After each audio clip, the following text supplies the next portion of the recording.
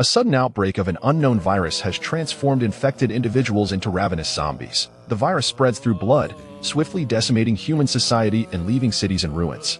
These zombies retain their five senses but have lost their sanity, preying on flesh and exhibiting strength and speed far beyond that of ordinary humans. During the apocalypse, the protagonist, Ling Mo, discovers his childhood friend, Ye Lian, trapped on a bus, infected and turned into a zombie. By an unexpected stroke of fate, he awakens a psychic ability, enabling him to control Ye Lian through a mental link, allowing her to retain a semblance of her rationality. In an effort to protect Ye Lian, Ling Mo ventures into the heart of a zombie lair to gather supplies, encountering mutated zombies such as the blade-wielding Shana and the serpentine Li Yalin, gradually forming a team of the undead. Chapter 1. The Corpse Puppet. On a desolate street, a zombie wanders aimlessly, its mouth slightly agape with a string of saliva dangling from its lips, and its bloodshot eyes gleaming with an unsettling light. Not far ahead stands an abandoned convenience store, its glass doors marred by splatters of brownish blood. Through the open entrance, one can vaguely discern the disarray of shelves and scattered food items within. Behind the store's entrance, a middle-aged male zombie shuffles forward, likely a former employee of the supermarket. As the wandering zombie brushes past the middle-aged one, it suddenly draws a bone saw from its coat and swiftly beheads the other. Blood splatters, and the headless body collapses to the ground. The strangely moving zombie then grabs a shopping bag from behind the counter and quickly begins to scavenge for food within the supermarket. Exhausting, Ling Mo mutters, drenched in sweat as he gazes contentedly at the bag filled with food and essentials in his hands. Before him sits the very zombie that appeared in the convenience store, yet it regards Ling Mo without a hint of malice, its expression eerily vacant. I've made significant progress since a few days ago. I can finally maneuver it with relative ease, Ling Mo observes, a smile creeping onto his lips. Half a month ago, the emergence of a new virus had turned the world into a gruesome slaughterhouse. Countless humans had succumbed to the infection, becoming mindless monsters driven solely by the urge to kill. The surviving few were forced to scurry like rats, hiding in the shadows of the city to survive. However, Ling Mo, an ordinary person, discovered that he possessed the extraordinary ability to control zombies in this apocalyptic world. He sensed a faint connection between himself and the undead, perceiving the zombie as a puppet devoid of thought, into which he could inject his own consciousness to dictate its actions. Initially, his attempts were fraught with difficulty. The zombies frequently slipped from his grasp, putting his life at risk on several occasions. Yet, with repeated efforts, Ling Mo gradually mastered certain techniques, allowing him to maintain control over the zombie and send it forth to gather food and other necessities. However, the distance he could maintain was limited, which left him somewhat frustrated. He felt akin to a puppeteer, tethered by a short string, with his skills still in their infancy. Nevertheless, the ability to utilize zombies for safer survival filled Ling Mo with a sense of satisfaction. He referred to the zombie he controlled as his corpse puppet. Throughout this process, Ling Mo became increasingly aware of a burgeoning, feral sensation that influenced him while controlling the zombie. Whether this influence was beneficial or detrimental remained unclear to him.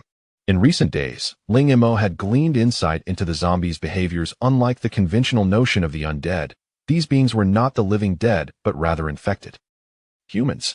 Though their bodies still bore signs of life, their minds had been irrevocably transformed into those of monsters. They attacked uninfected survivors, tearing into their flesh with astounding strength, far surpassing that of ordinary people. The virus obliterated their reasoning, dominating their thoughts and transforming them into brutal executioners driven by an insatiable thirst for bloodshed. To Ling Mo, these zombies were more terrifying than those he had encountered in games or films, as they retained their senses. Any sound or scent could catch their attention. The dwelling he occupied was not particularly secure. It served merely as a temporary refuge while he maneuvered his puppet. After stowing the supplies he had gathered into his backpack, Ling Mo shook his throbbing head and directed the corpse puppet to rise. Standing face to face with the puppet, he felt an odd sensation. Although it did not exude the putrid stench typical of cinematic zombies, the creature reeked of blood. The infection had rendered its complexion pale and lifeless, its eyes glowing red, and remnants of flesh clung to its teeth, a testament to its previous meals. There was no need for conjecture. These were the remnants of its prior feasts. The zombie appeared relatively unscathed, resembling a 17 or 18-year-old youth, yet its current form evoked a sense of horror. "Let's go," Ling Mo urged, suppressing his revulsion as he guided the puppet down the stairs. Despite having the zombie lead the way, his safety was not guaranteed. Ling Mo gripped a sharp bone saw, cautiously trailing behind the puppet. To reach his temporary residence, he needed to traverse a bustling street. Earlier that morning, he had set off some firecrackers to create a distraction, drawing the majority of the zombies away. Nevertheless, a few still roamed the streets. Upon reaching the intersection without incident, Ling Mo found himself confronted with a dilemma. Two zombies blocked his path, their bodies splattered with fresh blood, one gnawing on a severed arm. In a province city with a population of millions, it was not uncommon for survivors to perish in their quest for sustenance. Yet, upon seeing the dismembered arm, Ling Mo felt a pang of sorrow. His newfound abilities had afforded him a better chance at survival, and he could not afford to become a meal for these monsters due to a moment's negligence. Carefully, he maneuvered the corpse puppet closer to the zombies, raising his bone saw as he approached one. As the other zombie turned towards the noise, Ling Mo seized the opportunity, plunging his blade into its skull from behind. Both zombies fell simultaneously, and after withdrawing the blade, Ling Mo kicked the fallen corpse aside. In moments when he had the chance to strike, he would not hesitate while controlling the corpse puppet proved invaluable. He needed to possess self-defense skills as well. Moreover, Ling Mo sensed that as he dispatched the zombies, the feral sensation within him stirred, and in that fleeting moment of withdrawal, he experienced a hint of exhilaration. The virus surely cannot spread through our mental connection. If that were the case, I would have mutated by now. Yet, if it is not the virus, then what is it? Ling Mo pondered this subtle shift with great concern, yet he had no concrete answers at present. Nevertheless, his ability to dispatch zombies with increasing efficiency and skill was a silver lining amidst the chaos. Before the apocalypse, he had been an ordinary person, and his initial encounter with a zombie had left him shaken and terrified. Now, however, survival necessitated an enhancement of his combat prowess. In his heart, he remained fixated on one person. His rapid mastery over controlling zombies and his relentless quest for supplies were all aimed at traversing this perilous territory to find her. Chapter 2. Traversing the danger zone before him stood a seemingly unremarkable building, fortified with a sturdy iron door, and possessing the advantage of a rooftop escape to the adjacent structure. Surrounding the premises was ample open space. Situated in the outskirts, the area boasted a significantly lower population of both survivors and zombies compared to the urban center, thereby providing a relatively safer refuge. Crucially, this establishment once served as a warehouse for a small furniture factory, its air thick with the scent of inferior paint and timber, effectively masking Ling Mo's presence. The infected creatures, having succumbed to the virus, had not lost their senses. In fact, their heightened abilities surpassed those of ordinary humans. Even in the nocturnal hours, they retained sharp vision, acute hearing, and an extraordinary sense of smell. As night fell, Ling Mo first fed the corpse puppet a piece of putrid frozen meat, leaving it outside the iron door, which he then secured with a lock before finally allowing himself to rest. Throughout his slumber, he maintained a mental connection with the zombie, a practice that, though exhausting, served dual purposes, honing his abilities and acting as a vigilant watchman. Balancing the need for rest with the necessity of connection proved challenging. Yet after numerous attempts, he found a delicate equilibrium. During sleep, he remained in a state of light slumber, attuned to the faintest sounds around him. However, this night, sleep eluded him as visions of a familiar figure haunted his mind, the one person he cherished most since the passing of his parents, Ye Lian, his childhood friend and unrequited love. The last phone call he received during the onset of the catastrophe had been from her. Ling Gu, hurry and escape. Those 4 urgent words were followed by the haunting tone of a busy signal. Deep down, Ling Mo understood that Ye Lian's fate was likely grim. She had been en route to his residence to prepare a proper meal, hoping to improve his dismal existence. This realization anchored a heavy knot in his heart. Whether she was alive or perished, he felt an imperative to seek her out. Tomorrow, I shall search for her. After much preparation, Ling Mo was confident that his ability to control the corpse puppet would enable him to traverse the urban landscape. However, for the sake of safety, he had made meticulous arrangements. All that remained was the dawn of a new day. As the first light of dawn broke, Ling Mo opened his eyes and leaped from a makeshift bed. After organizing his backpack, he took a deep breath and descended the stairs. The corpse puppet, obediently following his commands, stood vigil outside the door, its clothing dampened by the chilling air, yet it exhibited no signs of fatigue. For reasons unknown, the viral outbreak had not only transformed many living beings into monsters but had also enhanced their physical prowess. Ling Mo noted that this heightened strength compelled them to consume incessantly, with their sustenance derived from the uninfected survivors. With the bone saw firmly grasped in his hand, Ling Mo opened the iron door and directed the corpse puppet along the preordained path. Upon entering the residential area, he encountered an increased presence of wandering zombies. In such a complex environment, luring them with sound was futile. It could easily lead to peril. The only viable strategy was to navigate through the less populated zones as quietly as possible. For an ordinary person, maneuvering within this environment would be exceedingly challenging. Fortunately, Ling Mo had the advantage of a corpse puppet. This region represented a transitional space between the urban and suburban areas. And Ling Mo surmised that when Ye Lian made that fateful call, she must have been in this vicinity. The streets were littered with abandoned vehicles, and the storefronts lay open, shrouded in darkness. Apart from the ubiquitous bloodstains, only the zombies remained, despite having dispatched numerous zombies in recent days. This was the first time Ling Mo witnessed such a congregation of them. A cursory glance revealed dozens within his line of sight, not to mention those lurking in the shadows. Determined to gain a higher vantage point, Ling Mo approached a nearby residential building, only to be startled by a distant scream. Help! To his astonishment, survivors still roamed these forsaken streets. Quickly, he maneuvered the corpse puppet cautiously toward the source of the cry. Outside a residential building, a throng of over a dozen zombies battered against the security door with frenzied determination. Behind the door, two terrified youths braced themselves, desperately calling for help. Fools! Ling Mo muttered, furrowing his brow, anxiety creeping in as he surveyed the surroundings. Their cries would undoubtedly attract more zombies. Initially, he had considered assisting them within his capabilities. However, it now appeared that any impulsive action could jeopardize his safety. As anticipated, several zombies were soon drawn to the commotion, and the security door began to buckle under the relentless assault, the connection to the wall visibly loosening.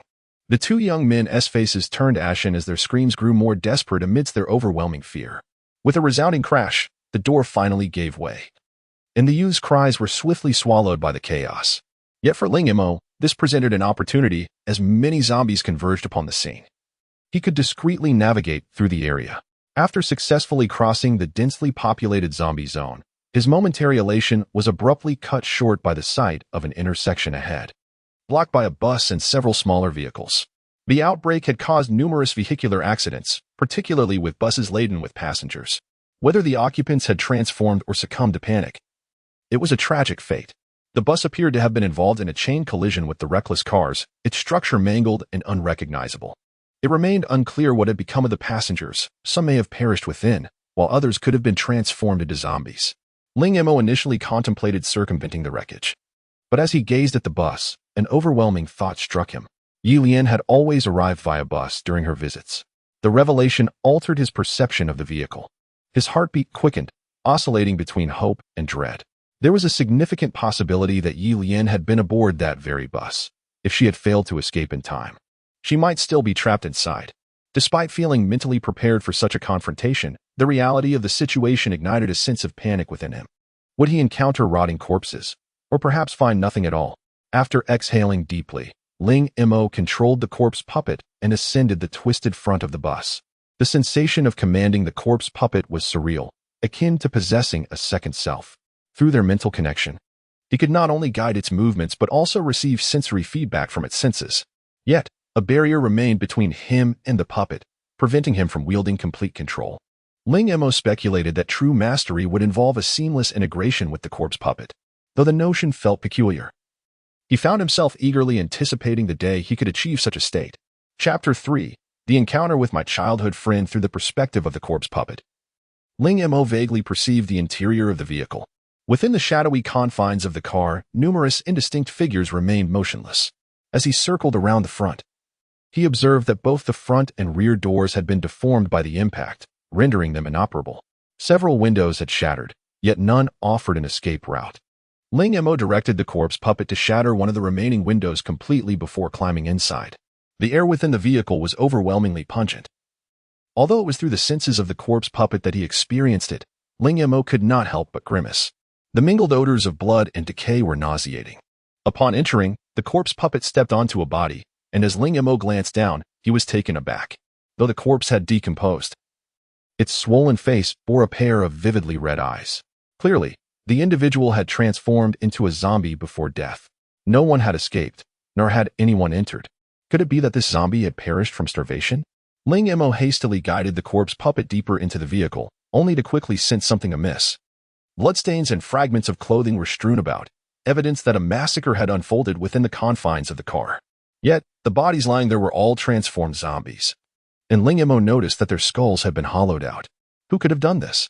A sudden chill gripped Ling Mo, and in that moment of distraction, a shadow darted from behind a seat, springing forth with the agility of a leopard, lunging at the back of the corpse puppet. The shadow moved silently, its action swift. Though not particularly strong, it had already thrust its hand toward the rear of the corpse puppet's head by the time Ling Mo perceived the threat. Alarmed, he instinctively commanded the corpse puppet to fall backward, forcefully pinning the shadow to the ground. Yet, in that same instant, the back of the corpse puppet's head was punctured, blood gushing forth. What a deadly touch! After painstakingly nurturing such a robust corpse puppet, Ling Mo felt a pang of anguish, while simultaneously harboring a deep-seated apprehension towards the subdued shadow. He pressed the elbow of the corpse puppet against the shadow's neck while gripping its wrist with his other hand, leveraging the pressure to rise. However, as he stood, the shadow's other hand plunged into the soft abdomen of the corpse puppet.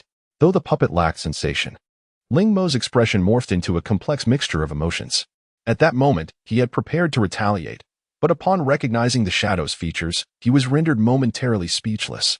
Beneath him, the shadow that had thrust its hand into the corpse puppet's belly was none other than Ye Lian, the very target he had been searching for.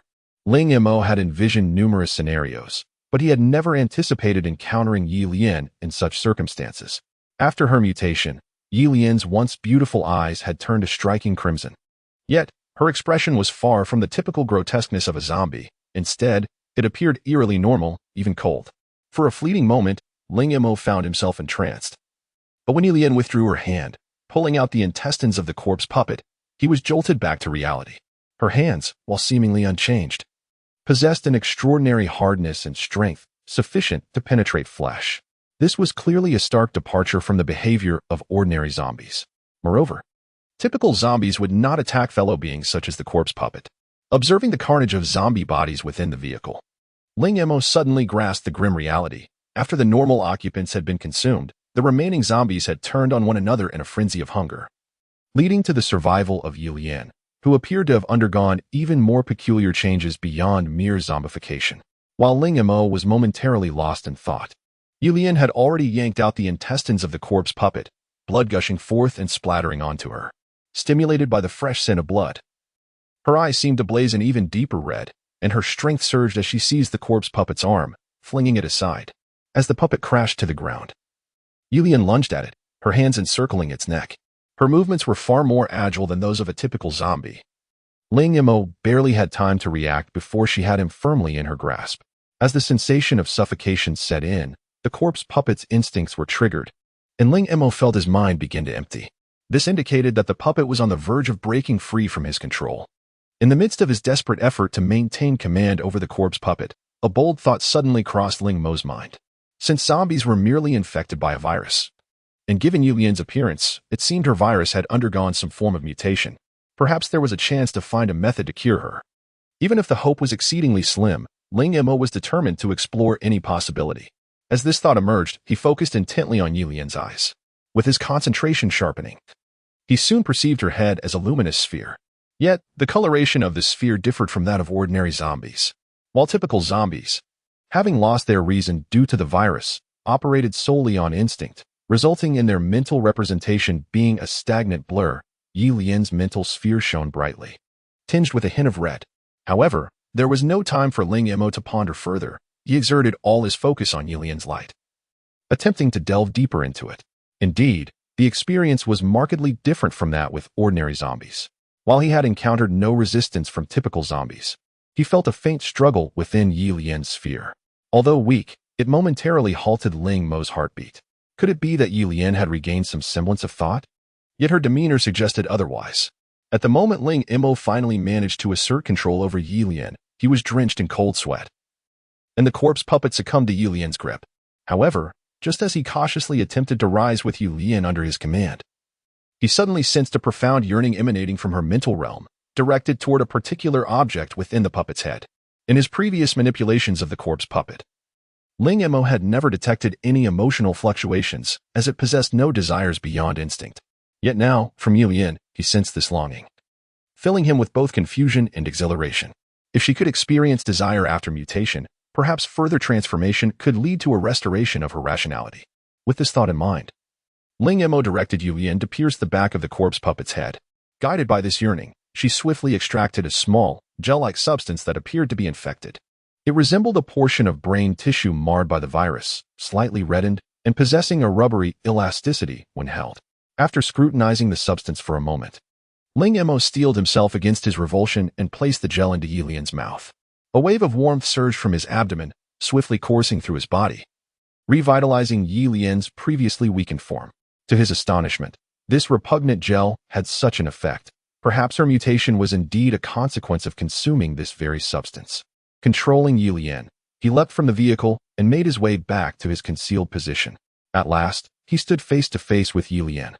Observing her blood-splattered body, pale visage, and those eerily bright red eyes, Ling Mo was overwhelmed with a tumult of emotions. Although she exuded an aura of danger, reminiscent of a creature radiating coldness, that familiar face left him momentarily dazed. Unable to resist, he extended a hand to wipe the blood from her face, whispering, "Do not worry, I will find a way to help you return to yourself." Chapter 4.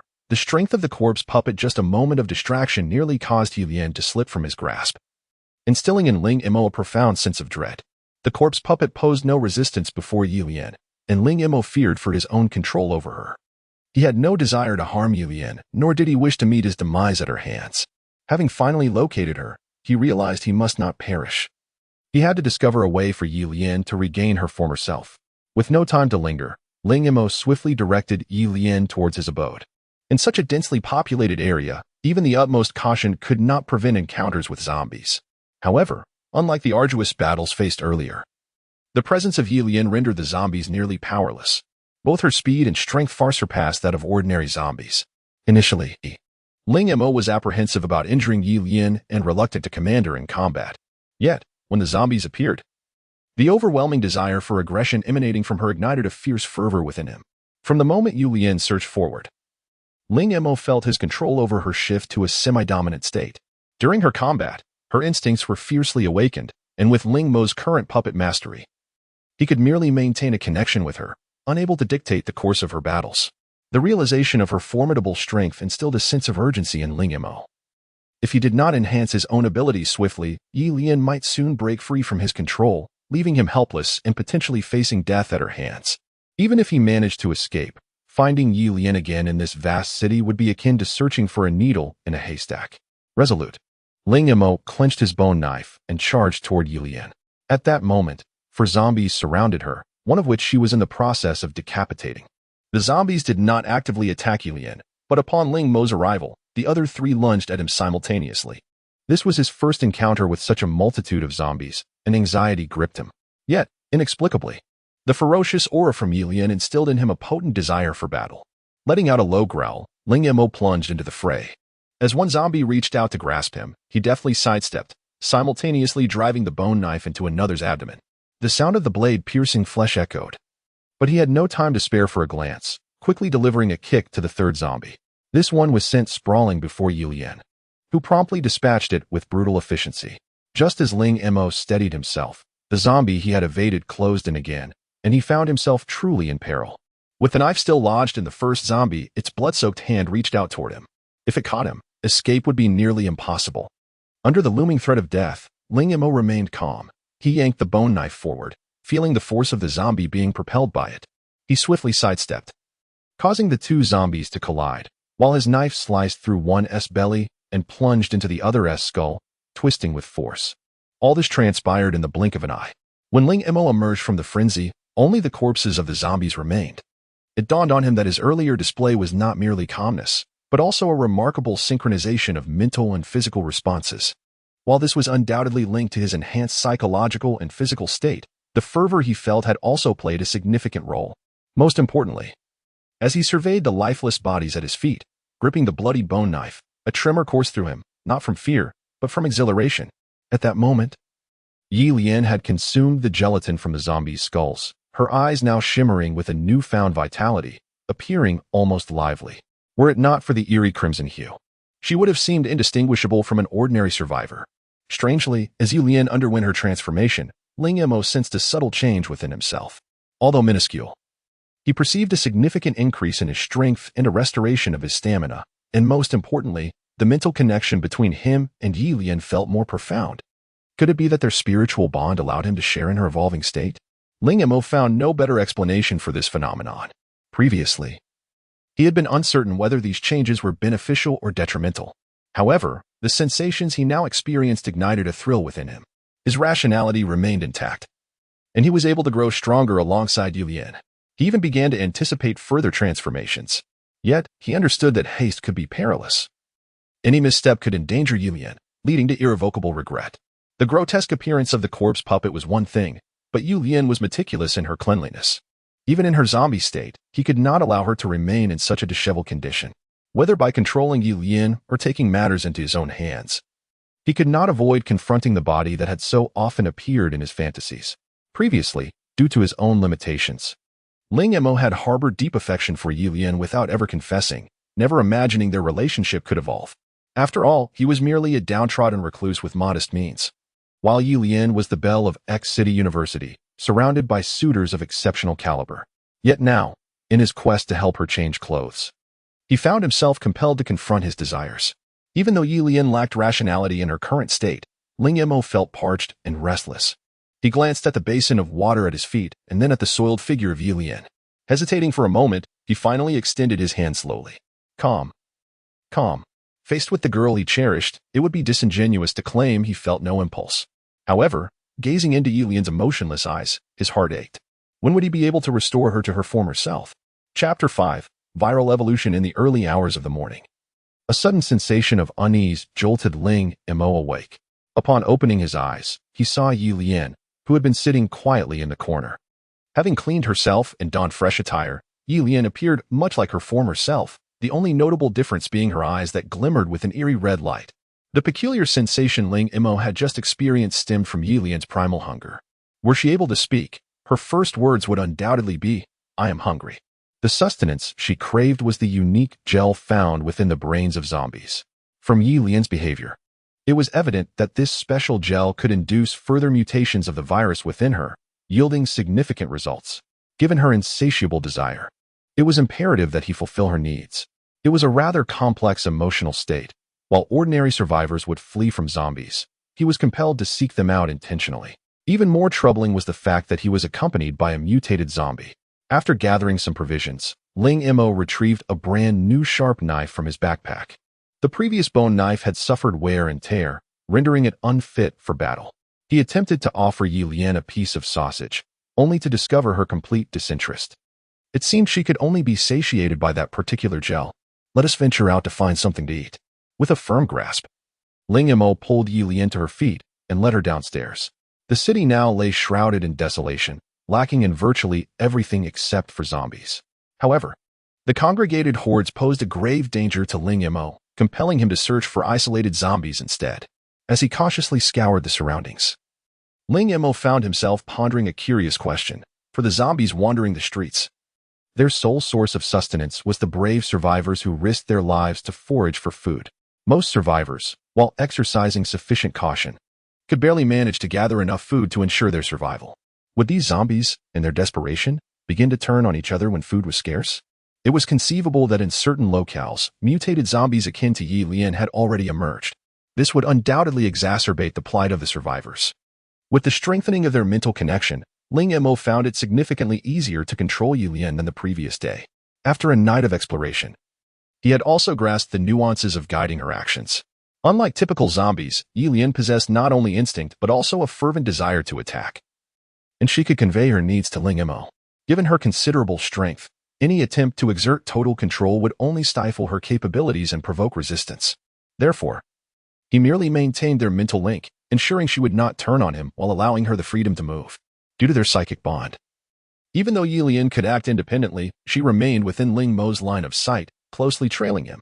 Fortunately, they were in a suburban area where the population density was low, allowing Ling Mo to quickly locate a few zombies meandering at an intersection.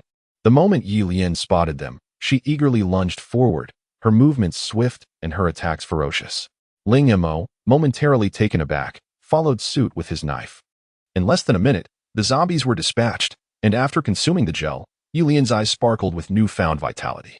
Concurrently, Ling Mo sensed a surge in his own mental fortitude and strength. Although the changes were subtle, they represented a welcome advancement for him. As Ye Lian engaged in combat, he could increasingly feel the exhilarating rush of ferocity coursing through him. They hunted in the vicinity for the entire morning, slaying dozens of zombies until Ye Lian's cravings were finally satisfied. However, to Ling Mo's surprise, after consuming the gel from so many zombie brains, Ye Lian exhibited signs of profound fatigue, her emotions becoming increasingly unstable. Were it not for the deepening mental connection between them during this period, she might have broken free from his control.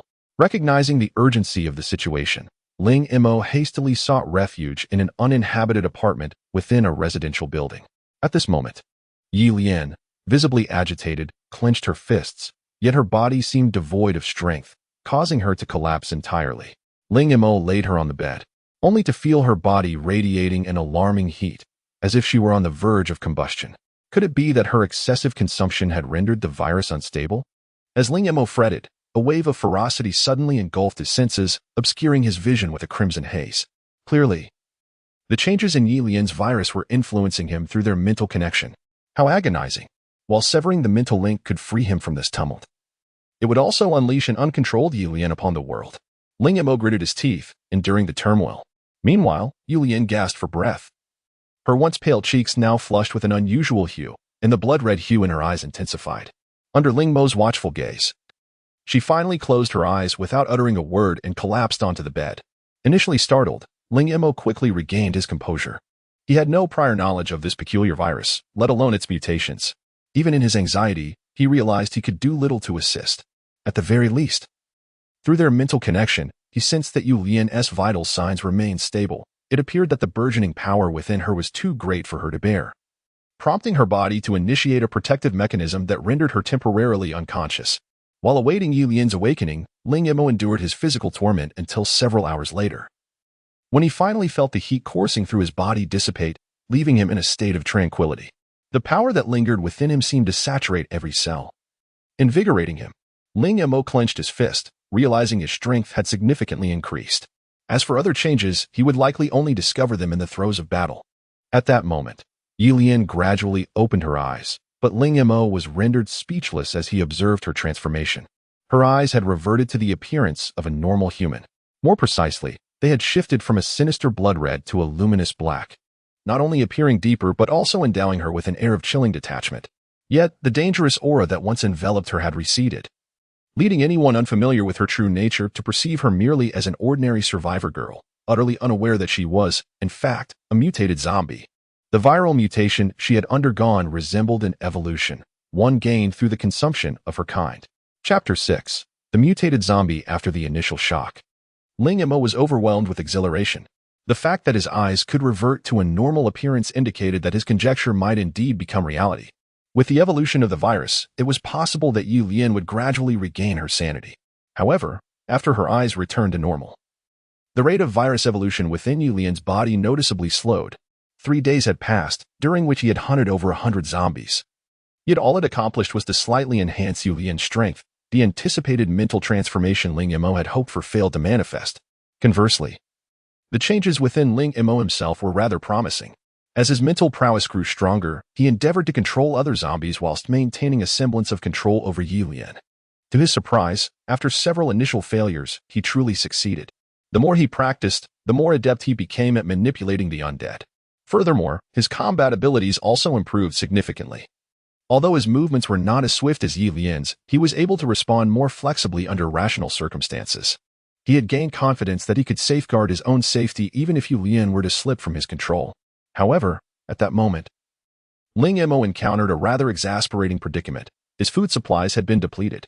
Initially relying solely on the corpse puppets for combat and scavenging, his personal consumption had been minimal. Yet, as he began to engage in battles himself, his physical exertion increased, leading to greater hunger. The area, being suburban, had already seen many supplies raided when the apocalypse broke, and the remaining provisions were exceedingly scarce. After fruitlessly searching 2 small supermarkets, Ling Mo resolved to accompany Ye Lian to the city center, where resources were likely to be more abundant compared to the urban fringe. Nevertheless, the vast population meant a corresponding increase in the zombie population. Had it not been for Ye Lian, Ling Mo might have opted to retreat to the countryside or the mountains. However, such a course of action would likely lead to Ye Lian's demise from starvation. The densely populated city remained the most conducive environment for both Ye Lian and himself to continue evolving. Before venturing into the city center, thorough preparations were essential. He had already secured suitable transportation and portable food, but the matter of weapons posed a challenge. Ordinary household knives dulled quickly or became chipped, rendering them ineffective. Thus, a proper blade was undeniably necessary. Wang Lin's family specialized in crafting handmade knives. Wang Lin was a young girl residing in the same building as Ling Mo, whose attractive features had caught his eye on several occasions. However, since the outbreak, he had not seen her again, and the thought stirred an unsettling feeling within him. A delicate girl like her, even if she had not mutated, would likely be facing tremendous hardships in these dire times. Early the next morning, Ling Mo shouldered his prepared belongings, took Ye Lian with him, and made his way to Wang Lin's knife shop. The blood-splattered glass window, shattered door, and the ominous darkness inside the store were nerve-wracking sights. Yet, such scenes had become commonplace in the apocalypse. In this situation, it was prudent to let Ye Lian enter first. Although she would attack zombies, the undead would not assault her. However, the shop was devoid of zombies, and both Ye Lian and Ling Mo encountered no difficulties as they stepped inside. The store had an abundance of knives, yet all were for display, lacking sharp edges. Ling Mo recalled having previously visited at a friend's request, and he knew that the shop did indeed possess sharpened blades, though they were not openly sold. I remember the workshop should be behind here, Ling Mo said, maneuvering around to a secured door behind the counter. Upon twisting the doorknob, he realized something was amiss. Normally, such a door would easily open with a pull, but it was locked. Could it be that those who were inside had fled into the workshop? If so, there might still be living souls inside. Perhaps Wang Lin was still alive, trapped within. With this thought, Ling Mo felt a surge of excitement. He gently rapped on the door and softly called out, "Is anyone there?" Bang! After a moment of silence, a muffled thud resounded from within, as if something had been knocked over. There was indeed someone. Ling Mo froze momentarily, then knocked more forcefully, but only a clattering sound replied, and the door showed no sign of opening. Was it possible that the person inside was too weak from hunger? Yet, the noises emanating from within filled Ling Mo with an unsettling premonition. Regardless, he had to gain access to the knives inside. Ling Mo lacked the strength to kick down the secure door alone, but with Ye Lian's assistance, it became a feasible task.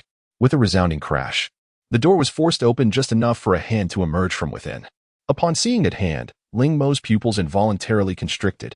At first glance, it appeared unremarkable, but the subtly reddened nails scraping against the metal door bore a striking resemblance to Ye Lian's. Could there be another mutated zombie inside? Despite his prior suspicions, encountering a mutated zombie other than Ye Lian was still astonishing.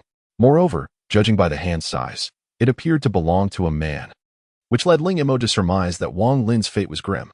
The thought that the owner of that hand might have torn Wang Lin to shreds and devoured her filled Ling Mo with a surge of rage. He raised the sharp knife in his hand and brought it down with precision. As half a hand fell to the ground, blood erupted forth, and the secure door was completely shattered by the force of the strike. What lay behind the door was a scene of utter carnage. Within the cramped workshop, the walls and floor were almost entirely stained with blood, scattered clothing fragments, and human bones strewn about. Amongst the chaos lay two intact corpses, both face down, revealing gaping holes in the back of their skulls. The only living being was a young man, knocked to the ground by the force of the door. As soon as he hit the floor, he leaped up like a flash, transforming into a shadow that lunged straight at Ling Mo. This was Ling Mo's first encounter with a mutated zombie's attack, and the speed of the assault was astonishingly swift, leaving no time for reaction. Had this been the Ling Mo of before, he likely would have been overwhelmed and met a grim fate in that instant. However, now, having undergone significant enhancements, he remained remarkably composed. Despite the mutated zombie's incredible speed, Ling Mo's reflexes were equally sharp. Almost instantaneously, as the mutated zombie moved, Ling Mo reacted. He took a half step back, sidestepped, and swung his arm wielding the knife toward the zombie. With a splatter of blood, the two figures collided, and in that moment, Ling Mo executed a swift 90-degree turn, using the blade to slice upward through the mutated zombie's abdomen, then bringing it down with force. Had it been an ordinary zombie, Ling Mo's seamless attack would have surely struck true. Yet, the mutated zombie was exceptionally quick. As soon as Ling Mo turned, it ducked low, avoiding the downward slash and crashing into Ling Mo, extending its arm toward his chest. If the powerful fingers of this mutated zombie were to seize him, it would be far more than a mere flesh wound. And at this angle, Ye Lian could not come to his aid. Seeking death. In the face of life and death, the ferocity and savagery within Ling Mo surged forth. Rather than retreating, he pivoted his wrist and struck down once more. Simultaneously, his knee shot upward, colliding forcefully with the mutated zombie's jaw, momentarily freezing its movements. In the heat of battle, even the slightest lapse of merely a tenth of a second could yield fatal consequences. In that fleeting instant, the sharp blade in Ling Mo's grasp plunged decisively into the mutated zombie's nape. A soft crack echoed as the creature's actions abruptly ceased, while Ling Mo gritted his teeth and twisted the blade with all his might. With a sharp snap, the blade shattered, leaving the fragment embedded within the mutated zombie, ultimately sealing its fate. Clutching the broken piece of the blade, Ling Mo felt as though every ounce of strength had been drained from his body, prompting him to gasp for breath. Chapter 7. The girl behind the window. Upon witnessing the fallen body of the mutated zombie, Ye Lian swiftly darted forward, extracting its cerebral gel with remarkable speed.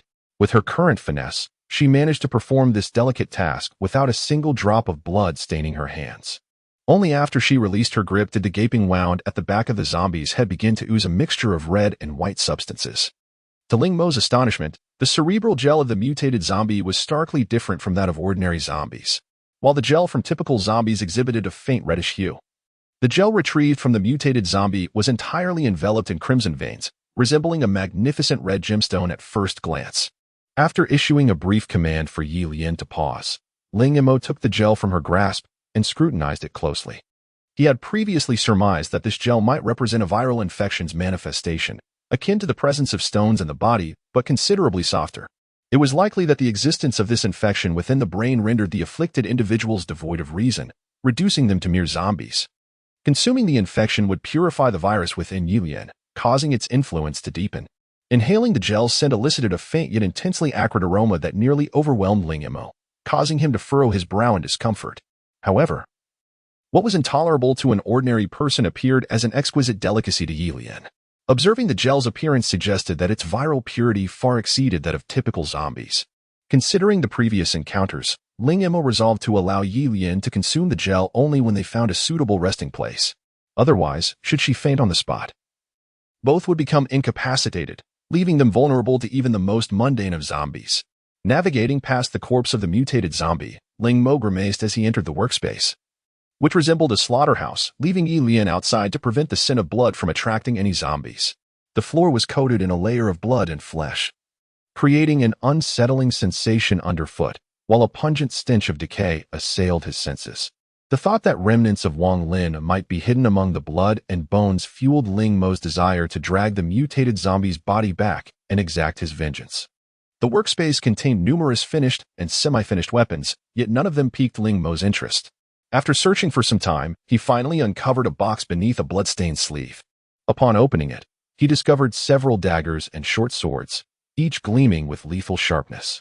The blades appeared exceptionally well-crafted, far superior to the cumbersome kitchen knives, and were conveniently portable. After testing their balance, Ling Mo chose a short sword to hang at his waist and selected a suitable dagger. With these two weapons in hand, he hoped they would assist him during their venture into the main city. Although Ye Lian was formidable, the density of zombies would only increase as they approached the urban area, making reliance solely on her impractical.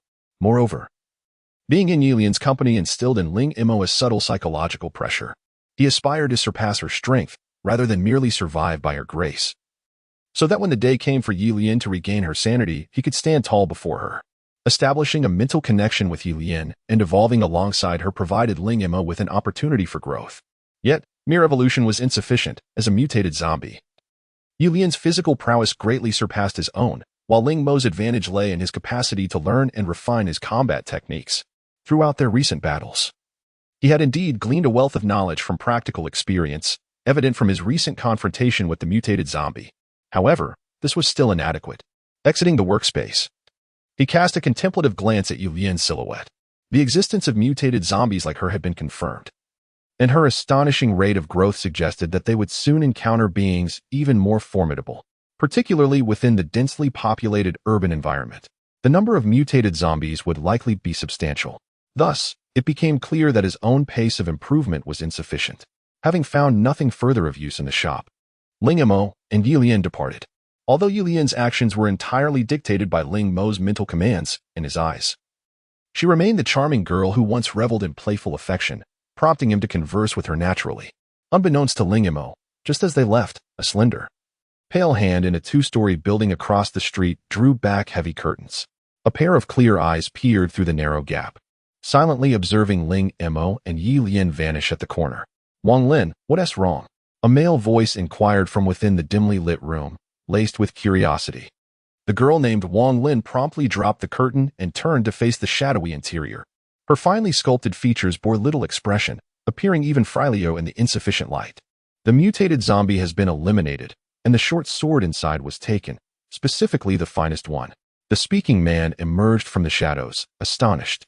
"That's impossible. What means were employed?" "A direct confrontation," Wang Lin replied, her expression revealing a hint of complexity. Initially, she had considered that, being a relative, there might be a more suitable method to deal with it. She had not anticipated that someone could confront a mutated zombie head-on. "I noticed them when they arrived, a girl lacking combat prowess and another who seemed somewhat familiar, but whose identity escaped me. They appeared unremarkable. Impressive. We devised so many plans, only to be outdone by someone else," the man exclaimed, his face reflecting astonishment, yet more so, frustration. "Well, it's already gone," the man said, somewhat resigned. Wang Lin's eyes flickered with anger. "No. I spent over half a year perfecting that. Why should he take it from me? Let us pursue him now. Don't invite trouble." "You're so cowardly," the man chided. "Just ensure I don't encounter him again. Otherwise, I shall make him pay for his audacity in stealing from me, a thief." "Indeed, you're correct," the man replied, exasperated. "What shall we do now that the knife is gone?" "We should head to your cousin's shop and see if they have any survivors," Wang Lin suggested, her expression revealing disdain. "I'd rather they all perished." In stark contrast to Wang Lin's aloofness, the man appeared extremely excited. Observing his reaction, Wang Lin merely huffed. "I sincerely hope they all die, especially that one who dared to take my knife. May you meet an early demise and be reborn." Meanwhile, as Ling Mo hurried towards their temporary refuge, he suddenly felt a prickling sensation at the back of his neck, a chill surging from his feet. He cast a wary glance around, eventually shaking his head in resignation, turning to look at Ye Lian before they hastily departed. Chapter 8. Transformation. Ling Mo chose a temporary refuge in a modest family inn, where the rooms were reasonably clean and the scent of blood was not overwhelmingly strong. The location was quite favorable. He deliberately poured several bottles of disinfectant at the entrance, effectively ensuring that few zombies noticed the place. After consuming a small meal and meticulously checking the doors and windows, he finally approached Ye Lian, retrieving a piece of gel from his pocket. Perhaps due to its prolonged exposure to the air, the initially faint acrid odor had intensified, causing Ye Lian's eyes to redden upon its emergence. Had their mental connection not been so robust, she might have instinctively resisted. However, for Ling Mo, the scent was a torment. He refrained from immediately placing the gel into Ye Lian's mouth, as he was struck by the peculiar color of the gel. Resembling a genuine blood clot and appearing remarkably vibrant, he had not anticipated that the virus could possess such preservation qualities. At that moment, Ye Lian's innate need became overwhelmingly powerful. Ling Mo, no longer wishing to provoke her further, gently brought the gel to her lips. Her lips felt cool against his fingers, and as she opened her mouth to swallow the gel, her warm tongue brushed against his fingertips, sending a jolt through him. Observing Ye Lian's gradually calming expression, Ling Mo felt a sudden impulse to kiss her. However, just as he tenderly cradled her face, Ye Lian unexpectedly closed her eyes, a slight frown creasing her brow. This startled Ling Mo, for it was the first time he had witnessed an expression on her face since her transformation. Despite her tightly shut eyes, the dangerous aura emanating from her made the atmosphere around them feel markedly colder. Simultaneously, a sensation of alternating hot and cold engulfed Ling Mo, causing him to shudder. He soon felt an excruciating pain radiating from every pore of his body, as if his head were about to explode. Unable to suppress a groan of anguish, he instinctively curled up, while Ye Lian, released from his grasp, collapsed onto the bedding. The indescribable agony surged from every cell in his body, making him feel as though he were being torn apart and then reassembled piece by piece. If such pain could be induced merely through their mental connection, one could only imagine the torment Ye Lian must endure directly. With bloodshot eyes, Ling Mo knelt on the bed, trembling uncontrollably, yet his gaze remained fixated on her. If she could withstand this, surely he, a grown man, could endure it as well. After what felt like an eternity, the intense pain gradually subsided, though to Ling Mo, it seemed he had endured it for 3 days and nights. Fortunately, the subsequent wave of relief significantly alleviated the lingering effects of the agony.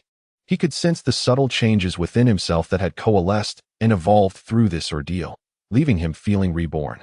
The latent power within his muscles and the unprecedented clarity of his mind exhilarated him. Like the mutated zombies, he too had undergone a form of evolution. Although this transformation was not outwardly visible, Ling Mo distinctly felt it. Whether it was merely an illusion, he could not say. But he sensed that his conscious endurance of such pain had resulted in a mental evolution surpassing that of his physical transformation. The truth of this could only be revealed through experience.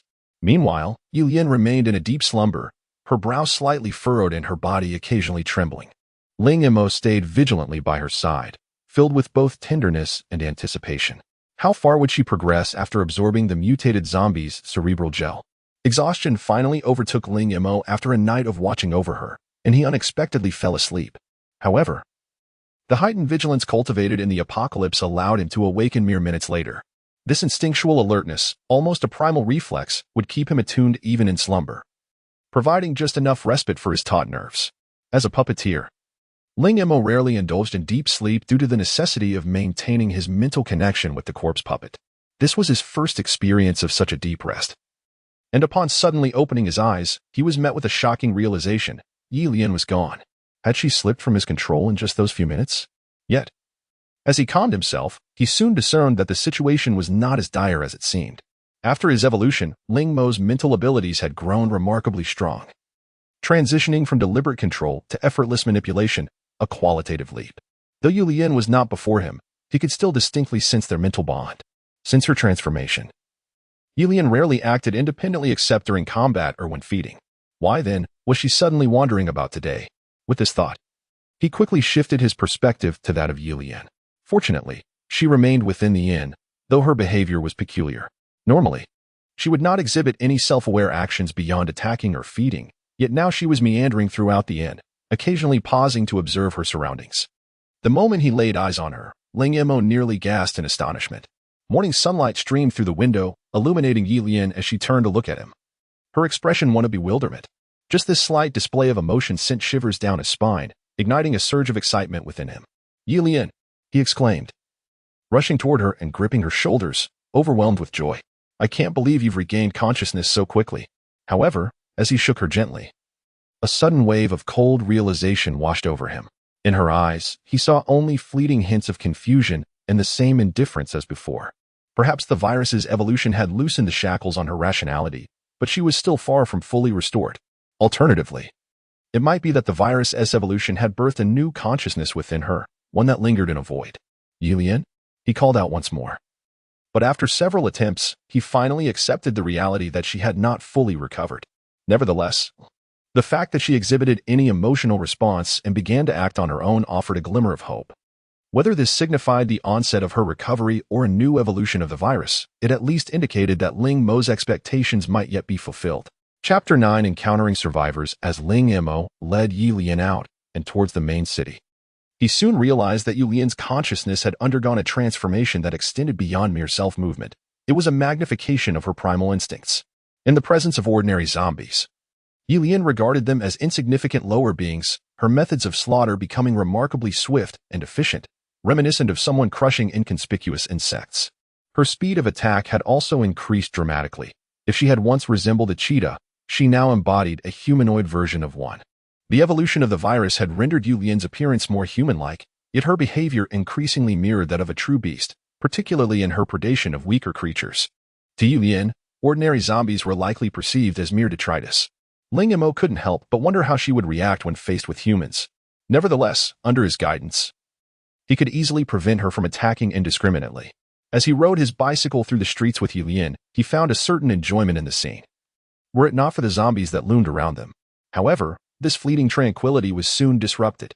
Shortly after entering the urban area, Ling Mo encountered trouble in the form of 2 survivors besieged by zombies, a young man and woman, evidently not much older than themselves, whose backpacks suggested they were out searching for food. Their battleground was just outside a supermarket, where they were desperately using the entrance as cover against the relentless assault of the undead. Despite their efforts, The increasing horde of zombies was forcing them to retreat further inside the store, their glass doors shattered and their defenses waning. Ling Mo, observing from a distance and initially intending to bypass the scene, found his attention captured by the girl. Armed with a long knife, she maintained a disarming smile, dispatching the encroaching zombies with sudden and precise strikes. Her speed was astonishing, rivaling even that of Ye Lian. Ling Mo found it hard to believe that such a remarkable girl could exist among ordinary humans. What struck him most was her demeanor. While most girls would be pale and trembling in such dire circumstances, she appeared to revel in the chaos of battle, even as her situation grew increasingly precarious. Despite her evident strength, Ling Mo recognized that her stamina would eventually wane against the relentless tide of zombies, and her rapid, explosive attacks posed significant challenges to her focus and endurance. Yet, she remained composed, which sparked a flicker of doubt in Ling Mo's mind. Was it possible that she possessed some unique ability akin to his own? This thought only intensified his curiosity about the girl, but upon glancing back at Ye Lian, he decided it best to refrain from meddling. If these survivors were merely ordinary, it would be one matter, but if they bore special abilities, they might uncover Ye Lian's true nature, leading to complications. Just as he prepared to steer clear, a voice from the direction of the supermarket called out, "Brother, help us." Ling Mo felt a sudden surge of frustration. Not only did the term brother irk him, but the shout itself would undoubtedly attract more trouble. The zombies, with their acute hearing, responded immediately, several emerging from nearby alleys and shops. Their sights now set on Ling Mo and Ye Lian. Cursing under his breath, Ling Mo drew his short knife and dismounted, mindful of the girl's identity. He positioned Ye Lian behind him, instructing her to remain passive, lest her true capabilities be revealed. Facing nearly 10 zombies alone was a daunting prospect, one he had never encountered before. Relying solely on his physical prowess would likely prove insufficient. Fortunately, Ling Mo had his puppet manipulation ability, and this moment presented an opportune moment to test its efficacy. As he raised his knife to confront the first charging zombie, his gaze shifted to the second. The moment their eyes met, his formidable mental power forcibly took control of the approaching zombie. As he dispatched the second zombie, under his influence, lunged directly onto his blade. This was merely the beginning. With several zombies charging at him, Ling Mo felt a surge of clarity. He had previously attempted to control 2 zombies simultaneously. Could he manage 3? In this critical moment, he did not have the luxury of contemplation. The thought flashed in his mind, and he acted without hesitation. He struck down the foremost zombie while simultaneously asserting control over the 2 trailing behind. As their movements momentarily froze, Ling Mo swiftly slashed their throats. This method of manipulation, which only briefly affected the zombies' actions, proved surprisingly effective in combat, far beyond his expectations. With this newfound strategy, Ling Mo appeared to effortlessly plunge into the horde, executing rapid strikes to eliminate nearly 10 zombies in the blink of an eye. In mere moments, the ground around him was strewn with the fallen undead, and he stood, bloodied yet triumphant, resembling a grim reaper. The male and female survivors in the supermarket were left dumbfounded by the display. "Wow, Shana, did you see that? What is that guy doing so ruthlessly?" The boy, momentarily stunned, failed to notice a zombie creeping through the gap in the counter, reaching for him. In a flash, a blade sliced through the air, severing the zombie's hand, which fell at his feet as he broke into a cold sweat, staring wide-eyed at the girl beside him. Shana cast him a cool glance before plunging her long knife into the abdomen of the fallen zombie, effortlessly withdrawing it. "What does it matter to me? We're saved. Come on, let's break out." Although Shana's response was muted, the boy was electrified by the turn of events. Without waiting for Ling Mo's consent, he dashed from behind the counter, with Shana following closely after hesitating for only a moment, seeing them make their way towards him. Ling Mo realized that evading them was no longer an option. Rather than allowing them to draw the zombies closer, he decided to assist in their escape from the oncoming horde. Chapter 10. Misunderstood by the young girl with Ling Mo's assistance. The 2 swiftly broke free from the horde of zombies. At that moment, dozens of zombies had gathered in front of the supermarket, leaving no time to linger. "Brother, follow me," the boy said gratefully, flashing a smile at Ling Mo before darting down a narrow alley. Observing the girl's swift movements in close proximity, Ling Mo was struck not only by her astonishingly rapid attack speed, but also by the long blade in her hand, remarkably sharp and heavy. It was hard to fathom how someone with such slender arms could wield it with such agility. What captivated him most was her expression and demeanor while dispatching the undead. Her composure was unerringly calm. The boy led Ling Mo through the alley for over 10 minutes, finally entering a small building, successfully shaking off the relentless wave of zombies. As the boy paused to catch his breath, Ling Mo noticed signs that the building had been cleared out, suggesting it might serve as their refuge. Thank you so much. Brother, the boy gasped, his face flushed from the exertion, sweat soaking his hair. He leaned on Ling Mo's shoulder, speaking in a halting manner. Really? Thank you. Seeing the boy's earnest expression, Ling Mo was tempted to assure him that it was unnecessary to feel obliged. But the sincerity in his demeanor compelled him to nod in acknowledgement. You're amazing. After finally catching his breath, the boy exclaimed in admiration, and your girlfriend too. She ran so fast without even breaking a sweat. She must have been an athlete, right? But she doesn't look muscular. She could rival our Shana. Lu Yuhao. Are you ever going to stop? Shana, who had remained silent until now, interrupted with a frown, her displeasure evident. Who asked your household? Don't be like that. We're classmates after all. Lu Yuhao replied with a grin, then turned back to Ling Mo, smiling warmly. Thanks again for today. How about we head upstairs for a bit? I have some beer. After a moment's consideration, Ling Mo decisively shook his head. No, thank you. We have matters to attend to. What could be more important? Let us just sit together, Lu Yuhao exclaimed, momentarily taken aback. To him, encountering other survivors in this apocalypse was a cause for celebration. Even if they did not band together for survival, exchanging experiences could prove invaluable. Moreover, someone as capable as Ling Mo surely possessed knowledge that could aid them greatly. After all, aside from survival, what else could possibly matter in such a world? Shana, growing impatient, interjected, if they don't want to, stop pushing them. Suddenly, she paused mid-sentence, her gaze fixating on the short blade in Ling Mo's hand. After a brief moment of surprise, she swiftly reached for the handle at his waist, her speed catching everyone off guard. Ling Mo had not anticipated such a sudden action. But as her fingers brushed against the hilt, he instinctively shifted slightly, evading her grasp with a subtle maneuver. This left Shana momentarily stunned. While Lu Yuhao gaped in astonishment, Shana, what are you doing? The failed attempt altered Xiana's gaze towards Ling Mo, revealing a hint of curiosity. Though her tone remained sharp. Where did you get that knife? It's none of your business, Ling Mo replied curtly, slightly furrowing his brow at her abruptness. Despite not having acted out of goodwill, he felt he had saved them, and rudeness had its limits. The careful way Lu Yuhao treated her indicated that she was used to being domineering due to her formidable fighting skills, but Ling Mo was not intimidated. You. Xiana glared at Ling Mo, though her eyes frequently darted back to the short blade, clearly intrigued. After a few seconds of silence, she softened her tone slightly and asked, Can you tell me where you got that knife? It was rare for someone like her to lower her guard so quickly. As evidenced by Lu Yuhao's astonished expression, with nothing significant to conceal, Ling Mo briefly recounted his visit to the handcrafted weapon shop, only slightly altering details about the mutated zombies, such as the red gel. Upon hearing about the existence of mutated zombies, neither of them displayed any signs of surprise, which confirmed Ling Mo's suspicions. Indeed, the number of mutated zombies in the urban area was substantial. You went to the Wong family shop, didn't you?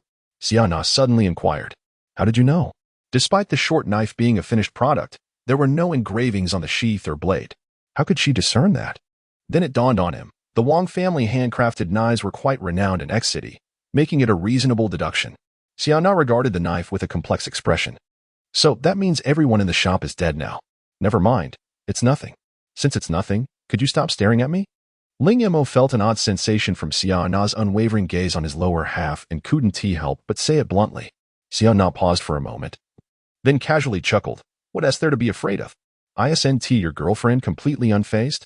She gestured toward Ye Lian, who stood behind Ling Mo. Right? This sister?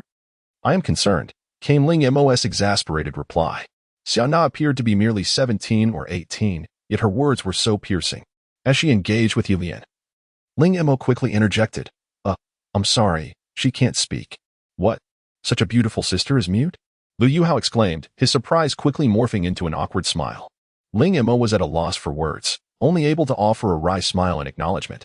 To his astonishment, Xiana gazed intently at Ye Lian before suddenly seizing her wrist. Had Ling Mo not intervened to prevent Ye Lian from retaliating, Xiana might have been torn apart in that instant. She seemed unaware of the danger she had just placed herself in. Sister, come to our place for a bit. You look unwell. Her tone, laced with a hint of sympathy, softened as she turned to Ling Mo, saying, You're quite impressive. Come upstairs for a drink. Misunderstanding. Ling Mo was about to decline, But Shana had already pulled Ye Lian upstairs, with Lu Yuhao urging Ling Mo from behind, "Come on, come on." It's rare to see living people. Chapter 11. A resounding slap upon ascending the stairs and opening one of the doors. Ling Mo was astonished to discover that the residence housed more individuals than just Shana and the other. "Allow me to introduce two individuals to you. This is my rather bashful brother, but I seem to have forgotten to inquire your name." Lu Yuhao, who had just spoken with exuberance, suddenly found himself in an awkward silence. Ling Mo introduced himself. "Ling Mo, this is my girlfriend, Ye Lian." With a soft sigh, he completed his introduction. "Ah, so your brother Ling." Lu Yuhao instantly regained his composure, throwing an arm around Ling Mo's shoulder and guiding him to the center of the living room. "Everyone, pay attention. This gentleman has been of tremendous assistance to us today, and thus, we have decided to treat him to a meal and drinks." The group of young men and women were seated casually on the sofas or the floor of the living room, initially indifferent to the arrival of Ling Mo and Ye Lian. However, upon hearing Lu Yuhao's words, they all turned their astonished gazes toward Ling Mo. One young man who had been reclining on the sofa sat up, scrutinizing Ling Mo with skepticism. How is that possible? With Shana here, how could he be of any help? Exactly. With Sister Shana around, there is no need for outsiders to intervene. Another chimed in, emphasizing the word outsiders. Yet, a female student approached them, waving her hand dismissively. "It's just a meal. There's no need for such theatrics. Leeching off a meal is one thing, but finding excuses is quite another. Lu Yuhao, you are far too kind-hearted. We barely have enough to eat as it is." The earlier skeptical young man scoffed, his tone dripping with disdain. Lu Yuhao's expression turned awkward once more as he stole a glance at Ling Mo, only to realize that the mocking remarks did not seem to affect him in the slightest. "I assure you, I speak the truth. Once Shana gets into a fight, she becomes oblivious to her surroundings." Lu Yuhao attempted to explain, but the disbelief etched on the faces of the young men and women was palpable. At that moment, Shana approached, pulling Ye Lian along, yet she seemed disinclined to offer any clarifications. Instead, she wore a teasing smile as her gaze landed on Ling Mo, clearly communicating, "Let us see how you handle this." What a grudge. This girl holds on to resentment too tightly. It was evident that although she had lowered her guard earlier, she had not forgotten the slight Ling Mo had thrown her way. However, she was mistaken. Ling Mo held no interest in engaging with these parasitic individuals who merely enjoyed the fruits of others' labor. With a cold smirk, he turned to Ye Lian, taking her hand as he prepared to leave. "I apologize, but I have no intention of leeching off your meal. Enjoy yourselves." Oh, quite audacious.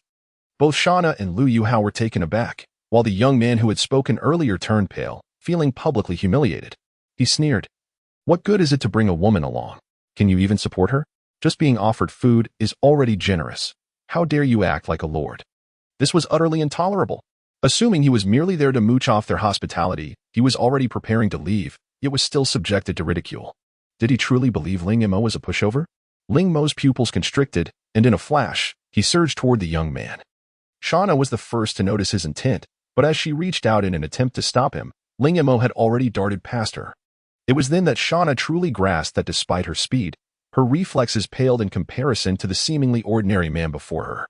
As she extended her hand, Ling Mo, as if anticipating her move, skillfully evaded her grasp, effortlessly appearing before the young man. The young man barely registered a darkness before he felt himself lifted off the ground by his collar. "How dare you slap?"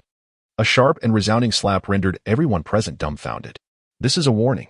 Should you utter another word that irks me, you shall receive another."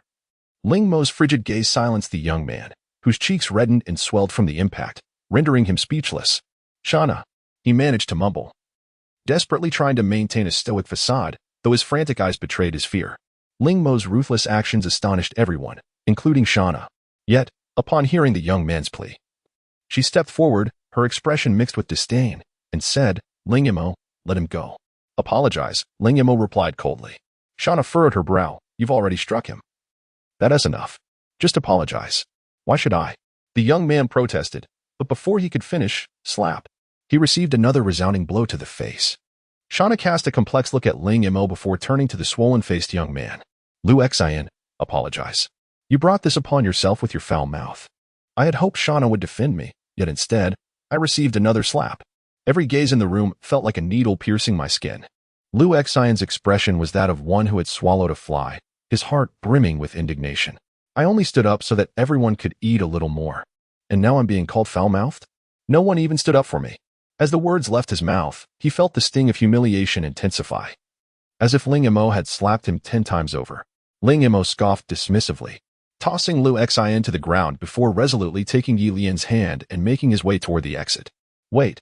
Lu Yuhao finally came to his senses and hurried after them, pulling 2 cans of beer and several packs of chocolate from his bag. Shoving them into Ling Mo's hands with an apologetic expression. I'm truly sorry about all this. Who are those people? Do you really rely on Shana and yourself to find food? Despite Lu Yuhao's earlier blunder, Ling Mo felt no animosity towards him and couldn't help but inquire. They're all classmates from the same boarding school as us. Lu Yuhao replied helplessly. That Lu Xian, his family is quite wealthy and he is used to getting his way. Don't stoop to his level. Even if we sent them out to find food, they would only cause more trouble. You saw it yourself. Shana is the strongest among us. I had hoped you would join us as well. I do not cater to parasites. I lack the energy for it. Ling Mo interrupted Lu Yuhao directly. I see. Well, thank you for today, Lu Yuhao said, his words trailing off as Shana approached. She regarded Ling Mo with a deep gaze before casting a sympathetic look at Ye Lian. Finally, she spoke softly, it will be dark soon. Why not stay the night? Even if you can endure it, I doubt your sister can. Don't worry about Lu Xian. He wouldn't dare provoke you again. Shana's tone was sincere. But Ling Mo had no desire to remain with this group any longer. No need. I can find lodging in the city without issue. As Ling Mo met Shana's inquiring gaze, he noticed a hint of shyness in her demeanor. It wasn't until he grew somewhat impatient that she seemed to gather her resolve, stating, I find you quite impressive. You fear no trouble. I wish to ask for your assistance. Chapter 12. The Transactional. I must decline. Ling Mo resolutely shook his head. His initial intent to save them stemmed from a sense of obligation, especially after the recent unpleasant experiences. Now, all he wished for was to swiftly depart with Ye Lian, lest the encroaching darkness render their escape impossible. How can you be like this? I haven't even said anything yet. Shana, visibly frustrated, bit her lip and clung to Ling Mo's sleeve, showing no intention of letting go.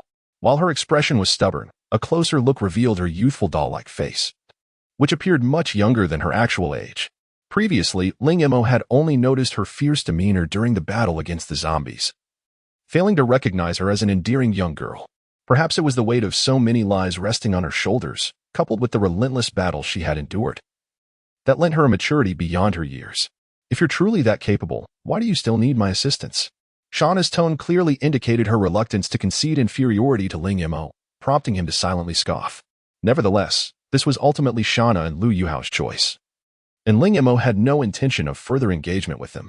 Surprisingly, after hearing his words, Shana displayed a cryptic smile. So, if it's unrelated to them, you're willing to help, right? Excellent, for this matter truly has nothing to do with them. I never stated that, Ling Mo retorted, recalling Lu Yuhao's earlier mention. We are students from number 3 high school in City X. You know this school, right? Of course, it's a prestigious boarding school, Ling Mo replied, though he had only heard of it and never attended, as his academic performance had always been mediocre. Ironically, Ye Lian had graduated from No. 3 high school 2 years prior and had been accepted into X City University. Yet, he had not anticipated that the insufferable Lu Xian also hailed from number 3. At that moment, Lu Yuhao chimed in that Lu Xian got in through money. To be frank, Ling Mo lacked any self-sacrificial spirit. Yet he would not impose his standards on others. He cast a meaning-laden glance at Shana before extending his hand. What about the reward? Huh? You don't think I'm some free labor, do you? Ling Mo countered, bemused. Lu Yuhao's eyes twitched in disbelief as he exclaimed. Who told me that after the disaster, everyone would help each other out? Lingo, I suddenly feel the world is so dark. Well, it depends on the nature of the disaster. Do you believe there is still order and morality left? Ling Mo scoffed. Indeed, the world outside was teeming with zombies, while the living scurried like rats, struggling for survival in the crevices. The entire social order had collapsed.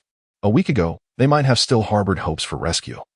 But now the reality was clear. Self-preservation was their only option. In the wake of the catastrophe, anyone could instantaneously become a zombie, and no one could pinpoint how the virus was transmitted. However, the sheer scale of the outbreak, sweeping across the globe in a single day, could likely be attributed to airborne transmission. The mutated zombies would tear apart and devour any living being they encountered, offering no chance for transformation. Shana stared at Ling Mo for a while before breaking into a smile. Your request is quite reasonable, but haven't you already received a reward? She pointed to the short knife at Ling Mo's waist. This was made by my relative. You're related to Wang Lin. Ling Mo gasped in surprise. The world felt exceedingly small. This revelation could explain why such a petite girl possessed a remarkably sharp long knife, which had clearly surpassed the ordinary category of controlled weapons, qualifying as a lethal instrument. However, as Ling Mo examined the long knife she carried, he noticed the inscription on the handle was different. It did not bear the Wang family's mark. Sensing his confusion, Shana reached back to touch the handle peeking from her shoulder, scoffing, "Stop staring. I made this myself. By the way, that knife you hold was crafted by Wang Lin." Wang Lin? Ling Mo was genuinely astonished. He never imagined that the frail Wang Lin from his recollection could craft fine knives and swords, and with such skill. Yet, considering the Wang family operated a home workshop, it was too surprising that the craft had been passed down to her. But it was tragic that someone so young with such remarkable talent had met an untimely demise, leaving no remains behind. Ling Mo couldn't help but grip the knife's handle, his expression darkening momentarily.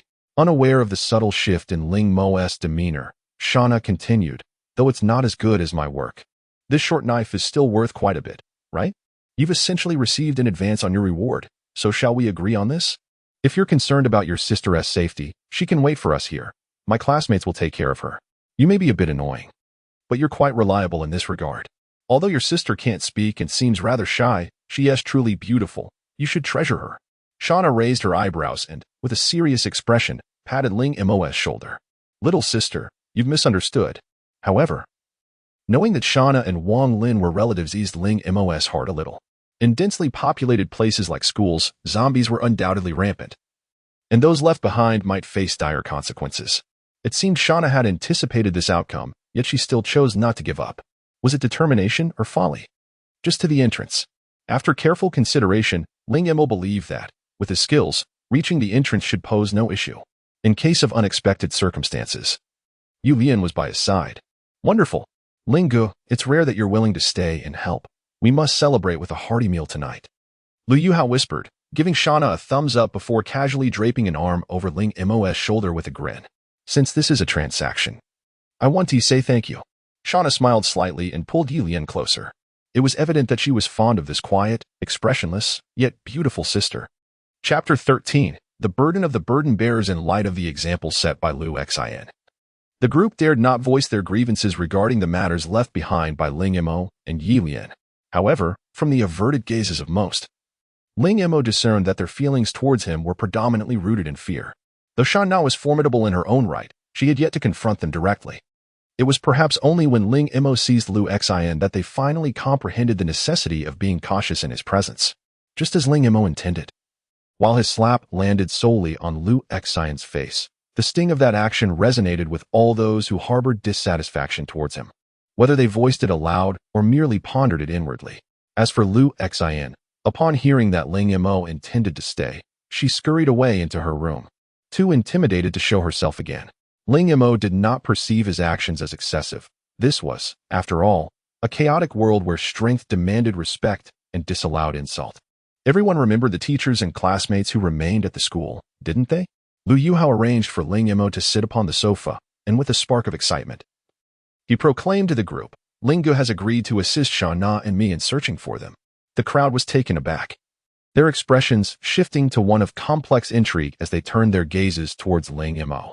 A hesitant female student finally spoke up, "There are countless zombies there," her implication being a clear skepticism regarding the success of this endeavor. The others also displayed a hint of doubt in their eyes. Had it not been for her clinginess towards Ye Lian, she might have come across as somewhat commanding. At that moment, a bespectacled young man seated beside Ling Mo interjected, "If that is the case, let us all go together. Shana is right. They may still be alive, waiting for our assistance. It would be rather selfish of us to abandon them." Upon his utterance, the expressions of the crowd darkened, yet strangely, no one voiced opposition. "Absolutely not." Ling Mo interjected before Shana or Li Yalin could respond. The proposal was swiftly dismissed, and the bespectacled young man, undeterred, turned his gaze to Ling Mo and inquired, "Why not? You all lack combat abilities, and with such a large group, you become an easy target." Ling Mo retorted, having already been extorted by Shana. He had no intention of playing the caretaker for this crowd. The young man's words, though appealing, were merely an indication of their insecurity, evident from their reactions. They had no real pressure, Their sole responsibility was to play the role of burdens. But we simply don't have enough food, lamented the man who had previously sided with Li Yalin, his expression a grimace. His words inadvertently validated Ling Mo's suspicions. Indeed, we never anticipated encountering Linga today. Hence we failed to prepare sufficient provisions, Li Yalin lamented, directing a pleading gaze at Ling Mo. How about this? You need not concern yourselves with their fates. Simply assist us in times of crisis, and that will suffice. Shana pondered for a moment before speaking to Ling Mo. Her proposition shifted the group's expressions to something more nuanced. They likely understood their positions, yet to have it so plainly articulated was an uncomfortable first. It was precisely because they recognized themselves as burdens that they displayed dissatisfaction towards Ling Mo's presence, whether he was a burden like them or possessed some ability. To this collective of individuals, he was an outsider. In their eyes, Shana and Li Yalin were akin to hosts. They were to be exploited and monopolized. Yet, as burdens, they were compelled to acknowledge their roles. With Shana voicing her thoughts, even if their discontent simmered, they could only acquiesce. Ling Mo, having weighed Shana's words, nodded in agreement. Very well. Splendid. Shana, rest assured, with weapons provided, we shall strive to defend ourselves. The bespectacled young man beamed with delight at his newfound affirmation. However, the complex expressions of the others made it difficult to take his words at face value. Nevertheless, the food they scavenged proved insufficient to satiate their hunger, while the provisions in Ling Mo's backpack far surpassed in both flavor and caloric content. Given the prevalence of zombies and the abundance of survivors in the urban area, it was likely that every supermarket had been thoroughly ransacked. Yet, Ling Mo had no intention of sharing his supplies. Hey, are you not eating, sister? Shana inquired, offering a half-open packet of instant noodles to Ye Lian, only to receive no response. Is sister in a bad mood? Although Shana seemed oblivious, Li Yalin sensed a chill emanating from Ye Lian's eyes and cautiously asked. No, she merely prefers not to engage with strangers, Ling Mo interjected, feeling a wave of exasperation and hastily interrupting their exchange. Tonight, sister, you will sleep with us. Shana suddenly proposed. You and Li Yalin can stay here. The boys will occupy this side, while the girls will take the opposite one. She gestured towards the neighboring house. Ling Mo yearned to refuse, yet upon glancing at Shana and the other girls, he found himself inexplicably nodding in agreement. All right. After all, the distance was negligible, ensuring Ye Lian remained within his oversight. Since his mental prowess had significantly expanded, his control extended over a greater distance. Shana's unexpected acceptance of his compliance altered her perception of him slightly. She, along with Ye Lian and the other girls, moved to the opposite side, while Ling Mo maintained his psychic connection with Ye Lian, separately taking refuge on a single bed arranged by Li Yalin. This was a special consideration, particularly given that he would assist Shana and the others in their journey to Sanzhong the following day. His combat prowess, even selectively deployed, would hold great significance for them. Yet, no one anticipated that as Ling Mo lay on the single bed, appearing to rest with closed eyes, his perspective had already shifted to that of Ye Lian. I cannot trust letting her stay alone with you. I must keep watch, Ling Mo silently resolved. Chapter 14. The game in the girls' dormitory. Ever since encountering the zombie version of Ye Lian, Ling Mo has been undergoing a tumultuous journey filled with both pain and pleasure. The once fantastical figure, now tangible, stands defenseless before him. Yet, each time he meets Ye Lian's emotionless gaze, a pang of sorrow grips his heart. This feeling of pity only arises in her presence. Thus, when Shana led Ye Lian to a mattress in the corner, Ling Mo played along. Sister, why don't you sleep with me? There's no way to add another bed at this point, Shana said apologetically, her brow furrowed as she glanced around. The girl, who exuded an air of arrogance, displayed an unexpectedly gentle demeanor towards Ye Lian, prompting Ling Mo to sigh deeply within. He wondered what her reaction would be if she knew Ye Lian's true identity. As a zombie, Ye Lian did not require rest in the same manner as ordinary humans. After being transformed by the virus, she relied on instinct and had honed her ability to utilize her energy efficiently. Though the zombies wandering the streets appeared sluggish, they could unleash formidable strength and speed when prey was in sight, instantly morphing into terrifying beasts, lacking pain and the instinct to retreat. These zombies would not cease their attacks until their target was eradicated. In the absence of prey, their movements would slow significantly, minimizing energy expenditure. Hence, unlike humans, zombies required only brief periods of rest. However, in the presence of Shana and the other girls, Ye Lian could not display any unusual behavior. Therefore, Ling Mo subtly guided her to nod, and then lay down on the inner side of the mattress. to avoid attracting undue attention. He also maneuvered Ye Lian closer to the wall, maintaining a respectful distance from the others. Unexpectedly, Shana lay down beside her and curiously asked, "Sister, are you really going to sleep like this?" As she spoke, she reached over to remove Ye Lian's outer garment, saying, "You'll catch a cold sleeping in your clothes. Let me help you." Ling Mo's heart raced in alarm as he thought, what on earth is this girl doing? He had agreed to let Ye Lian sleep with Shana merely to experience the sensation of resting among flowers, never anticipating such an embarrassing scenario.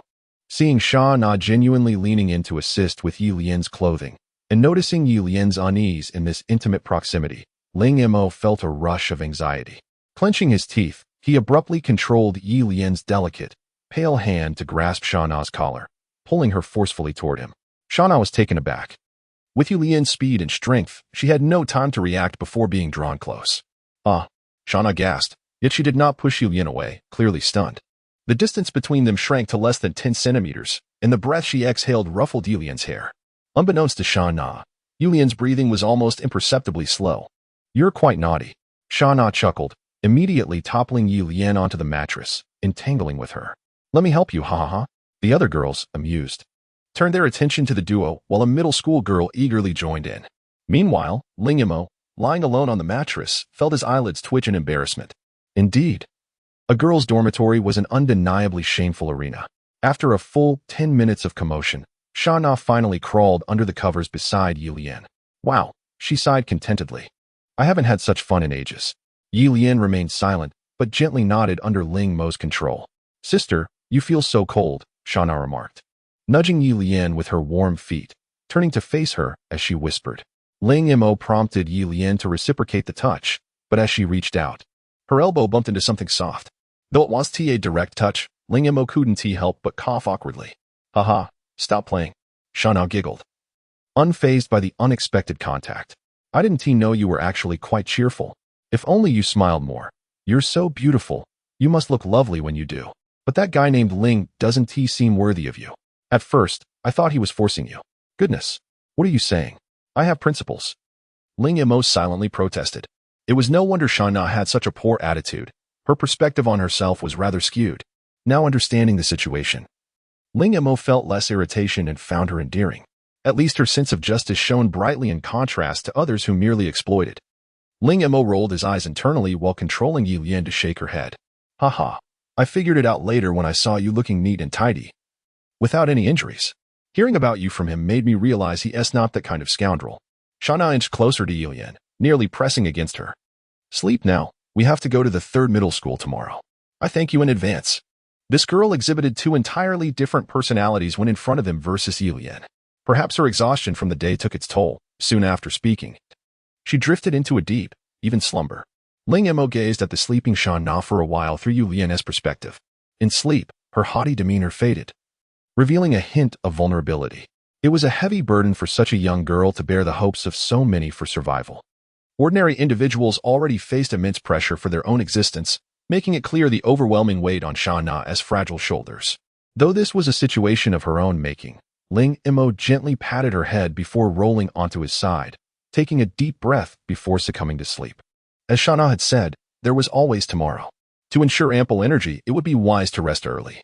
Chapter 15. True Intentions. Early the following morning, the unremarkable small building began to bustle with activity. Lu Yuhao divided the food supplies among the group, ensuring that everyone received their share, including Ling Mo and Ye Lian. For Ling Mo, whose backpack was already brimming with provisions, the meager allocation of 2 bottles of mineral water and a few snacks was of little consequence. As for Ye Lian, she showed no interest in the mundane fare meant for ordinary people. However, when the others received their scant rations and noticed Ling Mo's nonchalant demeanor, their expressions soured.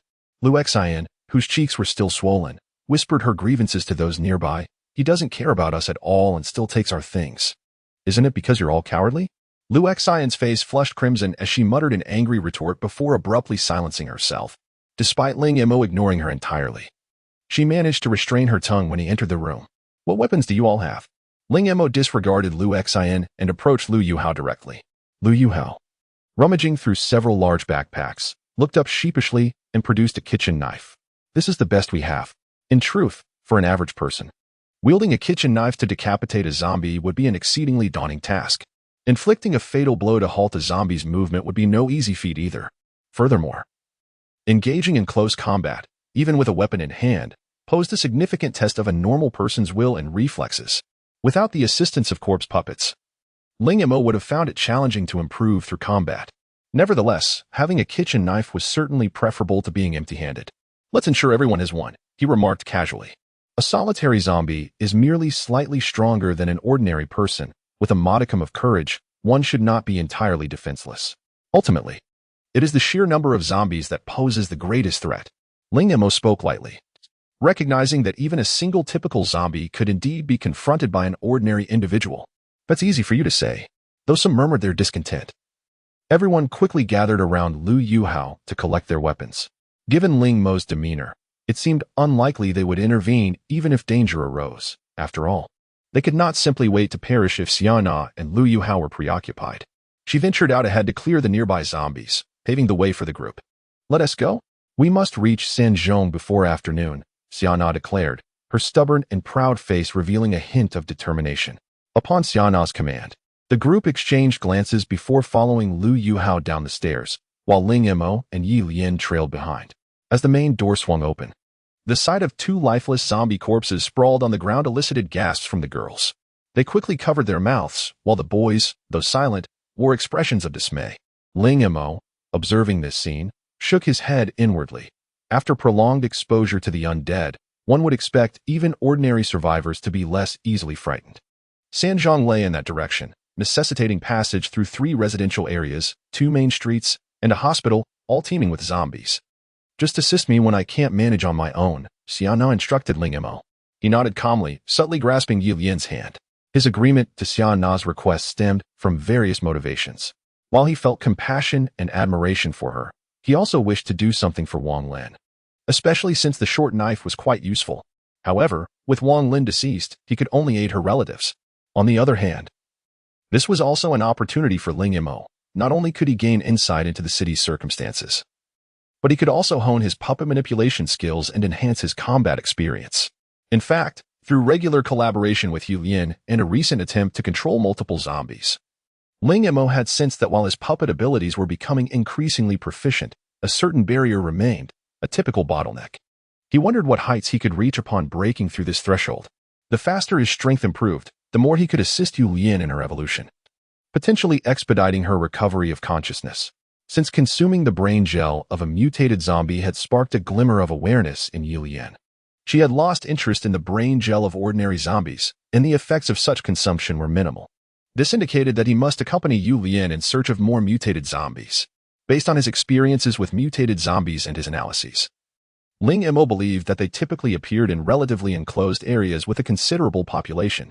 Hospitals and schools, particularly full-time boarding institutions, were likely hotspots for mutated zombies. The moment he agreed to Xiana's request, Ling Mo had resolved that once they reached the school entrance, he would part ways with her and the others. They would engage in rescue efforts while he and Ye Lian would scour the campus for mutated zombies.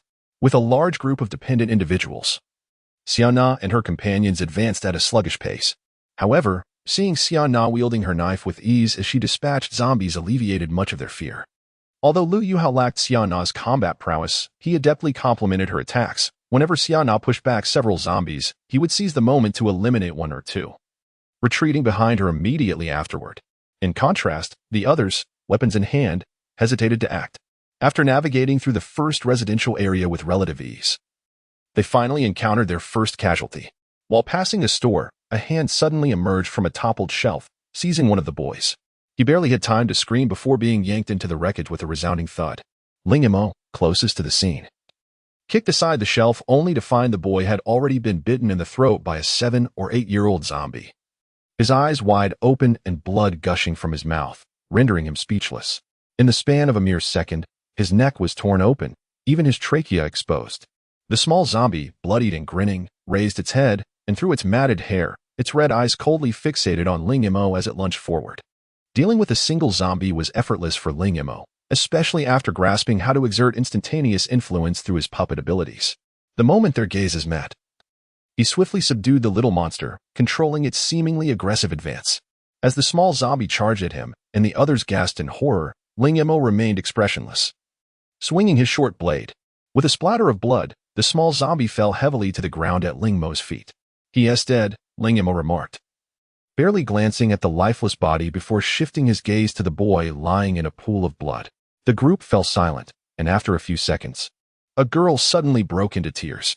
However, out of fear of the zombies, she quickly covered her mouth, stifling her cries into muffled sobs.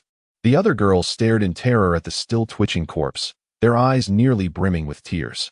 The performance of the boys is hardly commendable. Chapter 16. This damned heroic rescue complex. With a troubled expression, Shana approached the lifeless body, a flicker of sorrow flashing in her eyes. However, she quickly averted her gaze and turned to speak softly. "Let us go." One girl hesitated, glancing at Shana, but ultimately refrained from voicing her thoughts. The unexpected event cast a heavy pall over the atmosphere, heightening the tension and vigilance among the group. They realized that despite Shana and Li Yalin leading the way, and Ling Mo bringing up the rear, no one could guarantee that a situation like this would not arise again. After all, their objective was to traverse the terrain, not to clear the path of the undead. Aside from the zombies that charged at them, Shana and the others had no intention of searching through the shops along the way. Shana's attitude towards the deceased provided Ling Mo with deeper insight into her character. She was indeed nurturing parasites, stubbornly engaging in foolishness, yet her decisiveness in critical moments had not diminished. This perhaps explained why she managed to survive with such a large entourage of leeches, who only reached out for sustenance. Li Yalin cast a surprised glance at Wang Cheng, then furrowed her brow and questioned, "What use is it for us to follow?" Back in the day, she would never have cared about the opinions of such a girl, let alone that impoverished-looking Ling Mo. How dare he even think of challenging me? Behind his glasses, a cold glint flashed in Wang Cheng's eyes as he interrupted Li Yalin's tirade. "Why follow? Don't you think that the fewer people there are, the more advantageous it is for us? Just keep Shana in good spirits. She is, after all, your benefactor. If I were you, I would suppress those petty thoughts. You didn't win her over before, and you certainly won now. As for Ling Mo, if I were you, I would forget about him. He is not someone you can provoke." Li Yalin was taken aback, and when she looked up at Wang Cheng, a chill crept into her heart. Who could have imagined that the seemingly cultured Wang Cheng harbored such sinister intentions? Yet, while she was momentarily lost in thought, Wang Cheng had already grasped a kitchen knife and moved closer to Shana, appearing ready to fight alongside her. The drastic shift in identity before and after the apocalypse left Li Yalin feeling deeply unsettled. Humiliated by Ling Mo and scorned by Wang Cheng, her eyes burned with anger. But what could she do about it? As Wang Cheng pointed out, she was currently unable to even brush against the hem of Shana's garment, and Ling Mo could easily overpower her. Damn, damn, damn. After cursing 3 times, she felt a slight alleviation of her pent-up frustration. However, his words rang true. Casting a glance around at her classmates, Li Yalin began to secretly calculate which individuals might be expendable. But the good times were short-lived. As soon the group arrived near the hospital, without Shana's reminder, they all sensed that the area was exceedingly perilous. Indeed, as they turned onto the main street, the sight before them sent shivers down their spines. Countless vehicles, either abandoned or wrecked in collisions, lay strewn across the street, and among these obstacles, at least hundreds of zombies wandered aimlessly. In the nearest luxury sports car, a grotesquely distorted and swollen visage pressed against the windshield, while the other half of the body had been brutally pulled through the gap of the side window by a zombie, leaving nothing but blood smeared across half the vehicle. How do we get past this? The group's faces turned ashen, and even Wang Cheng broke a sweat, discreetly inching closer to Shana. In this moment of peril, staying near Shana seemed safer than cowering in the back, despite the heightened tension. Yet, even Shana felt a headache coming on in this situation. Conversely, Ling Mo remained calm. Although the number of zombies on the street was substantial, it was not insurmountable. Shana's concerns stemmed from the burden posed by her entourage of deadweight. "I'll find a way to divert their attention. Ling Mo, you take them with you," Shana firmly declared, gripping the knife handle. "I'll draw the zombies' attention." Ling Mo's sudden interjection rendered everyone momentarily speechless. Even Shana wore an expression of disbelief. "You?" Her skepticism was not about Ling Mo's capabilities, but rather the unexpectedness of him stepping forward to alleviate their troubles. "Forcing our way through would be far more dangerous. You all find a place to hide. As soon as the zombies start gathering towards me, you can move." Attracting the zombies' attention was not particularly difficult. Ling Mo had previously experimented with firecrackers and similar items. Loud sounds or strong odors would catch the zombies' notice, and naturally, a significant noise was the most effective way to draw a horde. However, with so many zombies on the street, while it was not challenging to lure them all, the person who went to bait them would be in extreme danger, unless they had something akin to a timed explosive. Even with such an item, the explosion could only hold the zombies' interest for a limited time. By the time they gathered, the zombies might lose interest and halt midway. Moreover, Ling Mo did not possess such lethal devices, but he had devised a safer and more ingenious method. Are you really okay with this? Shana asked hesitantly. Shouldn't I go instead? Just go, Ling Mo replied with a calm smile. Lu Yuhao looked at Ling Mo with immense admiration, patting him on the shoulder. Brother Ling, you're incredibly brave. On behalf of everyone, thank you. At the end of the day, Ling Mo was just an ordinary person, even with a selfish side. Within the confines of his abilities, a hint of the heroic rescue complex inevitably surfaced. Moreover, this was not merely about helping Shana, it was also about aiding himself. Throughout the journey, he had followed them without contributing much effort, and now it was time for him to take action. However, it seemed he was destined to be a burden, never learning to embrace humility or contentment with being a liability. Despite being forced to bow to reality, he still clung to some laughable yet unyielding principles. For instance, this damned heroic rescue complex. At least this time, it did not feel like a death wish. For he was indeed resolute in his approach. Wang Qing and the others' eyes sparkled with anticipation as they opened their mouths to exchange pleasantries, only to be interrupted by Shana's gritted teeth. Then let's hide. All right, I'll give you 5 minutes, Ling Mo waved his hand, declaring. In 5 minutes, this area would be swarming with zombies. Chapter 17. The 7 wooden sticks. The matter of Ye Lian remaining behind left Shana somewhat perplexed. However, one could not deny that when they retreated, Ling Mo's calm demeanor, accompanied by a gentle smile, profoundly shook her inner self. The thoughts of the others varied greatly. Yet regardless, Ling Mo's willingness to assist despite the immense danger touched many hearts. There were even a few individuals who felt a pang of guilt and regret for their previous exclusionary attitudes towards him. Nevertheless, Ling Mo, who remained in place, did not dwell on these considerations. For him, the opinions of others, especially those unrelated to him, were utterly inconsequential.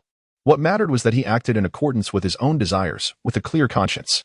Crucially, did this endeavor pose a life-threatening risk to Ling Mo? The answer was, of course, a resounding no.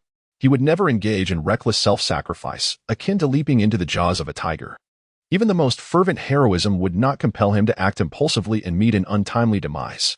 When Shana and the others had vanished from sight, Ling Mo nonchalantly touched his nose and strolled into a nearby mobile phone store as if he were on a leisurely outing.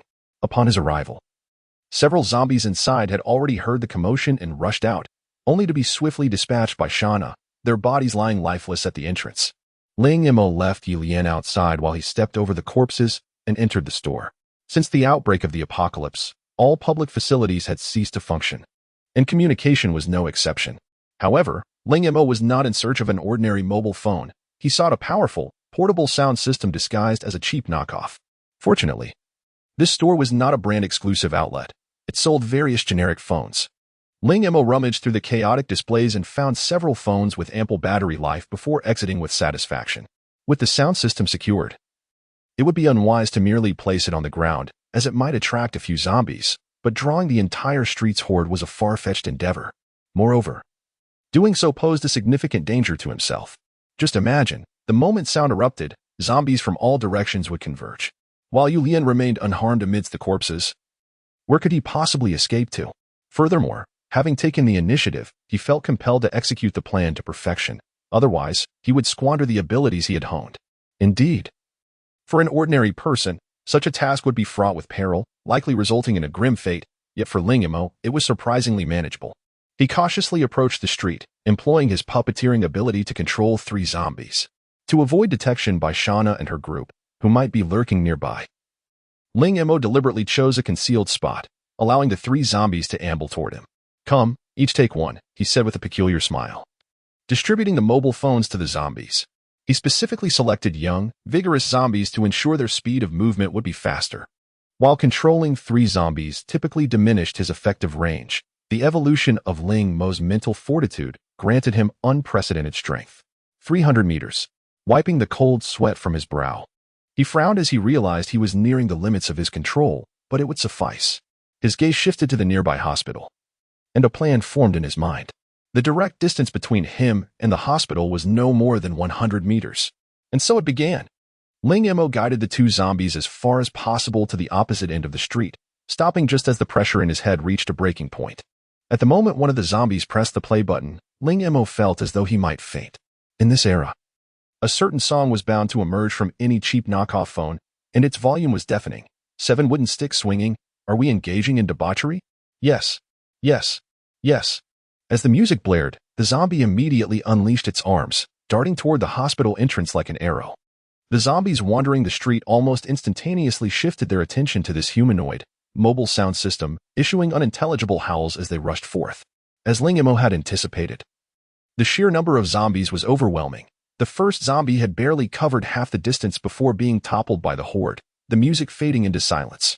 However, this was of little concern, for Ling Mo had relinquished control over that zombie, and in the instant the music ceased, the second phone sprang to life. The same song. The same movements, but it attracted even more distant zombies, drawing those lingering in the periphery closer. In mere moments, a dense throng of zombies amassed over 100 meters away. When the third phone erupted with sound, it emanated not from the center of the crowd but from the hospital entrance. While controlling the two zombies, Ling Mo had already maneuvered the third zombie to the hospital entrance, pressing the play button the moment the second phone was destroyed. A massive wave of zombies surged toward the hospital, a spectacular sight that sent a shiver down Ling Mo's spine as he observed through the third zombie's perspective. These zombies were nothing like those depicted in films. They were swift and aggressive, and their overwhelming charge was truly astonishing. However, upon witnessing the gathered horde, Ling Mo promptly directed the third zombie to sprint into the hospital. Inside the hospital, numerous zombies awaited, and despite Ling Mo's control allowing the third zombie to dart about, it was ultimately halted in the outpatient hall. Few living individuals could fathom the experience of being surrounded and pursued by hundreds. Nor could they understand the sensation of countless hands reaching for them, let alone the horror of witnessing their own dismemberment. Yet, to buy as much time as possible, Ling Mo had to endure this dread. Zombies were devoid of pain, which was a peculiar stroke of luck. Throughout this ordeal, the phone was nearly knocked from his grasp multiple times, yet Ling Mo summoned all his mental strength, continuously shifting his control to different zombies, managing to buy a few precious minutes. Though a few minutes might seem trivial, when ensnared within a throng of hundreds of zombies, it was more than enough time for dozens to be torn apart in an instant. For Ling Mo, it was a formidable test of mental acuity and reaction speed. As for Shana and her companions, the moment the infectious melody began to play, they were thrown into chaos. Isn't this tantamount to seeking death? Shana seethed, gritting her teeth as she brandished her long knife and charged out from the temporary refuge of a small building, her companions unable to restrain her in time. Yet, as she caught sight of the scene unfolding on the street, she was rendered speechless. The sight of hundreds of zombies racing toward a single direction was a rarity, reminiscent of the early days of the apocalypse, and it was hard to fathom that this was a human's doing. In that instant, Shana felt a mixture of astonishment and joy, yet concern filled her heart. But this was not the moment for worry. After swiftly dispatching a few zombies drawn out by the noise, she dashed up the stairs, exclaiming, "It's time to go." "Already? Can we really make it through?" "Enough already. He is working hard to clear the path for us, so let us not dawdle." The street was not devoid of zombies, on the contrary. Some hidden in the shadows had been lured out. Nevertheless, Ling Mo's efforts to redirect the majority of zombies into the hospital had significantly minimized the risk of attracting more concealed threats. Thus, while the street could not be deemed entirely safe, it was undeniably easier to traverse than before. As Shana and her group rushed onto the street, they found no sign of Ling Mo, only noticing that most of the zombies had entered the hospital. Did Ling Mo and Ye Lian end up in the hospital? Wasn't that tantamount to courting death? Shana, frantic, stamped her feet in agitation. However, she could not abandon the group behind her. Just as she found herself in a predicament, she spotted a drenched in sweat Ling Mo emerging from a narrow alley, his expression devoid of emotion. "With Ye Lian in tow. Quick, we must leave. I can't hold on much longer." As soon as Ling Mo's words fell, a deafening crash resonated from the hospital. Countless shards of glass cascaded from the second floor, accompanied by a horde of zombies. Simultaneously, the hospital's entrance was utterly shattered, drawing the immediate attention of several zombies who swiftly turned their sight towards Shana and the others, charging directly at them. "Run!" Shana could not afford to inquire further. Under such dire circumstances, even without her urging, the group would undoubtedly flee for their lives. If they were to be delayed, they would find themselves ensnared in a perilous situation, surrounded by hundreds of zombies. Chapter 18. The fierce battle within the rotating door in a terrain as intricate as this. Evading the nearly 20 zombies should not pose a significant challenge. However, aside from the expansive street, the area is dominated by towering skyscrapers. Venturing into narrow alleys without familiarity of the route could lead to a swift demise. Furthermore, leading this horde of zombies would be impractical. Although Ling Mo, Ye Lian, and Shana possess commendable stamina, Lu Yuhao has begun to wheeze, and the others appear on the brink of collapse. Were it not for the threat to their lives, they might have already succumbed to exhaustion. The most pressing issue is the increasing number of zombies closing in on them. During their frantic escape, they encounter numerous zombies ahead as well, and any delay would only bring their pursuers closer. This way, use the cover to eliminate them. Ling Mo, realizing they could not shake them off, glanced around and pointed towards a nearby commercial building. Though it seemed a casual gesture, that structure indeed provided the most suitable cover in the vicinity. With only a single rotating door and a relatively narrow entrance, even if there were other access points, it wouldn't matter. They merely needed to dispatch the zombies before making their escape.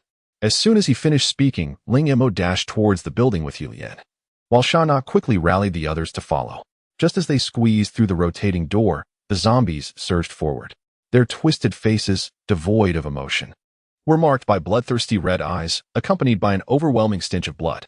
Even though there was a barrier of glass, the sheer proximity to such a multitude of zombies sent shivers down the spines of the group. The zombies' speed was astonishing, forcing Ling Mo and the others to turn and confront them as soon as they entered the rotating door. However, the angle created by the door provided them a considerable advantage, allowing them to face only 3 or 4 zombies at a time rather than the entire horde. As each one emerged, they were swiftly dispatched by Ling Mo and his companions. If Ye Lian had intervened, the process might have been even swifter, given her proficiency in hand-to-hand combat compared to the weaponry employed by Ling Mo and the others. Yet, only Ling Mo had grown accustomed to her brutal methods. It was uncertain how the others would respond to witnessing such savagery. Amidst the tense struggle at the entrance, they failed to notice 2 zombies, clad in business attire and teetering on high heels, suddenly emerged from behind the reception desk. Once white-collar workers in this upscale establishment, they had now devolved into mere predators. Although hindered by their 10-centimeter heels, they advanced quickly, and as they neared the group, one girl shrieked in terror. In an instant, the nearest girl was tackled to the ground, her frantic screams echoing as she struggled futilely beneath the weight of the zombie, which immediately sank its teeth into her carotid artery. Blood gushed forth, while another female zombie lunged at a bewildered male student. His reflexes were far quicker. He stumbled backward only to collide with Wang Cheng, the bespectacled boy. Help! Panic-stricken, he lost his balance and fell, the female zombie pinning him down. His cries for help abruptly silenced as the creature bit into him.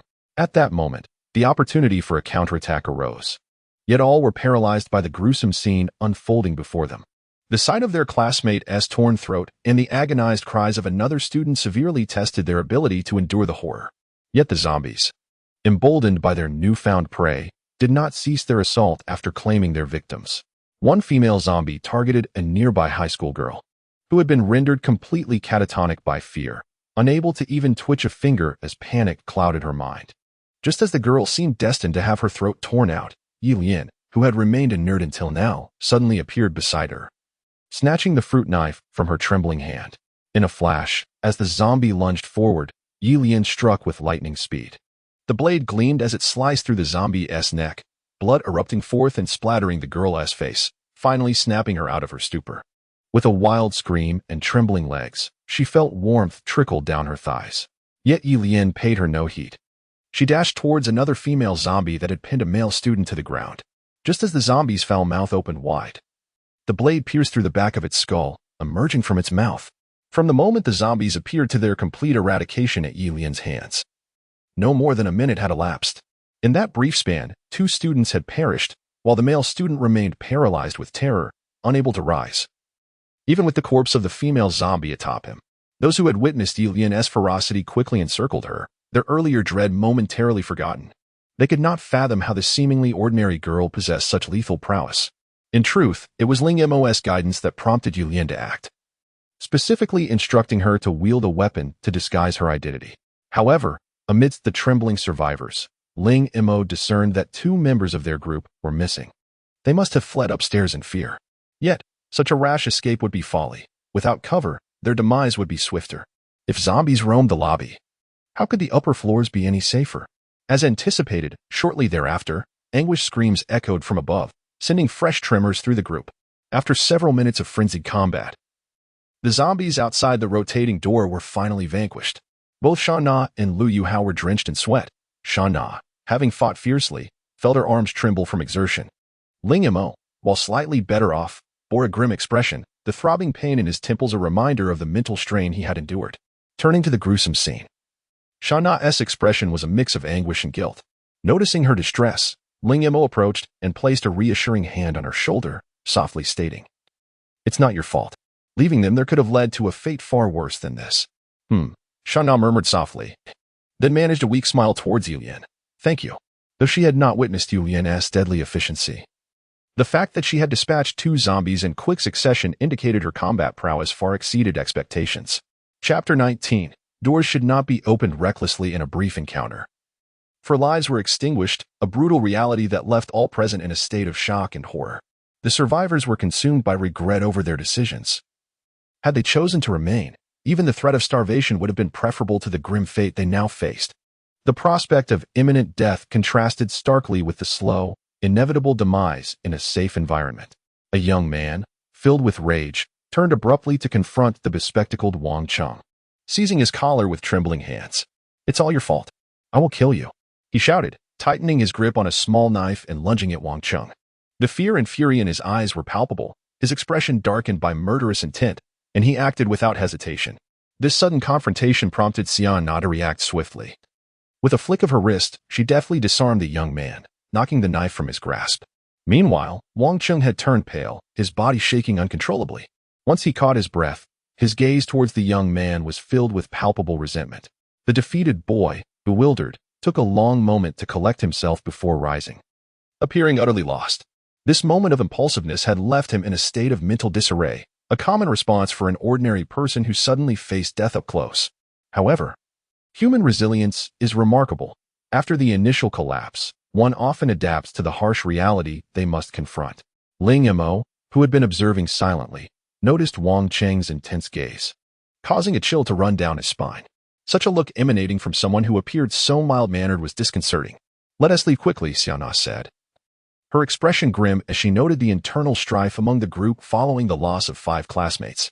Wang Cheng, startled back to reality, exchanged a nervous glance with Shana, forcing a strained smile. "Let us go."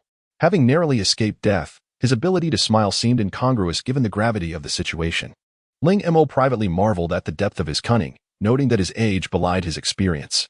He turned and grasped Ye Lian's hand, hastily following Shana and the others out of the building. Once they had distanced themselves from the densest clusters of zombies, the journey ahead felt considerably safer. They took a moment to rest in a supermarket, searching for food to replenish their strength, hoping to find some provisions for dinner. The supermarket bore the scars of extensive looting. Essential supplies such as knives and food were all but depleted, though some items remained. They were often found beneath toppled shelves or amidst grotesque remnants of violence. Nevertheless, in the apocalyptic environment, finding any food was a blessing, prompting the survivors to search earnestly upon entering. Ling Mo felt a sense of relief seeing Shana stationed at the entrance, allowing him to roam the relatively spacious supermarket with Ye Lian. The air was thick with the stench of blood and decay, with remnants of corpses strewn about. Many potential food items, such as rice, had spoiled and were rendered inedible. Even if they could find something, cooking it on the spot was not an option. This realization heightened Ling Mo's awareness of Wang Cheng. Initially indifferent to this seemingly ordinary survivor, he had only cast a cursory glance earlier. However, as they meandered through the supermarket, a nagging sense of unease began to stir within him, as if he were being watched. Scanning the aisles, he found no one else present. Despite Shana and Li Yalin having cleared the area of zombies, the sheer number of shelves obstructed his view, making it difficult to assess the entire store. Yet, as he and Ye Lian wandered deeper into the aisles, he suddenly froze, a flicker of excitement crossing his face. Ye Lian exhibited an instinctual surge of desire and aggression, a clear indication that a mutated zombie lurked nearby. But why had he only sensed it now? An ominous premonition washed over him. "Help! Help!" A horrifying scream pierced the air, prompting Ling Mo to instinctively lead Ye Lian towards the source of the sound. His intent was not to rescue, but rather to confront the mutated zombie. After traversing several rows of shelves, he stumbled upon a gruesome scene before a half-open warehouse door. A survivor lay sprawled, an arm torn away and intestines exposed, still twitching in agony. While a male figure charged at him, none other than Li Yalin. Help! Help! Though Li Yalin had often harbored animosity toward Ling Mo, desperation drove him to seek aid now. Ling Mo's pupils dilated, and he barely glanced at Li Yalin before maneuvering Ye Lian to flank him. Trailing Li Yalin was a massive creature. Towering at least 6 feet tall, its body a mass of fat, with bloodthirsty red eyes that gleamed with madness. In an instant, it lunged at Li Yalin, swatting him away with a powerful blow that sent him crashing several meters back. The sight of a living person being so easily dispatched was shocking for Ling Mo. The creature's speed and strength were astonishing, capable of dismembering a human in the blink of an eye. It was evident that Li Yalin and the nearly lifeless survivor had recklessly opened the warehouse door, unleashing the mutated zombie trapped inside.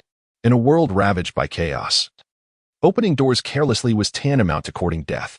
Chapter 20. Breaking the bottleneck. However, this was not the time to assign blame. Moreover, Ling Mo had reason to be grateful to these two fools. Over the past couple of days, Ye Lian had been ravenous, desperately in need of sustenance. And Ling Mo himself had reached a critical impasse. Perhaps, upon Ye Lian's evolution, he too could transcend this barrier and emerge even stronger. Thus, this terrifying mutated zombie appeared not as a source of fear, but rather as an unexpected ally in Ling Mo's eyes. Yet, as his gaze sparkled with anticipation, Ling Mo sensed an unsettling difference in this mutated zombie compared to those he had encountered before. It seemed to possess a slightly greater strength. A slight increase in power was inconsequential. The priority was to eliminate it swiftly. Li Yalin's agonized wails echoed throughout the supermarket, and soon Shana and Li Yalin would arrive. Even if they managed to dispatch the mutated zombie, there would be no opportunity to extract its cerebral gel under the watchful eyes of onlookers. What a fruitless endeavor that would be. The mutated zombie charged directly at Ling Mo and Ye Lian without hesitation. What startled Ling Mo was that its target was not him, but Ye Lian. Indeed, compared to ordinary zombies, mutated ones instinctively prioritize attacking their own kind rather than mere humans. How dare it strike at Ye Lian? It was courting death. Upon witnessing the mutated zombie barreling towards her, Ling Mo's fury ignited. He relinquished his control over Ye Lian, allowing her to act freely. While he drew his dagger and maneuvered around the mutated zombie.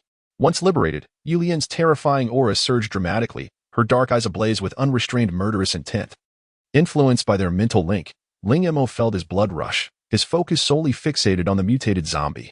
While the creature's formidable strength eclipsed Ye Lian's, she compensated with her nimble and agile form, allowing her to evade and strike more swiftly than the hulking beast.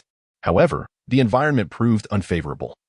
With walls on one side and shelves on the other, the massive mutated zombie merely had to swipe its hand to encompass both Ye Lian and Ling Mo within its attack range, rendering Ling Mo unable to approach for a strike. In that moment, although Ye Lian faced no immediate danger, she was not in a position of advantage and was subtly sliding towards a disadvantage. This was due to the influence of Ling Mo's mental link.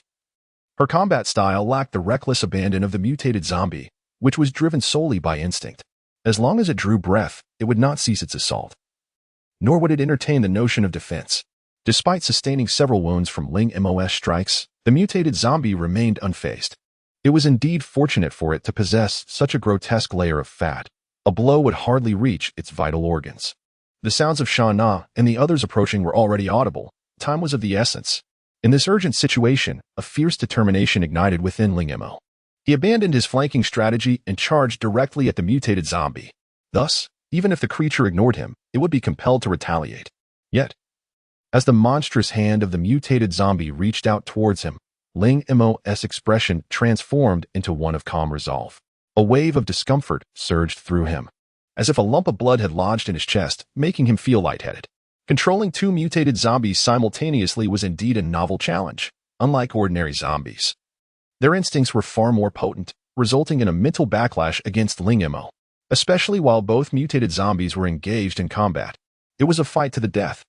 Fueled by desperation, Ling Mo found the strength to endure. In those fleeting moments, which felt like an eternity, he sensed that he had seized control of the mutated zombie's body, prompting an uncontrollable urge to laugh aloud. Against all odds, he had succeeded. His mental fortitude had evidently enhanced his capabilities significantly. Yet, amid his triumph, The moment the mutated zombie fell under his control, Ye Lian, swift as lightning, extracted its cerebral gel. As the colossal corpse crashed to the ground, Ling Mo eagerly received the gel from her hands, excitement coursing through him as he tucked it away. However, the battle's conclusion brought an abrupt emptiness to Ling Mo's mind, and warm liquid began to trickle from his nostrils. At that moment, Shana and Li Yalin arrived just in time to witness the fallen corpse and Ling Mo's profuse nosebleed. "Are you all right?" Shana inquired, her expression laced with concern. While Li Yalin stood agape at the scene before him. "It's nothing. A mere nosebleed," Ling Mo dismissed. But the ability to successfully control two mutated zombies marked a significant breakthrough for him. He could distinctly feel that while his combat prowess had not evolved, his mental strength had shattered the previous limitations. This achievement, born of his own efforts and relentless struggle, filled him with elation. Seeing that Ling Mo appeared relatively unscathed, Shana's gaze shifted to the two individuals on the ground. The one who had been gruesomely dismembered was surely beyond salvation, yet surprisingly, Li Yalin still clung to life. Despite a horrific gash across his back that spared his vital organs, when Li Yalin turned him over, he found Li Yalin surprisingly conscious. Li Yalin emitted pain groans, though few paid him heed.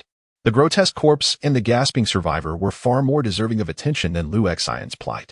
Only Li Yalin quickly retrieved bandages and a hemostatic agent, beginning to tend to Li Yalin's wounds. Yet, amidst the pain, Li Yalin's eyes burned with an intense, silent resentment directed at Ling Mo. Why? Why didn't you save him? Ling Mo could have saved him in that moment. Li Yalin's heart brimmed with deep-seated hatred. Yet the death of the mutated zombie made it painfully clear. No matter how much he loathed Ling Mo, he dared not provoke him. He is dying. Shana whispered softly as she approached the dismembered comrade. Yet he continued to convulse, still breathing, a flicker of pleading glimmering in his dull eyes. Even in such dire circumstances, no one wished to surrender to death.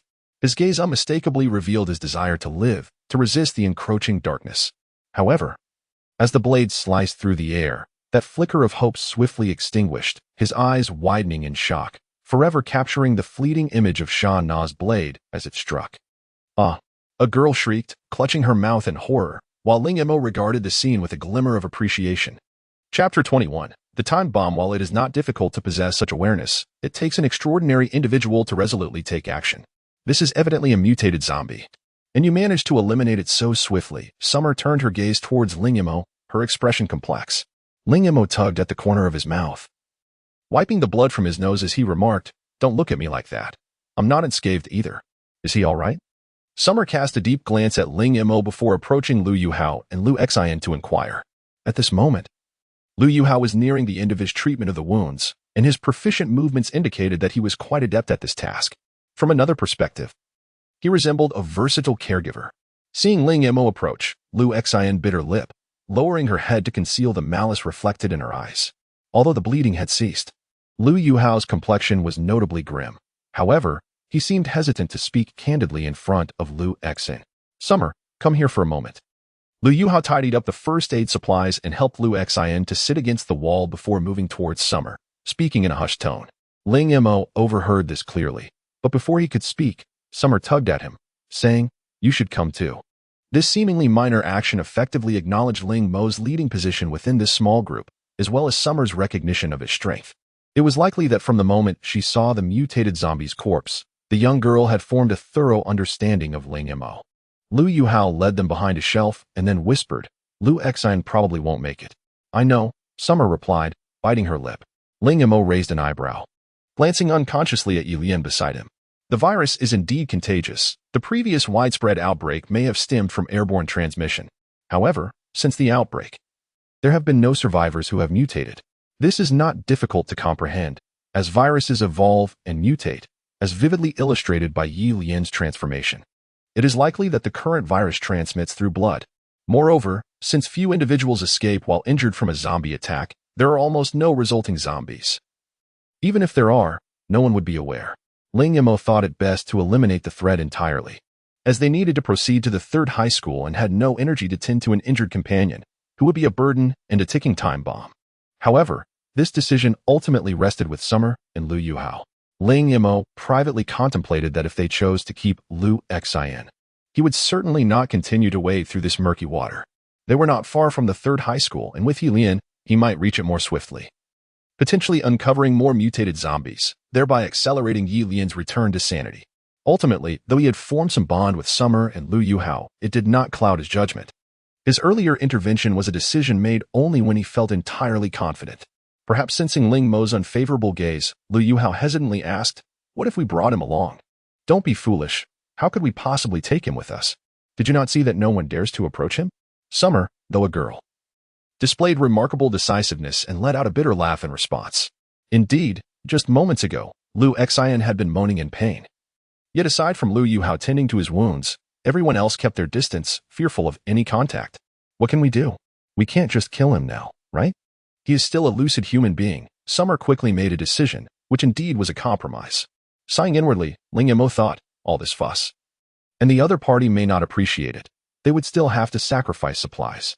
Nevertheless, it was certainly better than dragging along a burden. So when Summer looked at him, Ling Mo nonchalantly nodded in agreement. As anticipated, when Summer and Lu Yuhao conveyed this decision to Lu Xian, his expression instantly transformed into one of utter despair, filled with deep-seated resentment. Lu Xian, who had initially contemplated resisting, felt a chilling wave wash over him upon witnessing the expressions of those around him. Not a single person voiced dissent, not one cared for his survival. "You all are something," he managed to choke out through gritted teeth, accepting the food Lu Yuhao offered him with a bitter laugh, sealing his lips and falling silent. Despite this, his body trembled incessantly, and his lips quivered uncontrollably. Fear and hatred rendered Lu Xian's gaze exceedingly complex, causing nearly everyone to avert their eyes from his. He merely nodded indifferently as Lu Yuhao settled him and closed the door behind him, leaving the others in a state of silence. The anguish of abandoning a suffering comrade likely weighed heavier than the act of granting relief to the grievously injured, even if only temporarily. However, Ling Mo felt no such turmoil within. On one hand, he inherently despised Lu Xian. On the other, he did not believe Summer and the others had acted wrongly. Rather, it was Lu Xian who exhibited a selfish desire for this group to sacrifice for his sake. For reasons unknown, Ling Mo found himself subtly curious whether Lu Xian would mutate after being injured by a zombie, particularly a mutated one. Having lost 2 companions during a brief respite, the casualty rate appeared alarmingly high. No one wished to linger in this place any longer, urging one another to depart swiftly. Fortunately, Wang Cheng had managed to find some food, and even after Lu Yuhao shared some of his provisions with Lu Xian, it sufficed for their needs today. The primary reason for this was that, aside from Ling Mo, Ye Lian, and the temporarily abandoned Lu Xian, only 5 individuals remained: a girl, Wang Cheng, the boy who nearly killed Wang Cheng, and Summer and Lu Yuhao. For some inexplicable reason, Ling Mo felt that despite the substantial loss of comrades, Wang Cheng's demeanor appeared unusually relaxed. Although his expression conveyed sadness, it seemed almost contrived. Whatever, Ling Mo thought, it's not my concern. These individuals lack courage and fighting spirit, yet they cling to life more than anyone, leading to a tangled web of schemes and machinations. Chapter 22. The hunt begins with fewer individuals in their company. Their pace indeed experienced a remarkable transformation. They no longer needed to cater to the others. Naturally, they learned to follow closely behind Shana and Lu Yuhao, mirroring Wang Cheng's determination. This not only expedited their movement, but also significantly enhanced their safety, as they encountered no casualties until they glimpsed the buildings of the 3rd middle school. However, Ling Mo furrowed his brow slightly. From the intense battle fervor conveyed by Ye Lian, it was evident that, as he had surmised, mutated zombies lurked within the school, perhaps in considerable numbers, far exceeding a mere handful. Surviving in such an environment would undoubtedly pose a formidable challenge, and it seemed that Shana and her companions were destined for a fruitless endeavor. What surprised Ling Mo, however, was the sight at the entrance. It was not as he had envisioned, crowded with zombies, but rather eerily vacant. Aside from a few zombies that had evidently wandered in from elsewhere, there was no immediate threat. Noticing Ling Mo's puzzled expression, Lu Yuhao quietly explained. When the disaster first erupted, many fled, but we remained until the chaos subsided, allowing a portion to venture out in search of refuge. There are indeed numerous zombies within the school, yet with caution, we should be fine. Upon hearing this, Ling Mo's expression shifted to one of understanding. If many had escaped, any zombies at the entrance had likely been lured away. However, it was clear that this boarding school must harbor a significant zombie nest. Such a conclusion was inevitable. As for why the zombies had not vacated the premises, it was because, in the absence of prey, they remained in a wandering state. The school was essentially sealed off, with only a single large gate leading outside, surrounded by numerous buildings. unless survivors appeared to attract these zombies. They would continue to meander in place. But what would happen when they grew hungry? They would turn upon one another. This was precisely why Ling Mo was convinced that mutated zombies must exist within the school. Perhaps Lu Yuhao and the others had not encountered them when they departed. But given the passage of time and Ye Lian's reactions, Ling Mo was now fully assured of his suspicions. Hold on. Ling Mo called out to Shana and the others as they approached the main gate. Our agreement was to reach the gate. It's time for us to part ways. Shana's expression immediately grew complex, and Lu Yuhao's eyes reflected a hint of reluctance. Although their time together had been brief, Ling Mo had not only rescued them, but had also fought alongside them, making their separation bittersweet. Thank you, Shana murmured, gently biting her lip. Ling Mo glanced at her and nodded. Indeed, we may cross paths again, as I have matters to attend to within the school. This revelation surprised both Shana and Lu Yuhao, yet they refrained from probing further, sensing Ling Mo's reticence to elaborate. When it came time to part, Lu Yuhao offered a portion of their meager food supply to Ling Mo, saying, "Take this. You've worked hard on the journey." However, Ling Mo smiled and shook his head, indicating he did not require it. Lu Yuhao attempted to insist, but Wang Qing subtly intervened, stating with a smile, "With Ling Gu's prowess, how could he possibly need our provisions? If he declines, let it be." Seeing Ling Mo's resolute stance, Lu Yuhao reluctantly acquiesced. As soon as they separated, Ling Mo swiftly led Ye Lian towards the nearby science and education building. With Shana's skills, she should be able to safeguard herself in such a familiar environment, so Ling Mo felt no concern. Moreover, given their modus operandi, it was clear they could not remain together for long. While concealing Ye Lian's identity for a short duration was manageable, it would inevitably be exposed over time. Upon entering the science and education building, they encountered the closed elevator doors, which filled Ling Mo with elation, given the sealed state of the building. It was highly likely that mutated zombies resided on the upper floors. The emergency exit, or staircase, was easy to locate. They merely needed to push open the door a short distance away.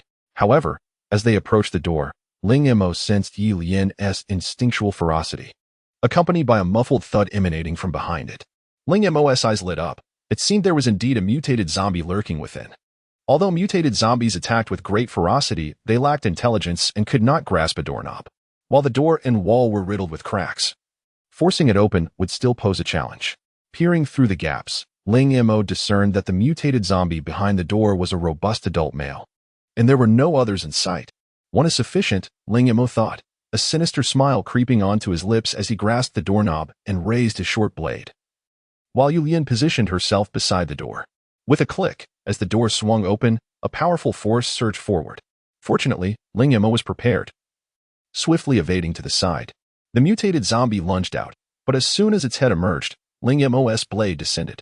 Yet, the speed of this mutated zombie was astonishing. It seized Ling Mo's blade and yanked it forcefully towards itself.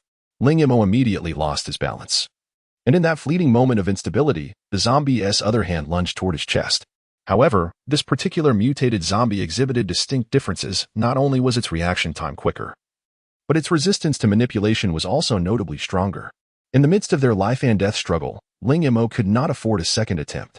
Just as he believed the battle would conclude with the zombie's arm being severed and his blade piercing through, he was utterly unprepared for the fact that this burly mutated zombie, despite having its arm torn off, continued to assault him. Instead of retreating, it charged directly at Ling Mo. In such close proximity, the sound of the blade piercing flesh resonated as the mutated zombie closed in on Ling Mo, its hand, sharp as a knife and as hard as iron, reaching for his throat. At this critical juncture, Ling Mo maintained his composure, while Ye Lian sprang into action, seizing the zombie's hand with a swift grip.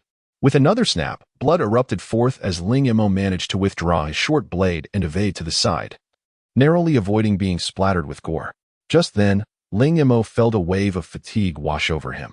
This mutated zombie, akin to the one encountered in the supermarket, exhibited a combat prowess far superior to any he had previously faced. This was understandable, considering the urban area was densely populated, and the number of zombies trapped alongside them was likely greater. The more brain gel they consumed, the higher the evolutionary level of the mutated zombies, resulting in enhanced combat capabilities. Chapter 23, Mutation. After Ye Lian extracted the gelatinous substance from the brain of the mutated zombie, Ling Mo immediately took it from her, comparing it with the gelatin he had previously obtained. Both samples originated from mutated zombies, yet their hues differed significantly from those he had encountered before, appearing a deeper crimson. When held to his nose, the scent was far more pungent. This indicated that the viruses within the brains of these mutated zombies were pure, resulting in altered pathogens. Indeed, the decision to venture into the main urban area proved wise. Only in regions densely populated with zombies could one encounter a greater number of powerful mutated zombies. After securing the gelatin, Ling Mo and Ye Lian ascended the stairs. In such a largely closed building, it was certain that more than just the single mutated zombie they had encountered existed within. While hunting mutated zombies posed risks, the potential rewards far outweighed the dangers. In this apocalypse, those who shied away from challenges, even if they managed to survive, would inevitably lead lives devoid of quality. Ling Mo understood this all too well. As Ye Lian evolved, it was certain that other mutated zombies were rapidly undergoing evolution as well, and the ultimate form they would take remained uncertain. However, one fact was indisputable: the higher the level of evolution, the stronger the mutated zombies would become. If he chose complacency and sought only stability, he would not only weaken himself but also jeopardize Ye Lian. It was crucial to remember that mutated zombies prioritized attacking their own kind. Currently, Ye Lian was under his control, and regardless of when she regained her senses, he had to consider her well-being. What was a little risk? Before encountering even stronger mutated zombies, enhancing both his and Ye Lian's capabilities was the foremost priority. Ling Mo's suspicions were confirmed. Several classrooms in the science and education building had been closed during the escape, leaving the trapped zombies with no option but to turn on each other. However, he was surprised to find that one classroom on the second floor had not produced any mutated zombies. Instead, it was completely devoid of life. This was an unexpected discovery. But upon closer inspection, he discerned the reason. The mutated zombie had escaped through a shattered window. For a moment, Ling Mo felt a pang of concern for Shana. The situation indicated that at least one mutated zombie was roaming the campus, potentially crossing paths with them. Given that girl has skills, she should be fine, right? Ling Mo glanced out the window, where he could see the playground beyond the tree-lined path and the tall educational buildings in the distance, as well as a few structures that likely served as dormitories.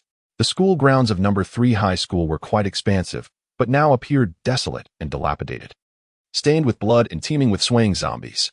Over the course of nearly an hour, Ling Mo hunted 6 mutated zombies, each varying in strength. Within the science and education building and the adjacent laboratory, he now possessed 7 gelatin samples, aside from 2 that appeared somewhat dull in color. The other 5 were evidently pure. While the average person would likely recoil from such a viral conglomerate, Ling Mo felt elated to carry these samples. With them, he could potentially undergo evolution once again. Perhaps his physical strength would ascend to a new level as well. Presently, Ling Mo's mental prowess had evolved, allowing him to control 2 mutated zombies simultaneously. Ordinary zombies were no challenge. He could effortlessly manipulate 4 at once. Most importantly, he sensed that when controlling Ye Lian, the previous barrier had vanished, and she felt like an intrinsic part of himself. This newfound synergy greatly enhanced their coordination. However, there was a slight drawback. Although Ling Mo's mental abilities had progressed, his physical strength had not undergone a significant transformation. After a morning of combat, he felt fatigued, even though he had not been overwhelmed. If only his body could evolve as well, he would not feel so drained. In truth, his stamina was already superior to that of an average person, yet witnessing Ye Lian's composed demeanor left him feeling somewhat disheartened.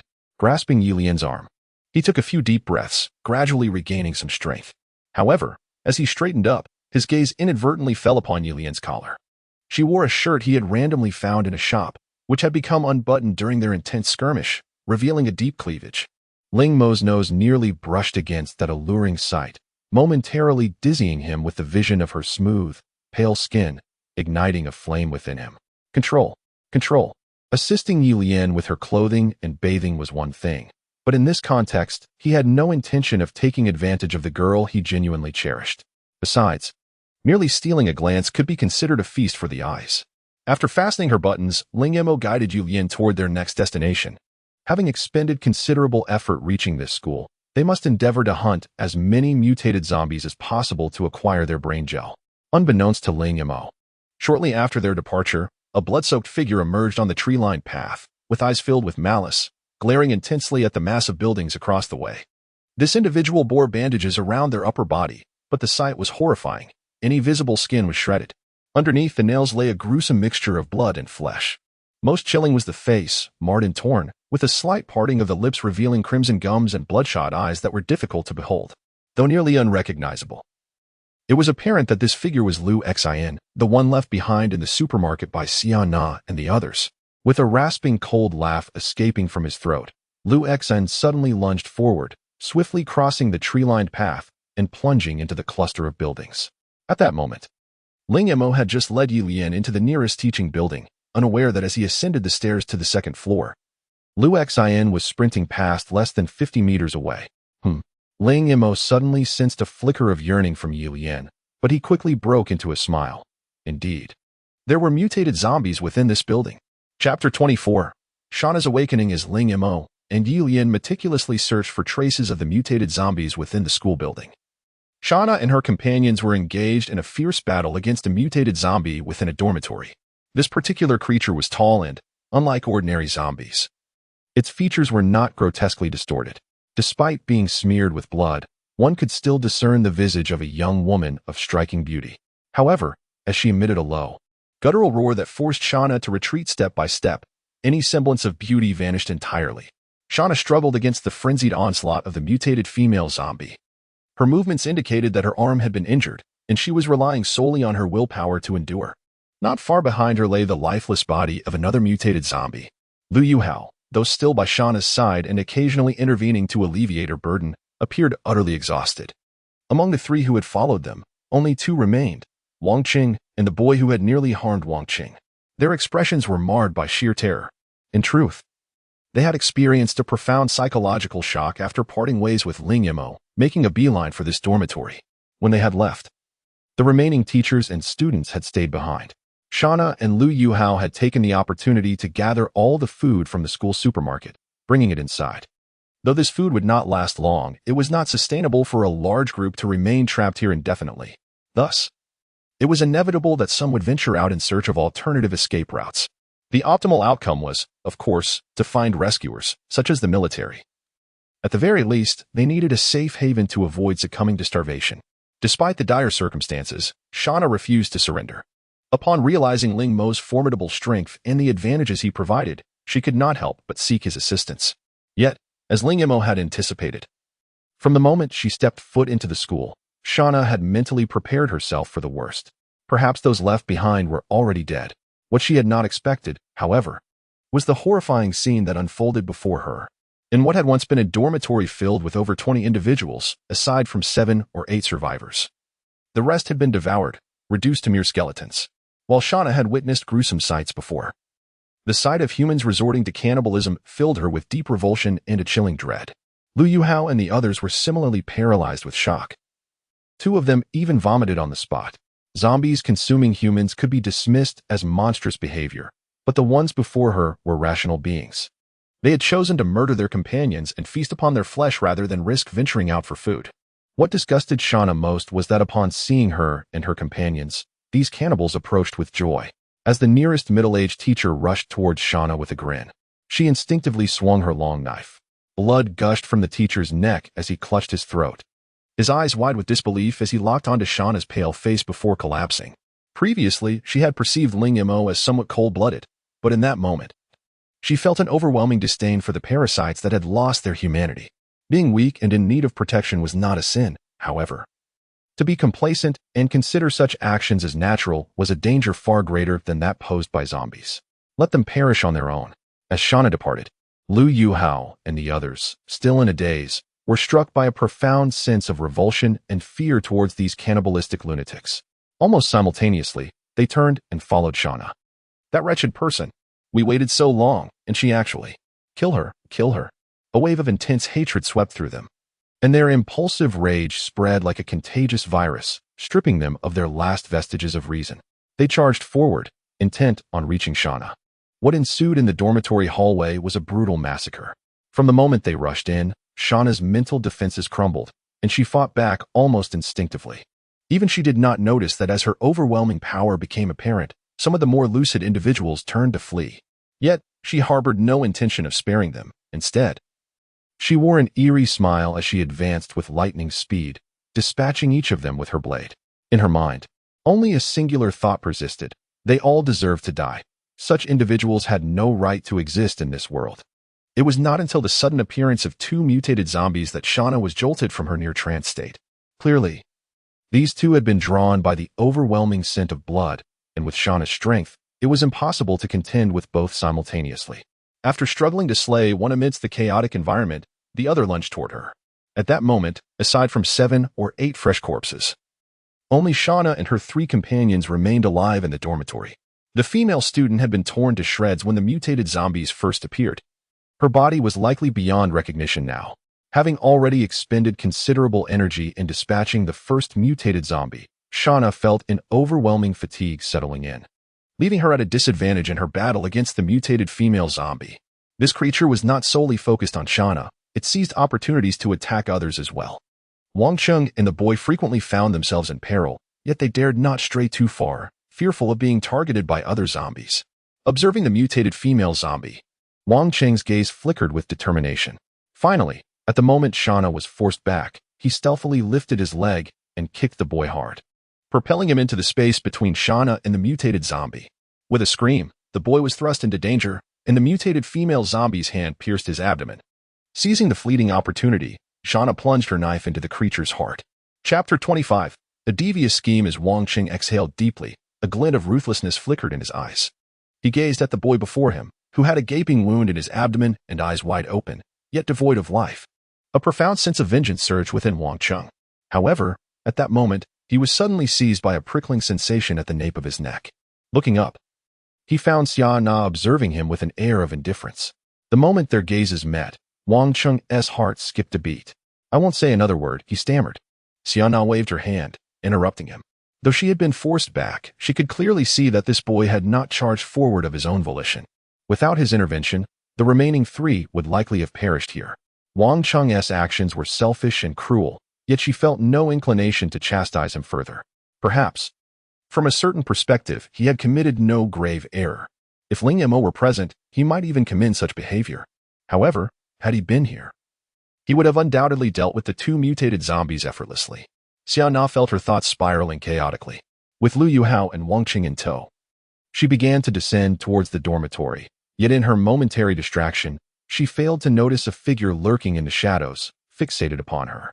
Where had that fellow Ling gone? But never mind, it would not be too late to deal with you all. As Shana stepped down the stairs, the shadowy figure lunged forward with incredible speed. Shana felt a tremendous force strike her from behind, propelling her violently downwards to the corner of the staircase. Her body felt as if it had been shattered, yet her extensive combat experience urged her to rise. Before she could regain her footing, a bloodied figure appeared before her. "Shana, did not expect to see you so soon," Lu Xian sneered through gritted teeth. Just as Shana struggled to stand, he delivered a crushing blow to the back of her head, rendering her unconscious, and effortlessly hoisted her onto his shoulder, carrying her. Lu Xian moved far more swiftly than the utterly exhausted Lu Yuhao. As he successfully distanced himself from Lu Yuhao, he contemptuously flashed a middle finger and declared, "Get Ling Mo to me in the boys' dormitory, or I will kill Shana. You bastard!" Lu Yuhao raged, cursing vehemently. Yet his speed left him helpless to intervene as Lu Xian carried Shana into the boys' dormitory. Just as he contemplated pursuing them, Wang Cheng, panting heavily, seized his arm. "Don't go. Are you looking for death? Did you not see Lu Xian's state? He is definitely mutated and no longer human." Lu Yuhao cursed multiple times, but ultimately refrained from chasing after Lu Xian. He understood Wang Cheng's words held truth, given the strength and speed Lu Xian had just displayed. He was certainly no longer human. Even if he was not yet a zombie, he was undoubtedly on the path to mutation. While Lu Xian might not kill Shana immediately, should he completely lose his sanity, Shana would be doomed. But how could he and Wang Cheng possibly confront the current Lu Xian? "Linga, where is Ling Mo?" Lu Yuhao anxiously scanned the desolate campus. Aside from the corpses of the zombies slain by Shana, there were no other figures in sight. Instead, several zombies, drawn by the scent of blood and noise, suddenly appeared nearby, rushing towards him and Wang Cheng. Damn. The only option was to flee, and as they ran for their lives, Lu Yuhao's heart echoed with cries for Ling Mo. When they parted, Ling Mo had mentioned he still had matters to attend to at the school. Lu Yuhao pondered whether he had already left. If Ling Mo truly had departed, rescuing Shana would likely cost him his life. At that moment, Lu Yuhao was overwhelmed with regret, wishing he had dealt with Lu Xian decisively, preventing Shana from falling into danger. That ungrateful wretch. Yet no amount of cursing could alter reality. Lu Yuhao and Wang Qing dashed into the academic building, narrowly evading the pursuing zombies. They concealed themselves within a classroom. Too terrified to even breathe, their bodies drenched in sweat. After a tense silence enveloped them, Lu Yuhao cautiously peered out, relieved to find the corridor deserted. He beckoned Wang Qing, and they slipped out of the classroom. What now? Wang Qing, though desperately following Lu Yuhao, still trembled with fear. Lu Yuhao gritted his teeth, replying, "What else? We must find Ling Mo. We have to save Shana." Wang Qing clearly hesitated at the thought of continuing this perilous venture. Yet with Lu Yuhao as his only ally, he began contemplating how to persuade him otherwise.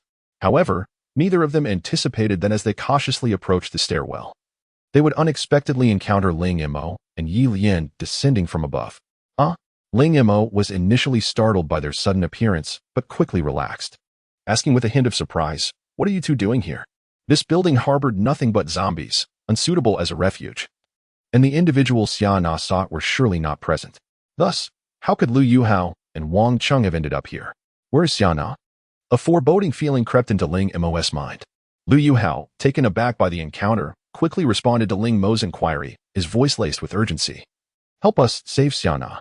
She has been captured by Lu Xian." With that, he rushed to Ling Mo's side. Gripping his arm with an expression of desperate hope and fear, his gaze locked onto Ling Mo. Captured by Lu Xian? The news struck Ling Mo like a thunderbolt, leaving him momentarily stunned. Yes, Lu Xian has mutated, but it seems he hasn't fully turned into a zombie yet. His strength and ferocity are overwhelming. I cannot contend with him.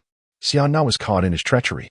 He said you must find her, or he will kill her, Lu Yuhao implored, his words spilling forth in a torrent, yet conveying the urgency of the situation.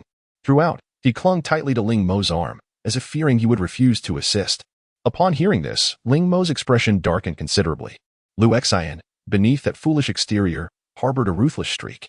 Chapter 26. The gradual decay of the body. Lu Xian's transformation did not surprise Ling Mo, however. His act of abducting Shana and issuing threats clearly indicated that he still possessed some semblance of rationality. This revelation piqued Ling Mo's interest immensely. His greatest desire was for Ye Lian to regain her sanity, yet aside from a fleeting hint of self-awareness following her last evolution, there had been no further developments. This left Ling Mo somewhat disheartened. Although he understood that such matters could not be resolved overnight, he immediately set about hunting the mutated zombies, hoping to accelerate Ye Lian's evolution and restore her true consciousness sooner. Yet, Lu Xian's peculiar condition led Ling Mo to consider that he might uncover new clues from him. As long as there remained a glimmer of possibility, Ling Mo was unwilling to relinquish hope, especially with Shana having been taken by Lu Xian, who had audaciously threatened him by name. To Ling Mo, the threat posed by a mutated zombie was negligible. Lu Xian was naive to think that transforming from a mouse to a sickly cat would enable him to take revenge. "Brother Ling, I implore you. We fought side by side and built a bond. Please." Lu Yuhao pleaded desperately, his anxiety palpable. "Where are they?" Ling Mo queried, his resolve firm. Lu Yuhao's face lit up with joy as he swiftly pulled Ling Mo downward, exclaiming, "In the boys' dormitory. Hurry, I'm afraid Lu Xian might lose control, and Shana will be doomed." Indeed, Ling Mo felt a surge of urgency, quickening his pace. Ye Lian followed closely under his command. Lu Yuhao, driven by the desire to save, despite his exhaustion, managed to maintain a decent speed, while Ling Mo and Ye Lian effortlessly kept up. In contrast, Wang Qing was already panting heavily. Had it not been for the instinct to survive, he would have collapsed by now. However, the others showed no intention of pausing for him. As Wang Qing glanced at the three figures ahead, a flicker of resentment crossed his eyes, but he quickly masked it. The path leading to the boys' dormitory was littered with zombies, drawn by the fresh corpses strewn across the ground. This unexpected sight revealed to Ling Mo that while ordinary zombies did not attack one another, they engaged in cannibalism when confronted with fellow corpses. The zombies congregating at the dormitory were feasting on the remains of their kind, and had the severed heads not retained their ghastly crimson eyes, Ling Mo would have found it hard to believe his own gaze. How intriguing, he mused. But does this not imply the potential emergence of even more mutated zombies? The collective evolution of zombies could render them increasingly formidable, while their rate of evolution paled in comparison to that of mutated zombies birthed in enclosed environments through violent conflict. The gradual advantage of their collective evolution would inevitably manifest. Damn it. Ling Mo cursed inwardly, wielding his dagger against the approaching zombies. Thanks to his puppeteering abilities and increasingly adept combat skills, he dispatched the creatures in the blink of an eye. These fallen zombies would likely attract their kin for cannibalism. But as a survivor, he had neither the time nor energy to deal with the corpses. The process of the zombie horde's slow evolution was simply unstoppable. Who would have thought zombies would consume their own kind? Ling Mo remarked, glancing at the mangled corpses, his brow furrowed. Lu Yuhao, puzzled, looked at Ling Mo and replied matter-of-factly, "Of course they do, brotherling. Did you just realize this?" This revelation further validated his suspicions. He needed to enhance his strength rapidly to survive in an increasingly perilous environment. After vanquishing a few more zombies, Ling Mo and his companions finally entered the boys' dormitory. The narrow corridors resembled a hellish passage, smeared with deep brown blood on both walls and floors. The partially open doors of some dormitories added an eerie atmosphere, compelling them to remain vigilant against potential zombie ambushes. The building boasted 5 floors and housed over 100 dormitories, making the search for Liu Yalin and Shana a daunting task. However, Ling Mo remained unfazed as he quickly spotted the traces left by Liu Yalin. Dipping his fingers into a fresh bloodstain on the floor, he inquired, "Was Liu Yalin's wound reopened, or was it Shana who was injured? I noticed some earlier on the stairs, but the presence of zombie corpses made me hesitant to confirm. Yet here, with no corpses around, this blood must belong to one of them. Better if it's not Shana," Ling Mo pondered, nodding thoughtfully as he followed the blood trail. These sporadic blood spots, blending with the brown stains on the ground, would be nearly imperceptible to the average person. Had it not been for Ling Mo's keen observational skills, they would have gone unnoticed. It seemed Liu Yalin had no intention of concealing his path. As Ling Mo and Lu Yuhao ascended to the 3rd floor, they encountered Liu Yalin in the corridor. Less than 2 hours had passed since their last separation, yet Liu Yalin's appearance was utterly unrecognizable. He had transitioned from merely irritating to utterly repulsive. His skin was not only torn and mangled, but had begun to fester, pus and blood oozing down his pant legs. The thought of having recently touched such blood made Ling Mo yearn for a wash. Nevertheless, the bloodshot eyes still radiated the same arrogance and repulsiveness as before. "Liu Yalin, where's Shana?" Lu Yuhao's fury ignited upon seeing him, and had Ling Mo not restrained him, he would have lunged forward recklessly. Ling Mo, however, perceived something distinctly unusual about Liu Yalin's condition. He did not appear to be on the verge of becoming a zombie. Rather, he seemed to be undergoing a gradual decay. Indeed, it was decay. His eyes and the changes in his abilities resembled those of a zombie. Yet his bodily deterioration was entirely different. Could it be that direct exposure to the mutated zombie virus had overwhelmed him? The virus from mutated zombies is far purer than that of ordinary zombies, and thus considerably more toxic. Liu Yalin's transformation indicated that if a typical person were infected with the zombie virus and did not die immediately, they would eventually become a zombie. However, direct infection from a mutated zombie, with its high-purity virus, would lead to an intolerable bodily reaction. Chapter 27. Infected. Have you seen enough? Do you find my appearance frightening? Liu Yalin glared fiercely at Ling Mo and the others, his voice tinged with madness. "This is all your fault, Ling Mo. If you hadn't turned a blind eye, I wouldn't have ended up like this."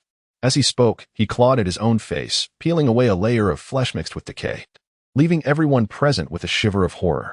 "Do you see this? It's all your fault. You could have saved me, but what did you do?" His voice became increasingly frantic. "Do you really think the world revolves around you? I want to waste my breath on you. Now that I'm here, where is Shana?" Ling Mo snorted disdainfully, his tone sharp.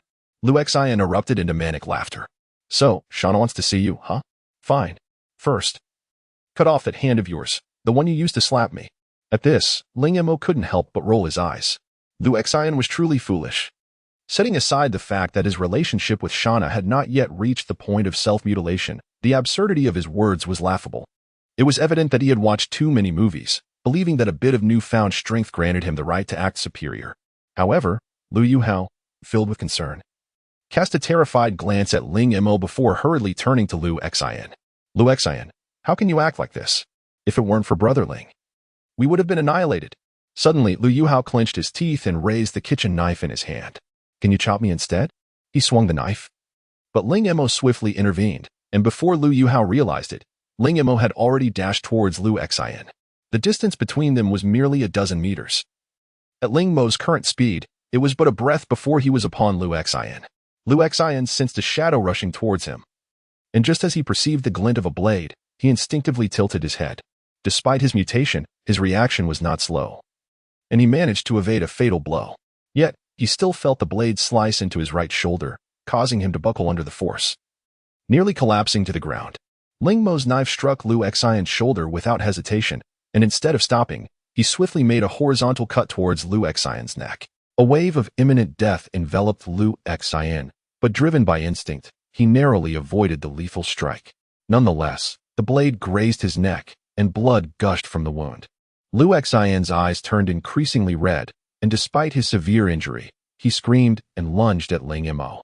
However, he was merely an ordinary person, incapable of matching Ling Mo, who had survived countless life and death battles. Ling Mo, undeterred, leaned forward and, as he approached Lu Xian, flicked his knife upwards, unleashing a spray of blood.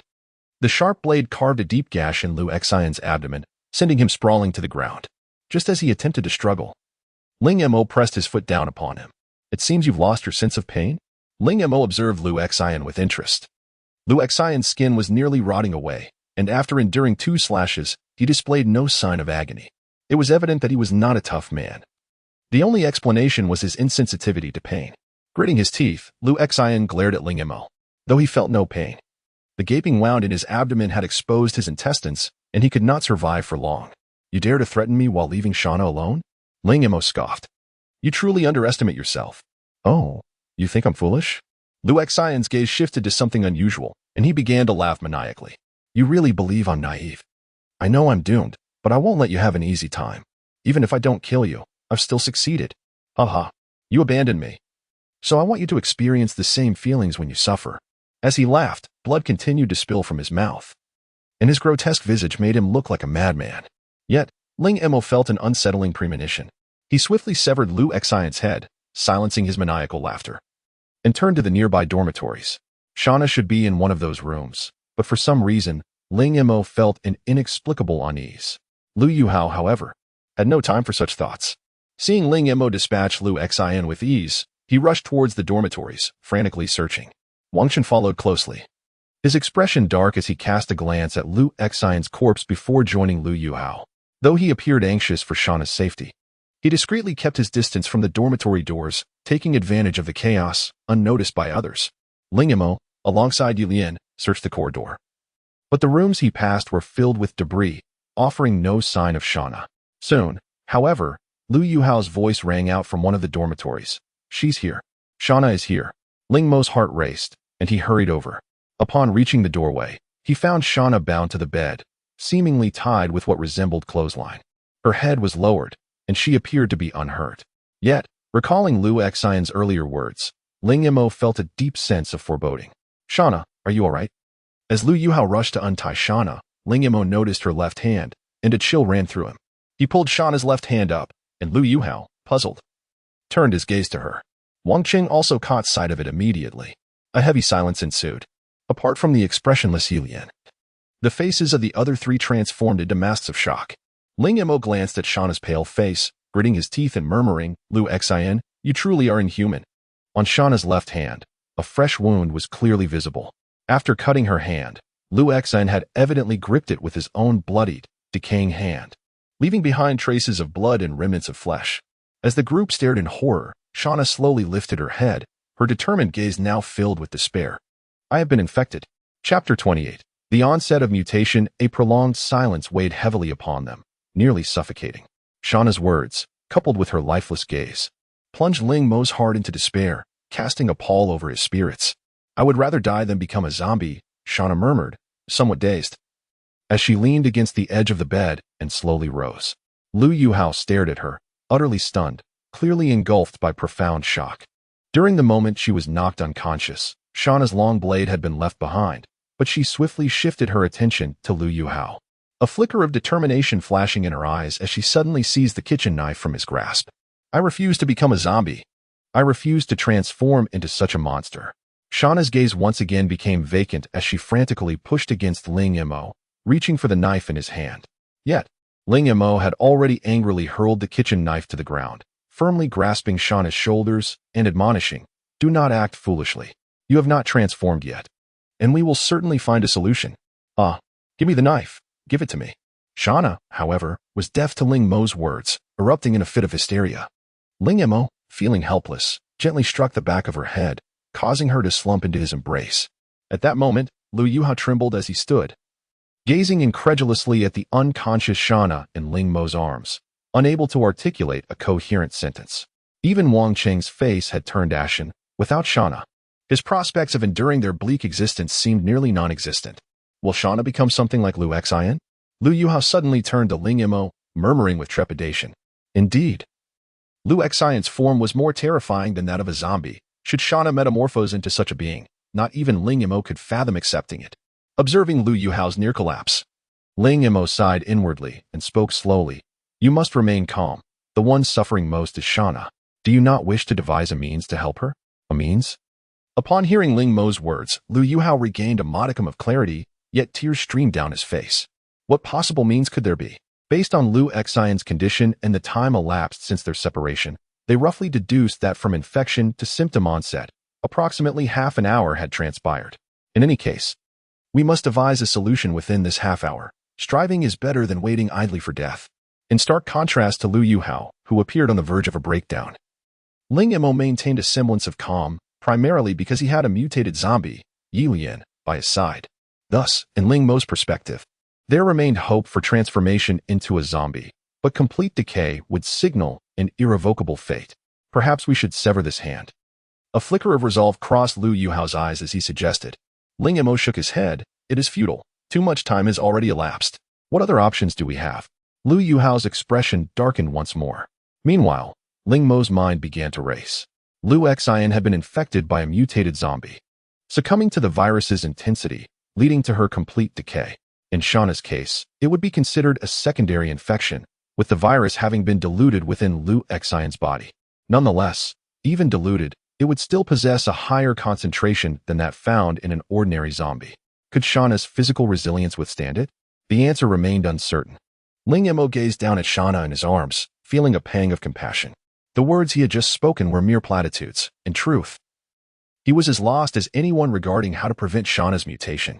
Deep down, he understood that Shana would inevitably mutate. The only variable was whether she would become an ordinary zombie or something akin to Lu Xian. As Ling Mo grappled with his conflicting thoughts, Shana gradually began to regain consciousness. Yet, in her semi-conscious state, instead of pushing Ling Mo away, she seemed irresistibly drawn to him, burrowing deeper into his embrace. Ling Mo was taken aback and quickly glanced down at Shana, realizing he had underestimated the virus's infectivity. Her eyes were only half open, yet a glimmer of bloodlust was unmistakably visible. She had begun to mutate. It had been less than 20 minutes since Lu Xian's blood had infected her with the virus. Lu Yuhao noticed Shana's unusual behavior and promptly reached out to grasp her arm. Shana, what is happening to you? Ling Mo felt a jolt of alarm, hastily pushing Shana away, but his clothing was already torn. Shana, now fully awake, opened her bloodshot eyes and lunged once more, mumbling incoherently, "Give it to me." In a moment of desperation, Ling Mo attempted to restrain Shana. While he did not fully succeed, he managed to momentarily freeze her movements. In that fleeting moment, he gleaned from her intense yearning what it was she sought: brain gel. Shana craved the brain gel he had concealed within his clothing. Shana. Lu Yuhao was dumbfounded by her behavior, while Ling Mo swiftly seized Shana's arm, pressing her against the nearby bed. In a low posture, he shielded her from Lu Yuhao and Wang Cheng's gaze, quickly retrieving a piece of the least potent gel from his belongings and placing it in Shana's mouth. Unlike Ye Lian, Shana retained some semblance of rationality, though she was driven by an instinctual desire for the gel. Upon consuming it, she immediately calmed, lying back on the bed with her bloodshot eyes gazing vacantly at Ling Mo. What has happened to her? Lu Yuhao anxiously approached, but upon seeing Shana's eyes, he felt a sudden jolt of fear, barely able to maintain his balance. Meanwhile, Ling Mo observed Shana intently, monitoring her reaction. Had it not been for Shana's overwhelming desire for the gel, he would never have considered this course of action. Using poison to combat poison? What if it accelerated Shana's mutation? Such a gamble was fraught with uncertainty, and he dared not take the risk. However, since Shana's craving stemmed from her primal instincts, it indicated that the gel must possess some beneficial properties for her. Perhaps it could neutralize the toxins within her body and restore her to normalcy? As this notion took root, Ling Mo's heart swelled with hope. Chapter 29. Strange mutation. After waiting for about 10 minutes, Shana remained in a daze, staring blankly at Ling Mo, showing no signs of response. Fortunately, aside from her eyes turning blood red, her body exhibited no further changes. Nor were there any signs of decay, which alleviated Ling Mo's concerns, albeit slightly. There was no other choice but to leave this place. Ling Mo sighed helplessly and pulled Shana up. Before moving her, he first attempted to exert control over her, testing whether she still retained any rationality. A strong rebounding force caused Ling Mo some headache, yet he felt a flicker of joy, as long as she still possessed some awareness. It indicated that she had not completely transformed into a zombie. The distinction between a normal person and a zombie in terms of mental faculties is substantial. A normal person can think and experience emotional fluctuations, while a zombie operates like a machine driven purely by instinct, devoid of independent thought. Although Ling Mo's mental strength was formidable, it had yet to reach the level where he could suppress another's thoughts. Previously, he could control Shana in an instant because she was nearly entirely driven by her instincts, with her self-awareness at its lowest point. Now, despite her lack of reaction, her conscious activity did not seem impaired, making it impossible for Ling Mo to manipulate her under such conditions. For the sake of safety, Ling Mo guided Ye Lian to assist him, each taking hold of one of Shana's arms, lifting her up. This way, even if she were to suddenly lose control, both he and Ye Lian could act in unison, preventing her from causing harm. "Brother Ling, where are you taking Shana?" Lu Yuhao inquired, now completely at a loss. Feeling somewhat helpless. "Yes, you were right," Lu Yuhao responded, nodding vigorously, and then sincerely added, "Brother Ling and Sister Ye Lian, thank you both." This expression of gratitude carried a wealth of meaning. Ling Mo smiled but refrained from saying anything. As for Ye Lian, being a mutated zombie, she displayed no reaction to Lu Yuhao's words, which was fortunate as he seemed to regard her merely as a reserved and beautiful older sister. As they passed one of the dormitory buildings, Lu Yuhao suddenly requested Ling Mo to wait a moment and dashed inside. He soon emerged, panting, wielding Shana's long knife. This knife was crafted by Shana herself. It's of excellent quality. It would be a pity to leave it behind. She would be heartbroken. Indeed, finding firearms is challenging. And even if one were to find them, not to mention the question of whether an ordinary person could even use them, there is the pressing issue of using guns in a densely populated zombie area. Without a silencer, it would be tantamount to courting death. In such circumstances, cold weapons become more practical. However, quality cold weapons are scarce. Hacking at zombies is not like cutting through pork, and they are prone to wear and tear, even breaking under excessive force. Ling Mo's short knife, being lightweight and sharp, was of commendable quality. Moreover, Shana's craftsmanship, inherited from the Wang family's lineage of handcrafted knives and swords, was likely exceptional, as she consistently maintained and cherished that long knife. "You certainly care for Shana," Ling Mo remarked with a hint of emotion. His feelings for Ye Lian were no different. Even though she had transformed into a zombie, he had not relinquished hope. Lu Yuhao, however, displayed a peculiar expression. "Brother Ling, you may have misunderstood. Shana and I are not in that kind of relationship. She doesn't have those feelings for me." "I see." Throughout their interactions, Ling Mo had discerned that Lu Yuhao's feelings for Shana were quite profound, yet Shana's attitude towards him was markedly colder. "I'm not acting like this out of affection for Shana," Lu Yuhao hastily clarified. "I understand." Ling Mo nodded in comprehension. It seemed that Lu Yuhao's feelings for Shana were predominantly rooted in gratitude and admiration, given that the team they were part of relied heavily on her support. No matter how hard Lu Yuhao tried, as an ordinary teenager, his combat prowess could never compare to Shana's. Noticing Lu Yuhao struggling with fatigue while clutching the long knife, his face pale and breath quickening, yet refusing to ask for help, Ling Mo felt a pang of empathy.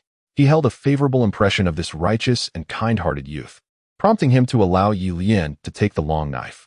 As for Wang Cheng, although he was equally exhausted, he was far more astute than Lu Xian, stubbornly enduring and maintaining his silence as he kept pace beside Ling Mo. Before long, they exited the campus, entering a nearby upscale residential complex. Such elevator apartments had the advantage of being semi-enclosed, with relatively few zombies wandering within. However, for Ling Mo, this was not an ideal refuge, but with Shana in tow, he had no choice but to make do. Surveying the surroundings, Ling Mo led the group into a building with open spaces at both the front and back, facilitating a quick escape before locating a secure staircase. With the intent of merely finding a temporary refuge, Ling Mo did not make an effort to clear the zombies within the building but instead entered a chaotic second-floor apartment. The door to this apartment stood ajar, and the interior was in disarray, yet there were no zombies lingering inside. After securely locking the door and meticulously inspecting the premises, Ling Mo settled Shana in one of the bedrooms. At that moment, Shana's emotional state appeared relatively stable, even exhibiting a sense of mental blankness. Were it not for her increasingly crimson eyes, Ling Mo might have believed she had fully returned to normalcy.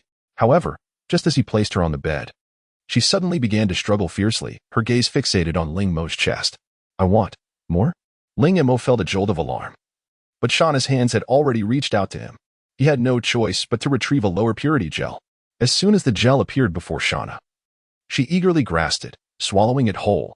Her eyes widened suddenly, and she slumped back down, gradually closing her eyes. This unexpected change startled Ling Mo, and in a moment of urgency, he pressed his ear against Shana's chest. Fortunately, he felt a heartbeat. Could this reaction indicate that she was on the verge of evolving like Ye Lian? Yet, she had not fully transformed into a zombie. Chapter 30. Liberation or Abandonment. For safety's sake, Ling Mo decided to leave Ye Lian inside to watch over Shana. This way, even if Shana were to undergo a complete transformation, he could swiftly control her through Ye Lian. Conversely, if he remained inside, he would have to maintain a state of constant vigilance, which was utterly exhausting. As a zombie, Ye Lian possessed a heightened sensitivity to her kind. The moment Shana regained consciousness, she would undoubtedly sense it without needing to keep a constant watch like Ling Mo did. As soon as he stepped out of the room, Lu Yuhao anxiously inquired, Brother Ling, how is Shana? It's still unclear, Ling Mo replied vaguely, feeling perplexed by Shana's bizarre condition. Noticing Lu Yuhao's troubled expression, Ling Mo suddenly felt compelled to ask, what would you do if Shana transformed? Huh? Lu Yuhao was taken aback. Yet, throughout their journey, that was precisely the question weighing on his mind. If Shana were to become a zombie, should he kill her to grant her release? Or abandon her as he had with Li Yalin?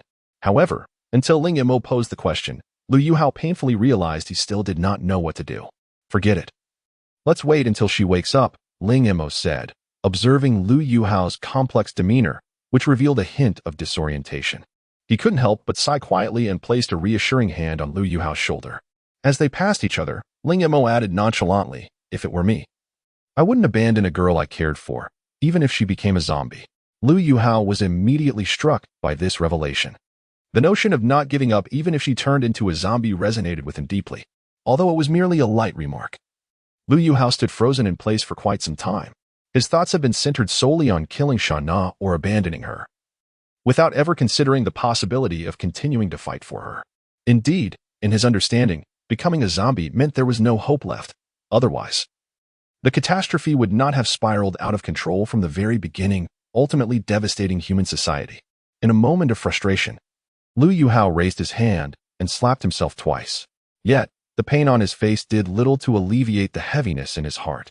At this moment, Ling Mo had reached the balcony and gazed out through the window. In the distance, he could see several zombies wandering around the campus of the 3rd middle school, likely drawn there by the scent of fresh corpses. There were also a few zombies within the community, although their numbers were minimal. Despite the limited visibility of zombies, Ling Mo was certain that should any noise be made here, at least 100 zombies would swarm in. Within this very apartment, it was impossible to determine how many zombies existed, and there could even be mutated ones lurking about. It was, without a doubt, akin to residing in a den of zombies. However, Shana's intense craving for the gel was utterly baffling to Ling Mo. She clearly retained some semblance of rationality and had not fully transformed into a zombie. At most, she was in a state of mutation. Yet, why was she so drawn to the gel? Ling Mo, as a normal human, had nearly choked merely from inhaling its scent, let alone consuming it. Even Ye Lian, as an evolved mutated zombie, could not consume 2 pieces of gel consecutively. It took considerable time for her to digest even one before developing a renewed craving. Of course, as her strength increased, the time between her cravings for the gel gradually shortened. Yet it still paled in comparison to Shana's astonishing speed of consuming 2 pieces in less than half an hour. What unknown changes were occurring within Shana? Through Ye Lian's perspective, he could observe Shana's state even from the living room, but she remained completely motionless as if in a deep slumber, just as she had been when he left. This situation left Ling Mo feeling rather disheartened. He felt as though time was dragging painfully slow. Seeing that both Ling Mo and Lu Yuhao were lost in their thoughts and remained silent, Wang Qing was practically on pins and needles. He too felt anxious. But not for Shana. Rather, he was apprehensive about his own uncertain future. At this moment, he wished he could slap himself a few times. Although events had unfolded as he had anticipated, and he was now the sole survivor, the infuriating Liu Yalin had deprived him of his greatest support. Pandering to Ling Mo? It was evident from Ling Mo's unmasked demeanor that relying on him for sustenance was practically impossible. In his state of complex emotions, Wang Qing was at a loss for what to do. He understood that, given his abilities, he could only take things one step at a time. However, at this juncture, it would be wise not to provoke Ling Mo resolutely. Wang Qing began tidying up the house. Although there were no zombies or corpses, there was a considerable amount of bloodstains. While he couldn't clean it all, he could at least make the environment a bit more bearable. His diligent efforts did not go unrewarded. As the sun began to set, Ling Mo tossed him a packet of biscuits and a bottle of water. These are far more useful than ordinary snacks, Wang Qing exclaimed, his eyes lighting up with surprise as he accepted the offering. However, he then shot Ling Mo a deep look. No wonder Ling Mo was indifferent to the food Liu Yalin had offered. It turned out he had his own reserves. Judging by the size and bulging nature of Ling Mo's backpack, there was enough food inside to last at least a week. Indeed, in this apocalyptic world, strength was paramount. Where could an ordinary person find such an abundance of food, and not just the leftovers of others? Initially, Liu Yalin intended to decline, claiming he had no appetite. But Ling Mo shot him a disdainful glance and said, "Tonight, we will definitely take turns keeping watch. If you don't eat or sleep, what will happen if something goes awry while it's your turn?" Liu Yalin was at a loss for words. After a lengthy silence, he snatched the food from Ling Mo's hands, saying, "Sorry, I will eat." As he ate, he chewed slowly, mirroring Wang Qing's actions. In fact, before mastering the skill of dealing with corpses, Ling Mo had also eaten in this manner. Eating slowly allowed him to maximize his satiety from a minimal amount of food. By the way, isn't Sister Ye Lian going to eat? Liu Yalin, despite his gloomy mood, did not forget his role as the all-around caretaker. After taking a few bites, he turned to Ling Mo and asked, "What Ye Lian desires, apart from the gel, is likely the flesh and blood of you people." Ling Mo remarked with a slight smirk, rising to head towards the bedroom. "I will go bring her some food and check on Shana's condition." Chapter 31. Awakening in the dimly lit bedroom, Shana lay unconscious while Ye Lian sat at her bedside, her unusually bright eyes fixed intently upon Shana. Naturally, Ye Lian had no interest in the mundane food before her. Ling Mo's actions were merely a facade. For someone who had consumed 2 doses of viral gel, Shana's calm demeanor was astonishing. She breathed steadily, her complexion remained normal, and not a trace of pain marred her expression. However, beneath this tranquil exterior, one could be certain that a tempest of viral chaos raged within her body. Yet, none could predict the aftermath of such a storm. Wang Qing and Liu Yalin had grown increasingly anxious. Spending a night in this unfamiliar, unkempt environment was rather overwhelming for them. Who could tell when a zombie might wander by outside? "Let us not create too much noise," Ling Mo advised calmly. "How shall we arrange the watches for tonight?" Liu Yalin asked, clearly regarding Ling Mo as their steadfast leader. After a brief contemplation, Ling Mo replied, "Let us take turns every 3 hours. Ye Lian can watch over Shana, and I will check in during my watch." "No, I will take turns with Wang Qing." "Ling Gu, you and Ye Lian should keep an eye on Shana," Liu Yalin countered, shaking his head slowly. "You'll be watching over both Shana and on duty. That is too taxing. Wang Qing and I have little else to do. This is all we can contribute." Wang Qing nodded in agreement, voicing no objections. Seeing their determination, Ling Mo reluctantly acquiesced. In truth, keeping watch was no easy task. When night fell, the building fell into an eerie silence, only to be pierced by various sounds. Even the occasional noise from above. The solitude of the dark room heightened their fears, with every subtle sound amplifying their anxiety, a form of slow, relentless torment. When a louder noise broke the stillness, the watchman would startle as if shot from a bow, straining to discern its distance and potential threat. Despite this, Wang Qing felt that even enduring the terror of being alone in the living room was preferable to staying with Shana in her current state. Thus, he volunteered to take the first half of the watch, even moving a chair closer to the door to ensure he did not miss anything. After all, if disaster struck, he would be among the first to face it.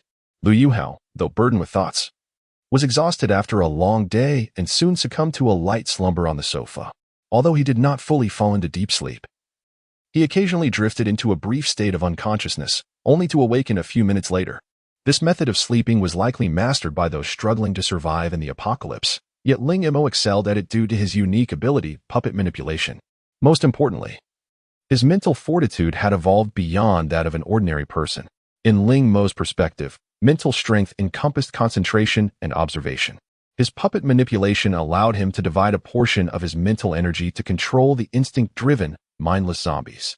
Juggling two tasks simultaneously was no simple feat, particularly in combat, where the speed of one's reflexes could mean the difference between life and death. Attention divided would hinder one's ability to keep pace with a zombie's movements.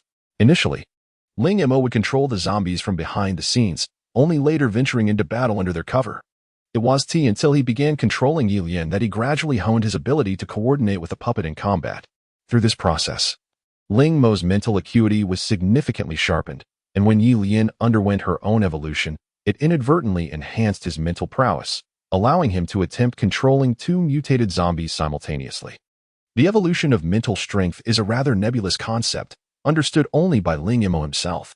In simpler terms, when he controlled Ye Lian, especially during combat, he had to be fully focused, otherwise, she would easily slip from his grasp. While his reflexes were swift, the feedback he received from Ye Lian was often delayed. If we liken Ling Mo to a command center, his mental strength serves as the connecting hub, which, due to its initial limitations, caused delays in command transmission. However, after his evolution, this connecting hub advanced to a new level, resulting in more stable and rapid command transmission. At this moment, Ye Lian felt like an extension of himself, with no hindrance in control. Of course, Ling Mo did not perceive her merely as an extension. He consciously trained his abilities in combat rather than relying solely on Ye Lian. Most of the time, he led while Ye Lian supported. While ordinary humans and zombies differ greatly, they are not entirely incompatible foes. Zombies inspire fear because, upon detecting prey, they attack with reckless abandon, undeterred by injury. In contrast, ordinary humans tend to hesitate, fearing harm, and often falter in the presence of zombies, thus losing their psychological edge. However, for Ling Mo, who had spent considerable time interacting with, and even cohabitating with zombies, they were not as terrifying as they seemed, setting aside the advantage of a horde. In encounters with single zombies, ordinary humans actually possess an upper hand. Zombies, driven solely by instinct, appear frenzied and terrifying, yet this very trait is their downfall. Humans, on the other hand, employ strategy in combat and do not attack blindly. Nevertheless, Ling Mo understood that this was merely theoretical. Most individuals would still need to band together to survive, for the sheer number of zombies in a city was overwhelmingly high. A single madman is not fearsome. But what of a multitude of them?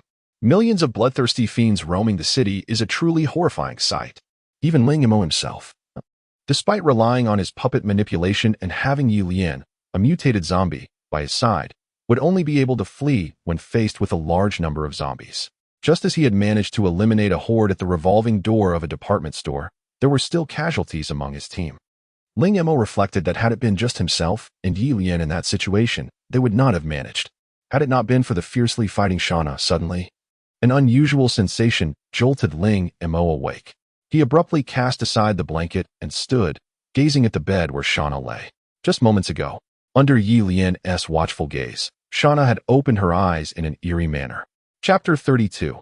Schizophrenia. As midnight approached, the room was engulfed in darkness, and Shana, who had remained utterly still, suddenly opened her eyes.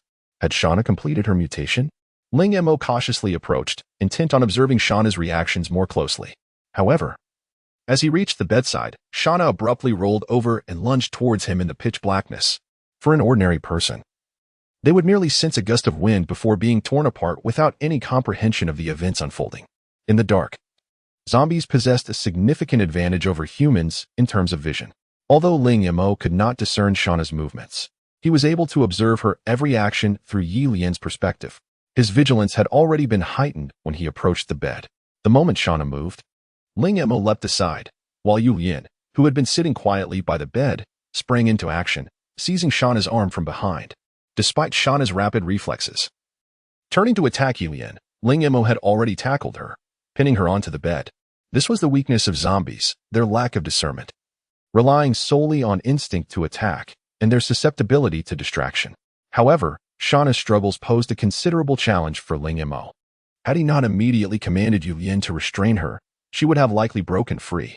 Just as Ling Mo flipped her over and prepared to exert control, Shana suddenly murmured in a somewhat dazed tone, "What are you doing?" If Ling Mo had not just witnessed Shana's ferocious aggression, he might have mistaken her for an ordinary person. By now, his eyes had begun to adjust to the darkness, though still somewhat blurry. He could barely make out the expression in Shana's eyes and the look on her face from such close proximity. Her reaction indicated a degree of confusion regarding the situation. This bewilderment struck Ling Mo like a bolt from the blue. Previously, after Ye Lian's evolution, she had briefly displayed a similar expression, one that hinted at a faint return to reason and the budding of thought, indicating she was no longer a mindless killer. Although that expression had swiftly vanished from Ye Lian's eyes, it remained etched in Ling Mo's heart. This was a glimmer of hope for him, a yearning for Ye Lian to fully regain her sanity. Now, he was witnessing the same expression in Shana's eyes, and unlike Ye Lian, she could articulate her thoughts. The commotion startled Wang Cheng, who was on guard in the living room, and even roused Lu Yuhao from his slumber. Ling Gu, is something wrong with Shana? Lu Yuhao anxiously called from outside the door. Given the uncertain circumstances, allowing them to enter would only complicate matters. And Ling Mo was eager to discern whether Shana had become a zombie or remained an ordinary person. He quickly commanded Ye Lian to firmly restrain Shana, while he attempted to exert control over her. Allowing her to continue her rampage would result in mutual destruction. It was imperative to neutralize her aggression. Indeed, Shana's mental energy aura was starkly different from Ye Lian's. In Ling Mo's eyes, Shana's aura resembled a tangled mess. Unlike the completely irrational zombies, Shana's aura was not indistinct but rather vivid, with alternating flashes of red and white that Ling Mo had never encountered before. Presently, the red was dominant. And as a result, Shana had become exceedingly ferocious, presenting Ling Mo with unprecedented pressure as he attempted to control her. Fortunately, after evolving, his mental strength, though challenging to harness, ultimately prevailed, and he managed to suppress Shana's instincts, seizing control over her body. However, due to the remnants of Shana's reason, Ling Mo did not impose absolute control. Instead, as he had done previously with Ye Lian, he merely established a mental connection with her, ensuring she would not attack and enabling him to intervene should she attempt to harm others. After a struggle that left him drenched in sweat, Shana finally settled down. Ling Mo rubbed his temples and slowly rose from the bed, casting a complex gaze upon Shana. The oscillation between her zombie-like state and fleeting moments of lucidity prompted Ling Mo to involuntarily think of a term, schizophrenia. Infected and beginning to mutate. Shana had consumed 2 pieces of gel, yet the virus within her had not been neutralized. Instead, it had corroded her psyche. However, the consumption of the gel had allowed her body to withstand the relentless viral onslaught, unlike Lu Xian, who had succumbed to decay. This could be considered a fortunate misfortune. Of course, in her current state, maintaining a mental connection with her was a significant achievement, but controlling her actions posed considerable difficulty. Simultaneously managing a mutated zombie and one exhibiting signs of schizophrenia was undeniably daunting for Ling Mo. At that moment, Lu Yuhao could no longer restrain himself and burst into the room. However, upon seeing the scene inside, he was rendered speechless. He ignored the disheveled bed but was overwhelmed with joy upon seeing Shana sitting there. Shana hasn't turned into a zombie. She hasn't become one, he exclaimed, rushing towards her and reaching out eagerly. Don't touch her. Unfortunately, Ling Mo was a moment too late, as Lu Yuhao's hand made contact with Shana's arm. Her previously dazed expression transformed into one of fury. Her eyes glowed with an increasingly bright bloodlust, and had Ling Mo not restrained her firmly, she would have already lunged at Lu Yuhao. Ling Mo could not disclose his ability to manipulate puppets, but he devised a reasonable explanation regarding Shana's condition. I suspect she is experiencing after effects. You should avoid provoking her, or she may lose her reason. After effects? Lu Yuhao's eyes widened, showing no skepticism towards Ling Mo's words. Indeed, there was no better explanation for Shana's current state than the notion of after effects. At that moment, Shana's eyes radiated a bloodthirsty aura, fixating intently on Lu Yuhao, resembling those mindless killers. Yet, she remained rooted in place, indicating that she still retained some vestiges of rationality. Chapter 33. The Survivor Team. Throughout the night, there were intermittent moments of unconsciousness, and it was not until morning that Shana's condition finally stabilized. Just as Ling Mo had surmised, Shana had indeed transformed into a zombie, yet she retained a glimmer of rationality. Compared to her previous state of mental fragmentation, she had improved significantly, though it was still far from a complete recovery. Shana now existed on the precipice between a mutated zombie and a normal human, exhibiting strength surpassing that of an ordinary zombie. Ling Mo discerned a pattern within her mental disarray, as long as she was not under threat. Shana maintained a semblance of her former self. Although she appeared somewhat disoriented and rarely reacted to others, she still possessed basic linguistic capabilities and occasionally engaged in brief conversation. However, the moment she sensed danger, the remnants of her rationality would be swiftly overtaken by primal instincts, transforming her into an aggressively formidable zombie. Under Ling Mo's guidance, her emotions gradually stabilized, and her hostility towards Lu Yuhao and Wang Cheng lessened considerably. Due to their unique mental connection, it was evident that Shana felt closest to Ling Mo. For instance, at that moment, she gazed at him with a hint of confusion, gripping his hand tightly. "Shana, do you recognize me?" Ling Mo had called her name over 100 times throughout the night, and she had begun to associate it with her identity, responding to its utterance. However, her comprehension of the inquiries was muddled. She was enveloped in a haze, oblivious to the meanings behind the questions posed to her. Yet, Shana exhibited a marked fascination with her long blade. Upon seeing her holding it, momentarily lost in thought, she suddenly drew the sword from its sheath with a force that surpassed even her previous self. However, she was reluctant to relinquish the weapon. Ling Mo firmly believed that, like Ye Lian, Shana had the potential to fully regain her rationality, and thus he refrained from forcibly taking the blade from her. Having an obsession was certainly preferable to succumbing entirely to mindless zombification. It could be said that Shana's condition profoundly bolstered Ling Mo's confidence. Although zombies were indeed terrifying, their menace ultimately stemmed from the virus. From the current circumstances, Ling Mo had begun to formulate an idea. As the virus continued to evolve, the strength of the zombies would correspondingly increase, and they would gradually develop into sentient beings. Shana's situation exemplified this notion. She had absorbed an excessive amount of the virus, resulting in her current state, while Ye Lian had also shown signs of regaining her lucidity following her evolution. Contrary to the sorrowful Lu Yuhao, Ling Mo was imbued with a sense of vigor. Shana is in this state. Lu Yuhao dared not approach Shana too closely and could only observe her from a distance, his expression a mixture of confusion and sorrow. No normal person wishes to become a zombie, even if only partially. Ling Mo cast a deep glance at him and remarked, "In comparison to allowing Shana to perish or to become like Lu Xian, do you not think the current outcome is remarkably fortunate?" A flicker of hesitation crossed Lu Yuhao's face, and he then nodded heavily. Indeed, this was preferable to death, and at least she would not display malice towards you. Ling. As he uttered this final sentiment, Lu Yuhao's tone turned somewhat bitter. Ling Mo refrained from revealing his puppeteering abilities, leading Lu Yuhao to believe that Shana's affinity for Ling Mo was purely instinctual, while she held no memory of him, her comrade in arms for so long. This naturally left Lu Yuhao feeling exceedingly dejected. Ling Mo, concealing his emotions, rubbed his nose and said, perhaps, Shana will gradually regain her rationality." "What?" Lu Yuhao exclaimed, momentarily forgetting his despondency as he fixed his gaze intently on Ling Mo's face. Ling Mo continued slowly, "You have seen that Shana differs from ordinary zombies. One cannot say she is entirely rational, but at least she is not wholly governed by instinct. This condition may not have been observed in any other zombie. Regardless, as long as her thoughts have not been entirely obliterated, there remains hope for recovery. The duration of this process could be brief or prolonged." Though his words were conjectural, Lu Yuhao's eyes sparkled with fervor. "As long as there is hope. However, currently, Shana only recognizes you." After a moment of excitement, Lu Yuhao's expression fell once more. Given Shana's present state, he could not approach her closely, let alone engage with her as he once did. Just as Ling Mo was about to speak, Wang Cheng rushed over, stopping at a distance from Shana, his face alight with excitement. "There are people on the street. Survivors." "Survivors?"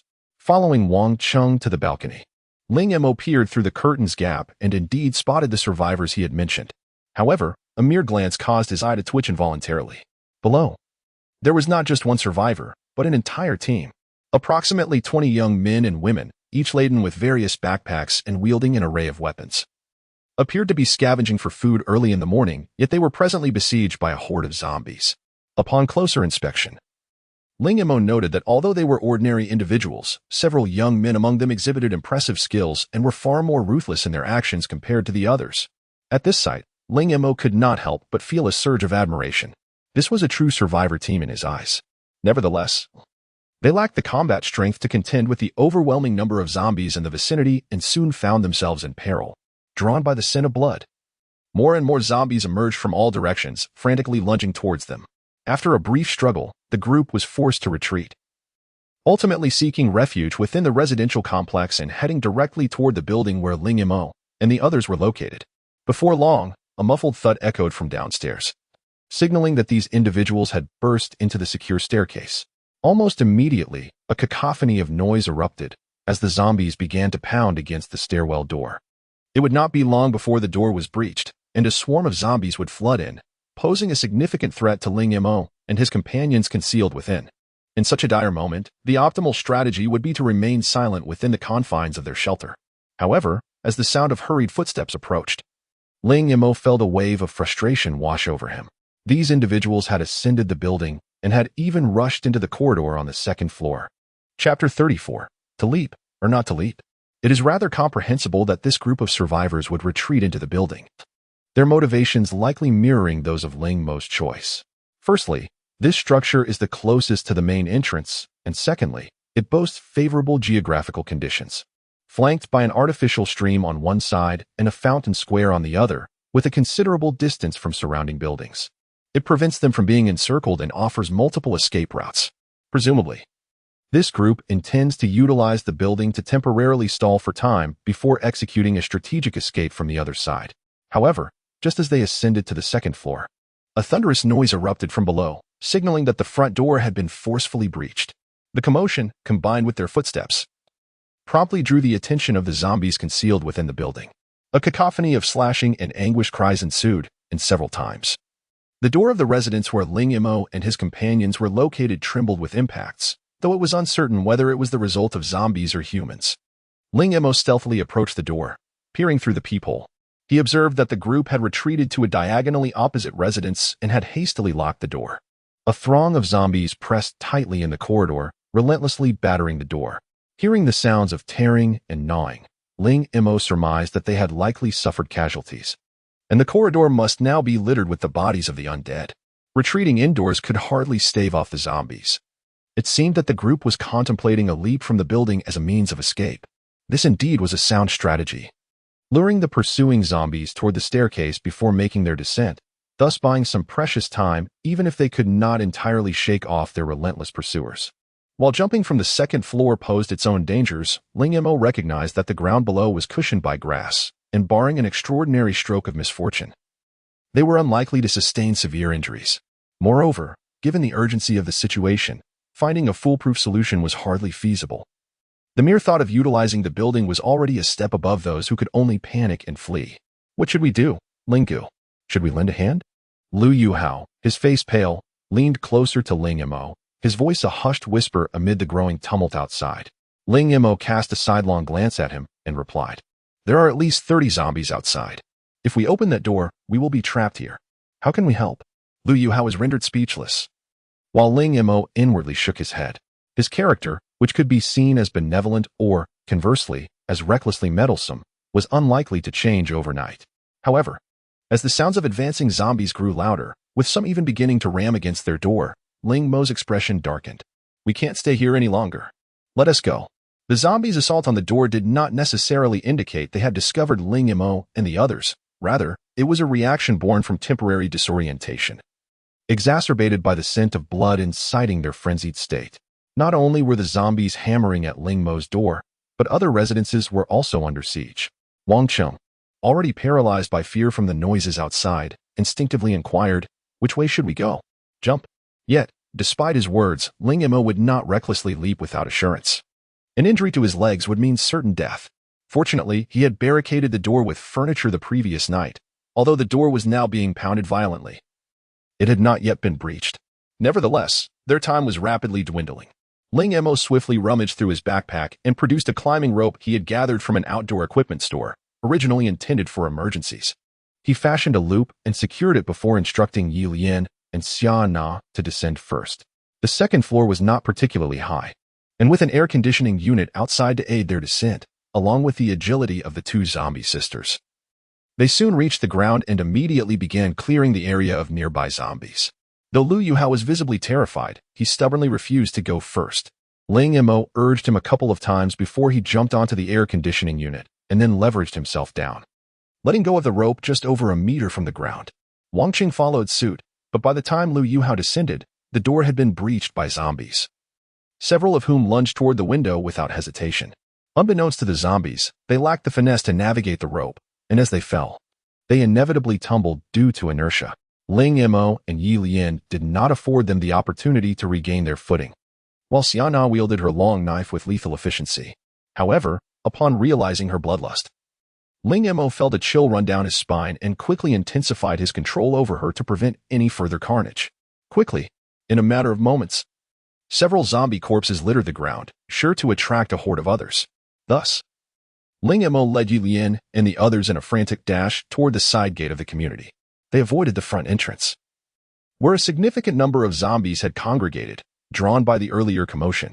Unexpectedly, as they reached the back lane of the residential building, they collided with the other group of survivors.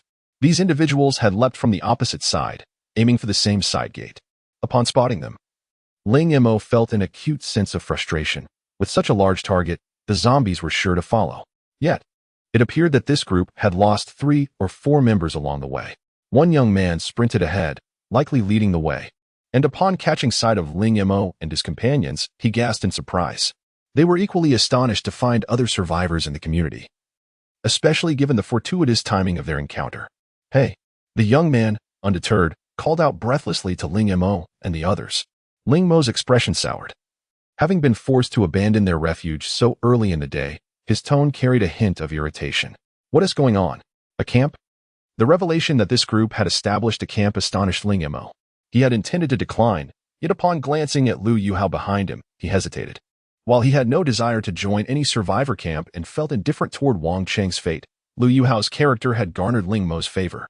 Yet, the nature of Lu Yuhao's disposition led Ling Mo to conclude that keeping him close was not an option.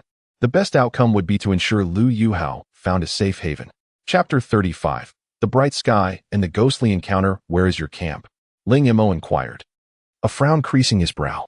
The young man, evidently taken aback by the gravity of the situation, did not anticipate that Ling Mo would still be contemplating such matters. Typically, when one encounters a survivor group, they would cling to them like a leech. The young man had invited Ling Mo and his companions out of both a sense of obligation and astonishment at their combat prowess. However, to their astonishment, this seemingly weak assembly, 2 girls, 2 boys, and a young man, exhibited remarkable fighting capabilities. The scattered zombies posed no threat to them whatsoever. Clearly, this group was not a burden, but rather a valuable asset to be courted. This subtle interaction went unnoticed by the young man, as he was engaged in conversation with Ling Mo. "Excellent. Let us proceed," he said, a glimmer of delight in his expression. For the camp, the inclusion of newcomers typically signified one of 2 scenarios, either an additional mouth to feed or an added strength to their ranks. In the young man's eyes, Ling Mo and his group were undoubtedly the latter, individuals who would be welcomed wherever they might go. The team exhibited no dissent regarding the temporary addition of Ling Mo and his companions. Most even nodded in greeting as a sign of welcome. Observing them closely granted Ling Mo a more vivid understanding of this group. Among them were both men and women, all appearing relatively youthful.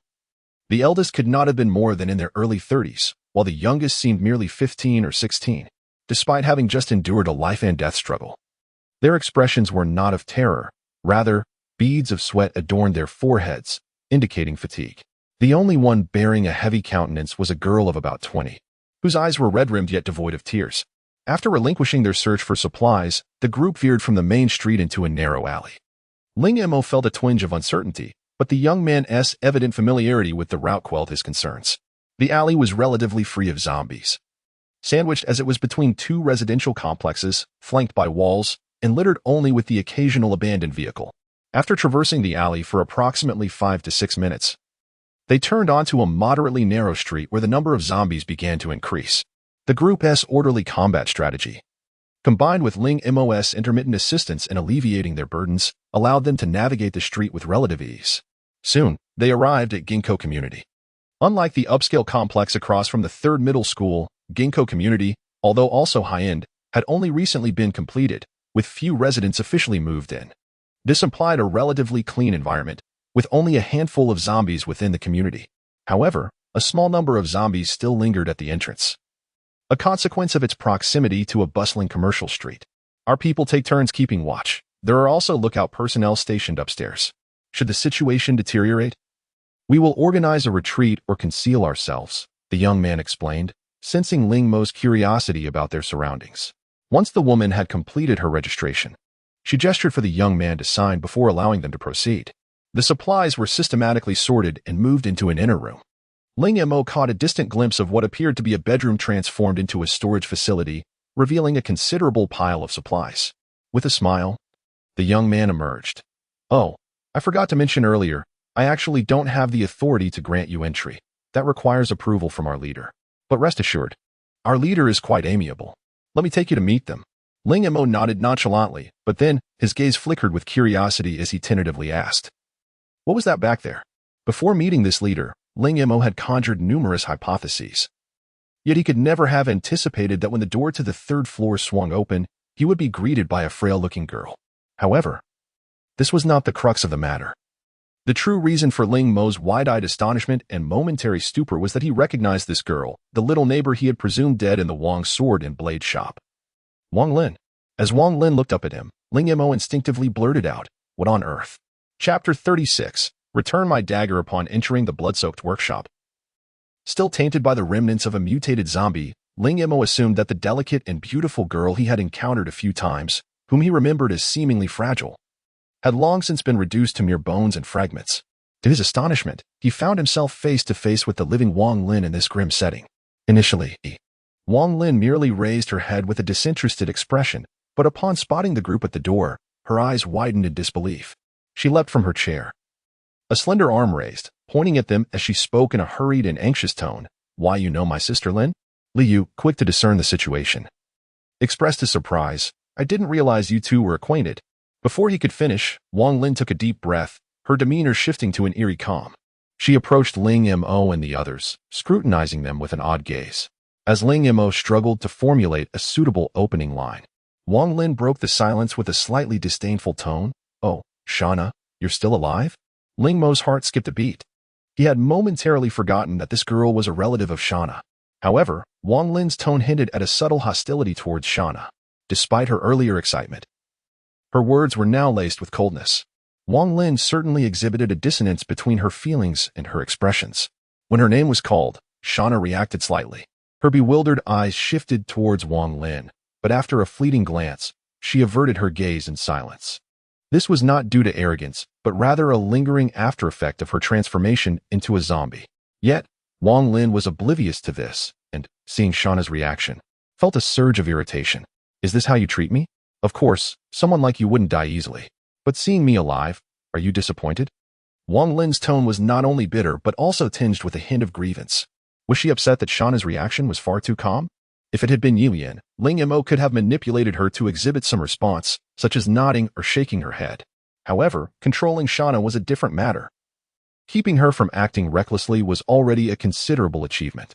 Forcing her movements was a challenge, as she, though not a mutated zombie, was equally complex to manage. Had it not been for Ling Mo's evolved mental prowess, he would not have been able to simultaneously control both Ye Lian and Shana without interruption. With Shana remaining silent, Wang Lin huffed disdainfully and turned her attention back to Ling Mo and the others, her expression darkening. "Who are you?" Ling Mo was momentarily taken aback, followed by a wry smile. He had a vivid recollection of this neighbor, having mourned her demise. Yet it seemed she had no recollection of him. It was hardly surprising. By any measure, he was utterly unremarkable, easily overlooked in a crowd. Although he had met Wang Lin face-to-face a few times, her failure to remember him was understandable. After all, he was just an inconspicuous ordinary person. Suddenly, Lu Yuhao interjected with surprise. "I think Shana has a cousin named Wang Lin." "Humph." Wang Lin scoffed, casting a disdainful glance at Shana, who remained unresponsive, igniting Wang Lin's fury. Just as she was about to unleash her wrath, her gaze fell upon the dagger at Ling Mo's waist. Her attention shifted entirely from Shana to Ling Mo. Since his entrance, Wang Lin had not given him a second glance, but now her focus was firmly locked onto him. "Oh, you are the one who stole my dagger. How is it that you are with Shana?" "Stole? What do you mean by steal? In this apocalypse, anyone can walk into an abandoned shop like yours," Ling Mo thought, incredulous. Did she imply that the mutated zombie was the shopkeeper? Wang Lin's words were laden with implication. Had she been lurking somewhere, spying on him when he visited the Wang family blade and sword shop? Ling Mo's expression conveyed his skepticism as he regarded Wang Lin. "Who demanded?" What are you looking at? Return my dagger. I crafted that. What gives you the right to keep it? Return the dagger? Ling Mo was initially taken aback, but his shock faded, replaced by a cold indifference and a hint of darkness. Indeed, this dagger was crafted by Wang Lin, but it was he who had ventured into peril to retrieve it, even slaying a mutated zombie for its sake. Now, this girl stood before him, demanding its return with such nonchalance. It was simply unacceptable. Moreover, he had already paid a price for this dagger, having assisted Shana and the others in advancing to the third tier. In terms of sentiment and reason, he owed Wang Lin nothing. Observing her impatience, Ling Mo coolly countered. On what grounds should I return it to you? Ling Mo merely grunted in response, his silence clearly articulating his stance. He had no intention of relinquishing the dagger. Wang Lin's tone irked him, radiating an overwhelming sense of superiority and an air of entitlement, all typical of someone who embodied the essence of a spoiled young lady. Not only Ling Mo, but even Lu Yuhao regarded Wang Lin with increasing displeasure, privately noting that despite being cousins, Wang Lin paled in comparison to Shana. As for Wang Qing, he watched Wang Lin with a wary eye, subtly retreating a couple of steps, not wishing to become entangled in this dispute. Wang Lin appeared to wield considerable influence within the survivor camp, yet Ling Mo's capabilities had clearly impressed her in recent days. He sensed that despite Wang Lin's brash demeanor and fierce expression, he would not be intimidated. At that moment, the door to the inner room swung open, revealing a man in his 30s. He seemed startled by Wang Lin's commotion, immediately questioning, Wang Lin, what are you arguing about this time? Upon seeing Ling Mo and the others, the man's expression shifted, particularly upon recognizing Shana, his face reflecting a mix of astonishment and intrigue. Just as Ling Mo had reacted to Wang Lin, the man's gaze towards Shana mirrored that of someone witnessing a ghost. Wasn't your cousin alive when she visited a few days ago? He blurted out, oblivious to Wang Lin's displeasure directed at him. Ling Mo raised an eyebrow, realizing that Wang Lin's attitude towards Shana was indeed one of coldness masking a warmer heart. However, this did not sway Ling Mo, regardless of the circumstances. He would not return what he had risked to acquire. You're here too. The man quickly shifted his gaze to Ling Mo, addressing him as if they were already acquainted. I saw you take down that mutated zombie, quite impressive. I didn't expect you to come to our camp with Wang Lin's cousin. You must be the beauty who accompanied him that day. Li Yu interjected at this moment. This is our leader, Song. Just call me Song Tian, the man replied with a smile. Ling Mo chose to ignore Wang Lin's furious glare and returned a slight smile, introducing himself. I am Ling Mo, and Shana is indeed Wang Lin's cousin. At this juncture, Ling Mo felt a twinge of conflict, with Shana transformed into a zombie. She was no longer under his control, but rather became a creature of the night. Given Shana's prowess, coupled with a subtle reluctance residing within her, Ling Mo harbored no intention of relinquishing his connection with her. Therefore, his rapport with Shana could be presently regarded as a friendship. He was Shana's confidant. And these two lads are Shana's classmates, Ling Mo elucidated. What a serendipitous encounter! Song Tian exclaimed, clapping his hands with exaggerated enthusiasm. Subsequently, a trace of unease manifested upon his countenance. Wang Rin, do you still yearn for your short sword? Preposterous! Wang Rin retorted, raising his eyebrows in a self-evident manner. Ling Mo, is it? Return my short sword forthwith.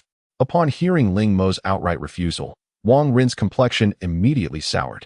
However, Song Tian interjected with a hearty laugh, attempting to mediate the situation. Wang Rin, cease your clamor. The matter of the short sword can be addressed momentarily. Having finally encountered your cousin, let us first beseech them to remain. What say you, Mr. Ling? Chapter 37. A trait of live Song Tian, though possessing an unremarkable appearance, exhibited a sturdy physique, and his demeanor hinted at a subtle military bearing. Wang Lin, despite her haughty disposition, seemed somewhat receptive to Song Tian's words, letting out a cold grunt before turning away in silence. Nevertheless, her gaze frequently flickered towards Ling Mo, occasionally shooting an irritable glare at Shana. Unfortunately, neither Ling Mo nor Shana reacted to her actions. After inquiring about the situation from Li Yu, Song Tian dismissed him and then invited Ling Mo and the others into his office. As the leader of the camp, his residence was markedly different from the simple rooms on the second floor. It had been renovated and was well furnished, indicating prior habitation before the apocalypse. Song Tian's office was a converted bedroom, stripped of excess furniture, leaving only a bed, a desk, and a four-person sofa. For reasons unknown, Wang Lin followed them in, her face contorted in displeasure as she took a seat on the edge of the bed. Please, make yourselves comfortable. I assure you, everything is clean, Song Tian said. leaning against the desk and gesturing for everyone to sit on the sofa. However, his unnecessary addition caused Liu Yuhao and Wang Qing, who had just settled down, to exchange glances of confusion, as the implication of his words was clear. This sofa had once been stained by blood. Yet, after enduring the trials of the apocalypse for so long, even Wang Qing had developed a certain resilience. Realizing that sitting on a sofa with a grim history was trivial compared to the corpses they had weathered just moments ago. Liu had mentioned that their group had inadvertently caused trouble for Song Tian's camp, eliciting an immediate dissatisfied grunt from Wang Lin upon hearing Song Tian's apology. Ling Mo initially intended to dismiss the matter, but seeing Wang Lin's reaction, he couldn't help but let out a cold laugh, stating, "We were living quite well until your people arrived, forcing us to abandon our shelter. Relocating isn't the issue. It's disheartening that the supplies we painstakingly gathered were left behind." Upon hearing Ling Mo's words, Liu Yuhao and Wang Qing exchanged peculiar looks. They had indeed left in haste, but aside from a climbing rope, Ling Mo shouldn't have lost much, right? Was he implying that compensation was in order? They mustn't forget that this was Song Tian's camp. In the apocalypse, resources are more valuable than life itself, and even if Song Tian appeared amiable, expecting him to part with his possessions as reparations was quite unrealistic. Yet, could Ling Mo not discern what they were thinking? His audacity to speak suggested he had his own leverage. Firstly, there was Shana. Should Song Tian contemplate any unjust actions, Wang Lin would undoubtedly intervene, preventing matters from escalating too direly. Secondly, Ling Mo had formidable allies. Not only was he capable, but the presence of Shana and Ye Lian, both formidable undead, could easily turn the camp upside down. Although some within the camp possessed decent skills, they paled in comparison to mutated zombies. Most importantly, Ling Mo had no intention of resorting to theft. After voicing his concerns, he shot an especially discontented glance at Wang Lin, a sentiment that Song Tian keenly observed. Ling Mo's message was unmistakable. Not only had they caused him to incur losses, but they also expected him to yield more, maintaining a facade of strength. Even within his own camp, Song Tian, who had painstakingly built this haven, was averse to any disruptions. The camp was still in its infancy, though it appeared orderly on the surface. Numerous issues lingered beneath. He could not engage in blatant theft over a mere dagger. Such behavior was permissible for others, but utterly unbecoming of a leader. In this grim reality, strength was the currency of discourse. Yet in the early days of establishing the camp, Song Tian understood the necessity of winning the hearts of those beneath him. Crucially, upon first laying eyes on Ling Mo, he was struck by the notion of retaining him and his companions. An individual capable of single-handedly slaying mutated zombies would serve as a boon to their community. "I truly apologize," Song Tian said, forcing himself to overlook Wang Lin's increasingly pointed glares. "So, Mr. Ling, what do you propose?" "Just call me Ling Mo," he replied, furrowing his brow in contemplation. "I understand that your camp is well-staffed, and resources are scarce. I don't intend to demand compensation for the dagger." Feigning bravado against Wang Lin's nearly murderous glare, Song Tian chuckled lightly. "It's merely a dagger. Consider it a gift." A dagger in exchange for a capable new member? A fair trade indeed. As for Wang Lin, she could endure a few days of disdainful looks. "Humph, coward," she spat before storming out. Song Tian, sheepishly smiling, continued, "I do feel genuinely remorseful for your loss of shelter and supplies. How about this? Our camp is currently short-handed. Would you be interested in joining us?" Ling Mo, however, shook his head without hesitation. "Thank you, but I have matters to attend to with them," he said, directing his gaze towards Liu Yuhao. This response left Song Tian profoundly disappointed, yet since Ling Mo had not dismissed the possibility outright, he sensed a glimmer of hope, especially considering that Shana was Wang Lin's cousin. With this thought in mind, the disappointment on Song Tian's face began to fade, and he turned his attention to Liu Yuhao. "Are you willing to join? And what about that one?" He gestured towards Wang Qing. Upon hearing this, Wang Qing glanced nervously at Ling Mo before resolutely nodding. "I will join." Clearly, this camp was not a sanctuary for idleness. A young man like him, fully capable, would surely be expected to venture out for supplies. Thus, Wang Qing's decision represented a significant commitment. Refusal was not an option. Ling Mo would not bear the burden of supporting him. Moreover, Wang Qing was acutely aware that Shana was no ordinary companion. She was a zombie. Eventually, living alongside a zombie was a thrilling yet terrifying prospect, one that Wang Qing doubted his heart could withstand. However, with Wang Lin present, he dared not expose the secret. Who could speculate what Wang Lin truly thought of Shana? Furthermore, Shana appeared completely human on the surface, Would anyone believe him if he spoke out? Offending Ling Mo without certainty would be tantamount to courting death. Chapter 38. The Promise. When it was Lu Yuhao's turn, he appeared hesitant. His expression betrayed his reluctance to part with Shana. However, he was acutely aware that her current state precluded her from remaining with him. As for Ling Mo, their relationship was amicable, but not deeply intimate. Lu Yuhao was immensely grateful to Ling Mo for accepting the responsibility of caring for the dangerous Shana. He believed that anyone else would have severed ties with them immediately. He was unaware of Ling Mo's unique ability to manipulate zombies and the fact that Ling Mo had given Shana viral gels from mutated zombies during her transformation. In Lu Yuhao's view, the only way for Shana to continue existing in a semblance of humanity was to stay with Ling Mo, something he couldn't provide. He had contemplated joining Ling Mo, but Ling Mo had made it clear that he didn't need any encumbrances. Lu Yuhao questioned whether he himself was a burden.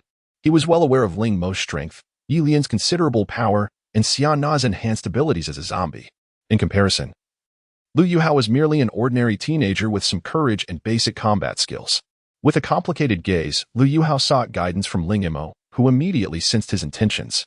Ling Mo harbored some goodwill toward Lu Yuhao, especially in contrast to his classmates.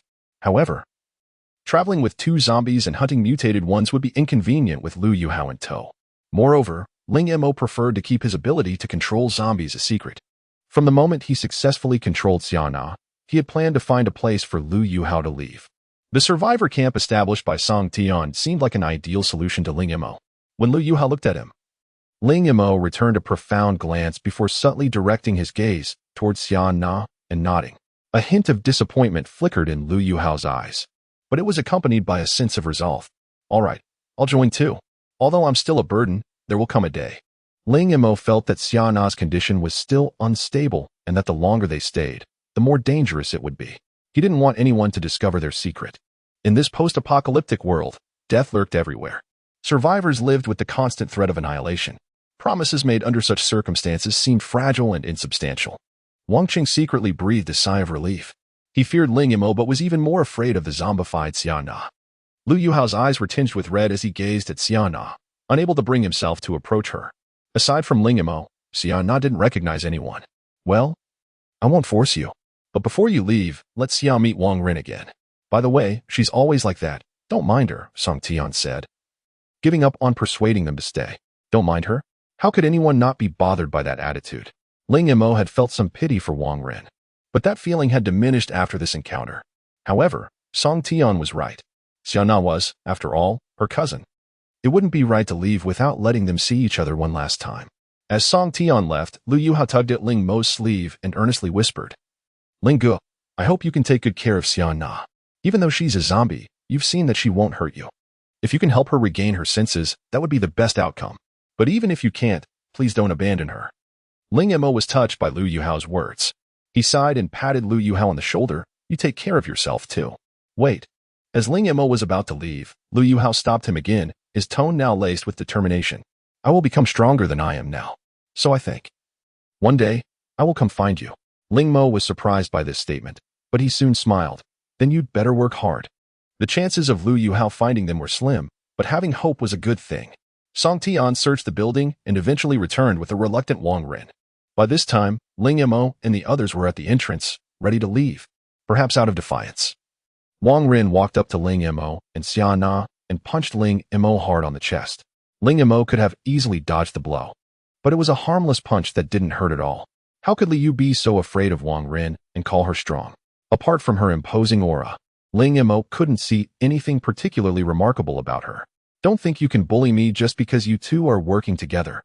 Sooner or later, I'll make you return that short knife. After uttering these words, Wang Rin turned and headed upstairs. But after only climbing 2 flights of stairs, she turned back and said, Don't bully my people, or I'll never let you go. Ling Mo stared blankly as Wang Rin stomped upstairs. She certainly knew how to deliver a harsh threat. But she had been sold out by Song Tian. Bully? Ling Mo turned to Xiana and a peculiar smile crept across his face. She's in this state now, and certain things require my assistance. Would that be considered bullying? Chapter 39. A mark left upon you as Wang Lin watched Ling Mo and the others depart from the upper floor. A peculiar smile flickered at the corners of her mouth. Let us see where you run to now. Behind her, Song Tian was somewhat exasperated as he rubbed his temples. You did something to him, Didn't tea you? Mind your own business. Wang Lin shot him a glare, then mischievously winked. If you want to help me, I have my own ways. Meanwhile, Ling Mo, having exited the ginkgo community, was oblivious to the small mark Wang Lin had stealthily left upon him. It was only after he had put a considerable distance between himself and the survivor camp that he finally exhaled in relief, wiping his forehead only to find his palm slick with cold sweat. Beside him, Shana's eyes glinted ominously with a hint of bloodlust. Controlling Shana was proving to be an arduous task. What state are you in right now? Ling Mo scrutinized her deeply. The moment she encountered Wang Lin, there had been a noticeable shift in her emotions. Had Ling Mo not forcibly reined her in, she would have likely revealed her true self. Reflecting on his hasty decision, he realized it had been premature, yet, in retrospect, the outcome was still favorable. After settling Lu Yuhao and shedding the burden of Wang Cheng, Ling Mo was left with only 2 female zombies, Ye Lian, who was evolving into a formidable mutant, and Shana, who retained a sliver of rationality. Caught between the realms of the undead and the living, this indeed was a source of worry. On the other hand, without the presence of others, Ling Mo felt a sense of ease. With company, his abilities could never be fully utilized. However, the pressing matter at hand was not to hunt mutant zombies immediately, but to find a suitable refuge. Locations like the 3rd middle school community were utterly unsuitable. Should Ye Lian consume the viral gel and commence her evolution, he would be significantly affected. If he were to encounter a situation akin to this morning's again, his fate would likely be sealed. Thus, the refuge must be discreet. Feeling the viral gel in his pocket, Ling Mo smiled slightly, urging Ye Lian and Shana to jog down a desolate street. The surrounding environment was unfamiliar to him, yet he was confident that following such a path would lead him to an appropriate location. After all, in bustling areas, shops lined both sides of the street, with residential buildings above and the occasional zombie wandering about. However, with Ye Lian clearing the path ahead, the zombies were swiftly dispatched before they had a chance to react. Yet, Ling Mo did not dare to stroll carelessly down the street. He remained cautious, concealing himself in the shadows as he stealthily advanced. Suitable locations were not entirely absent, but their proximity to the ginkgo community made Ling Mo uneasy. For others, a survivor camp like this would undoubtedly serve as an excellent sanctuary, but for Ling Mo, simultaneously controlling 2 zombies amidst a throng of people was far more perilous than battling the undead. Upon traversing the street, a square came into view. Ling Mo had visited this newly constructed square a few times. It was surrounded by shops, and even boasted a grand hotel. Observing from a distance, he set his sights on a 2-story building by the river. The ground floor housed a shop, while the upper level featured a tea house. What attracted him was the narrow staircase leading to the tea house, alongside a sturdy iron door for complete closure. Moreover, the building was distanced from its neighbors, with a shallow river flowing behind it, offering an escape route even if surrounded. Most importantly, its location was relatively obscure and unremarkable. Upon reaching the ground floor, Ling Mo first allowed Ye Lian to enter the shop below. As expected, 2 ordinary zombies lurked within, yet they posed no threat to Ye Lian. After contemplating, he chose not to eliminate them. Keeping 2 mutant zombies in place, even if other survivors passed through, they would hardly suspect anyone resided upstairs. Of course, Shana would attract no attention from the zombies either. Ling Mo held his breath, orchestrating Ye Lian to create a small disturbance, successfully diverting their focus before swiftly ascending the stairs. At this point, Shana had already scoured the tea house, discovering 3 zombies in total. She swiftly dispatched 2, but the last one lunged at Ling Mo upon noticing him. The tea house was cluttered with obstacles, hindering the zombies' movements. Just as it was blocked by a tea table, Shana caught up from behind and thrust her blade downward. This method of attack, while lacking the finesse displayed during Shana's conscious moments, was compensated for by its speed and ferocity, as the blade pierced the zombie through and through. While technique was undoubtedly significant, at certain thresholds of strength, such straightforward assaults became truly astonishing. Moreover, Ling Mo sensed that this so-called mutation rendered humans entirely driven by instinct, awakening their latent potential, yet also amplifying their flaws, a complete lack of tactical understanding and awareness of retreat.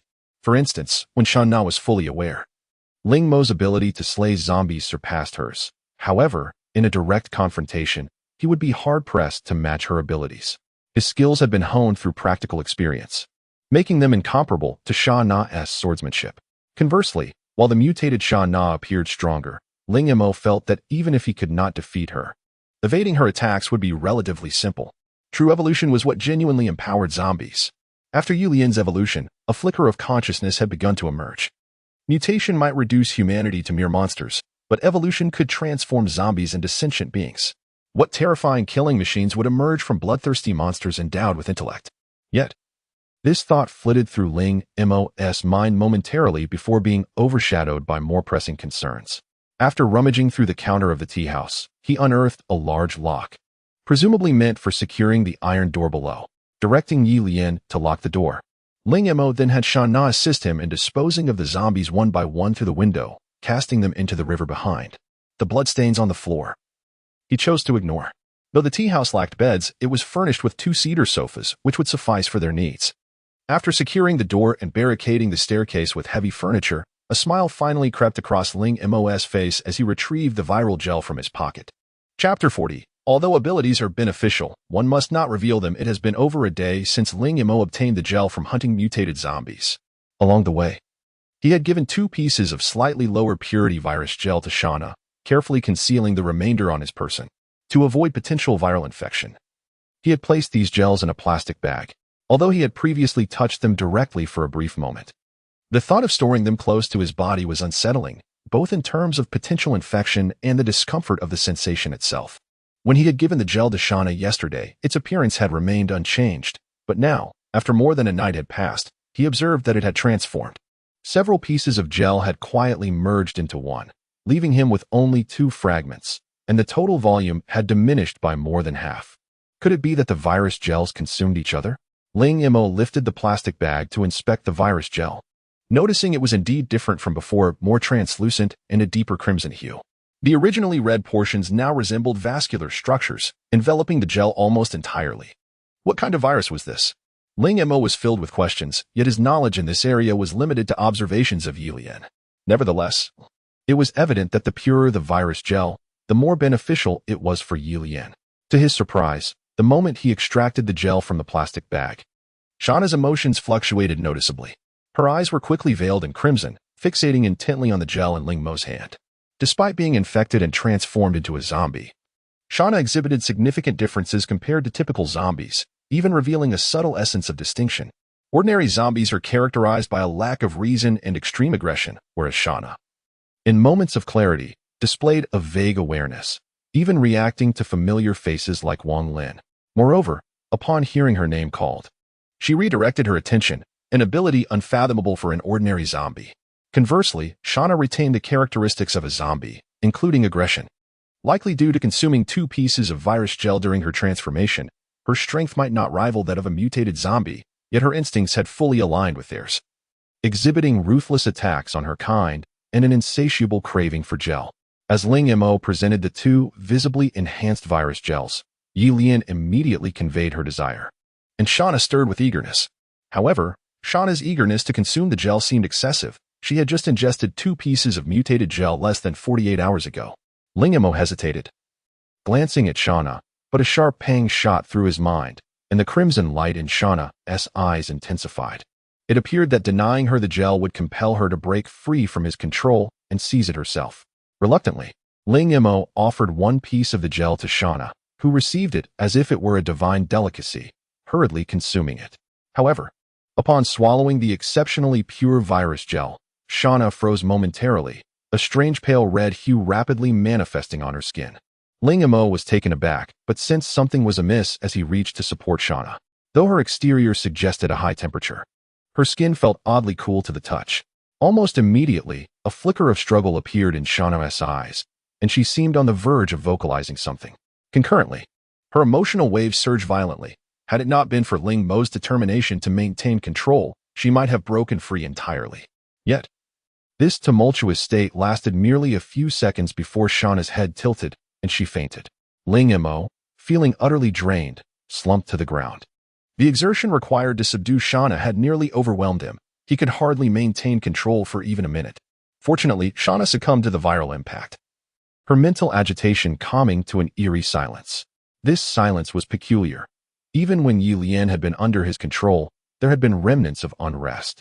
While ordinary zombies embodied a void of thought and emotion, Shana's current state suggested a cessation of all mental waves, concealing a potential tempest beneath her calm surface. Ling Mo sensed a subtle change following Shana's consumption of the gel, perhaps due to the still weak bond between them, coupled with her tranquil mental state. The influence transmitted to him during her transformation was not profound. Even so, he could perceive a surge of ferocity emerging from the depths of his mind, causing his heart to race uncontrollably. Initially, this sensation concerned him, but as time passed without further alteration, he concluded that the extent of Shana's impact on him was likely limited to this.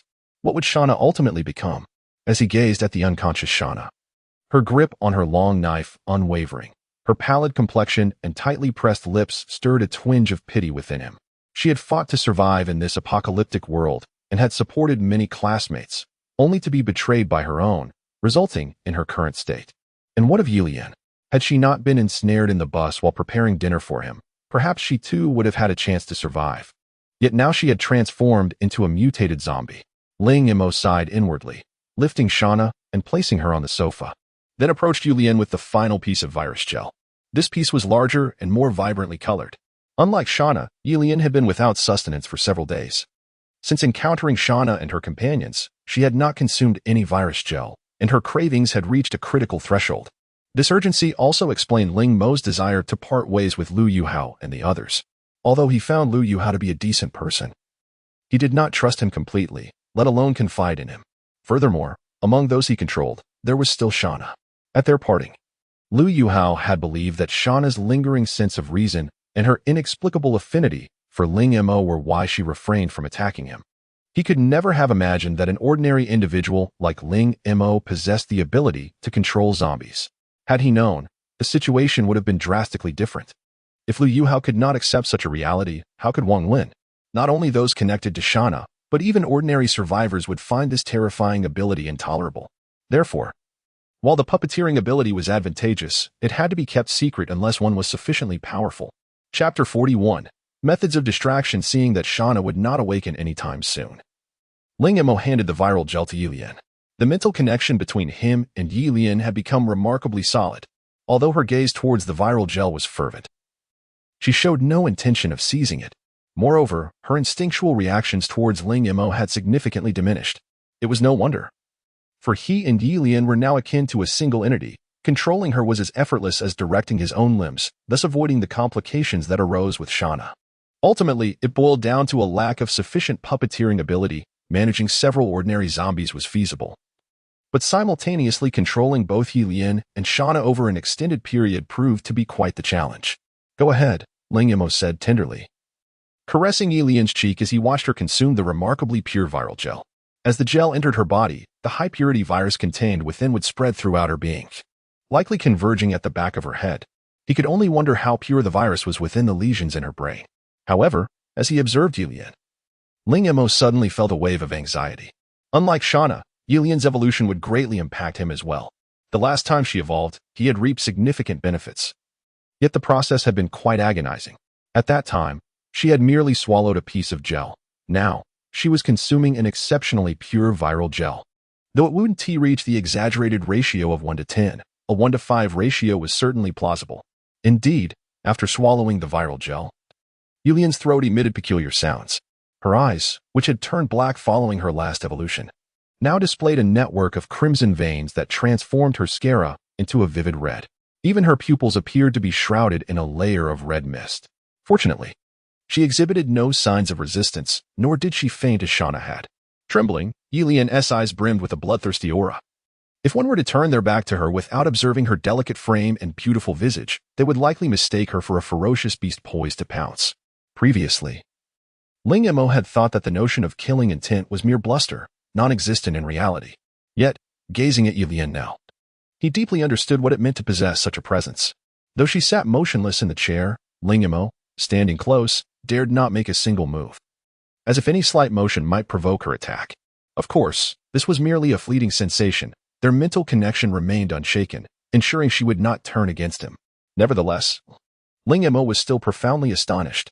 The unrestrained ferocity emanating from Ye Lian was something she had never exhibited before. At that moment, a surge of violent energy transmitted through their mental connection suddenly jolted Ling Mo, overwhelming his senses with an intense ferocity. Unlike before, he felt no physical discomfort. Rather, As his eyes reddened and his fists tightened, he experienced an extraordinary exhilaration. Every pore in his body seemed to open wide, and his mind was clearer than ever. Though his vision had turned nearly crimson, the sensation of wielding power filled him with immense satisfaction. Yet, concurrently, his thoughts were wholly influenced by this violent aura. Everything before him became an object of his wrathful desire to destroy. The pleasure derived from his physical sensations was already immensely gratifying. But Ling Mo sensed that true fulfillment could only be attained through the unrestrained destruction of everything around him, which would amplify his pleasure manifold. He even felt that. In that moment, his thought processes and the sensations coursing through his body mirrored those of a zombie. Had it not been for the enhancement of his mental fortitude, Ling Mo might have succumbed entirely to this sensation, just as he began to lose his grip on reason. A wave of resistance from Ye Lian abruptly roused him from his stupor. As this tendency emerged, Ye Lian nearly broke free from his control. No wonder zombies lose their sanity and devolve into mindless killers. Surrendering oneself to instinct feels akin to pressing an exhilarating button. Once that floodgate is opened, it may never close again. Awakened, Ling Mo felt a surge of dread as he struggled to resist the peculiar sensations emanating from deep within. Despite his formidable willpower, he found himself gasping for breath, his body trembling not from pain but from the waves of pleasure crashing over him. Sitting before him, Ye Lian's face flushed, her gaze fixed intently on Ling Mo, seemingly lost in that very sensation.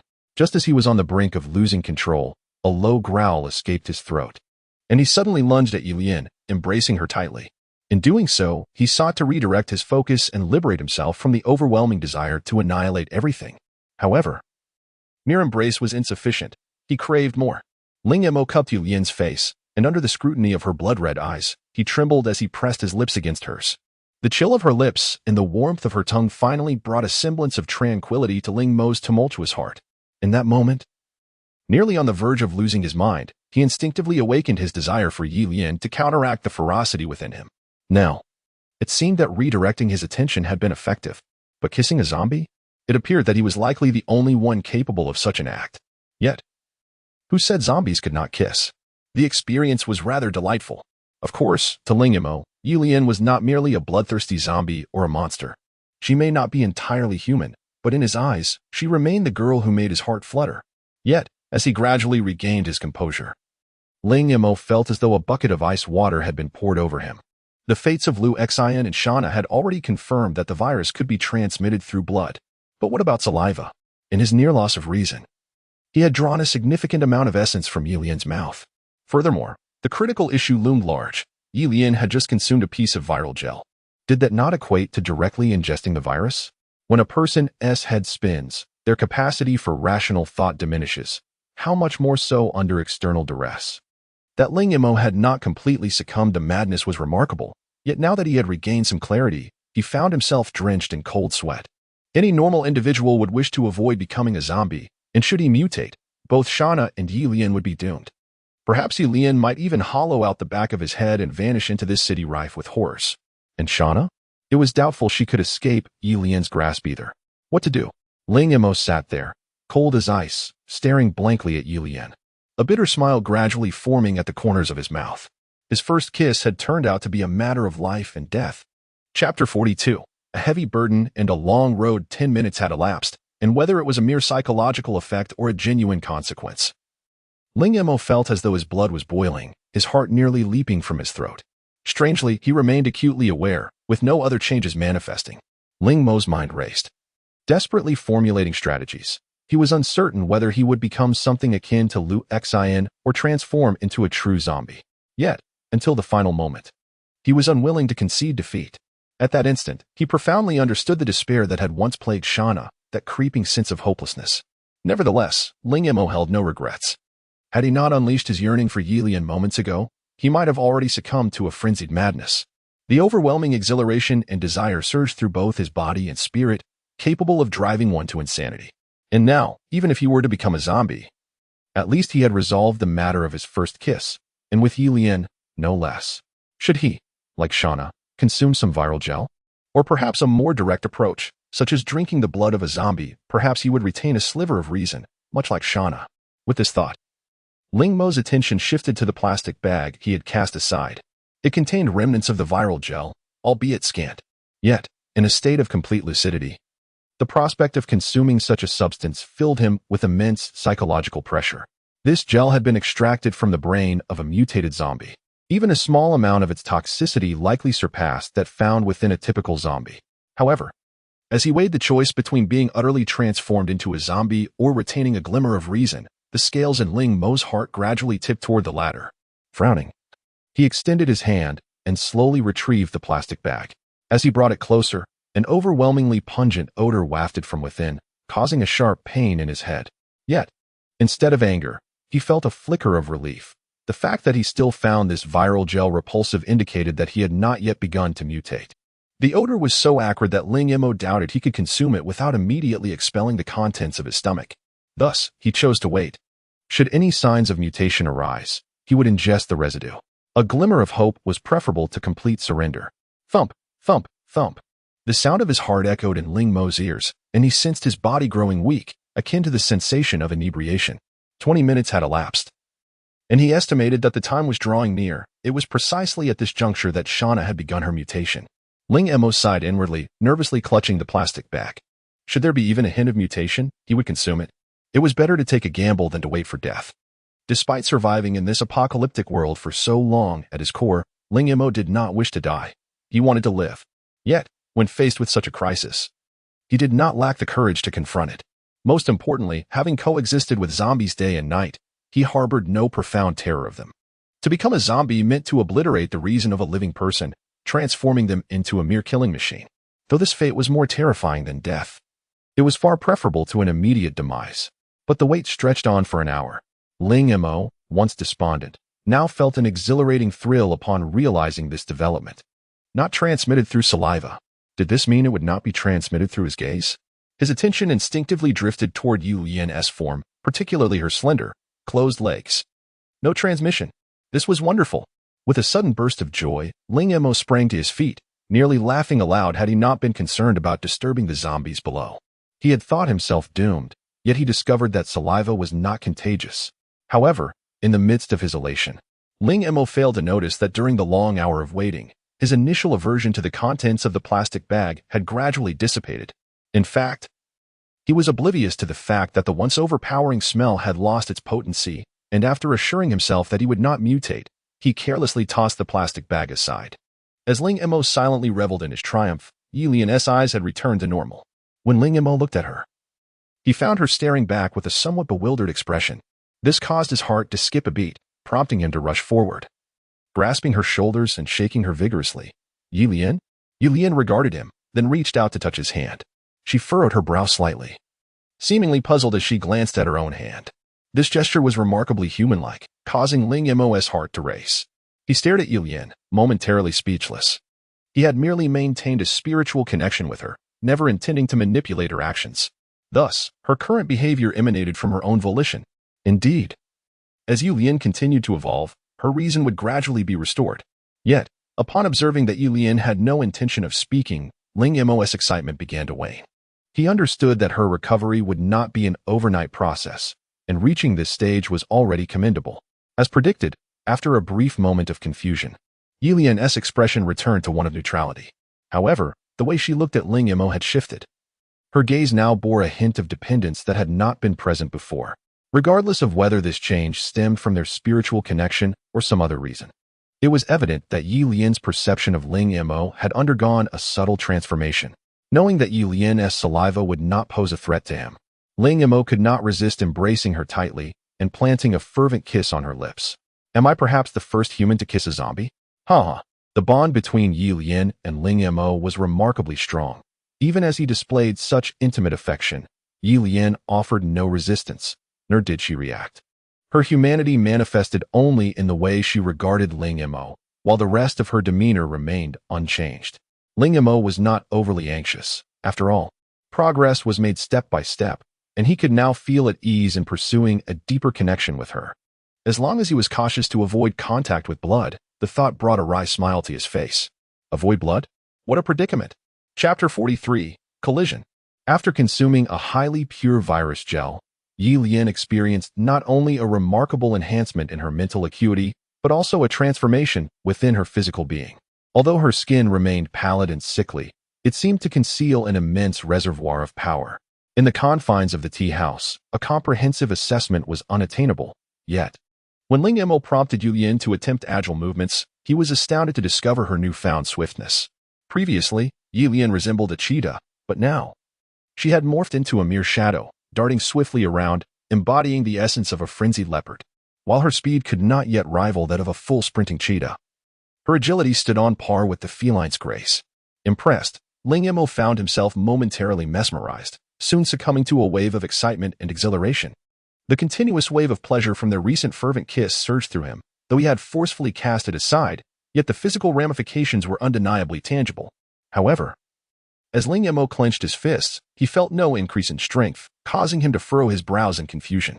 Yet, his attention swiftly shifted to Ye Lian, who had come to a halt, and a realization dawned upon him. His evolution was intricately linked to hers, since Ye Lian's advancements had manifested in speed and agility. It was plausible that his transformation mirrored hers. With this thought in mind, Ling Mo retreated to a corner of the tea house, inhaled deeply, and propelled himself forward. Navigating through a cluttered environment at high speed required both rapid neural responses and corresponding physical agility. Failure to achieve either would result in a disastrous fall. Ling Mo sensed a slight increase in his flexibility and speed, but he had yet to reach Ye Lian's level of deftness among obstacles. Nevertheless, he underestimated himself. To his astonishment, as he sprinted at full throttle, he discovered he could move with incredible velocity. Though not yet on par with Ye Lian, he surpassed many ordinary individuals. In the blink of an eye, he found himself approaching a sofa set not far ahead. Most critically, sprawled upon that sofa was the unconscious Shana. Oh no! There is no time to evade. Ling Mo cursed inwardly as his feet could no longer halt. He was on a collision course with the coffee table. At the last moment, he twisted his body sharply. Executing a maneuver at high speed proved tremendously challenging. But driven by the desire to avoid injury to himself and to spare Shana from unwarranted harm, Ling Mo grit his teeth and succeeded. Yet, despite his quick thinking, the outcome was far from ideal. He managed to pivot away from the coffee table, but lost his footing and tumbled forward. Ah! A muffled cry escaped his lips as he soared through the air, landing painfully on his knees. Though cushioned by the carpet, the impact was far from pleasant. Fortunately, his upper body remained airborne. Otherwise, he would have sustained a face full of bruises. A faint, alluring fragrance wafted into Ling Mo's nostrils as he attempted to rise, only to inadvertently press down on something. Ling Mo instinctively lifted his gaze, momentarily frozen. Although he had endeavored to avoid troubling Shana, fate had other plans. To his dismay, Shana's eyes were now open, her gaze, remarkably undisturbed, fixed upon him. A jolt of panic surged within Ling Mo. Though unintentional, he was aware that Shana, having become a zombie, should be devoid of any reaction to such stimuli. Yet, suddenly, her expression morphed into one of anger as she uttered two succinct words. What? What did she say? Did I mishear? Ling Mo jumped up. Previously, after Shana had ingested the virus gel and regained consciousness, she had spoken, but thereafter remained silent. Thus, he assumed she had been in a transitional state, not fully transformed into a zombie. Yet, after a day of observation, he was certain she had indeed become a zombie. When Ling Mo had found Ye Lian, she was already a mutated zombie, and even after evolving, she was still mute. Was it possible that after consuming a piece of high-purity virus gel, Shana not only avoided further mutation but also became more human? Yet, who could truly decipher the nature of the virus? Ling Mo felt dizzy as he gazed at Shana, torn between exhilaration and confusion. Shana, meanwhile, regarded Ling Mo and then turned her attention to Ye Lian. After a brief moment of bewilderment, she furrowed her brow and spoke. I recognize you. Of course you do. Ling Mo exclaimed internally, his voice rising in excitement as he firmly grasped Shana's shoulders. You're back to normal? Uncertain if he had overgripped her. Shana's eyes suddenly turned crimson. While she refrained from attacking, a palpable aura of bloodlust enveloped her. Ling Mo was taken aback, but managed to maintain his composure, tightening his grip on her shoulders and pressing her back onto the sofa. After several minutes of struggle, Shana gradually calmed down and returned to her semblance of normalcy. However, Ling Mo realized that Shana had fully developed a split personality. In the absence of provocation, she resembled a half-normal individual, possessing some rationality and judgment. Yet, the moment she sensed hostility or was touched, her zombie instincts would ignite. Ling Mo found himself frustrated.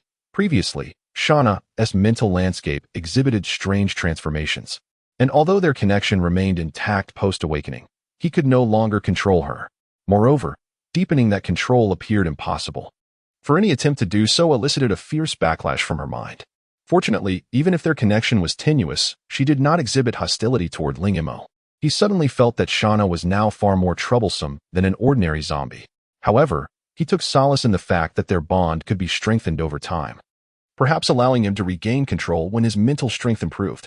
With this thought in mind, Ling Mo smiled and leaned over Shana on the sofa, inquiring, "May I squeeze you again?" He did not genuinely intend to do anything but sought to gauge how much rationality Shana retained. Shana gazed at him, her expression slightly bewildered. Her judgment had yet to fully restore, but her instincts had kicked in when she felt violated, and now, perhaps driven by self-preservation, she hesitantly refused. "No. How about 2 squeezes?" "I don't know. 3 squeezes then. It cannot be any fewer." Chapter 44. A night of dark winds and murder on this night. Ling Mo's spirits were remarkably high. He even indulged in some beer as a reward to himself, a generous gift from Li Yalin. Before him sat Ye Lian and Shana, 2 mutated female zombies. In Ling Mo's view, Shana could also be considered a mutated zombie, seemingly undergoing some form of evolution. However, the direction of her evolution was entirely different from that of Ye Lian. Ye Lian possessed formidable strength, and her rationality returned slowly during her evolution, yet her physical prowess became increasingly evident after each transformation. In contrast, Shana had been infected a second time, and throughout her mutation, she had not completely succumbed. The virus's continuous absorption had not turned her into a mindless zombie. Rather, it allowed her to gradually regain her human traits. As long as she did not sense danger or did not exhibit intense aggression, Shana behaved like a normal person, albeit with a slightly impaired intellect. Conversely, when her zombie instincts awakened, she would engage in frenzied combat like a zombie, tirelessly, though they appeared as delicate beauties. Ling Mo understood that both Ye Lian and Shana were terrifying humanoid killing machines. His aspiration was to help these 2 weapons gradually regain their human rationality, ideally restoring them to their former selves. The subtle changes in Shana and Ye Lian only bolstered Ling Mo's confidence. He no longer had to endure Ye Lian's cold, emotionless gaze, and Shana occasionally spoke a few words. How could Ling Mo not feel elated? Furthermore, his own speed had significantly improved, although his strength remained the same. Possessing legs that could run was a considerable advantage when facing zombies. The shadows that occasionally flitted across the square were zombies, compared to ordinary humans. They had a distinct advantage at night, rendering the streets nearly devoid of survivors on such evenings. When not attacking, zombies moved sluggishly, their bodies swaying mindlessly. Most zombies would not stray from their vicinity unless drawn by the presence of survivors. However, zombies also experienced hunger, despite their lower energy expenditure compared to humans. Their need for sustenance was substantial. The square, being open and devoid of supermarkets or places to scavenge, led Ling Mo to conclude that no living beings had been present for several days, making them their prey. Ling Mo, with his audacity to hide in a small 2-story building and quietly observe the zombies, was likely a rarity. His interest was piqued by some faint sounds emanating from the shop below. Most crucially, these sounds were produced by a zombie that suddenly charged out of the store right before Ling Mo's eyes. In the moonlight, he discerned her blood-soaked body. Oh, had she devoured another? This was certainly plausible. The subtle sounds had resembled a wild dog gnawing on a bone. Indeed, it was a night of dark winds and murder. They chose to act not in daylight, but waited until the cover of night, when visibility was poor. This was Ling Mo's first encounter witnessing an ordinary zombie attacking its kin. He had seen them consume the corpses of their kind, but he had never observed them taking the initial step of attacking their own. Intrigued, he fixed his gaze on the middle-aged female zombie that had burst forth from the shop, eager to see her next move. After dispatching her fellow zombie, she charged toward the nearest one in the square. That zombie, not yet hungry enough to attack a fellow, was completely unprepared and failed to struggle as the female zombie easily twisted its head off. She then hungrily feasted on the severed head. From a distance, Ling Mo could not ascertain whether she had devoured its brain. Watching a zombie consume flesh, even of another zombie, sent shivers down Ling Mo's spine. Although he had 2 mutated zombies by his side, neither exhibited such a gruesome feeding habit. These zombies were, at their core, infected humans, vastly different from the reanimated corpses in films. However, due to their propensity for attacking and consuming humans, it was likely that no one regarded them as human anymore. The number of zombies in the square was already sparse, most congregated at a distance from Ling Mo's position. Yet the actions of the middle-aged female zombie quickly drew the attention of the others. In mere moments, a dozen agile figures rushed toward her. Had he not witnessed it himself, who would believe they had been shuffling slowly just seconds prior? These zombies were not approaching to attack the middle-aged female, rather. They were drawn by the prospect of food. To them, the corpse of their kind bore no distinction from that of a living human. In the frenzy of so many zombies moving toward one direction, some were inadvertently torn apart by others or collided with obstacles, leading to injuries that attracted further attention. Ling Mo mused that zombies had their own struggles. However, the sheer numerical advantage was paramount. Even if zombies died daily, what significance did that hold? The population of survivors dwindled far more rapidly than that of the undead. Upon seeing their kin attempt to seize the meal, the middle-aged female zombie displayed her ferocity, immediately lunging at the nearest zombie. To Ling Mo's astonishment, this time she encountered resistance. That zombie had likely reached the brink of desperation. A mere offering of food could have kept it docile, yet the middle-aged female zombie initiated the attack. The scent of blood and the intense hunger ignited a frenzy within the smaller zombie. As they grappled, a dozen other zombies had already consumed the body entirely. Their speed of consumption was truly terrifying. However, it was evident that a single corpse was insufficient to satiate them, and as the two battling zombies bore wounds, Ling Mo sensed that a brutal clash was about to erupt in the square. Compared to ordinary humans, zombies were superior in speed, stamina, and strength. Their reckless, life-threatening assaults would instill fear in any normal person. As long as they drew breath, these zombies would not retreat, and their battles resembled the savage struggles of beasts. The middle-aged female zombie, likely the most well-fed, exhibited the most ferocity. Ling Mo witnessed her seize a zombie's arm and wrench it off with terrifying force.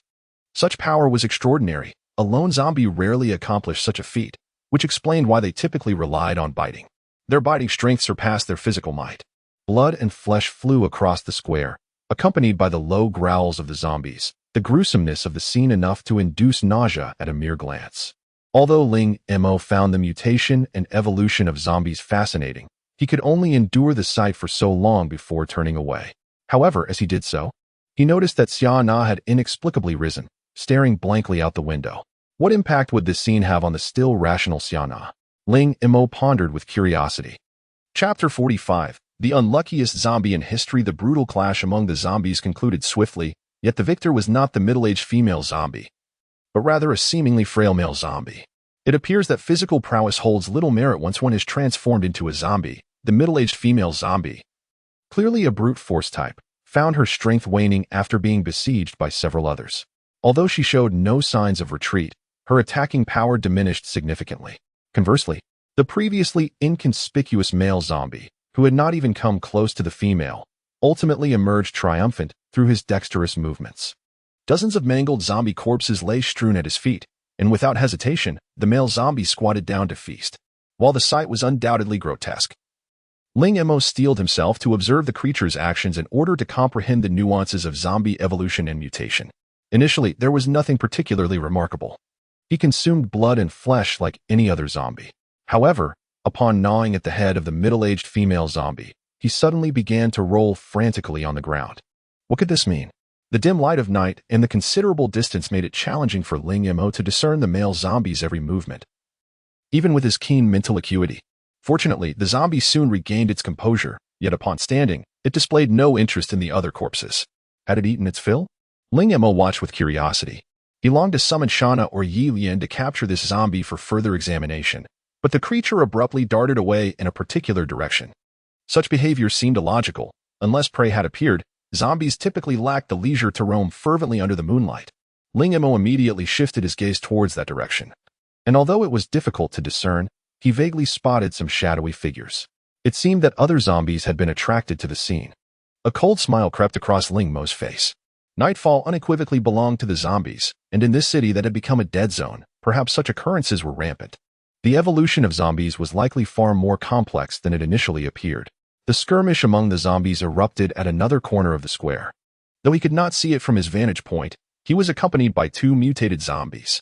Given Shana's unstable condition, Ling Mo directed Ye Lian to descend and unlock the door before securing it once more, then raced towards the battleground.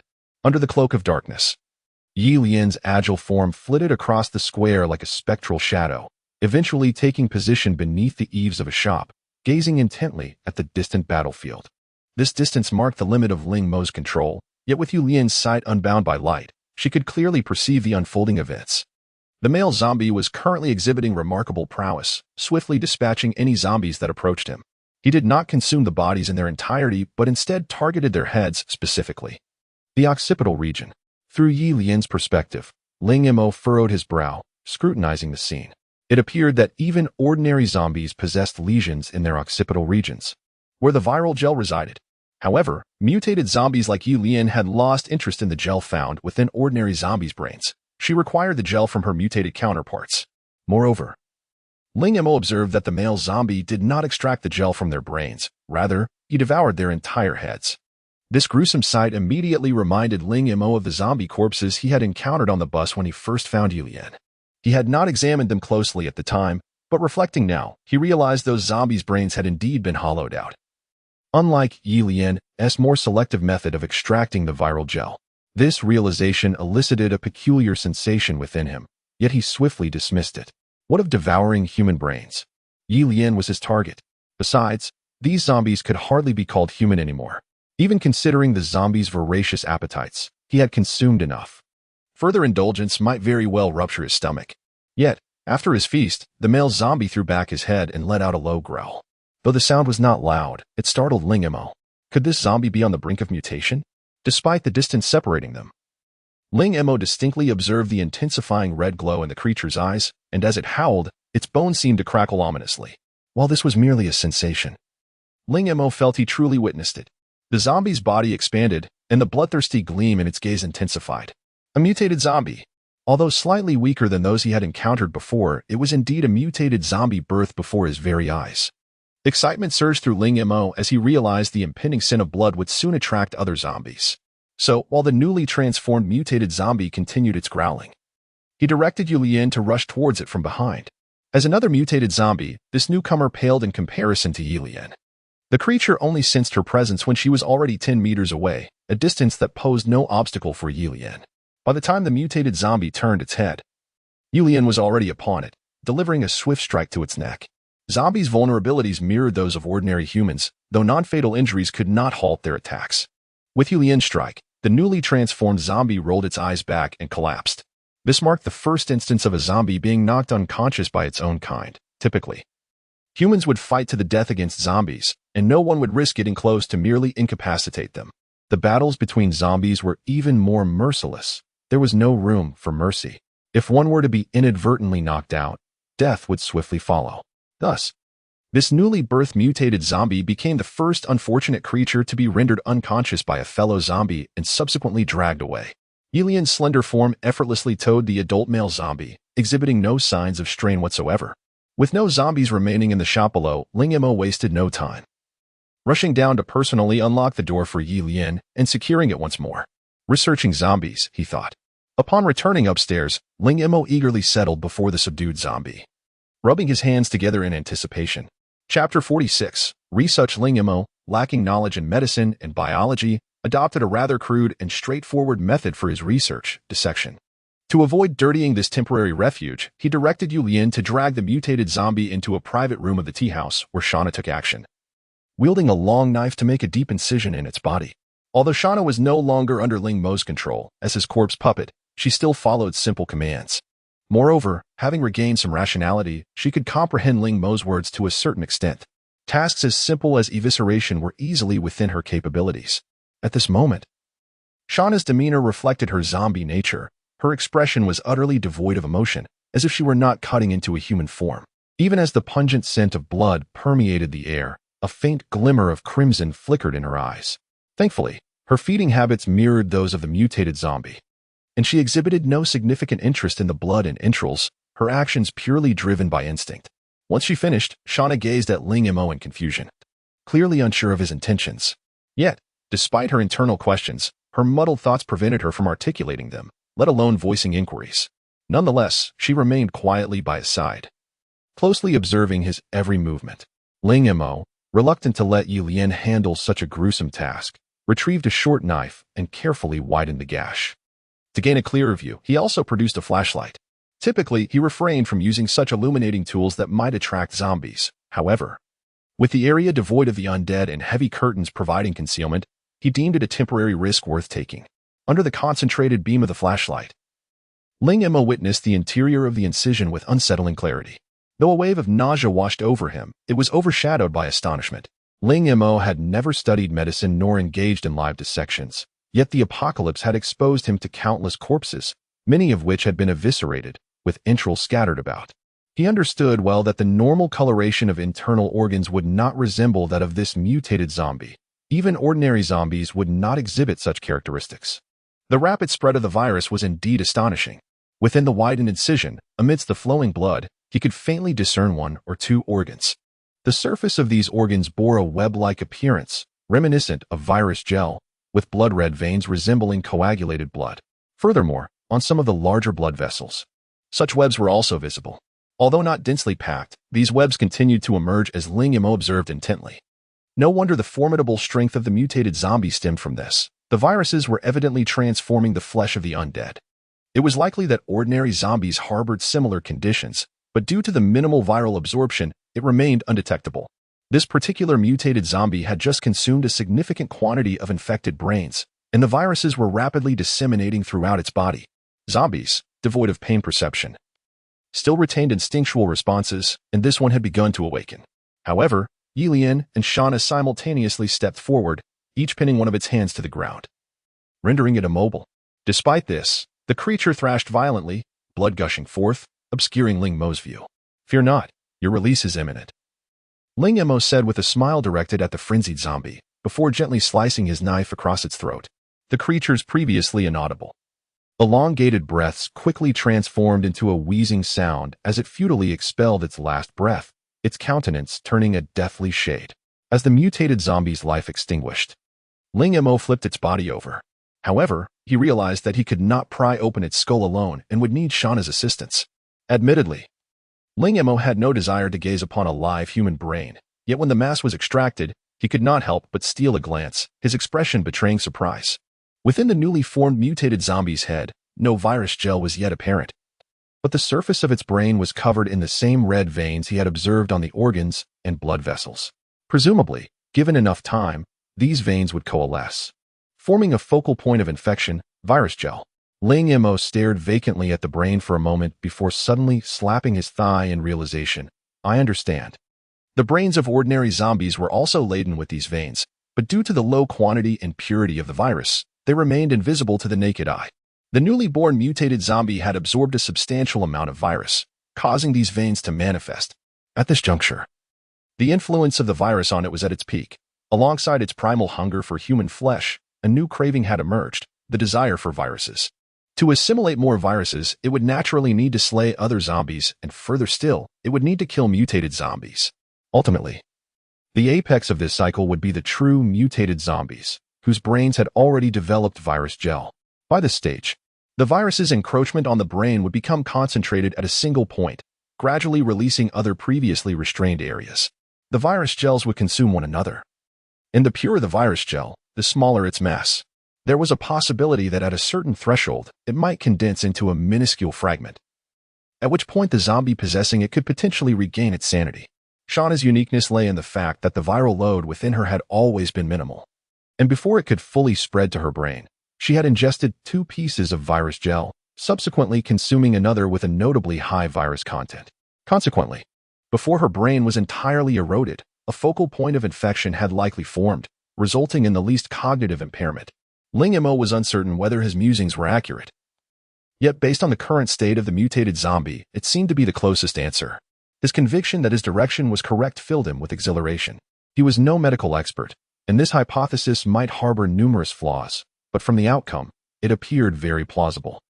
Having validated that hope indeed existed and that the likelihood was substantial, the next course of action was to swiftly transform this conjecture into reality. After reveling in excitement for a good 10 minutes, Ling Mo finally sensed a hint of discomfort. After all, it was rather peculiar for a living person to stand before such a repugnant corpse, smiling while lost in thought. "I suppose I should toss it into the river. Tomorrow, I must find a new outfit. This stench of blood will linger unless a zombie's nose has rotted." "Why are you smiling?" Shana inquired. her confusion evident as she helped lift the corpse. After a prolonged silence, she finally managed to articulate a complete thought. Ling Mo winked at her mischievously and replied, "Because I just recalled something. The texture over there was indeed quite pleasing. It was just a tad small." Chapter 47, Coordination. However, after witnessing the birth of a mutated zombie last night, Ling Mo could no longer remain calm. How many inhabitants reside in this provincial capital? Tens of millions. Conservatively estimating, the number of zombies is at least in the millions. What does it mean to have millions of zombies? Just 20 zombies can send Ling Mo fleeing. He finds it nearly impossible to confront them head-on. Even survivor teams like Song Tian's, despite their geographical advantages in defense, could be annihilated by a mere 50 zombies. Millions. The very thought sends shivers down his spine. Fortunately, these zombies are disorganized and undisciplined, scattered throughout the city's various corners and even within many buildings. Yet, this alone signifies the pervasive crisis lurking within this city. Zombies are terrifying enough for ordinary people, let alone mutated ones. Were it not for his puppet manipulation ability, Ling Mo would dare not face a mutated zombie directly. That would be tantamount to courting death. Incidents like the one from last night may be occurring every moment within this city. They would rapidly evolve into fearsome, mutated zombies, and their evolution would continue. On another note, both Ye Lian and Shana require constant nourishment, with their food source being the mutated zombies. Therefore, from any perspective, this is not the time to rest easy in safety. As a survivor, Ling Mo is compelled to navigate through this vast metropolis, hunting mutated zombies to acquire more virus gel. As the night passed, several zombies appeared in the square, drawn by the scent of blood. After feeding, they lingered in the square, aimlessly wandering. On the ground lay dried plasma, scattered bones, and fragments of clothing. Ye Lian's attire had been torn by Ling Mo, and temporarily, there was nothing to replace it. Fortunately, there was a clothing store in the square. All he needed to do was eliminate these zombies. As soon as he opened the iron gate, Ling Mo immediately attracted the attention of several zombies, who rushed toward him with frenzied aggression. Under the sunlight, their faces, smeared with plasma, and their blood-stained hands, even the flesh wedged beneath their nails, were vividly visible. Before they could reach him, a strong stench of blood assaulted his senses, combined with their grotesquely twisted faces, creating an overwhelmingly terrifying ambience. These zombies did not merely charge recklessly, they were remarkably agile and immensely powerful. As they approached Ling Mo, they extended their arms to grasp him fiercely. One zombie even leapt high into the air, hurtling toward him with alarming force. Surrounded by multiple zombies, Ling Mo found himself in a virtually unavoidable situation. However, he remained unfazed. When the distance between him and the zombie shrank to less than 5 meters, he utilized his puppet manipulation ability to seize control of the two foremost zombies. Without the need to worry about exposing his abilities, Ling Mo finally unleashed the full extent of his powers. The two controlled zombies immediately pivoted to intercept the ones behind them and launched an attack. Although the leaping zombie was formidable, evading its assault was a simple matter for Ling Mo, who chose not to dodge. Instead, he propelled himself off the ground, leaping into the air, and with a swift motion of his right arm, a glint of cold steel sliced toward the zombie's head. With a decisive thud, the blade pierced flesh, causing the zombie to crash heavily to the ground. Though its head was bloodied, it was not fatal. The zombie's relentless ferocity kicked in. As it hit the ground, it sprang back up and lunged directly at Ling Mo. The zombie's arm struck with such force that it created a gust of wind, and the close proximity enveloped Ling Mo in a cloud of putrid blood and decay. Yet, in the face of this onslaught, Ling Mo merely tilted his head slightly, and a sharp, long knife thrust forward, piercing the zombie's armpit before he forcefully twisted it. Blood erupted forth as the zombie's arm was severed, the sheer strength of the blow sending it crashing to the ground. Without hesitation, Ling Mo flicked his wrist, directing the blade downwards, plunging it into the zombie's heart just as it stood upright again. Behind Ling Mo, Shana made her appearance. Two ordinary zombies. Creatures like Shana are not seen as threats unless they have already taken the step towards mutation, as was the case last night. Meanwhile, the two zombies Ling Mo controlled showcased impressive results, successfully neutralizing 2 others, while the remaining zombie was effortlessly dispatched by Ye Lian. However, keeping those 2 zombies alive was pointless.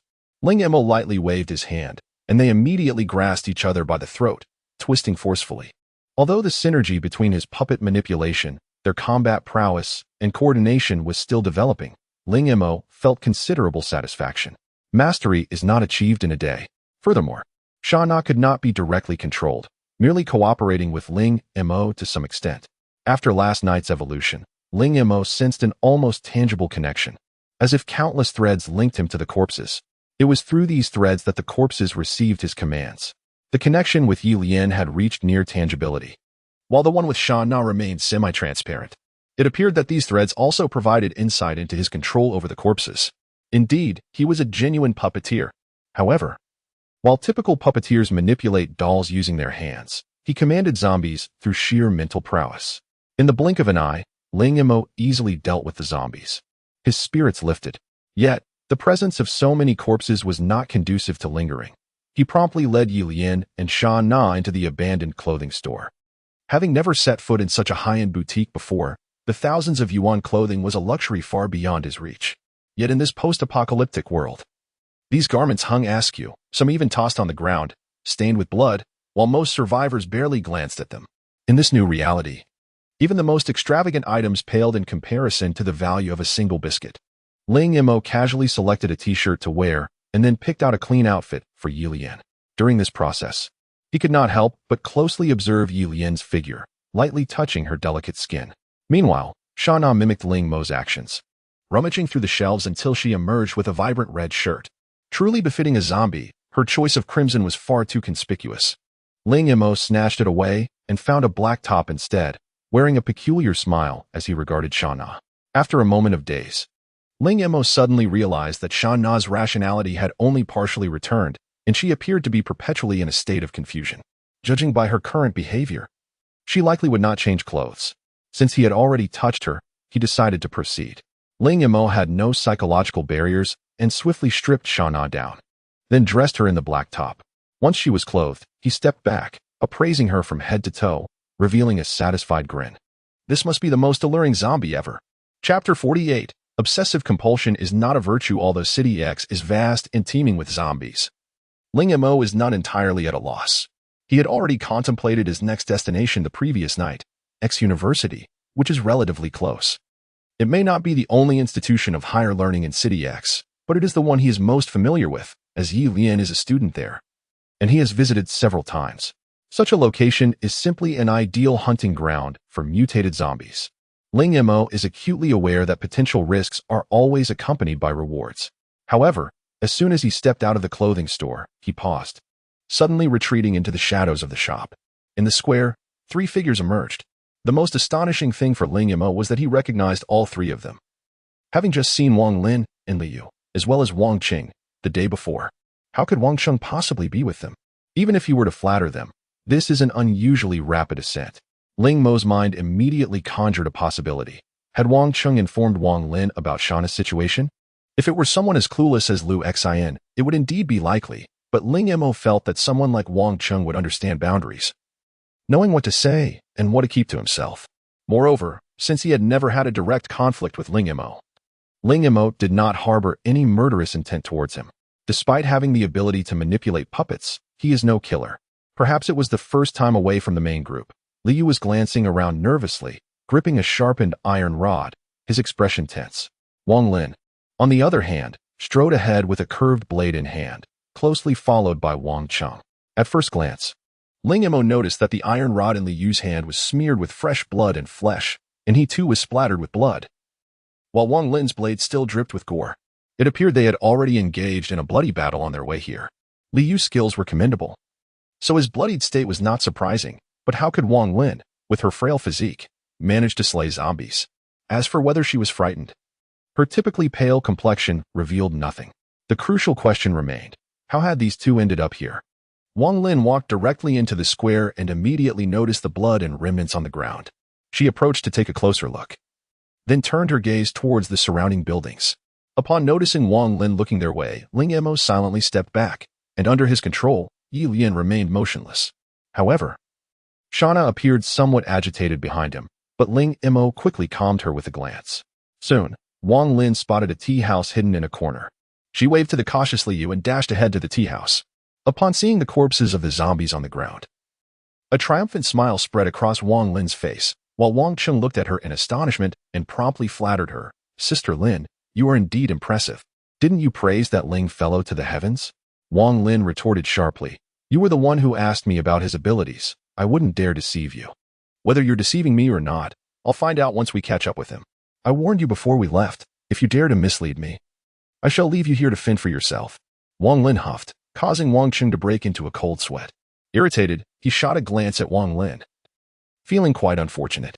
Had he known, he wouldn't have tried to ingratiate himself. Originally, when he saw Wang Lin's curiosity about Ling Mo, he had taken the initiative to share more, hoping to befriend this clearly dominant girl. To his dismay, she had dragged him along, pulling him out of the camp as soon as they arrived. Thankfully, this girl was indeed quite capable, rivaling Shana, so he had not faced any life-threatening situations thus far. But the fact remained, she was after Ling Mo. The thought made Wang Qing wish he could turn and flee, but given his capabilities, leaving Wang Lin was tantamount to a death sentence. Thus, despite his rising panic, he had no choice but to stay closely behind her. Meanwhile, Lu Yuhao remained silent, escaping the predicament.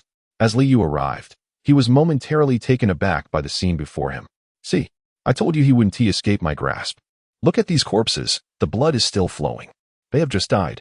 Wang Lin cast a sidelong glance at Li Yu, seemingly pleased with his reaction.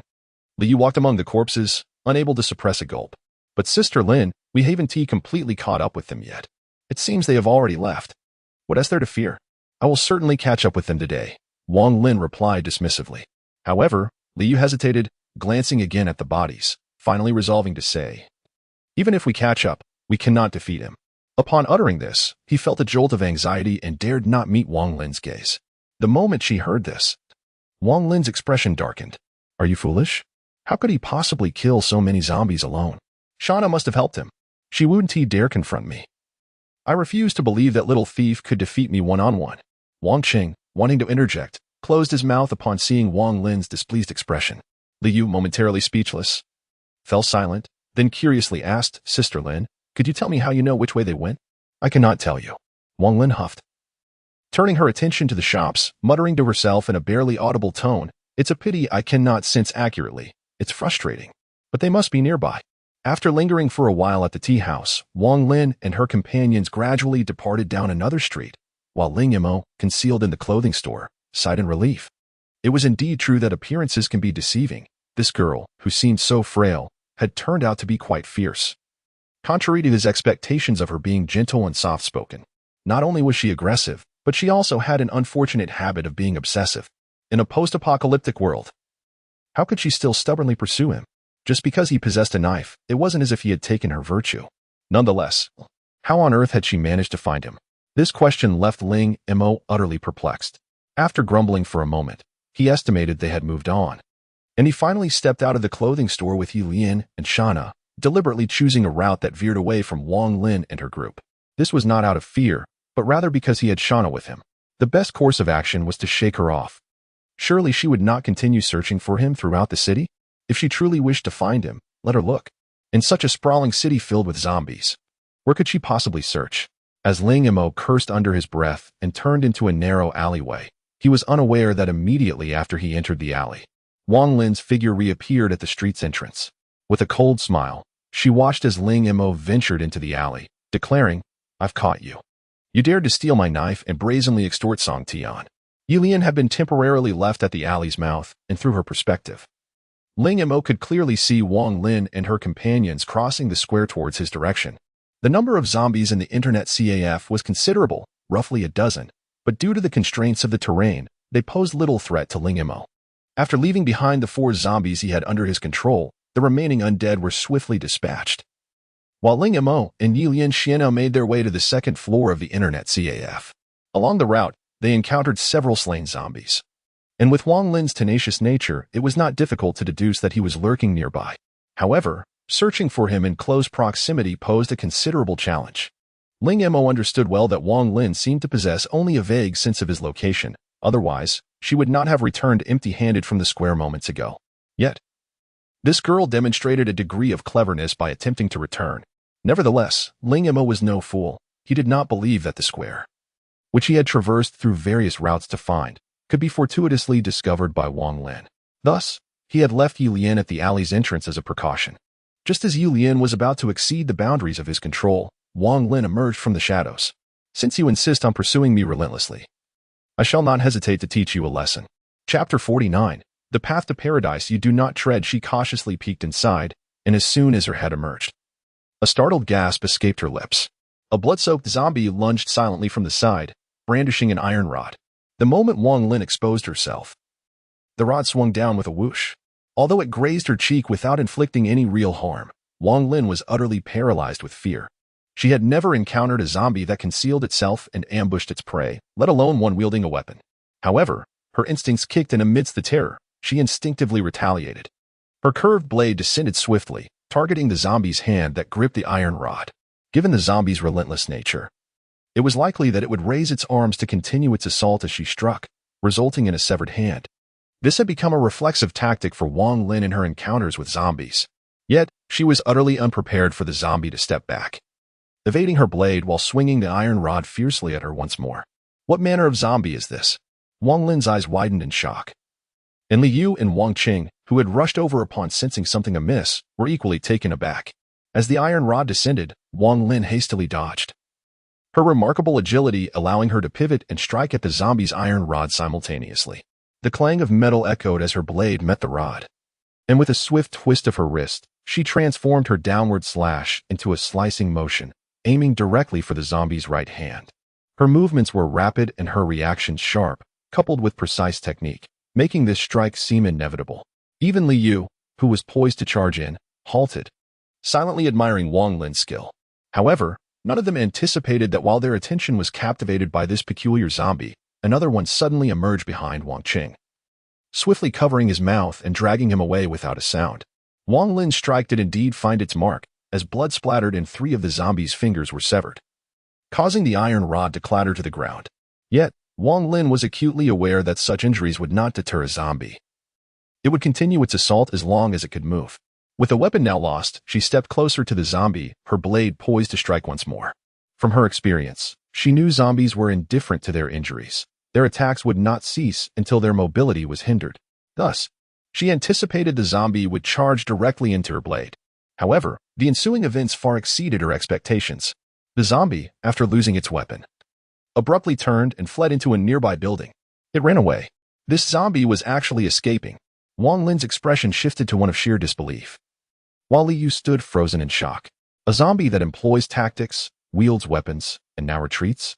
Had they not seen its blood-red eyes and grotesque visage up close, they would have never believed this creature was a zombie. Just moments ago, Wang Lin had narrowly avoided a blow from this very zombie, and now, witnessing its retreat incited her fury. Are you not a zombie? Do you not possess the instincts of one? Wang Qing had vanished right before their eyes, without a trace of fresh blood on the ground. This unexpected turn of events darkened Wang Lin's expression, and Li Yu's eyes were filled with unmasked horror. Wang Qing had no combat prowess and had been inseparable from them throughout their journey. The idea that he would willingly escape was implausible to both Li Yu and Wang Lin. Yet, how could such a living person simply vanish before their eyes? It must be Ling Mo. Wang Lin's brow furrowed. Wang Qing might have discovered Ling Mo and thus slipped away to seek his refuge. This meant Ling Mo was nearby. Wang Lin cast her gaze towards the surrounding buildings, her heart racing with trepidation. Who could say if such a cunning zombie was the only one? What if they encountered another? Perhaps we should abandon Wang Qing and leave, Li Yu cautiously suggested. That zombie seemed almost intelligent, which is utterly absurd. At this juncture, the astonishment in Wang Lin's eyes began to fade, replaced by excitement and exhilaration. The discovery of a new breed of zombie. She had not anticipated that chasing a thief would lead to such an unexpected thrill. Though she had been somewhat panicked moments ago, upon reflection, the zombie was not so fearsome after all. It had fled in her presence. As for Wang Qing, whether he had run away or faced some misfortune, Wang Lin was indifferent. Simply put, he was a burden, a newcomer who had only just joined their ranks. Then, are we still searching for the weapon? Li Yu inquired. Absolutely. We must not let it escape, Wang Lin asserted decisively. As Wang Lin and Li Yu parted ways, Ling Mo, standing by the window of the internet CAF on the 2nd floor, revealed a satisfied smile. To challenge me? Merely a young girl, albeit somewhat skilled, but her judgment leaves much to be desired. A single corpse puppet is sufficient to divert her attention. This is no longer the camp of Song Tian.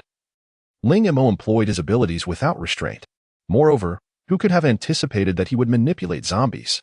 As long as the identities of Ye Lian and Shana remain undisclosed, no one would suspect this layer of deception. Furthermore, His intention was to thoroughly deal with this girl and uncover how she had managed to track him. Being monitored and relentlessly pursued had crossed Ling Mo's threshold. Why can't they simply strive for survival? Why must they come looking for trouble? This is a classic case of having a path to paradise yet refusing to tread it, instead barging into hell without invitation. Now, I am unafraid of your relentless pursuit. The more you cling to me, the more severe your reckoning will be. Following the blood trail left by the peculiar zombie, Wang Lin boldly entered the building. While Li Yu, though apprehensive, steeled himself to remain behind. Personally, he had never intended to pursue Ling Mo's group. Yet, Wang Lin's insistence weighed heavily on him. Fortunately, her cousin Shana was present. Surely, there would not be any significant conflict. However, the appearance of that zombie had undeniably disrupted their plans. Initially, they had only intended to locate Ling Mo. Now, they were compelled to divert their focus to the rogue zombie. Now, not only had Wang Cheng inexplicably vanished, but the remaining two were also forced to act separately. As Li Yu found himself alone in the alley, he felt an inexplicable sense of foreboding. He inhaled deeply, gripping the iron rod tightly. Calm yourself. Though the zombie may ambush, Wang Lin had pursued it. Such zombies cannot be numerous, even if others lurk nearby. Careful navigation should suffice. After all, in terms of combat prowess, they bore no significant difference from ordinary zombies, perhaps even weaker. Generally, zombies do not flee.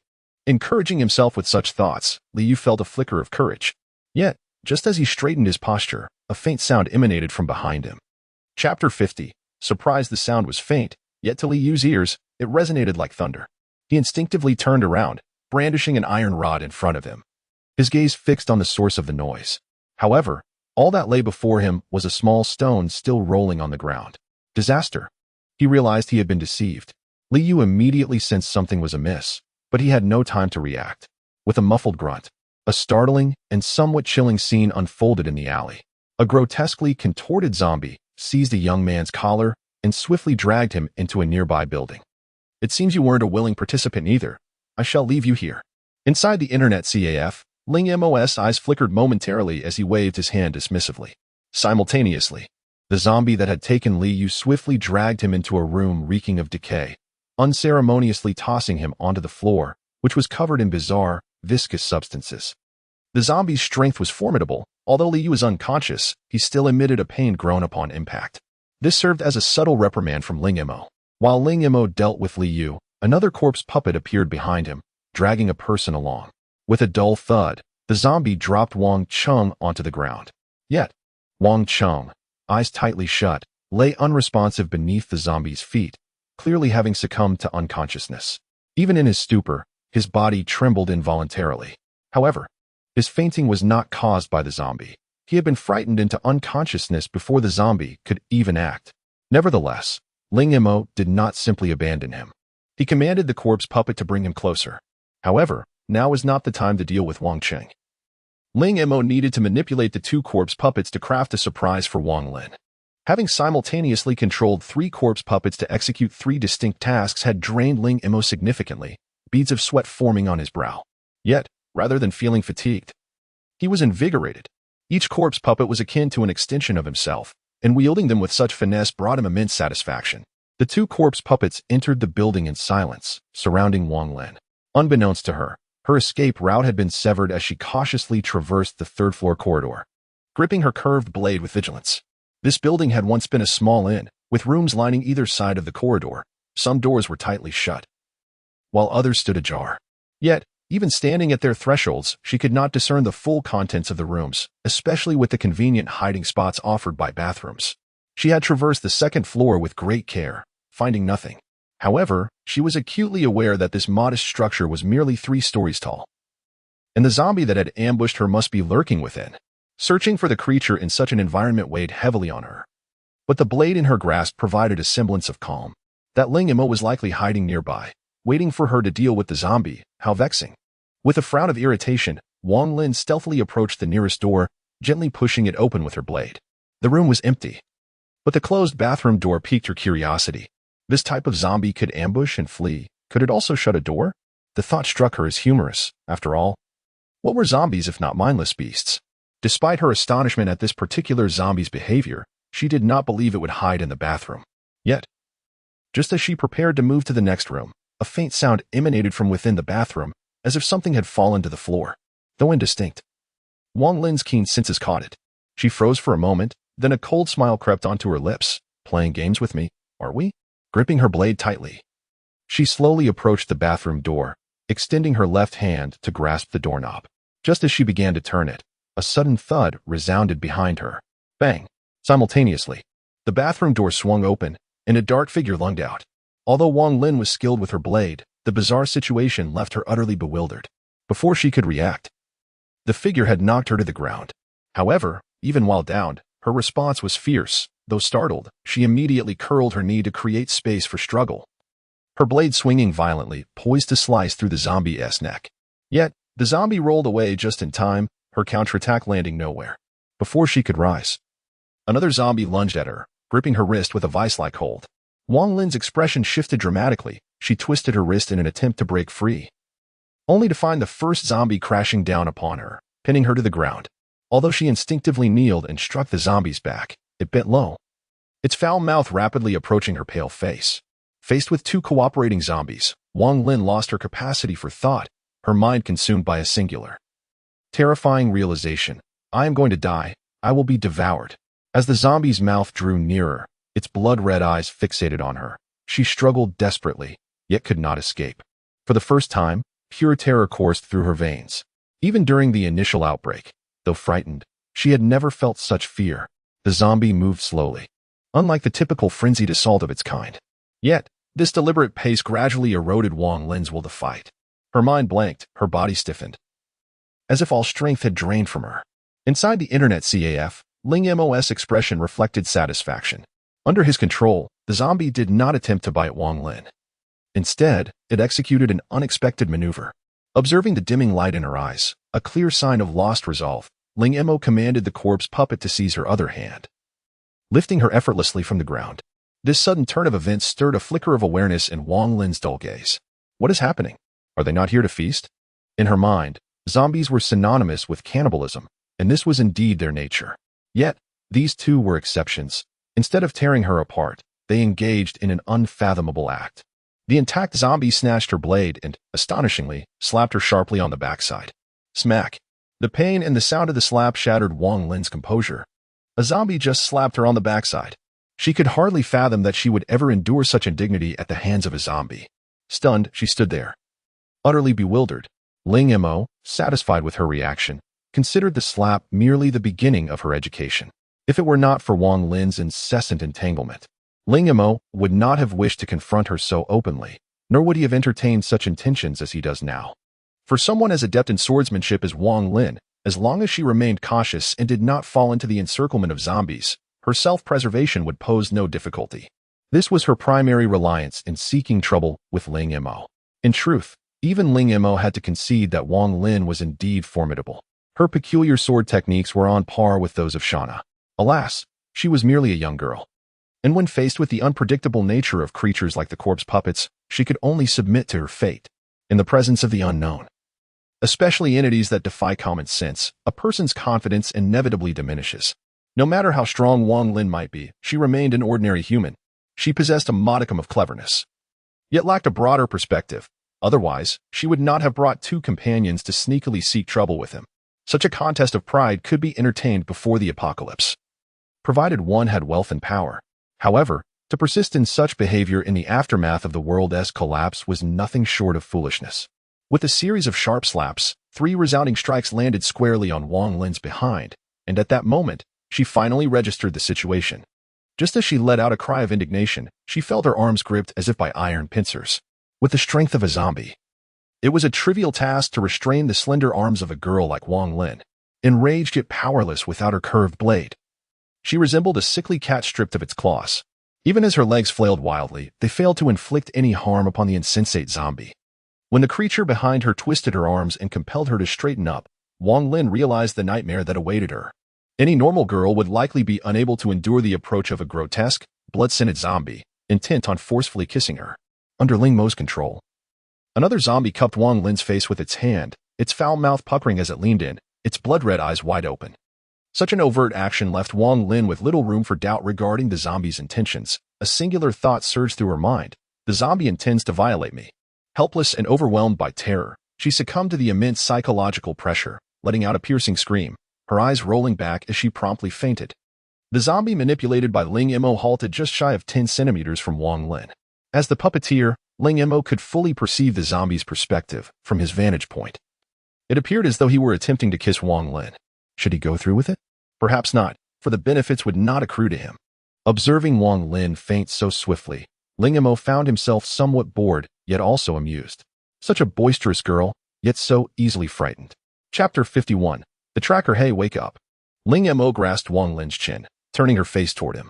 In her unconscious state, Wang Lin frowned tightly, her complexion pale, appearing as though she had been struck with profound fear. Upon hearing his voice, she slowly opened her eyes, only to suddenly struggle, fearfully exclaiming, "Don't touch me. Please. Don't touch me. Calm down." Ling Mo swiftly seized Wang Lin, speaking in a low voice. Though she fought desperately in her panic, having just awakened, she lacked the strength to escape him. Thus, despite her vigorous movements, she could not shake him off. His stern admonition momentarily stunned Wang Lin, and she quickly regained her senses, exclaiming, "What are you doing here?" "Ah, the zombies. Where are those two zombies?" As she spoke, she anxiously glanced down at her clothing. Her demeanor was a stark contrast to her earlier arrogance. Ling Mo couldn't help but chuckle coldly. After frightening Wang Lin, he had rushed to the scene with Shana and Ye Lian, leaving Wang Chung under the watch of that zombie puppet. His aim was not merely to teach Wang Lin a lesson, but to uncover how she had managed to find him. Noticing Wang Lin's lingering fear, Ling Mo subtly raised an eyebrow and gestured towards the door. "They're over there." Wang Lin followed his, releasing a long breath of relief. The two zombies lay motionless at the entrance, while Shana and Ye Lian stood outside. "You saved me?" Wang Lin turned to Ling Mo, astonished. "That has precisely the effect I wanted." Although it was a self-directed performance, who could have predicted that the zombies would be connected to her? Moreover, Wang Lin had not anticipated that she would deem them a new breed of zombies, especially the lascivious kind. Ling Mo scoffed. "Your screams were alarmingly loud." Wang Lin was momentarily taken aback, her cheeks flushing red. She opened her mouth to retort, but recalling that he had just saved her, she could only sulk and emit a frustrated grunt through her nose. "What's this? I save you, and you can't even muster a thank you?" Ling Mo rolled his eyes, finding her utterly unlikable. Wang Lin's expression turned awkward, but upon meeting Ling Mo's mocking gaze, she retorted blandly, "Fine. I'll just give you that short knife." The moment those words left her lips, Ling Mo felt a surge of anger. "So, your life is worth just a knife?" He snorted coldly, standing up on his own. "Understand this. That knife is already mine. No need for your gift." "You." Wang Lin was infuriated. Yet faced with Ling Mo's disdainful demeanor, she felt a twinge of guilt. Seeing that Ling Mo had no intention of helping her up, Wang Lin gritted her teeth and slowly pulled herself up using the wall. "What do you want then? I have nothing else to offer you." "Ah, wait. My curved knife." She searched the ground frantically but found nothing, her heart sinking as she turned to Ling Mo.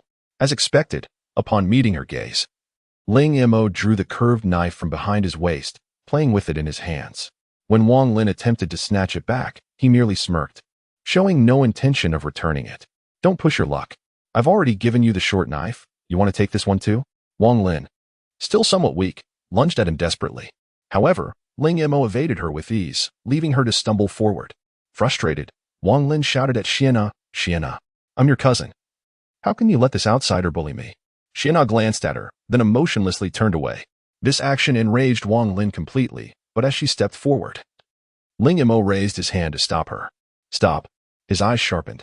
"Who do you refer to as an outsider? What gives you the right to complain about her? While you were riding on Song Tian's coattails, Shana supported numerous people all on her own. Do you possess such capability? In any regard, she surpasses you by leagues." Wang Lin was taken aback, her expression darkening as she pulled at her lips. "Don't think that just because you saved me." "You can." A sharp crack interrupted her words, leaving Wang Lin wide-eyed, frozen in shock. She covered her cheek, incredulous as she stared at Ling Mo. "You actually dared to hit me?" Before she could finish, a chill surged from her feet. Ling Mo's gaze was icy, a look she had never experienced before. "Hit you? That would be too lenient. If it weren't for the fact that you're Shana's cousin, you would already be torn to shreds by zombies. What gives you the right to hit me?" Wang Lin took a step forward, only to receive another stinging slap across her face. "Because I am stronger than you." The blow drained the color from Wang Lin's face, while Ling Mo coldly approached her, asserting that in this world, strength was paramount. Under Ling Mo's contemptuous gaze, Wang Lin felt a flicker of fear. She instinctively took 2 steps back, stammering, "You said you're my aunt's husband, so that means I'm your relative. That depends on whether I choose to acknowledge you. Didn't you just refer to me as an outsider?" Ling Mo raised his hand, causing Wang Lin to tremble in fear, her eyes instinctively squinting. However, Ling Mo merely mockingly patted her cheek. "Listen well, I am not a villain. But when someone is determined to cause me trouble, I cannot guarantee what I might do." "What do you intend to do?" "Shana wouldn't allow you to act recklessly." Wang Lin's face turned pale, her thoughts involuntarily drifting to the zombie-esque movements. Could Ling Mo truly harm her? In a panic, she blurted out, "No. Don't assault me. I'm Shana's cousin. You cannot treat me this way." Ling Mo paused, then chuckled mockingly. "Assault you? Dream on. I have no interest in girls like you. Furthermore, you have misunderstood one thing. Shana is mine. And whether you can be considered her sister is up to me to decide. Understand? No interest? Dream on." The intense humiliation made Wang Lin shiver. Yet Ling Mo's chilling gaze and the 2 merciless slaps had utterly shattered her courage. "You've hurt me, and I cannot speak." Ling Mo's expression turned oddly contemplative as he leaned closer, whispering in her ear, "Do you know what I saw when I came in? Would you care to experience that sensation again?" Wang Lin's face turned ashen, her eyes flickering as she studied Ling Mo, then she hesitantly murmured, "But you wouldn't believe me if I told you. Whether I believe you is my concern. First, you need to tell me. What if I said I have supernatural abilities?" Wang Lin bit her lip, declaring. Afterward, she fixed her gaze on Ling Mo, trying to decipher his reaction. When he remained silent, her anxiety intensified. "I knew you wouldn't believe me, but I swear everything I said is true." In truth, Ling Mo was indeed astounded. However, on another level, he had already accepted her claim, for he too possessed supernatural abilities. Thus, it appeared that he was not the only one endowed with such powers. He fixed his gaze intently on Wang Lin for a while, until she began to feel a tingling sensation at the back of her head and her eyes started to dart away. It was then that Ling Mo finally spoke, inquiring, "What is your ability? Does it relate to tracking me? Do you believe it?" Ling Mo's reaction far exceeded Wang Lin's expectations, yet under his penetrating stare, she found herself compelled to respond, "It's sensing, an ability to sense." Indeed, it bore no resemblance to her own puppetry skill. Upon further inquiry, Ling Mo gained a comprehensive understanding of Wang Lin's sensing ability. Much like his own puppetry, her power also relied on mental energy to manifest. However, in terms of effectiveness, her ability appeared rather lackluster. The concept of sensing seemed to transform her into a radar receiver, yet she required physical contact with her target before she could initiate tracking. As Wang Lin articulated this point, Ling Mo immediately recalled the moment of their parting, when she had struck him with her fist. Through that brief physical contact, she had effectively installed an invisible tracker within him, allowing her to perceive his general location through mental sensing. In truth, since Ling Mo had departed from the campsite, she had been continuously attuned to his whereabouts. Initially, she had worried that he might venture too far, causing their mental connection to sever. Fortunately, he had merely circled around. And although they seemed distant, the linear distance was not excessively long, remaining well within Wang Lin's sensing range. Upon noticing Ling Mo's cessation of movement at dawn, she promptly gathered Li Yu and Wang Qing to hasten toward his direction, fearing that if he moved out of range, she would no longer be able to track him. Moreover, the duration of this tracking ability was limited to 12 hours. Once the time elapsed, it too would become ineffective. However, she had never anticipated encountering such an eerie zombie here, nearly falling victim to a violent assault. From Wang Lin's expression, Ling Mo could ascertain the truth of her words. She was thoroughly terrified. Although it was termed an ability, its effectiveness seemed rather futile. Ling Mo found it hard to believe that while his puppetry skills were continually advancing, Wang Lin's power appeared to offer little utility. Wang Lin shook her head. "I don't know either. No matter how I use it, it never improves. I've said all I can. Will you let me go?" She cautiously glanced at Ling Mo and, almost immediately, added nervously, "I won't trouble you again." Truly. Thinking to herself that he likely wouldn't dare, Ling Mo revealed a hint of a teasing smile. "You could try begging me." "Beg?" Wang Lin's eyes widened once more. She had never begged anyone in her life, yet now she was expected to plead for mercy from him. Yet, gazing at Ling Mo's smile, a deep fear gripped her heart. She had no doubt that if she disobeyed, he would turn those threats into reality. Wang Lin bit her lip, on the verge of tears but too frightened to let them fall. Aside from Ling Mo, no one had ever struck her, let alone threatened her in such a manner. She was genuinely terrified. When Ling Mo fixed her with that lifeless stare, an icy chill coursed through her. The words "I was wrong, brother-in-law" nearly escaped her lips. And once uttered, she felt utterly drained, as if all her strength had been siphoned away. "You simply need some discipline," Ling Mo said with a smile, patting her cheek, reveling in the moisture that glimmered in her eyes. Considering her somewhat naive nature, he thoughtfully conjured a descriptor. "So I shall warn you once more, dear sister-in-law. Do not engage in foolishness again." Wang Lin gritted her teeth, slowly lowering her head. "Understood." "Speak louder. I can't hear you." "Understood." Chapter 52. Functional beverages. Wang Lin's revelation as a supernatural being surprised Ling Mo. In truth, he had harbored such suspicions upon discovering his own puppet manipulating abilities. In this apocalyptic world, there surely must be more than one individual with extraordinary powers. Rather than viewing these abilities as sudden manifestations, it seemed more akin to an instinct that awakened at the right moment. Nonetheless, Ling Mo was more concerned with how to harness this ability to enhance his survival. In contrast to his puppet manipulation, Wang Lin's powers appeared to be quite trivial and of little use. Thus, she relied heavily on her own swordsmanship. It became evident that supernatural beings in this world varied greatly in strength, and each person's abilities were likely distinct. He wondered how many others like him existed in this city. For some reason, Ling Mo sensed an uncanny similarity between supernatural beings and mutated zombies. If one considered these abilities as a form of evolution, then the supernatural beings among humans could be likened to the mutated zombies that arose from the undead. Perhaps mutated zombies would continue to evolve. Could supernatural beings also perpetually enhance their powers? It seemed that only through personal experience could he uncover the truth. Once Ling Mo and the others departed, Wang Lin gasped for breath. Awakening from the feelings of fear and humiliation, her eyes reddened and her legs buckled, causing her to kneel on the ground. "Remember, do not do anything to displease me. There will not be a next time." As he uttered these words, Ling Mo's cold gaze instilled genuine trepidation in Wang Lin. After descending the stairs, Shana, who was closely following Ling Mo, suddenly whispered, "Why didn't you kill her?" "Huh?" Ling Mo paused momentarily. Shana continued, "I sensed your urge to kill." Ling Mo's expression shifted dramatically. He had indeed felt a murderous intent towards Wang Lin. But considering she was Shana's cousin and likely her only relative in this world, he dismissed that thought. Although she had come to trouble him, the outcome was that she not only failed to inflict any damage, but was also thoroughly reprimanded, ultimately losing her weapon to him. What truly astonished Ling Mo was that, despite her seemingly absent-minded demeanor, Shana was observant and contemplative. "She is your cousin. For your sake, I will not harm her," Ling Mo said with a smile. "I don't quite understand," Shana replied, nodding.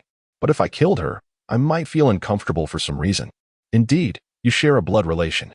As Ling Mo prepared to leave with them, he suddenly noticed something new around Shana's neck, piquing his curiosity.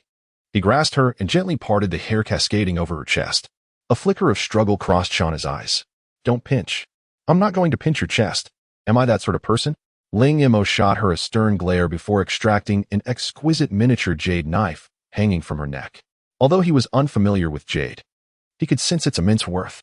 The intricate craftsmanship felt cool and smooth to the touch. Etched on the hilt was a character, Wang. Ling Mo had not noticed this jade pendant when he had bathed Shana earlier. "When did you get this?" "Right, just as we were leaving." Shana was at the back. Clearly, Wang Lin seized that opportunity to give the pendant to her. After a moment of silence, Shana seemed to be organizing her thoughts. Ling Mo gazed at her eagerly. "Yes, I know her. She is my sister," Shana finally affirmed, pointing to her head, indicating her tumultuous thoughts. Ling Mo smiled with satisfaction and playfully pinched Shana's cheek. The fact that she could think this through indicated a significant restoration of her rationality. Ling Mo stared at Shana, a bitter smile forming in his heart. Regardless of whether Shana fully regained her reason, her identity as a zombie would remain unchanged. As they evolved further, both Shana and Ye Lian would drift further from the concept of ordinary humans. Even if they eventually regained consciousness, no one would perceive them as human. Their perspective towards other humans would resemble that of predators towards their prey. Ling Mo suddenly realized that he should have recognized this long ago. Although Shana had regained some awareness, she still exhibited intense hostility towards unfamiliar individuals. Even upon recognizing Wang Lin, her demeanor remained chilly. This was possibly due to the awakening of some memories of familial bonds, prompting her to express those sentiments. Yet, such feelings were mere recollections, not genuine emotions belonging to Shana. This was her instinct as a zombie. although their diet had transformed into viral gel, devoid of the ferocity of raw human flesh. As zombies, they could never be kind to the living. While Shana's exterior remained the same, her essence had irrevocably changed. Ye Lian must be the same, he mused. Noticing Ling Mo's silence, Shana seemed to sense his inner turmoil through their mental connection. She suddenly reached out and gently pinched his cheek. You are not the same as others. A wave of warmth surged within Ling Mo. As their mental bond deepened, he could feel Shana's and Ye Lian's perception of him growing increasingly affectionate.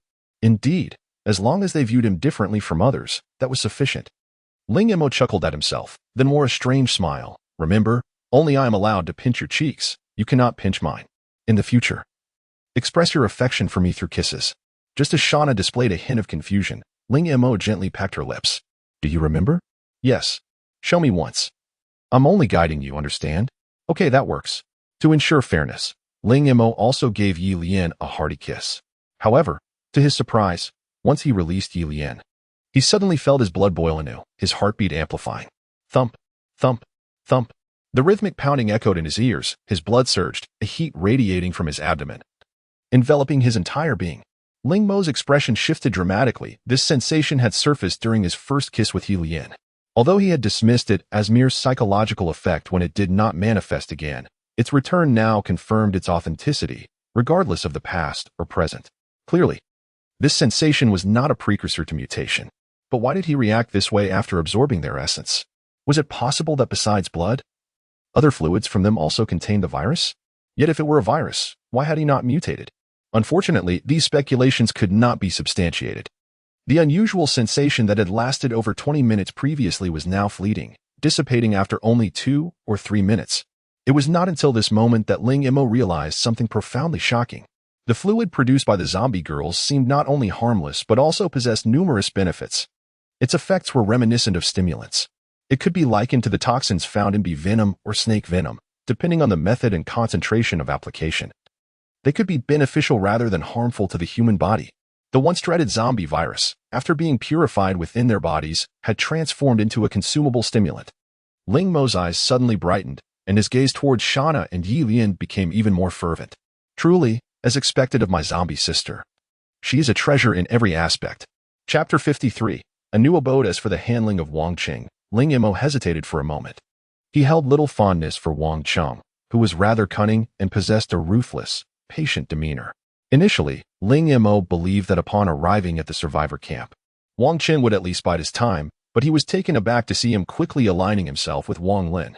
With him in the camp, it seemed Liu Yuhao would have little opportunity to shine, and there was a chance Wang Qing might exploit their camaraderie as classmates to his own advantage.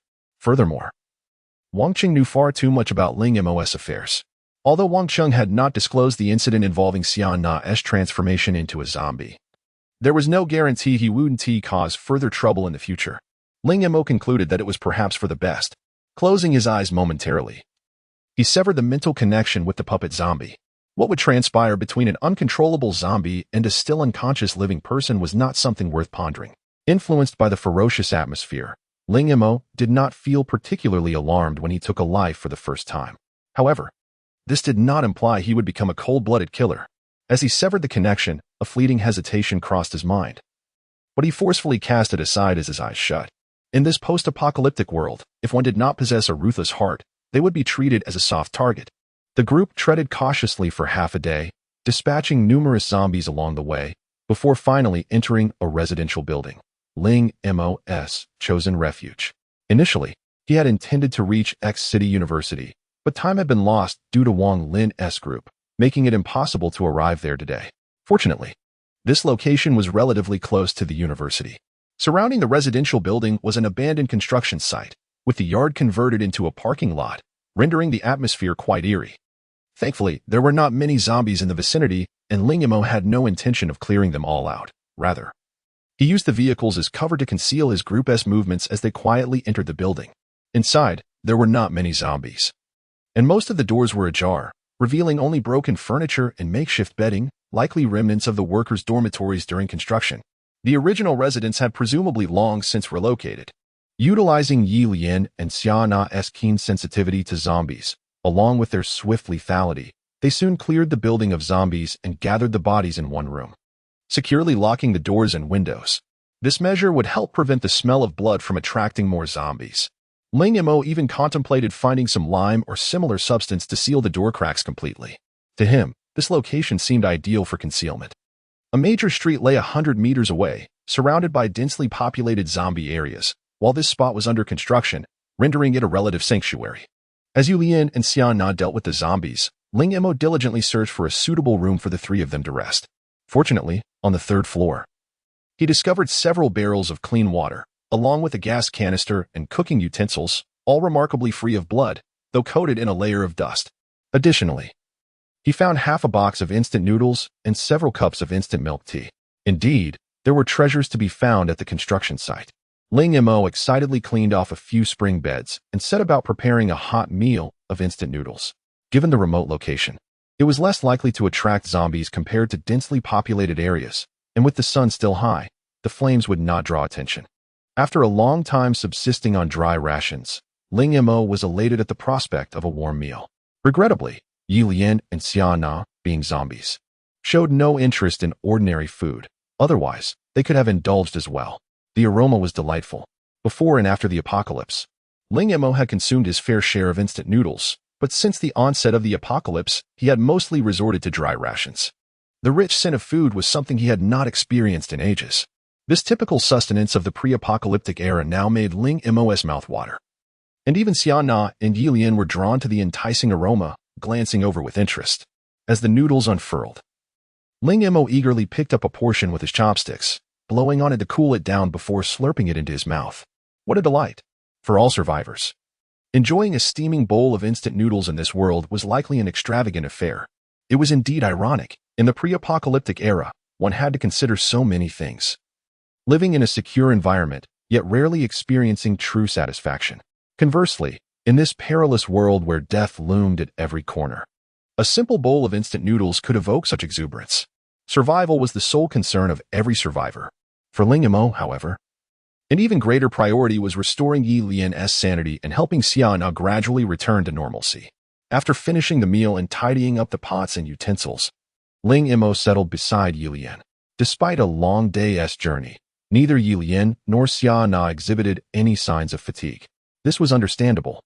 When zombies were not in combat, their physical exertion was minimal.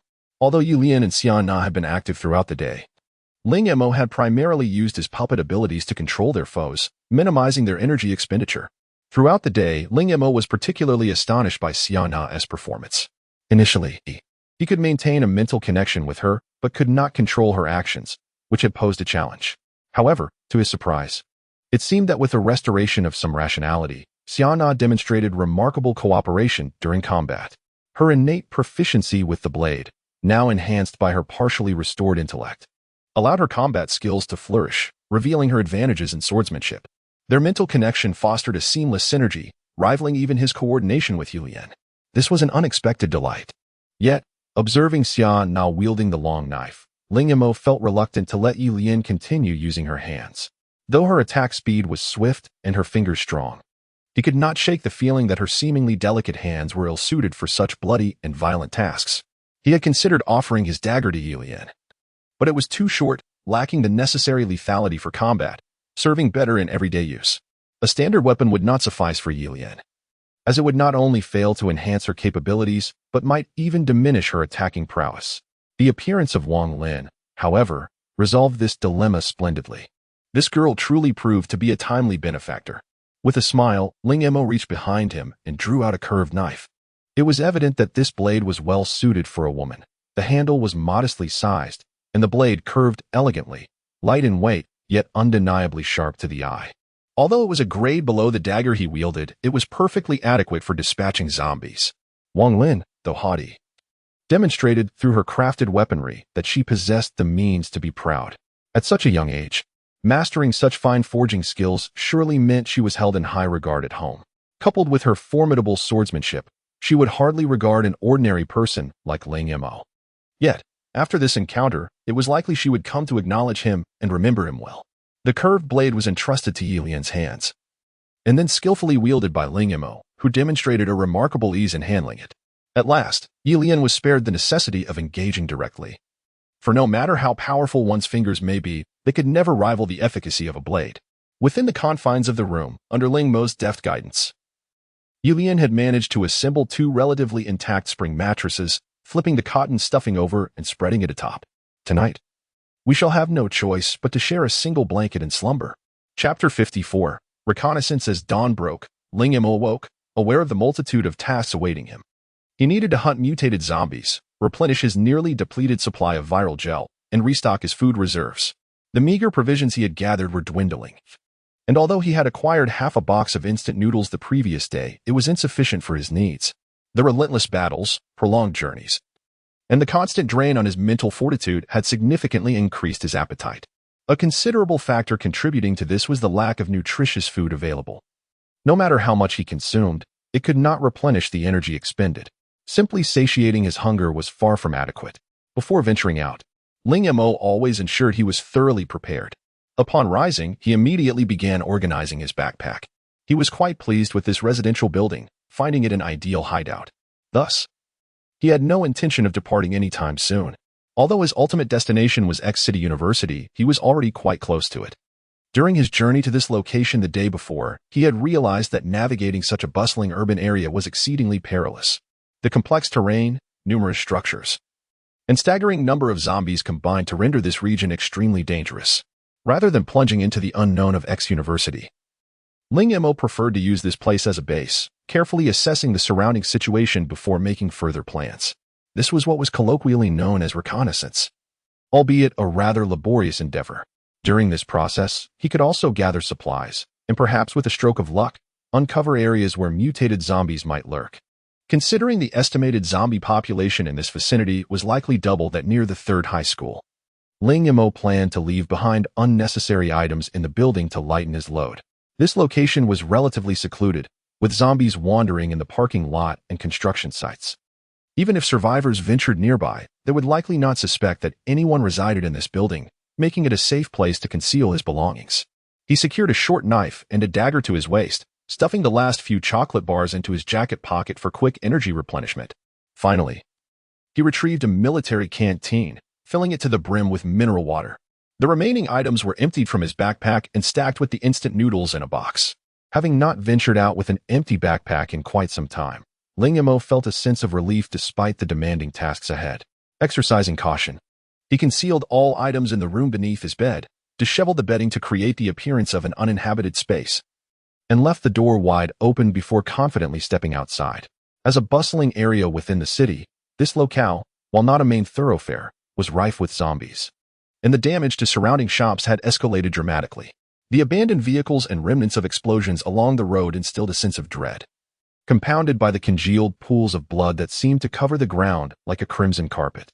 The moment Ling Mo stepped onto the street, his expression turned grave. Despite the presence of the mutated female zombies, Ye Lian and Shana, the pressure of scavenging and hunting in such a treacherous environment weighed heavily upon him. With the sound of music, zombies from all directions surged forth. Even though he could rely on his puppet abilities to avoid being overwhelmed, becoming trapped here was a certainty. Ling Mo was not one to dig his own grave. The safest, albeit most tedious approach was to kill zombies gradually while attempting to avoid attracting the attention of those further away. Although these zombies retained their senses, they were not without weaknesses. When not in pursuit of prey, they tended to meander slowly, their movement confined to a limited area.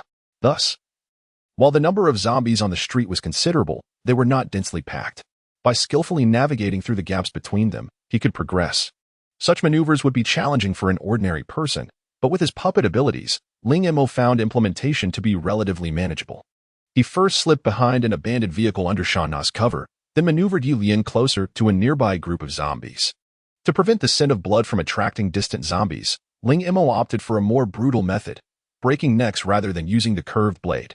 With Ye Lian's strength, a swift snap of the neck was followed by the gentle lowering of the zombie's body to the ground. However, even this subtle sound drew the attention of several nearby zombies. Yet, ordinary zombies would not attack their own kind unless driven to frenzy, so they merely turned to look, refraining from assaulting Ye Lian, who stood close by. At that moment, Ling Mo peered from behind the vehicle, and as the zombies noticed him, he immediately activated his puppet abilities.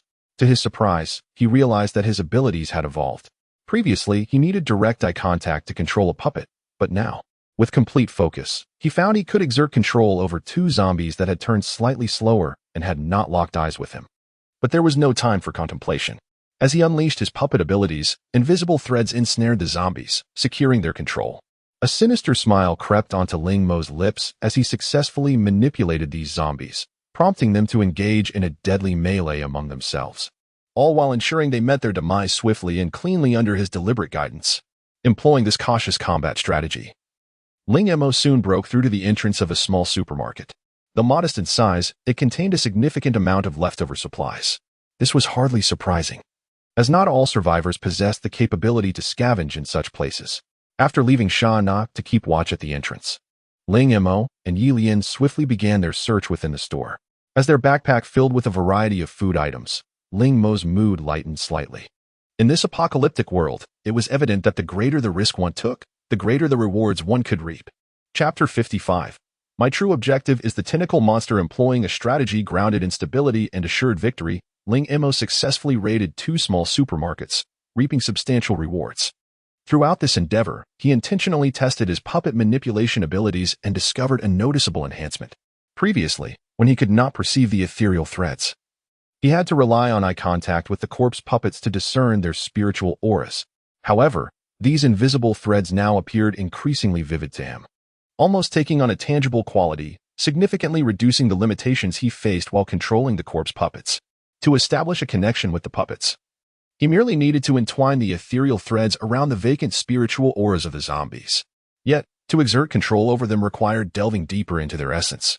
For instance, his connection with Shana remained at the level of mere entanglement, whereas with Ye Lian, it felt as though their spiritual auras had completely merged, allowing for seamless manipulation. Ling Mo aptly named these threads spiritual tentacles, abbreviated as tentacles. Observing the myriad tentacles emanating from himself, binding Shana and Ye Lian closely to him, a sly smile crept upon Ling Mo's lips.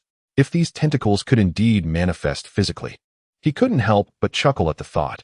Merely spiritual power, could it truly materialize to transform him into a tentacle monster? On another note, he uncovered a significant observation during combat. Among the corpse puppets, Ye Lian and Shana exhibited a harmonious rapport, unlike their aggressive demeanor towards other zombies. However, they did not coordinate with one another, a shortcoming that became glaringly apparent when Ling Mo lessened his control over Ye Lian, allowing her to fight instinctively, engaging independently. And considering their nature as mutated zombies, they tended to attack indiscriminately, which could lead to complications in areas teeming with zombies. Yet, if Ling Mo took the lead, with the two of them supporting him, this issue was effortlessly resolved. Whether it was Ye Lian or Shana, they would synchronize their attacks with Ling Mo's movements, thus significantly enhancing the efficiency of their combat. It seemed evident that his presence was indispensable. These two mutated female zombies would only cooperate with him, posing a considerable challenge to Ling Mo's own combat prowess. Fortunately, following the enhancement of his physical abilities, while his strength had not increased, his speed had markedly improved. He was now capable of matching Ye Lian's attack speed and guiding Shana to strike more swiftly. This trio of one human and two corpses exhibited remarkable synergy. And with their cautious advancement, they traversed the area without a single injury, instead taking down numerous zombies. After gathering sufficient supplies and realizing that 2 to 3 hours had elapsed since their departure, Ling Mo shifted his focus to hunting zombies, continuously employing his puppet abilities while maintaining the mental connection with the two female zombies was taxing. And despite the potency of his spiritual tentacles, he felt the need to relent somewhat. Indeed, compared to physical enhancements, the elevation of spiritual power proved to be of greater significance. The virus gel was undeniably a crucial resource, and the greater the quantity, the better. However, while ordinary zombies were ubiquitous, mutated ones were far more elusive. Thus, as he advanced, Ling Mo remained vigilant, scanning his surroundings. From a distance, he caught sight of a large shopping mall named New Era, which he recalled as the largest mall in the vicinity, bustling with foot traffic before the apocalypse. A place like this must harbor mutated zombies. However, upon arriving at the mall, Ling Mo refrained from rushing inside. Instead, he took a moment to recover in a corner while observing the conditions within. In this bustling commercial center, the number of zombies was staggering. A glance around revealed that the vast expanse of the mall was nearly overrun with the undead. Yet, in stark contrast to the overwhelming number of zombies, the mall's exits appeared alarmingly narrow and inconspicuous. Initially, Ling Mo had worried that survivors might have lured the zombies away. But upon closer inspection, he realized his concerns were unfounded. Survivors evidently kept their distance from such a large mall, as its offerings bore no relation to sustenance. Other than those like Ling Mo with specific intentions, why would anyone venture near? However, the absence of survivors did not imply a lack of bloodshed. On the contrary, near the mall's entrance, bloodstains were ubiquitous, layers of congealed blood and shredded flesh creating a grotesque, foul-smelling carpet. Torn remnants of clothing and scattered human bones were also visible, painting a vivid picture of a gruesome feast that had once unfolded here. Inside the mall, the situation was no better. There was scarcely a clean spot to be found. Even Ling Mo found himself grimacing at the overpowering stench, while surprisingly, Shana and Ye Lian exhibited signs of excitement, with Shana's eyes even glistening slightly red. In this respect, her restraint seemed inferior to Ye Lian's, leading Ling Mo to suspect that while Shana's rationality had improved, Ye Lian's evolutionary state surpassed hers in terms of physicality and primal. Chapter 56. Zombie concentration camp. As Ling Mo and his companions stepped through the entrance, they were immediately confronted by two zombies. However, in an instant, Ling Mo managed to subdue them, while both Shana and Ye Lian swiftly snapped their necks, almost simultaneously laying the lifeless bodies to the ground. Indeed, the two mutated female zombies displayed an uncanny synergy when coordinating with him.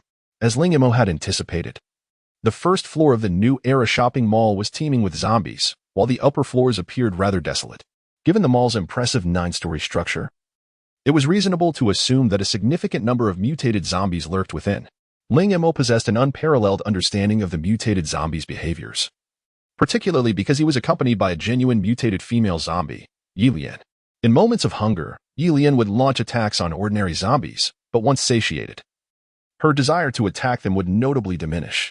There was, however, one exception. The presence of other mutated zombies would ignite an intense craving within her.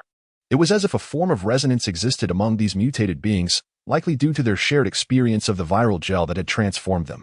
Compared to ordinary zombies, the concentrated virus within the mutated ones was far more capable of inciting Ye Lian's aggression. Ling Mo had encountered several mutated zombies before, and he noted that their primary targets for attack were always Ye Lian, his fellow mutated kind, rather than himself, a living human. Yet, what puzzled Ling Mo was the lack of response from both Ye Lian and Shana upon entering this place.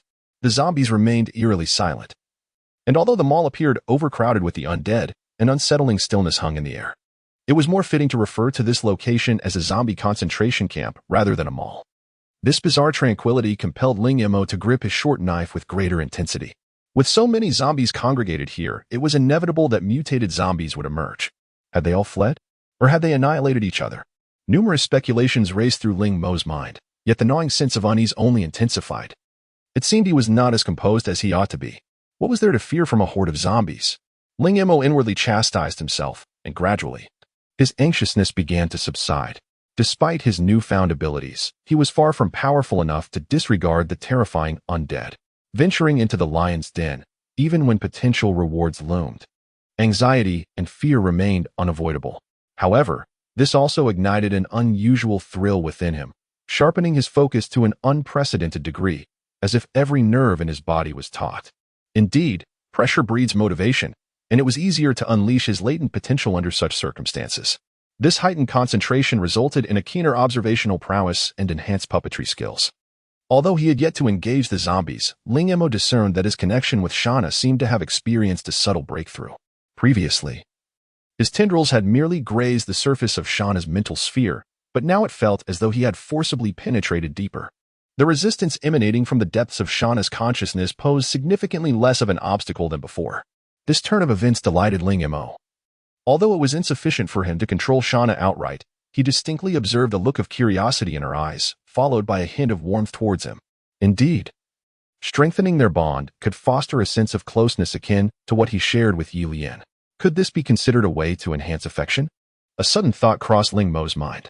If he could reach a certain level of rapport, perhaps he could successfully captivate that delicate form. The number of zombies in the service corridor was considerably fewer than those in the main hall. Yet Ling Mo still took painstaking care not to rouse the attention of the undead lurking below. The once bustling locations had transformed into perilous zones, and Ling Mo felt this sentiment acutely. In the past, such a grand shopping mall would have been vibrant, but now it stood as a forbidden territory. off-limits to the living. Without the staff passage, even Ling Mo would have hesitated to venture inside. At this moment, the trio had ascended to the 3rd floor, where the zombie presence was notably diminished, allowing them to act with greater audacity. Yet, Ling Mo felt frustrated that neither Shana nor Ye Lian sensed the presence of any mutated zombies. Still, the pervasive feeling of unease lingered over him, inciting a certain irritation. Could it be that no mutated zombies resided here? How disappointing. As they climbed higher, the number of zombies dwindled further, and Ling Mo's hopes began to fade. He never anticipated that his daring foray into this mall would yield no trace of mutated zombies. It was truly unfortunate. The 3rd floor primarily housed jewelry counters, with a portion converted into a supermarket selling household appliances and miscellaneous items, lacking any real value for collection. The sparse number of zombies wandering here mostly congregated in the center, and with ample cover available, it was relatively easy to avoid drawing their attention, provided they remained quiet. To evade encirclement by the undead, Ling Mo deliberately kept close to the walls, cautiously advancing towards the restroom located centrally on the 3rd floor. Fortunately, being in a bustling area meant that even if there were no mutated zombies within the mall, other locations awaited exploration. Yet, as they approached the restroom, Ling Mo's heart sank further. It seemed they would return empty-handed. Suddenly, Ling Mo's heart skipped a beat. A shadow brushed past him, and he scarcely caught a glimpse of its form. After enhancing his speed, he believed he had become quite swift, yet the shadow moved even faster, surpassing even Ye Lian, if its target had been himself instead of Shana. Regardless of the shadow's identity, Ling Mo understood one thing. He was enraged. Right beneath his nose, someone had abducted her, and he had been powerless to intervene. As Shana was dragged away, Ling Mo immediately surged forward in pursuit, with Ye Lian under his control, trailing behind with the agility of a swift leopard. Chapter 57. Greetings, Sister Corps. From the moment the shadow appeared to the instant when Shana was dragged away, it was merely the blink of an eye. Yet, by the time Ling Mo and Ye Lian rushed in, the shadow had completely pulled Shana into the women's restroom. The door to the restroom had long been shattered, and the once pristine interior resembled the disemboweled belly of a zombie. Dark brown bloodstains marred the walls, floor, and even the ceiling. The glaring sunlight streamed through the open window, yet it brought no warmth. Instead, it intensified the eerie atmosphere. At that moment, Shana was pinned to the ground by the shadow. However, being under attack awakened her instincts as a mutated zombie, her eyes already transformed into a blood-red hue. She pressed a long knife against her front, fiercely resisting the shadow. Yet, the tremors in her arms revealed that the shadow's strength was beyond her capacity to withstand. It was evident she could not hold out for long. Swift and immensely powerful, Ling Mo quickly assessed the situation upon witnessing this scene. Without needing Ling Mo to command her, Ye Lian, driven by her zombie instincts, charged forward. Her eyes glinted with a layer of crimson light. And in the instant she approached the shadow, her curved blade was raised high, a chilling gleam slicing through the air. However, to Ling Mo's astonishment, Ye Lian's fierce assault failed to land. The shadow's reaction was astonishingly swift, almost imperceptible to the naked eye.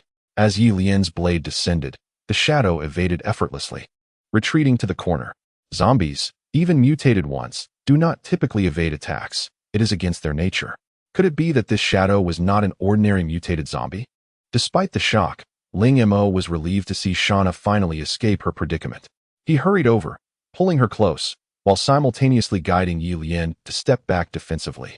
This zombie was far from simple. Reckless assaults by Ye Lian could lead to dire consequences.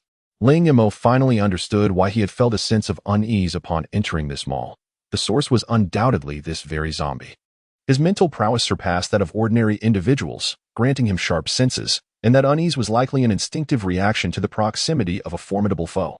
Considering the vast expanse of the mall devoid of any mutated zombies, Ling Mo began to piece together the origins of this particular zombie. It exhibited stealth and the capacity for ambush. It even demonstrated the ability to dodge when attacked, indicating that it was an advanced zombie.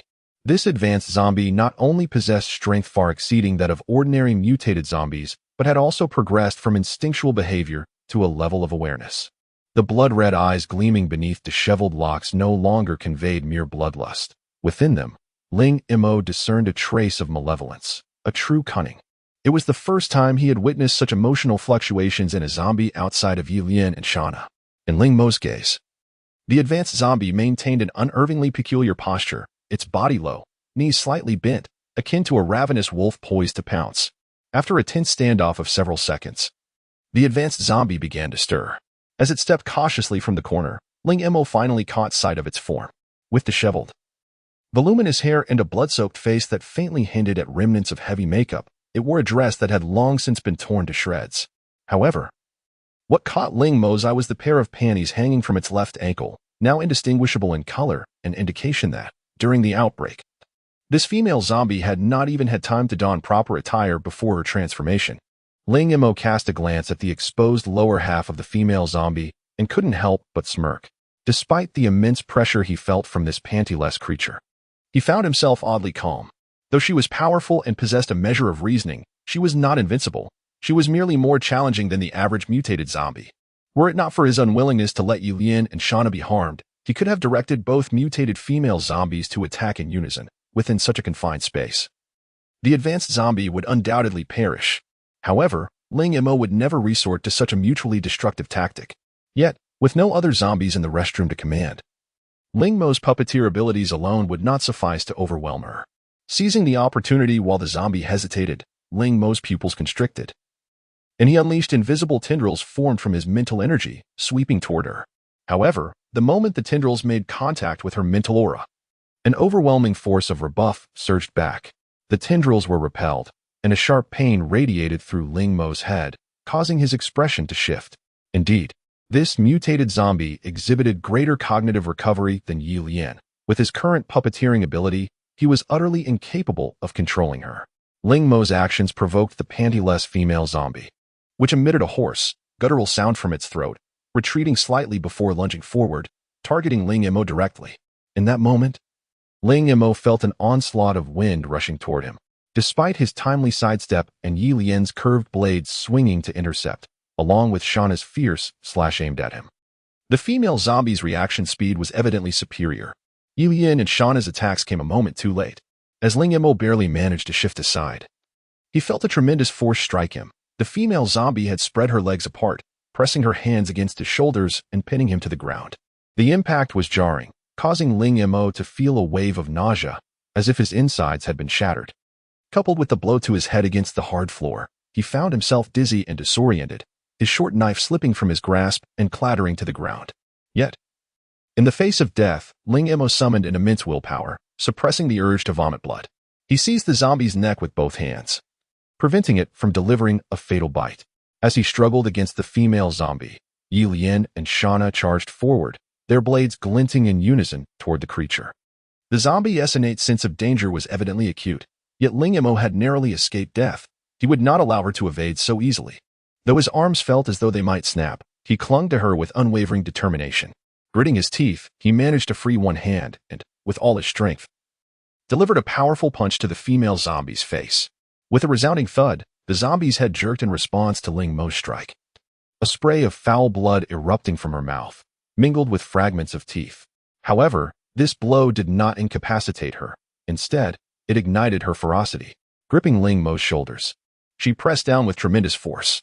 Were it not for Ling Mo's desperate resistance, her razor-like nails would have surely torn through flesh. Even so, the pressure bore down relentlessly, and excruciating pain surged through Ling Mo as he heard the sickening crack of his shoulder blade. His arms weakened, and in that moment of vulnerability, the female zombie surged over him, narrowly avoiding the incoming blades that followed her movement. The agony of near-broken bones caused Ling Mo's vision to blur, but he still gritted his teeth, reaching for the nearby short knife and rolling to his feet. However, just as he stood and raised his head, he saw Shana dart past him. A sudden flash of crimson flickered in her eyes as she thrust the long knife forward with great force, her slender waist twisting gracefully in response to the momentum. In an exceptionally elegant manner, she pivoted alongside the body of the female zombie. However, the blade, originally aimed at her heart, narrowly grazed past her left armpit due to the zombie's timely evasion. Although it inflicted a deep wound that caused blood to pour profusely, it did not strike at her essence. Crucially, Shana's reaction speed was far inferior to that of the female zombie. Before she could steady her footing, the zombie, disregarding its own injuries, had already spun around fiercely, swinging its arm backward with force. With a resounding thud, Shana's body was sent flying like a kite severed from its string. Yet, as a mutated zombie, Shana adeptly adjusted her posture mid-air, landing gracefully on the ground, seemingly unscathed. However, The ability to launch Shana through the air indicated the formidable strength of this mutated zombie. Witnessing Shana being hurled away, Ling Mo and Ye Lian immediately rushed forward. Seizing the precious opportunity created by the zombie's momentary lapse in strength and its slowed movements due to injury, both wielded their blades to strike at her. With 2 arcs of blood soaring forth, nearly half of the zombie's body was cleaved open, before her corpse could even collapse to the ground. Ye Lian had already spun around to her rear, deftly extracting Chapter 58. More than just a puppet, the advanced zombies, when assessed for their individual combat prowess, surpassed the mutated zombies by a considerable margin. The most apparent distinction lies in the fact that these advanced zombies possess a rudimentary sense of awareness. In contrast, mutated zombies, akin to Ye Lian, can only be regarded as having the beginnings of consciousness. Yet, the recent encounter with a pantless zombie sister showcased a glimmer of genuine self-awareness. Perhaps it is not fully formed, but compared to those who act solely on instinct, it represents a monumental leap. One can only speculate that, given the chance to continue evolving, she would undoubtedly transform into an extraordinarily fearsome killing machine. This marked the first instance since Ling Mo acquired his puppet-manipulating abilities that he was injured by a zombie, and he narrowly escaped death. To claim he felt no trepidation would be untruthful. In fact, even after fleeing a considerable distance, his heart continued to race uncontrollably. The brutality was staggering. He had not anticipated encountering a creature stronger than mutated zombies. Ling Mo's expression darkened, yet soon, his mood stabilized. It was evident that such advanced zombies were rare. Within this metropolis, teeming with millions of zombies, there might exist a handful akin to her. However, these zombies evolved gradually on their own. While Ling Mo had the capacity to expedite the enhancement of Ye Lian and Shana through his own abilities. If a single advanced zombie was so formidable, what could be achieved by nurturing 2 advanced zombies? He began to speculate on what might exist beyond advanced zombies. Rather than speculate, he resolved to cultivate the strongest zombies himself. Today, Shana's ambush served as a clarion call for Ling Mo. Moreover, the basic awareness exhibited by the advanced zombies confirmed that their evolution was indeed a dual enhancement of both body and intellect. This did not contradict his initial desires. The thought of traversing this city, transformed into a sea of corpses, alongside 2 of the most powerful zombies, filled him with exhilaration. Suddenly, a sharp pain in his shoulder shattered Ling Mo's delightful reverie. He winced, clutching his shoulder, and sought a relatively quiet corner to sit down. Upon removing his shirt, the corners of his eyes twitched involuntarily. The strength of the advanced zombie was overwhelming. It not only left 5 dark imprints on his shoulder, but also caused slight swelling in the area. The apocalypse was indeed fraught with peril. Even with his extraordinary abilities and 2 powerful mutated zombies by his side, the threat of death loomed ever present. While others might strive to avoid danger, Ling Mo found himself unable to do so. Fantasies are enticing, yet their realization is no simple feat. Elevating Ye Lian and Shana would necessitate a significant amount of virus gel. On the other hand, this battle revealed Ling Mo's shortcomings. When faced with a mentally robust opponent like the advanced zombie, his puppet manipulation abilities struggled to take effect, while close combat remained his Achilles heel. His combat prowess was only advantageous against ordinary individuals and typical zombies. Against advanced zombies, he was rendered utterly defenseless. If this trend continued, he would become a liability to Ye Lian and Shana, relying on their protection, something Ling Mo could not accept. He sensed that his puppet manipulation abilities had vast potential for development. The confrontation with the advanced zombie had awakened him to the fact that merely controlling zombies was insufficient. He must explore the latent potential within his abilities. Beyond puppet manipulation, could he not leverage this power to enhance his own combat effectiveness? Undoubtedly. The process of exploration would not be facile. What was there to fear? Compared to those survivors with nothing, he at least possessed the capital to strive and a motivation that surpassed mere survival. Ling Mo internally scorned himself. Given his capabilities, he should promptly harness their advantages to the fullest, no matter how challenging the endeavor. After all, compared to ordinary individuals, he was already fortunate. Typical survivors, aside from joining camps like Wang Lin's to seek survival through collective strength, had little alternative. Those audacious enough to cling to the powerful could find refuge. There would always be those willing to harbor parasites, such as the now mutated zombie Shana, who was once a naive girl. Most of those who had survived likely lost their life goals in this perilous environment. Their sole purpose for existing was to continue living. Ling Mo, however, was different. Possessing a more significant purpose fueled his motivation and courage to traverse these dangers, providing him ample reason to continue risking his life for advancement. As he pondered, he grit his teeth and raised his arm to press against his shoulder, causing him to inhale sharply in pain. Ah, thankfully, I didn't injure the bone. Shana, could you assist me? Ling Mo retrieved a tube of ointment from his pocket, a fortunate find from a pharmacy he had passed earlier, an analgesic salve. In these times, such a commonplace remedy had become an invaluable treasure. After all, constant encounters with the undead rendered injuries inevitable. Typically, minor wounds might go untreated, but injuries to the hands or feet could pose a deadly threat. Currently, Ling Mo found it nearly impossible to lift his arm, let alone engage in combat. However, when he extended the ointment to Shana, he couldn't help but smile ruefully, perhaps due to her previous ambush by the advanced zombie and the subsequent battle. Shana's eyes remained blood-red. While she could still comprehend his words in her mutated state, the prospect of asking the aggressive version of her to apply medicine was daunting. Observing the murderous intent in Shana's gaze and her slightly twitching lips, Ling Mo swallowed hard and quietly shifted his focus to Ye Lian. Although he was the one controlling her, it was still Ye Lian who was genuinely administering the aid. Under Ye Lian's cool touch, despite the pain causing him to convulse, he managed to endure. By the time he donned his shirt again, his forehead was slick with beads of cold sweat. Even with the application of the ointment, he knew it would take several days for complete recovery. In this apocalypse, having access to medicine was a luxury, ultimately. He would have to rely on his body's natural healing abilities. For zombies, such an injury would have little impact, and recovery would be swift, even after being struck. A mutated zombie like Shana suffered no harm. After catching his breath, Ling Mo pulled out a plastic bag. Receiving the spoils of battle, the virus gel from the advanced zombie from Ye Lian's hands. Even through the plastic, the uniqueness of this virus gel was apparent. Its size was smaller than that of the virus gel found in the brains of typical mutated zombies. Yet it had transformed into a deep crimson hue devoid of any impurities. When held up to the light, it resembled a glistening, translucent ruby. Despite his resentment toward the advanced zombie, Ling Mo could not help but acknowledge the stunning beauty of this gel. The longer he gazed at it, the more he found himself entranced. Who would suspect that this exquisite gem was extracted from the brain of a zombie? Chapter 59. The future indeed holds tentacle beasts. After staring blankly at the viral gel for a moment, Ling Mo's lips twitched slightly. He slowly leaned in closer, inhaling deeply. After a 2-second gaze, his expression shifted to one of bewilderment. Why did I find this substance remarkably fragrant? This posed an exceedingly grave and serious dilemma. As a normal human being, Ling Mo was astounded to discover that he perceived the odor of the viral gel extracted from a zombie's brain as enticing. Previously, the mere scent of the viral gel would send his stomach churning, and it would not be an exaggeration to say that taking a couple more breaths could render him faint. It was only Ye Lian and Shana, the two zombie maidens, who found the viral gel exceedingly delectable.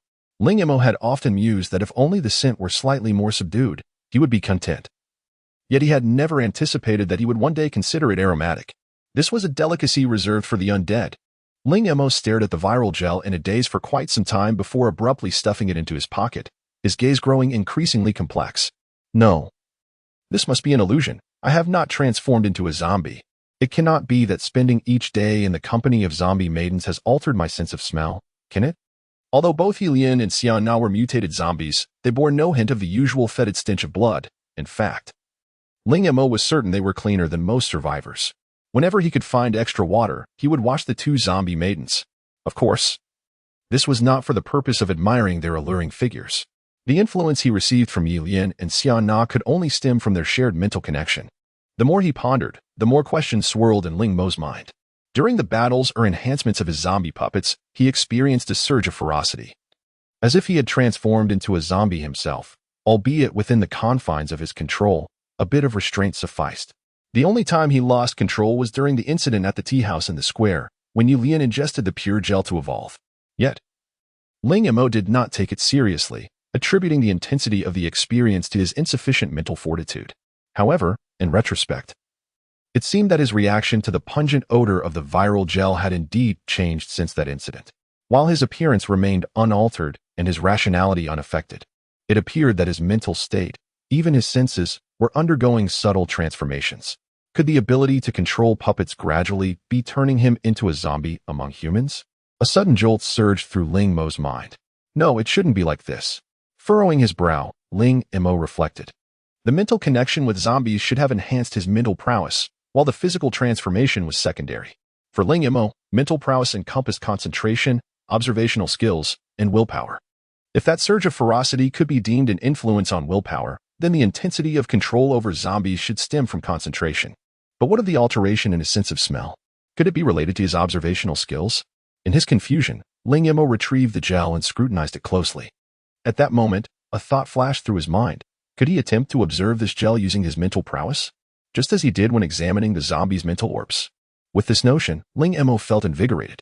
Yet, as seconds ticked by, the viral gel still appeared to him as merely an ordinary viral gel. In this instant, he noticed that his mental tendrils seemed to have taken on a faint crimson hue. Was this the reason for his newfound lack of aversion to the viral gel? After all, his mental prowess had grown in tandem with controlling the zombies, and through the continuous mental connection with them, his own mental strength had been infected. Wasn't the mental orb of a mutated zombie like Ye Lian a mass of blood-red energy? With this realization, the ferocity he experienced and the change in his reaction to the viral gel appeared to be linked to this infection of mental prowess. Indeed, although Ling Mo remained human, his mental strength had been influenced by the zombies. However, as long as his rationality persisted, this influence was insignificant compared to the might of his mental prowess. One must pay a price to reap rewards. Ling Mo quickly grasped this concept. He pondered even deeper. Considering that his ability to share vision and hearing with his zombie puppets might be because his mental prowess and the zombies' mental orbs had become akin to one another. Perhaps his mental prowess had initially been too feeble to manifest, or perhaps he had possessed mental tendrils back then but had been unable to perceive them. Nonetheless, despite this newfound understanding, he had made little progress in controlling the viral gel. Just as Ling Mo began to lose hope, berating himself for acting like a charlatan. A sudden sharp pain pierced through his mind, and the viral gel abruptly transformed before his eyes. Ling Mo's eyes widened in astonishment. A mental tendril extended forth, enveloping the gel, and he experienced an odd sensation. This gel, it was alive. This realization startled Ling Mo, nearly causing him to discard it in fright. The gel, or rather, the virus within, was still alive, even after its host had perished. What incredible vitality! No wonder its infectiousness was so potent. Yet, in an instant, a smile blossomed on his face. Indeed, the ability to control puppets was not so simple. His previous thoughts had been too narrow-minded, failing to consider this layer of complexity. What does the ability to control puppets rely upon? Mental prowess. The reason he could command zombies was that he transformed mental prowess into tendrils, invading their mental realm to achieve control. If he could penetrate the mental world of zombies, could he not also interact with other organisms through these tendrils? For instance, the primary component of the viral gel is the viral organism, which his mental tendrils could certainly engage with. Moreover, considering that living organisms are a form of matter, if he could interact with biological entities, perhaps he could also interact with other substances. Once he made contact, could he exert control? Since he could not continue on his journey at this moment and needed a brief respite, Ling Mo eagerly began to experiment with controlling the virus. With Ye Lian and Shana on guard nearby, safety was temporarily assured. Viruses are distinct from zombies. While zombies lack rationality, they do not entirely lack mental fluctuations. Conversely, viruses possess no mental prowess whatsoever, so Ling Mo's tendrils encountered no resistance. In fact, one could say he infused the viral gel with his mental energy. The tendrils penetrated smoothly, yet upon entry, the gel did not exhibit any extraordinary changes. Move? No, the virus clearly could not move, and Ling Mo felt a twinge of disappointment. However, he soon sensed something amiss, relative to the volume of the viral gel and its complete absence of mental energy. Ling Mo's mental tendrils were evidently formidable. This was no mere illusion. While one's eyes may deceive, the sensations of the mind would never err. Although he could not control the viral gel, he could manipulate it through the tentacles. After the initial shock, Ling Mo's face lit up with sheer astonishment. It turned out that the tentacles, born from his puppeteering ability, could be utilized in such a manner. Even without the ability to control the opponent directly, the tentacles could still influence their movements and perhaps even affect their senses, distorting their judgment. This was the true essence of the puppeteering skill. He realized that he could manipulate not only the zombies but also his own mental prowess. Indeed, was my future destined to evolve towards that of a tentacle monster? Ling Mo's expression suddenly became rather intricate. Chapter 60. A day as a zombie, a lifetime as a zombie during a respite of over an hour. Ling Mo diligently explored ways to wield his mental prowess with greater finesse. In simpler terms, he sought to enhance the lethality of his mental appendages. With Ye Lian and Shana alternating as sparring partners, Ling Mo swiftly grasped a few techniques. Subsequently, he shifted his focus to manipulating objects using his mental energy. However, his experience was primarily confined to controlling living beings, and the abrupt transition to inanimate objects left him momentarily bewildered. It could also be that his mental tendrils had yet to attain the requisite strength, as he failed multiple times in his attempts. The closest he came to success was when he managed to make a leaf flutter. Yet, that singular motion nearly caused his head to explode with strain. Although this outcome left Ling Mo feeling somewhat unsatisfied, he recognized that progress is achieved step by step, and discovering an alternate application for his puppeteering ability brought him joy. He surmised that as his mental capacity further advanced, the success rate of such endeavors would increase significantly. Controlling mental energy proved to be exceedingly taxing for Ling Mo. After over an hour of research, he reached his limit, understanding that to continue would only leave him breathless. Sensing that his shoulder had improved considerably, he promptly set off with Ye Lian and Shana.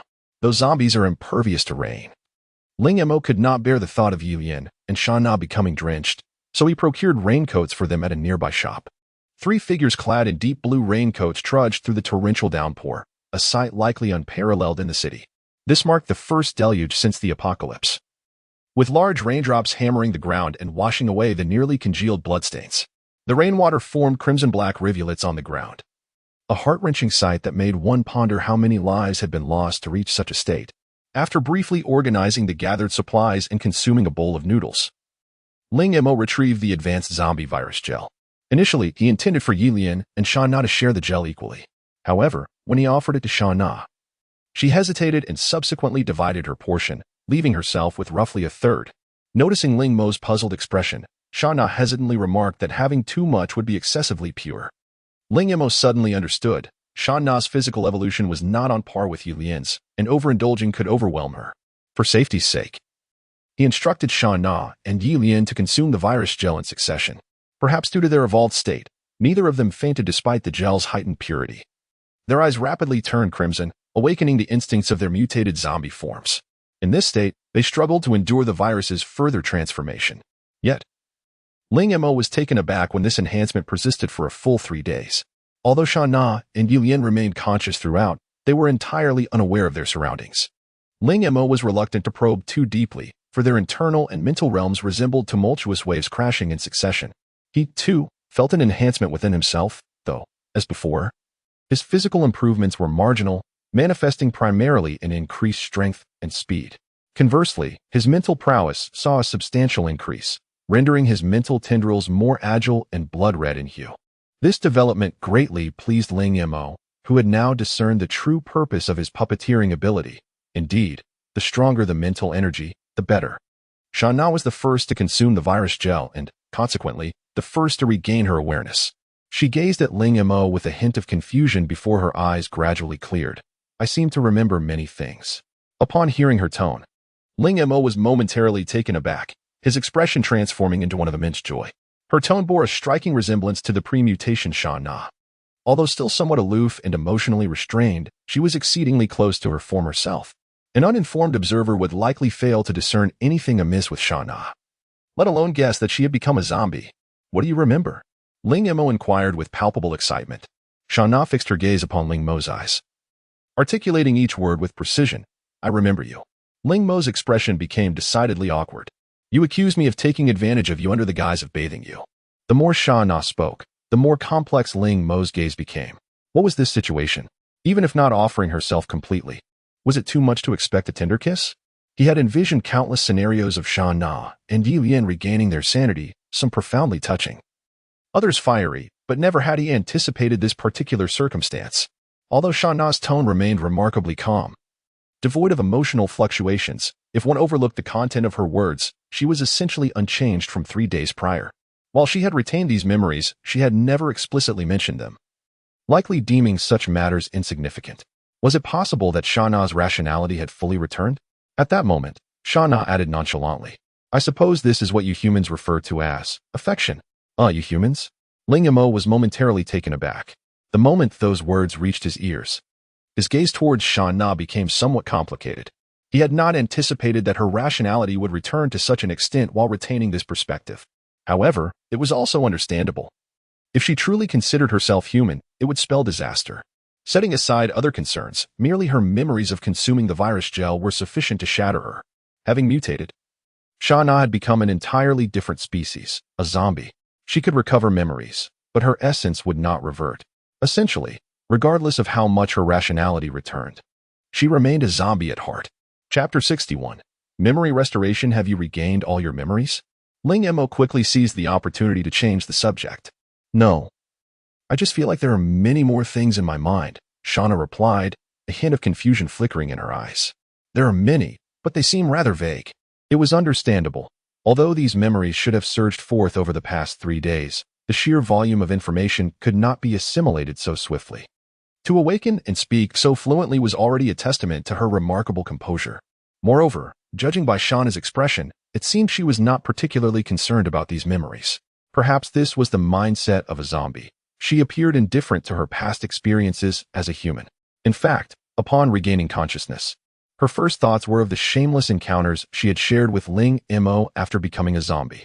Noticing Ling Mo's peculiar gaze, Shana shook her head and said, I think this is quite good, so you needn't look at me like that. It appeared that Shana had indeed regained much of her former self, even displaying the ability to read emotions. Ling Mo couldn't help but smile wryly. He could not precisely articulate his feelings at that moment. He had hoped for both Ye Lian and Shana to fully regain their rationality, even if their bodies remained those of zombies. He wished their minds to reflect their human selves. Deep down, he always believed that despite their current state as zombies, there would come a day when they would reclaim their humanity in terms of intellect, especially with Ye Lian, since finding her, she had already been a zombie, and his hopes for her restoration were the highest. After all, his relationship with Shana had mostly developed after her transformation, while his bond with Ye Lian was rooted in her humanity. Yet, it seemed this aspiration was unattainable. Once one became a zombie, their essence had irrevocably changed. Aside from their human appearance, everything else had little resemblance to humanity. As zombies, they perceived humans merely as prey. How could he expect their emotions to align with those of their quarry? For Ye Lian and Shana, the only person they could view differently was Ling Mo. This was partly due to their profound mental connection and perhaps also because Ling Mo's mental strength resonated with theirs. Do you not seem very happy? Shana scrutinized Ling Mo's eyes, leaning forward and gently pressing her cold lips against his. Does this make you happy? You seem to enjoy this. Ling Mo was momentarily taken aback by Shana's kiss but quickly regained his composure. He couldn't help but mentally chastise himself.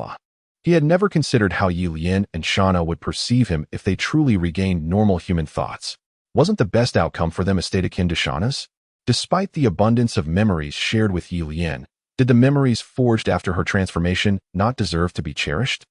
The bond forged in battle and shared struggles was no less significant than those from before the apocalypse. With this thought, Ling Mo chuckled heartily, pulling Shana closer and suddenly asking, Tell me, do you enjoy being teased? It was a groundbreaking question. Few men would dare to pose such a query to a woman, let alone to a zombie woman. The opportunity to ask such a question, and the courage to do so, likely belonged solely to Ling Mo. In fact, it had slipped from his lips, and after asking, he eagerly awaited Shana's response.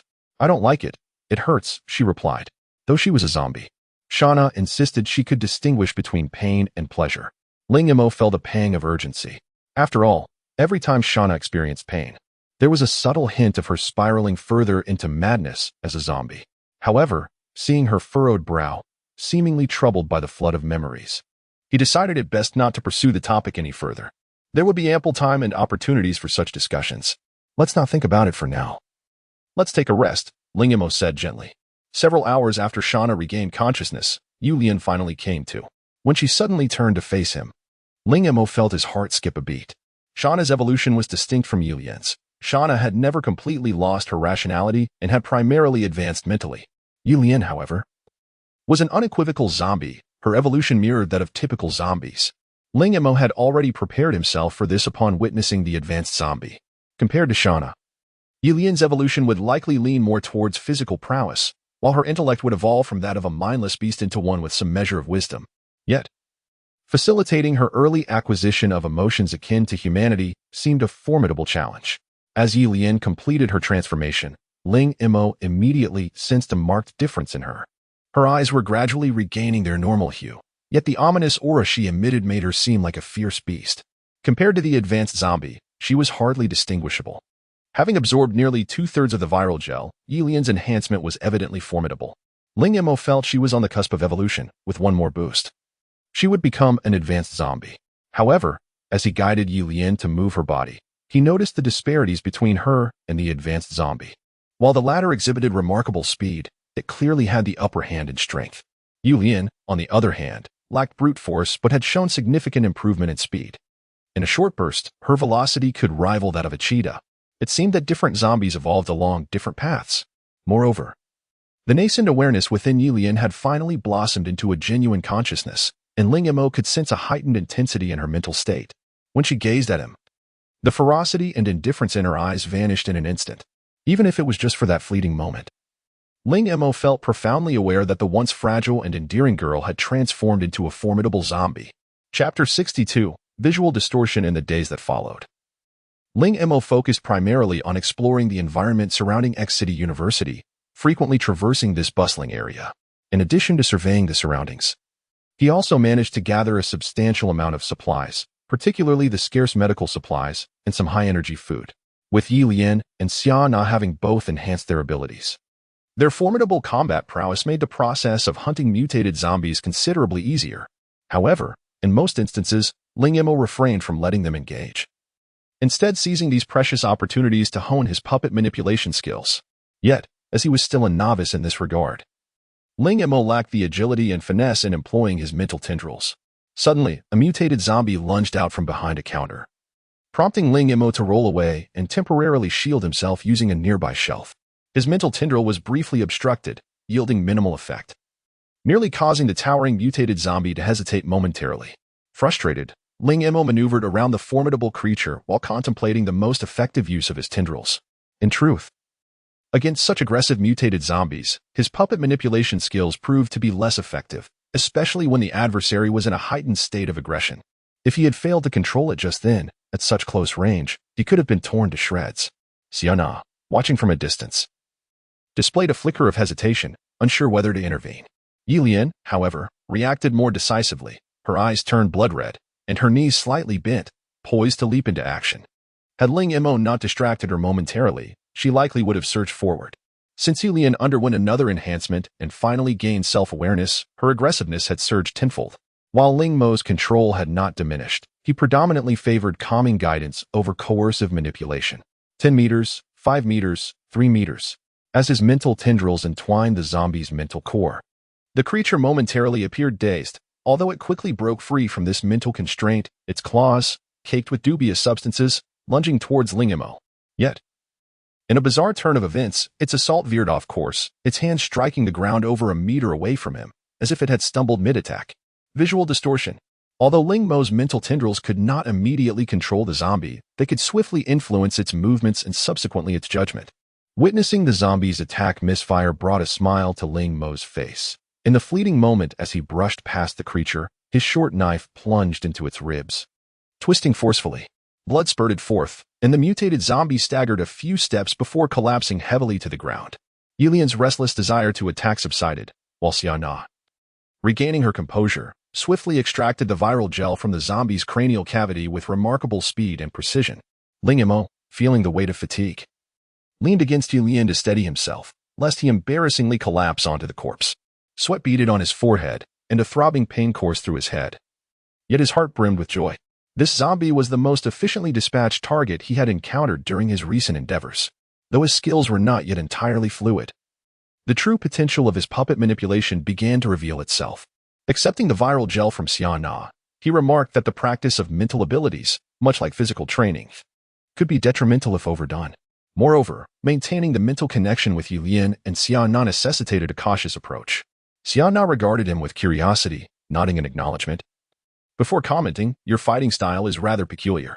Though he remained unskilled in employing his mental tendrils, resulting in somewhat chaotic combat, Ling Mo sensed he was beginning to grasp certain nuances, promising improvement for future encounters. More practice was essential. In the past few days, rain had consistently drizzled over X City, signaling the arrival of autumn. As the weather grew progressively colder, a harsher trial awaited humanity. Zombies were indifferent to the chill, but humans were not. The relentless rain had diluted the pungent stench of decay on the streets, yet the pervasive scent of blood grew more intense. Passing a clothing store. Ling Mo rummaged through a few substantial jackets for Ye Lian and Shana, donning a black trench coat himself. However, under his insistence and mischievous guidance, both Ye Lian and Shana wore rather provocative outfits beneath their jackets. Once clothed, Shana exhibited a surprising fascination with the lace elements of her attire. Ling Mo, taken aback by her reaction, mused that she would likely embrace even more revealing garments. Yet, as they approached the residential building, a sudden sense of dread washed over him when he realized that the zombies he had intentionally left at the construction site had vanished. A disquieting premonition surged within him. Concealed by the rain, Ling Mo swiftly led Ye Lian and Shana towards the residential building. Along the way, he indeed discovered a fresh zombie corpse beside an abandoned car. The incessant rain had prevented any zombies from being drawn to the area. The presence of this corpse indicated that someone had passed through here and entered the parking lot, slaying the zombie. Ling Mo's brow furrowed as he drew a short knife. Crouching to pry open the blood-soaked clothing clinging to the corpse. A gruesome wound marred the zombie's chest and abdomen, the pale flesh having been exposed by the rain, revealing a gaping, finger-deep cavity. Such an injury could not have been inflicted by a mere blade. It appeared that the assailant wielded a weapon of considerable heft. The ability to wield such a heavy weapon suggested that this individual possessed a certain level of prowess. Rising to his feet, Ling Mo's gaze turned toward the residential building in the distance. Chapter 63. As the knife was unsheathed, chaos ensued. Regardless of the identity of those attacking the zombies, they were certainly not here to deliver the populace from peril. The only valuable asset at this construction site was the residential building, which also served as a hiding place for some of Ling Mo's supplies. The intruder's objective was likely the same. Encountering survivors in this apocalyptic world was not necessarily a fortuitous event. Ling Mo cautiously approached the residential building, and upon observing no unusual activity below, he quietly slipped inside. Upon ascending to the second floor, he was greeted by the laughter of several men. Fortunately, it appeared they had merely entered to seek refuge from the rain, indicating that the supplies hidden on the third floor had not yet been discovered. However, the sound of their mirth was jarringly discordant. "Ha ha ha, boss. You're not going to kill her, are you? Don't end her life. The brothers Haven T had their fun yet." A particularly boisterous male voice interjected. "What's the rush? With me around, who needs to worry about women coming to us? This one's a gem, far better than that little one earlier." As he spoke the last line, his voice rose in pitch, and amidst the laughter of his companions, a woman's scream pierced the air. Her mouth was likely covered, rendering her cries muffled, yet her pain was unmistakable. "Shut up. I know your type. You used to look down on us. But now, you'd better serve me well, or I'll carve you up and feed you to the zombies." "Haha, boss, you've scared her to death. Don't actually kill her. Women are hard to come by these days. What is there to fear? It's a rare chance to enjoy ourselves, and with the rain, no zombies will hear us." "Ha ha ha." Ling Mo's expression darkened, yet he did not falter in his approach, slowly making his way up the staircase. Initially, he intended only to drive these men away, but hearing them violate a woman ignited a surge of anger within him. His grip on the knife tightened, and a glint of murderous intent flickered in his eyes. Indeed, in this world of desolation, most women could be considered a vulnerable demographic. In such a lawless environment, those with strength naturally claimed more resources, including women willing to cling to others for survival. However, Ling Mo harbored a deep-seated revulsion for those who would humiliate women. An absence of order should not equate to a descent into barbarism. "Damn it, how long are you going to take?" One man leaned against the staircase on the third floor, a wooden stick in his mouth and a knife in hand. He appeared increasingly agitated, listening to the commotion within. His trousers were already tinted. "Hurry up and send someone to swap with me. I'm the only one standing here in the cold wind, and with this downpour, I can't even see a zombie." As his limbs turned to jelly, the knife slipped from his grasp, only to be deftly caught by Ling Mo. Witnessing the terror and despair in the man's wide eyes, Ling Mo swiftly withdrew the short knife and seized the man's arm, effortlessly bringing him to the ground. Blood flowed from the man's mouth, and a pool formed beneath where his skull had been pierced. Though his body twitched slightly, he had already drawn his last breath. The entire process unfolded in silence, not disturbing the others in the room. In a filthy chamber on the second floor, a sordid scene was unfolding. For other men were eagerly cheering on their bald leader, who was just finishing his act when Ling Mo made his entrance. "Who was going to take over? Let him have a turn," the bald man exclaimed, pulling up his trousers. But as he turned, he was met with the sight of a slim figure standing in the doorway. With a swift motion, a cold glimmer cut through the air, striking the man who had just stepped forward. Completely oblivious to the danger behind him, he felt a sudden, excruciating pain erupt from his backside and let out a scream as he collapsed. The abrupt turn of events left the room in stunned silence. The gleaming knife had nearly cleaved the man in two, the force of the blow astounding. Ling Mo, having undergone several enhancements, despite not displaying significant physical prowess, was still far stronger than the average individual. The man writhed on the ground, emitting piercing cries as he clutched his injury. "Who are you?" The bald man retreated a step, widening the distance between himself and Ling Mo.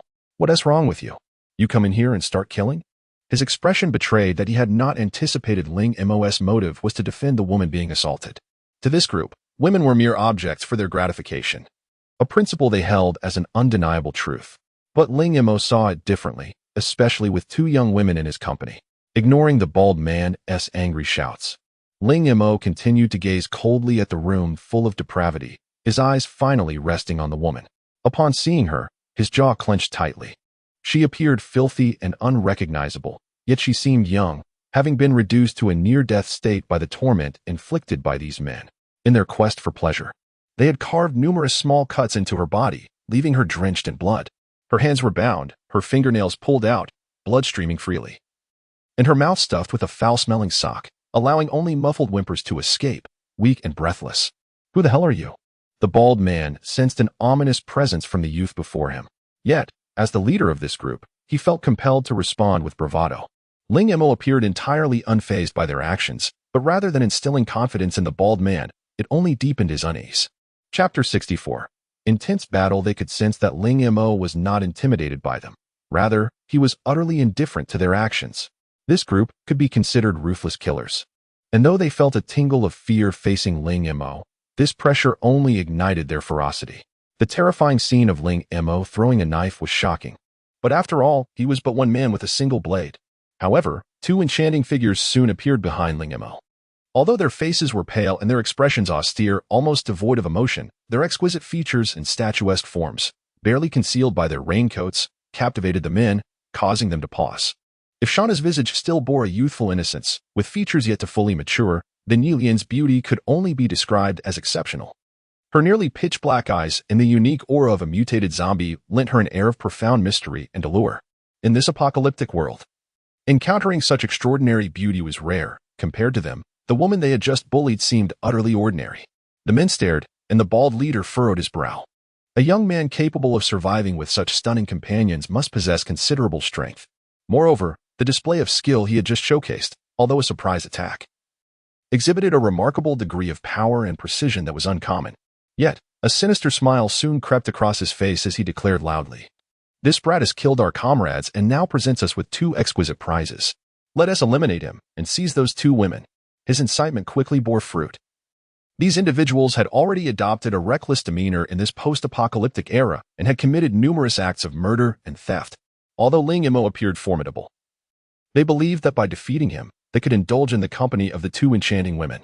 Of course, this group was not so foolish as to prioritize beauty over their own lives. They understood, from Ling Mo's expression, that he was far from benign. It was evident that action was inevitable. Rather than wait, they resolved to strike first.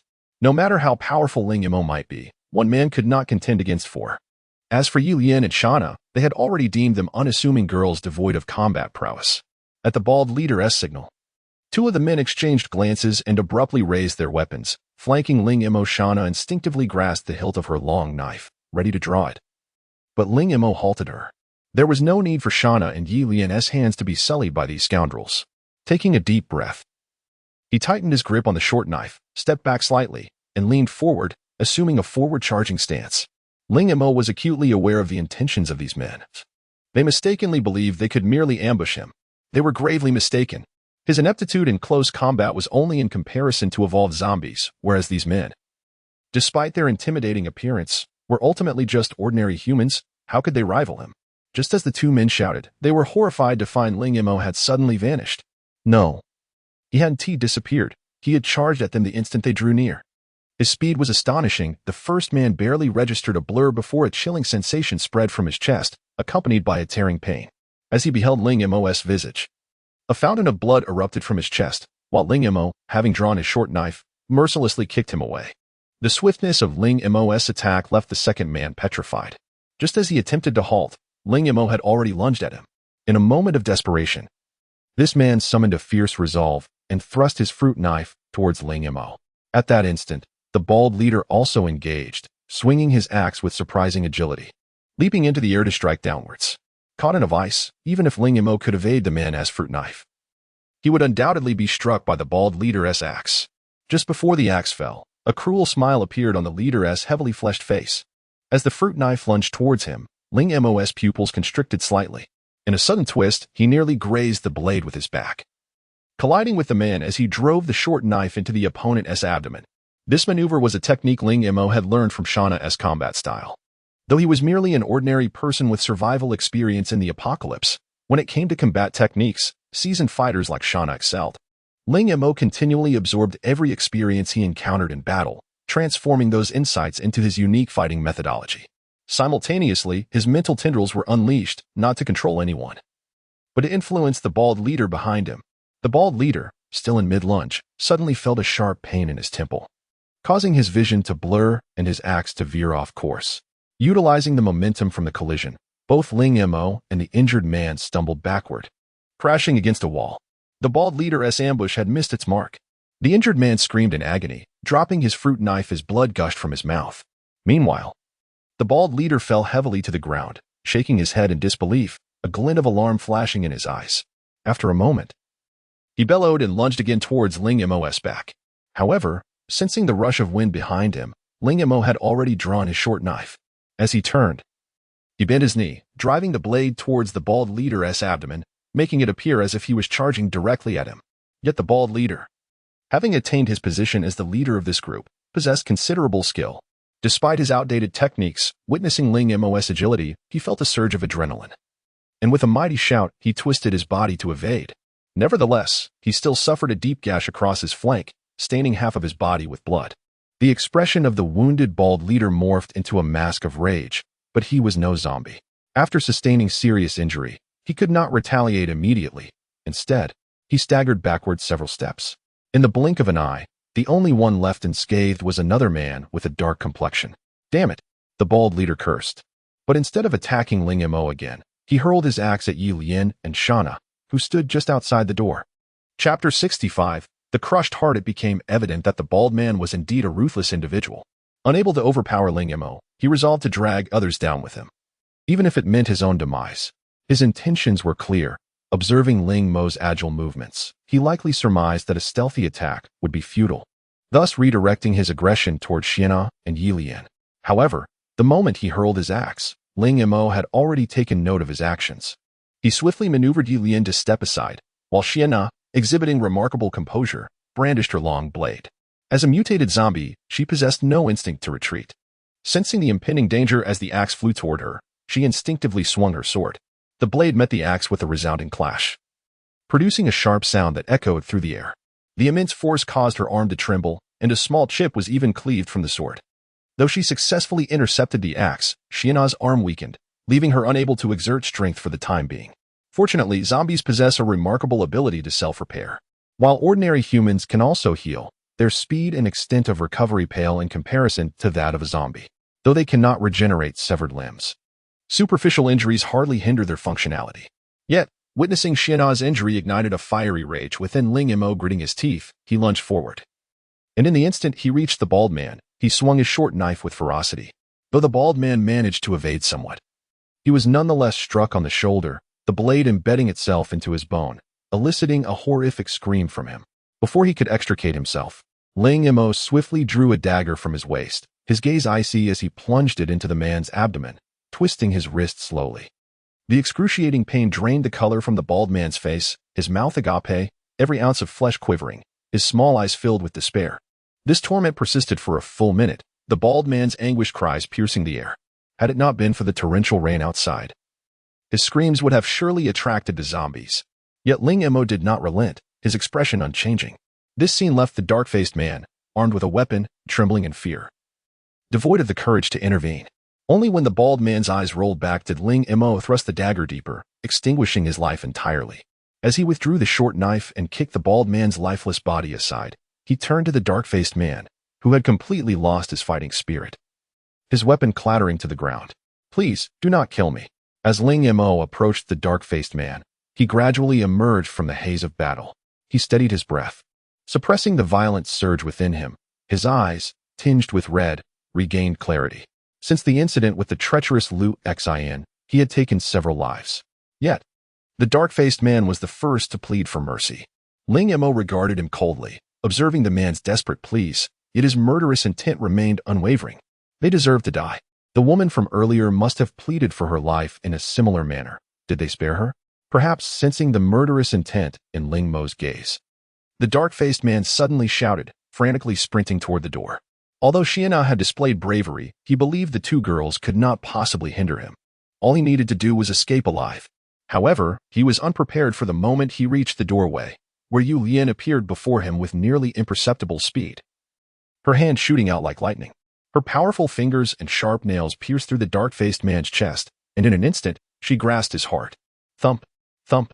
In that moment, the only sound echoing in the dark-faced man's ears was the rhythm of his own heartbeat.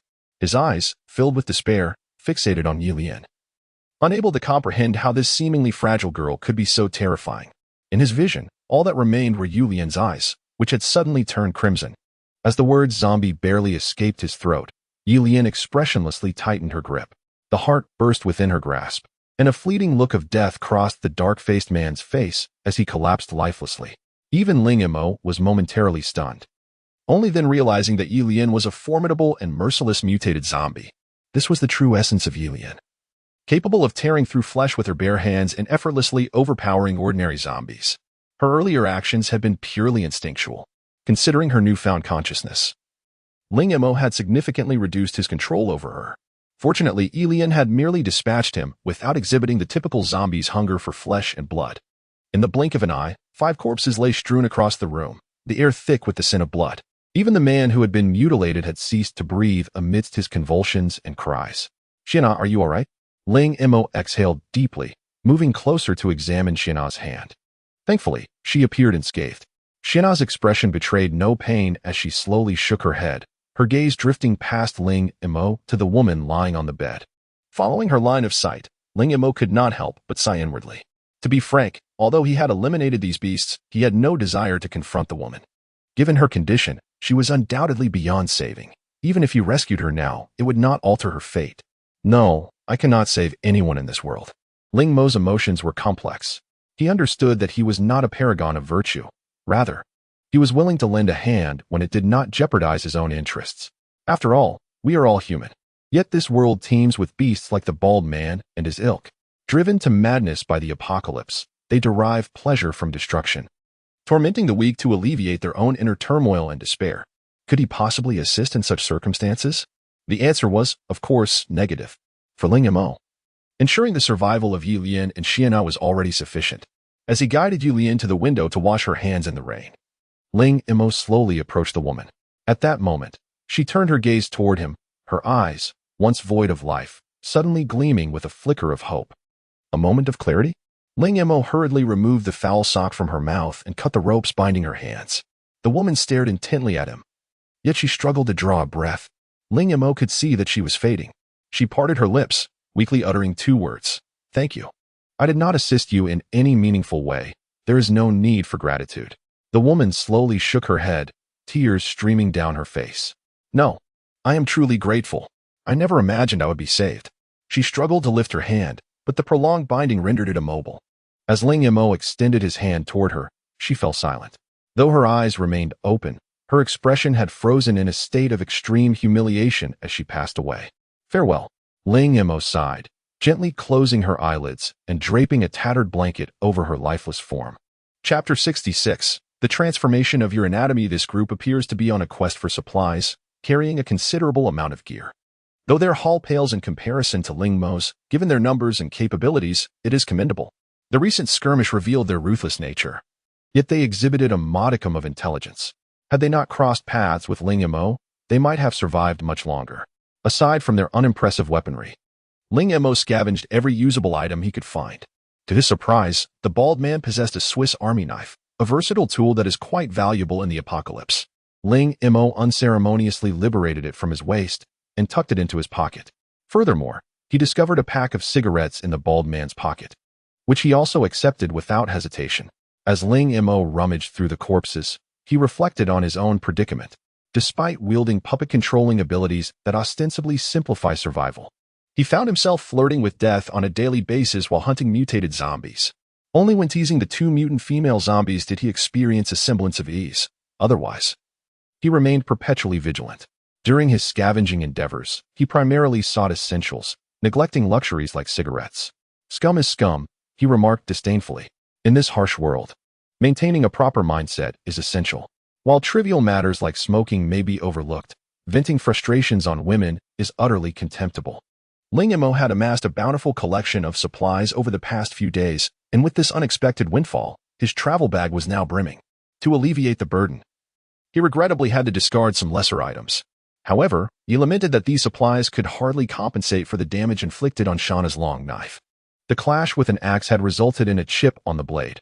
Although it remained functional for the time being, its lifespan had undoubtedly diminished.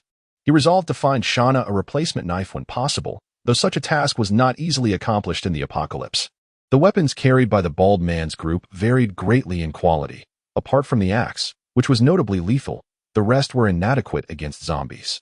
The current situation was exacerbated by weapon regulations. While ordinary kitchen knives could be found in supermarkets, the prospect of an untrained individual wielding a kitchen knife against a zombie in close quarters was daunting, even if one dared to engage. The effectiveness of a kitchen knife against a relentless zombie was questionable. This is precisely why Ling Mo had ventured into Wang's handcrafted knives and sword shop in search of a suitable blade. Although his current short knife measured only around a foot in length, its sharpness and superior quality aligned perfectly with his current capabilities. A good horse deserves a good saddle. He intended to offer his dagger to Shana, but she shook her head. No, I have memories associated with this knife. It is important to me. The damage is inconsequential. It is still usable. As for yours, it was made by my sister, and I do not favor it. Ling Mo was left speechless, realizing that even as a zombie, Shana still held a disdain for Wang Lan. The sisters possessed contrasting personalities. One was strong-willed and fierce, while the other, before her transformation, was a kind-hearted, naive girl. The stark divergence in their characters was indeed a curious fate. Upon returning to the third floor, Ling Mo discovered muddy footprints in the corridor, indicating that this group had cautiously searched the building. However, they failed to uncover Ling Mo's disguise, leaving his room untouched and the remaining clean water undisturbed. This outcome lifted his spirits slightly, but thoughts of the corpses below extinguished his desire to linger in the area. Those bodies would inevitably attract more zombies, complicating matters further. The presence of the bald man's group also suggested that this residential building was rather conspicuous. While it was a suitable temporary refuge, prolonged habitation would likely lead to trouble. In recent days, Ling Mo had familiarized himself with the surrounding area and identified the safest routes to approach X-City University. However, he currently lacked information about the university itself. Judging by the conditions nearby, it was likely in a dire state. The complex environment and abundance of zombies would pose significant challenges to free access. Yet, these obstacles, which would deter most survivors, were not insurmountable for Ling Mo. His puppet-controlling abilities allowed him to navigate safely through zombie territory, significantly reducing the associated risks. Thus, he resolved to set out for X-City University the following day. Before departing, he could not allow the remaining clean water and gas to go to waste. A hot shower? Or perhaps a luxurious bath would suffice. In the apocalypse, any survivor fortunate enough to bathe with water was already living comfortably. Those who could enjoy hot water were truly indulging in luxury. And having two beautiful women assist with his bath, it seemed that no one had yet experienced such opulence. However, when Ling Mo approached the two women with a satisfied smile, he soon discovered that the reality was far from the idyllic scenario he had envisioned. Gentle, please. A bit lighter. It's not too painful, really. You've broken it. You've broken it. You can't squeeze here. With two curious female zombies applying completely unmeasured pressure during his bath. The outcome was a blend of pain and unexpected pleasure. When Ling Mo awoke the next morning, he was still shaken by the previous night's experience. Upon seeing him stir, Shana's gaze sharpened, her curious eyes trailing down his face until they landed on his most sensitive area. Instinctively, Ling Mo's scalp prickled, and he covered himself. When will you bathe again? Shana asked eagerly. Though Shana had gradually regained most of her memories after becoming a zombie, she lacked the ordinary notions held by typical girls. In essence, on matters of common sense, Shana was like a blank slate. Ling Mo had not intended to disrobe, But Shana and Ye Lian impatiently yanked away the towel draped around his waist. As they scrutinized his anatomy, both women exhibited an eagerness to explore. Ye Lian's reaction was somewhat subdued. She awakened not to memories, but to her true consciousness as a mutated zombie. Her curiosity prompted her to observe Ling Mo's body with a few extra glances and a tentative touch. However, Shana was different, with numerous memories flooding her mind. Her unique way of thinking made her increasingly prone to mischief. I recall what this is called, but it's my first time seeing the real thing. I've heard it can change shape. With immense curiosity regarding Ling Mo's anatomy, she unhesitatingly reached out with her zombie hand. A mutated female zombie, unaware of how to moderate her strength, grasped him, triggering a surge of emotions that plunged her into a state of frenzy. For Ling Mo, this was nothing short of a torment.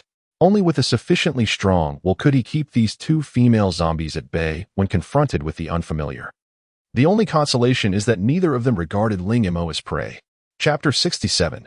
Red Light Street. As the rain began to lighten, Ling Mo swiftly organized his backpack and departed with Ye Lian and Shana. The corpses left behind in the building would soon attract the attention of zombies. The inevitable fate of every soul lost in this apocalypse is to be reduced to nothingness. The direct distance between the construction site and X-City University is relatively short. However, navigating through this bustling area, filled with towering skyscrapers, is nearly impossible. After several days of exploration, Ling Mo selected a route with fewer zombies. To expedite their journey, he cleverly subdued a zombie, sending it ahead to lead the way. With an increase in his mental prowess, he could control the undead from nearly 500 meters away. Though he typically limited this range to 300 to 400 meters to conserve his energy while maintaining effective control over the zombies, with a zombie guiding them. Any threats encountered would be dealt with by Shana and Ye Lian, allowing Ling Mo to conserve his strength. As the rain diminished, the hazy city gradually revealed its true form. Towering buildings under the dark clouds and desolate streets transformed this once thriving metropolis into a perilous meat grinder.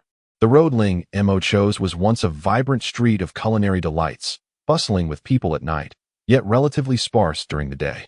Thus, the zombies lingering here were few. However, the scarcity in this lively commercial district was negligible compared to the overwhelming numbers outside it. Fortunately, with a zombie leading the way, Ling Mo had already identified the undead lurking within the shops. Preferring to avoid confrontation, he showed little interest in eliminating these ordinary zombies. Instead, he maneuvered the controlled zombie to close several shop entrances teeming with the undead, effectively trapping them inside. Before long, they would turn on each other, potentially leading to the emergence of mutated zombies.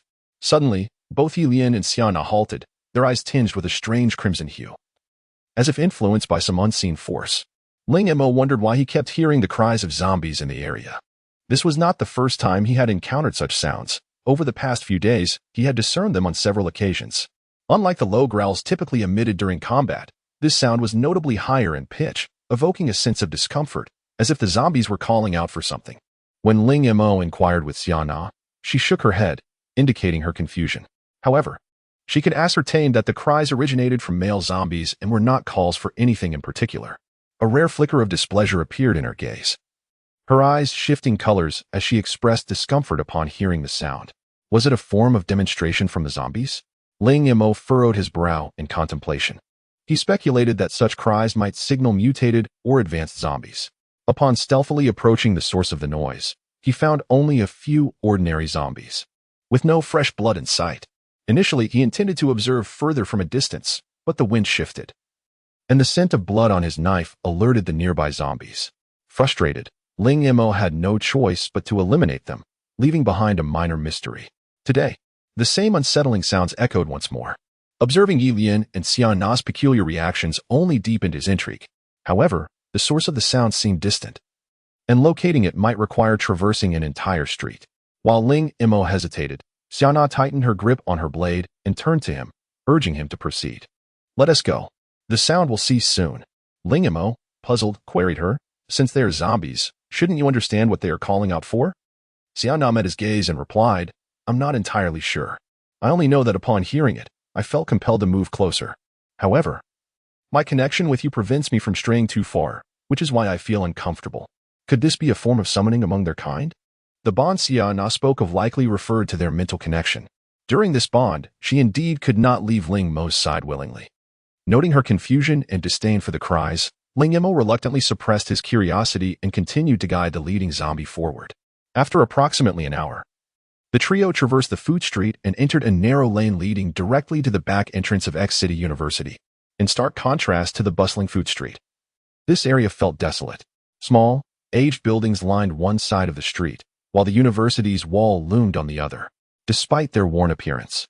The buildings were adorned with vibrant posters and neon signs, revealing their true nature as bars, nightclubs, and lodging establishments. This was the infamous Red Light Street near X City University, known for attracting young, attractive university girls seeking part-time work. It was well understood what kind of work that entailed. For those with limited funds unable to afford upscale venues yet yearning for entertainment, this was the ideal locale. Consequently, it had once thrived with business. Logically, such an establishment should not exist near a university, yet unresolved issues from the past had solidified its presence.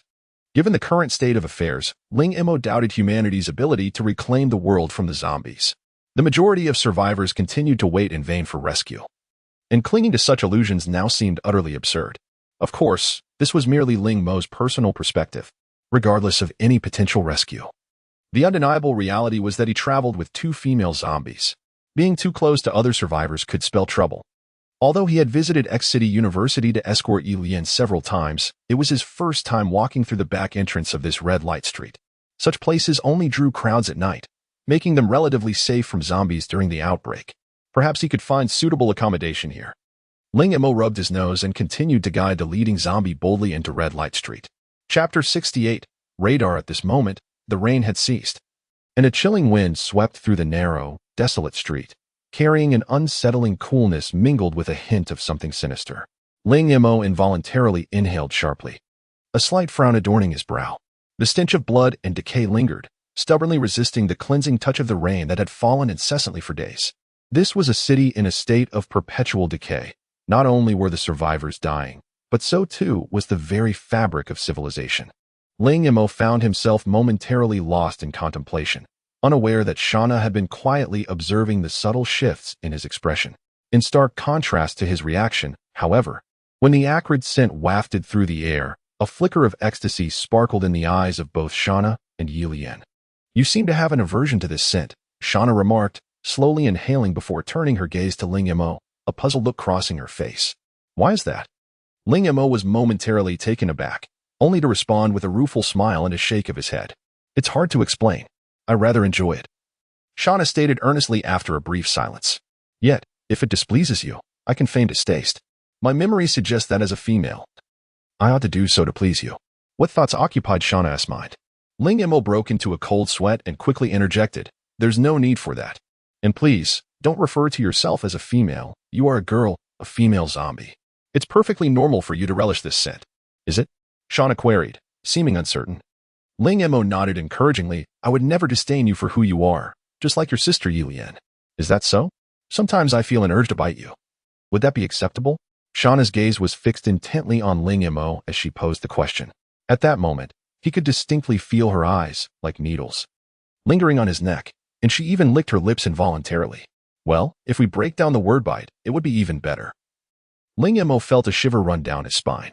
He had long sensed this inclination, especially when Shana and Ye Lian fully embraced their zombie states. Their gaze towards him underwent a subtle transformation. Fortunately, due to the mental connection they shared, neither had ever exhibited any aggressive behavior towards him, unless they were on the verge of severing that bond. However, as his mental link with Ye Lian deepened, she had completely abandoned any inclination to attack him. In contrast, his connection with Shana remained superficial. Although it had deepened somewhat by chance last time, it was still insufficiently profound. Ling Mo concluded that he need not be overly demanding. It was already quite a feat to restrain a zombie's innate tendencies. To expect her to suppress any primal instincts would be excessively harsh. Indeed, upon sensing Ling Mo's apparent indifference, Shana shifted her gaze. "I don't know why, but I won't attack you. You are special." Of course. If the controller were to become aggressive, it would render the ability to control a puppet utterly pointless. Ling Mo inwardly rolled his eyes, but just then, he furrowed his brow.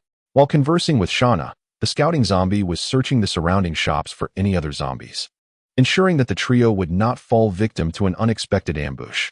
However, as the scouting zombie entered a bar, it was suddenly struck by an object from behind, and Ling Mo distinctly heard the sound of its skull shattering. given that he shared all 5 senses with the zombie. Ling Mo felt a profound sense of empathy during the creature's demise, save for the absence of pain. Thus, when the scouting zombie collapsed, his complexion paled, and his heart raced. Ye Lian and Shana immediately sensed Ling Mo's emotional fluctuation through their mental link and turned their attention to him. Although their expressions were devoid of emotion, Ling Mo understood their deep concern for him. With the death of the scouting zombie, the connection between them was abruptly severed. An unpleasant sensation akin to a sudden crack resounding in his mind. In Ling Mo's eyes, it felt as if one of his own tendrils had been brutally severed. Was the assailant a zombie or a human? Ling Mo, with Ye Lian and Shana in tow, cautiously sidestepped to conceal themselves, peering out from behind a neon light to observe the scene. The place where the scouting zombie had met its end was a bar named In Huang. He had just guided it towards a row of private rooms when it had been ambushed from behind. The entrance was ajar. Typically, survivors would not leave it that way. Could it be a zombie? A zombie capable of ambushing would have to be an advanced variant, perhaps even an evolved one. Ling Mo was somewhat perplexed by the emergence of such formidable zombies in this locale. Yet his yearning for the viral gel overpowered his curiosity. That ultra-pure viral gel was no ordinary commodity, truly a rarity to be sought after. Contemplating this, a sinister smile crept across Ling Mo's face as he drew forth his short blade. The gleaming edge, stained with deep brown remnants that could not be washed away, accentuated the chilling aura of this finely crafted weapon. A blade that had tasted blood was indeed different. Shana, can you sense anything? Ling Mo inquired, aware that mutated zombies appeared to possess some unique form of perception. Before taking action, he sought her insight. Shana glanced at him and shook her head. It's too far. That was true. The distance between them was not negligible, at least 400 meters away. To be able to sense something from such a distance was nothing short of remarkable, almost like radar. Meanwhile, Ye Lian's eyes glimmered with a hint of crimson as she mimicked Ling Mo's movements, drawing her curved blade and crouching behind him. Witnessing Ye Lian's actions caused a flutter in Ling Mo's heart. It was evident that with her newfound consciousness, her learning speed had accelerated remarkably. She was consciously emulating the combat movements he and Shana had demonstrated. Indeed, this species of zombie harbored terrifying potential. Compared to Shana, Ye Lian had evolved further and, in terms of lineage, was a more purebred zombie. Therefore, her sensitivity to mutated zombies might be slightly stronger. Upon hearing Ling Mo's question, Ye Lian merely cast him a glance without responding. It seemed she understood that Ye Lian was his term of address for her. Yet the significance of his inquiry eluded her. However, Ling Mo felt no frustration. Ye Lian's response confirmed that there were indeed zombies within the In Huang bar, solidifying his suspicions. As long as they aren't human, that's sufficient. I much prefer dealing with zombies. Ling Mo took a deep breath, striving to adjust his state to its peak. Soon, he anticipated a fierce battle for survival. Yet, for the sake of the viral gel, it would be worth it. Chapter 69. The Artifact of Shadows. The door stood ajar, creaking softly as the wind wafted through, revealing a scene of desolation marked by layers of dust on the floor and furniture, alongside the harrowing traces of violence. This was the grim reality left behind in most shops during the apocalypse. Compared to the desolate streets, these darkened establishments instilled a greater sense of dread and caution. Perhaps lurking behind the counter, beneath the shelves, or even in the corners beyond the door, a zombie lay in wait, ready to pounce like a bolt of lightning upon the approach of any unsuspecting soul. By the time one became aware of the lurking peril, it was often too late, as they would have already been torn apart by the creature. No one dared to venture close to these places. The open shop doors resembled gaping maws, eager to consume life, instilling fear in the hearts of passers-by. Among these, the Sound Emperor Bar on Hongdang Street near X-City University exemplified such a locale. From the outside, nothing appeared amiss. Given that the establishment did not operate during the day, the remnants of zombies inside were minimal, making the emergence of mutated zombies unlikely. However, the possibility of an advanced zombie hiding within could not be dismissed. After all, the evolved female zombie encountered at New Era Square had already mastered the art of concealment and knew how to exploit advantageous positions to strike. Even ordinary beasts understood the value of ambush and strategy, how much more so for the newly emergent species of zombies. Although they had succumbed to infection and lost their humanity, zombies were gradually evolving a distinct set of systems and behaviors. This was a conclusion drawn by Ling Mo through careful observation. The advanced zombie inside was adept at hiding, and its strikes were lethal, prompting Ling Mo to refrain from allowing Ye Lian or Shana to take unnecessary risks. He wasted little time in the nearby shops, capturing a diminutive zombie which he then used as bait for the Sound Emperor bar. As the bait, under Ling Mo's control, approached the location where the scout zombie had been slain, the trio followed closely behind, maintaining a distance of approximately 10 meters. Soon, through the bait's perspective, Ling Mo spotted the fallen scout zombie. To his astonishment, the corpse remained untouched, not a single piece missing. It was uncommon for zombies to kill their prey without consuming it. Their instinct to attack humans was innate, but to attack their own kind was solely driven by hunger. How could they possibly let such a feast slip away? A sense of unease washed over Ling Mo, recognizing the likelihood of an advanced zombie lurking within. He deliberately did not attempt to conceal the bait's presence. On the contrary, his intent was to draw out the ambushing zombie. Thus, the commotion needed to be amplified. Noticing that the doors of the private rooms surrounding the scout's corpse were all firmly shut, Ling Mo decided to take a bold approach. He commanded the bait to kick open the first door. Bang! The initial private room was empty, yet the commotion was loud enough to alert even the deafest advanced zombie. After kicking open the door, Ling Mo immediately directed the bait to press against the wall, remaining vigilant of its surroundings. With still no sign of movement, Ling Mo's suspicion deepened. He gradually maneuvered the bait to the entrance of another private room. However, as the bait turned to face the door, Ling Mo, hidden at a distance, witnessed a figure suddenly spring forth from within the room. The silhouette appeared small yet moved with remarkable speed. Upon bursting through the door, the figure leaped high, brandishing a gleaming weapon and fiercely thrusting it into the bait's nape. As the bait collapsed, the figure landed gracefully, stepping onto the bait's back, forcefully extracting the weapon. A survivor. Ling Mo was taken aback. He had not anticipated the presence of a survivor in such an inhospitable locale. Yet, upon reflection, he realized his initial assumption had been misguided. The one capable of silently dispatching the bait must have been a stronger zombie. In reality, however, any survivor who had endured until now undoubtedly possessed some skill. Even the bald-headed group maintained a level of vigilance and demonstrated both ruthlessness and capability. This figure, unflinching in the face of a door-kicking zombie, exhibited calmness and a keen sense for opportunity. Most crucially, when the moment to strike presented itself, the individual acted without hesitation. Had he shown even a hint of indecision, Ling Mo would have swiftly commanded the bait to evade. As the figure drew closer to Ling Mo and his companions, a wave of anxiety washed over him. He had merely intended to follow the bait, and while he had concealed his presence, there were limited places to hide in such a bar. The individual seemed poised to investigate the entrance, and halfway there, it was inevitable that they would discover Ling Mo and his companions. Rather than furtively hiding and risking discovery, it would be more prudent to reveal himself. As for the bait, who could discern its connection to the zombies?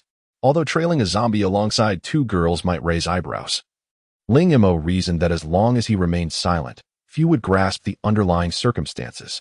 With this thought in mind, Ling Mo reluctantly stood up. Unexpectedly, as he revealed himself, the figure immediately spotted him, pressing against the wall and swiftly drawing an object from their pocket, hurling it toward Ling Mo with force. Seeing the shadowy object hurtling toward him, Ling Mo remained unfazed, swinging his short knife to deflect it. To his astonishment, as his knife struck the object, a cloud of red mist erupted. Ah! Ling Mo cried out in distress, his vision instantly clouded. His nose and throat felt as if engulfed in flames, causing immense discomfort.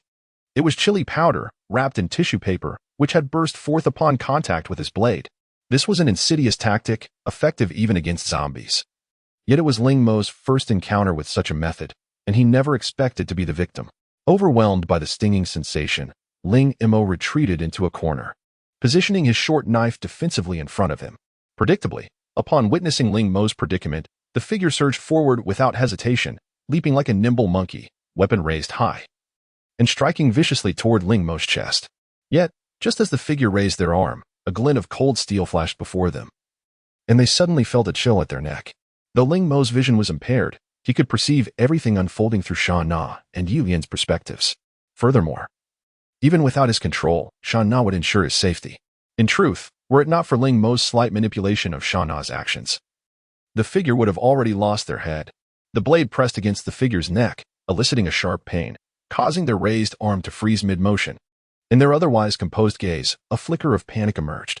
Just as they contemplated movement, Shana planted her foot firmly on the figure's instep, the overwhelming force contorting their expression as they stifled a muffled cry of agony. Lacking any compassion for humanity, Shana remained unfazed by the figure's cries. Instead, twisting her ankle slowly, inflicting excruciating pain upon the survivor, who broke into a cold sweat, fearing their foot would shatter. Only then did the figure realize that their target was not a zombie, but a human, a particularly formidable one at that, simply possessing such strength. This girl was no ordinary foe. Chapter 70. Malevolent Weapons. Listening to the suffocating cries of the survivor, Ling Mo chose not to intervene with Shana but instead opened his water flask and began to cleanse his eyes immediately. Although he could fully perceive the surroundings through Shana and Ye Lian's perspectives, the situation within the bar remained uncertain, making it imperative to restore his vision as swiftly as possible. As for the survivor, having injured himself, he deserved to endure some suffering. Only after Ling Mo finished washing his eyes did the survivor finally escape from the relentless agony. When Ling Mo opened his bloodshot eyes to gaze at him, the survivor's hair was drenched in cold sweat, and his once handsome face was contorted in pain. Had he not been gritting his teeth, his cries would likely have summoned the zombies lurking far outside on the street. "All right, Shana, release him," Ling Mo stated. For the survivor, those words felt akin to a divine reprieve. He glanced up at Shana, his eyes brimming with fear and caution. The girl appeared to be holding back her full strength. Yet her grip had nearly crushed his foot. Such monstrous power was not typical of an ordinary person. Moreover, her timing and control during the attack were precise. Had she exerted a fraction more force, he would likely have been severed in two. Upon hearing Ling Mo's command, Shana shot the survivor a cold glance and slowly lowered her long blade. The survivor's body tensed immediately, a glint of ferocity flashing in his eyes. However, before he could make any move, a shadow flickered before him as Ling Mo's fist collided directly with his right eye, along with a muffled grunt. The weapon he held was swiftly snatched away by Ling Mo. Upon the first sight of the weapon, Ling Mo felt a jolt of recognition. Indeed, this individual was quite ruthless. Technically speaking, it was not a weapon but merely a kitchen sharpening rod that had been deliberately ground down. While its material was sufficient, the tip was not sharp. It was unclear how much time the young man had spent, but he had managed to flatten the tip, and the entire rod was smeared with the blood of zombies. Given the virus's extraordinary vitality, this makeshift weapon, even if it merely grazed the skin of a survivor, could lead to a dire infection. Clearly, this preparation was intended for encounters with survivors. Ling Mo observed as his punch sent the survivor crashing to the ground, while Ye Lian silently stepped forward, pinning his wrist down, eliciting a wave of pain that caused him to curl up like a shrimp. Shana's earlier attack stemmed from her personal volition, but now it was under Ling Mo's control. Initially, the survivor's attack could have been deemed unintentional. Yet when Ling Mo instructed Shana to release him, it was evident that he harbored intentions of further aggression. Had Ling Mo reacted even a moment slower, the virus-tainted weapon could have posed a significant threat. Ling Mo was never lenient with those who bore malicious intent. The survivor, despite the pain causing his body to arch painfully, refrained from a loud scream. Judging by his physique, he appeared to be in his early 20s. Clad in a grimy men's jacket and worn sneakers, with disheveled short hair that had likely gone unwashed for quite some time. Yet, his sharp chin and cracked, tightly pressed lips led Ling Mo to conclude that he was a handsome young man. "Enough," Ling Mo said, squatting down to press the sharpening rod against the survivor's neck. This action caused the survivor, who had been preparing to struggle, to stiffen immediately, fully aware of the rod's lethality. "What do you want?" he asked warily, his tone tinged with anxiety. "I didn't mean to attack you, but you did it deliberately," Ling Mo replied coldly. A flicker of something strange crossed the survivor's eyes as he said, "I just wanted to escape alive." "Of course, you reside in this bar." "Escape?" Ling Mo scoffed, finding his story implausible. Though the survivor displayed considerable skill, his lies were woefully transparent. No one would venture into such a bar to hunt zombies, especially when, in Ling Mo's view, apart from the two zombies he had deliberately led there, this bar likely hadn't seen a single zombie. Just as Ling Mo finished speaking, a thought struck him. He scrutinized the survivor closely and suddenly inquired, "Are you trying to lure us out? Is there someone else here?" As he spoke, Ling Mo glanced at Ye Lian. Previously, her behavior had clearly indicated the presence of zombies, yet here stood a survivor. However, Ye Lian's instinctive reactions had proven infallible, and the survivor's peculiar demeanor suggested that there might be undisclosed secrets within the bar. Could there be another individual, like himself, capable of controlling zombies? If such an entity existed, they certainly wouldn't risk exposing themselves to danger. Nevertheless, it was evident that this bar held some mysteries. Indeed, upon hearing Ling Mo's question, a flicker of panic crossed the survivor's face. Though he endeavored to conceal it, the dim lighting rendered it difficult for anyone to notice, except for Ling Mo, who shared vision with Shana and Ye Lian. Unfortunately for the survivor, zombies possessed excellent night vision. You seem rather anxious. It appears I have struck a chord. Ling Mo remarked nonchalantly. The survivor's eyes reflected a struggle. After gritting his teeth, he suddenly asked, "What do you want? Supplies? I must confess, I'm quite poor and have little food." Ling Mo was momentarily taken aback before dismissing the notion with a scoff. "I am not here to rob you of food. I merely wanted to inquire. Forget it. Given your demeanor, you likely won't divulge anything. I shall find out for myself." The survivor was of modest height, slightly shorter than Ye Lian, and although she was a girl, he found himself completely at her mercy. Yet, as Ling Mo observed the survivor's increasingly frantic eyes, his suspicions deepened. There was certainly something amiss. After attempting to open the rooms along the corridor yielded no results, Ling Mo even searched the restroom. Recalling that ever since the advanced zombie ambush, he had harbored a vague belief that zombies might have an affinity for dark, cramped spaces. Unfortunately, the restroom yielded nothing either. Upon returning to the corridor, Ling Mo furrowed his brow in frustration, only to notice that the survivor appeared to have somewhat relaxed. A faint trace of relief on his face. Ling Mo studied him for a moment and suddenly smiled. "Wherever I go, your gaze follows. However, I noticed a place you have consistently avoided, deliberately, I presume." The survivor's expression shifted to one of shock, and he began to struggle wildly. Alas, in Ye Lian's grip, he resembled a feeble cat. How did you discover that?" he stammered, his eyes wild as he lost hope of escape. Witnessing such a vehement reaction only reinforced Ling Mo's suspicions. The survivor had likely believed that in the dimness, his furtive glances would go unnoticed, especially since Ling Mo had been leading the way. Unless he had eyes in the back of his head, how could he possibly have noticed? Ling Mo sensed that the survivor would never fathom the answer to that conundrum, and he had no intention of providing an explanation. "Don't even think of going there. I merely injured you by accident. Isn't an apology sufficient?" The survivor pleaded, panic evident in his voice. Ling Mo let out a cold snort. "I have already stated. Whether your initial action was intentional or not remains uncertain. However, you clearly intended to kill me just now." As he spoke, Ling Mo shook the bloody cudgel in his hand. "You seem rather unfriendly towards survivors as well." "This is merely my weapon," he retorted. "If you believe my apology is insufficient, then feel free to strike me again." The man even attempted to justify himself. Ling Mo chuckled and shook his head, choosing to ignore him. Indeed, it is challenging for an ordinary person to discern whether the blood on that cudgel belongs to a human or a zombie. Yet, Ling Mo's mental affinity with the undead was nearly indistinguishable, while his perception of the scent of blood remained unchanged. He possessed an extraordinary sensitivity to the aroma of the virus, unlike that of an average individual. To Ling Mo, the cudgel emanated not only a strong metallic tang of blood but also a faint, elusive fragrance. It was subtle, yet indicative of the virus's presence, suggesting it had been coated multiple times to achieve such an effect. Perhaps this man would claim he had never cleaned his weapon after slaying a zombie. But such an excuse would only fool a fool. Ordinary people likely regard zombie blood with trepidation, akin to venomous snakes and ferocious beasts. Even Ling Mo, after a battle, would clean his short knife, leaving only the stains that were truly impossible to remove. Chapter 71. The Gifted Girl. As Ling Mo continued down the corridor, seemingly unperturbed, the survivor's expression darkened significantly. At the end of the corridor stood a door, yet it was intentionally obscured by a pile of debris, and the absence of light made it difficult to notice at first glance.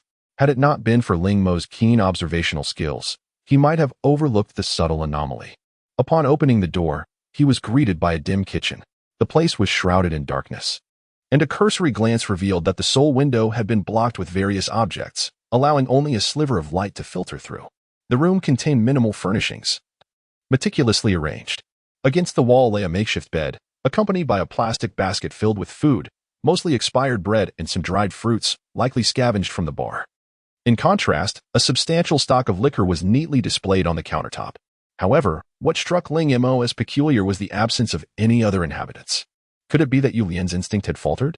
Just then, the survivor, compelled by Ye Lian's presence, stepped into the kitchen. Noticing Ling Mo's apparent lack of findings, he hastily blurted, "I truly have nothing. If you fancy anything, feel free to take it." His reaction steadied Ling Mo's previously wavering resolve.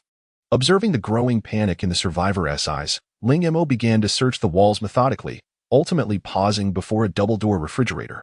As Ling Mo placed his hand upon it, the survivor's eyes widened in alarm, his tension palpable. However, When Ling Mo maneuvered around to the side of the refrigerator and began to push it, the survivor's last shred of hope evaporated. Ling Mo pondered what could be concealed behind it, inciting such distress in the survivor. The disguise was hardly sophisticated. A closer inspection revealed that the refrigerator's positioning was rather unusual. Ling Mo surmised that there must be a door concealed behind it. Sure enough, when the refrigerator was pushed aside, a security door emerged, bearing a sign that read, "Warehouse, Restricted Area." It dawned on him that the liquor adorning the bar counter must have been sourced from this warehouse. With cautious intent, Ling Mo turned the doorknob. But as he swung the door open, a shadow lunged at him, startling him into a swift retreat, instinctively unleashing his mental tendrils. The intruder halted mid-attack as if colliding with an invisible barrier, a mere consequence of Ling Mo's psychic influence. Startled by the near miss, Ling Mo felt a tinge of frustration. His psychic tendrils were still not fully under his control, and their application remained somewhat clumsy. Practice was certainly in order.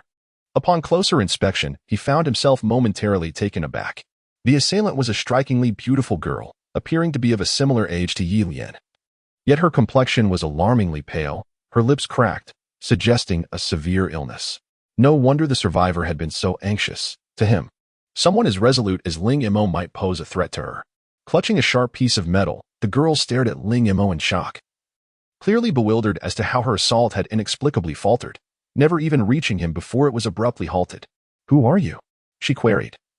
Her gaze momentarily unfocused but quickly sharpening.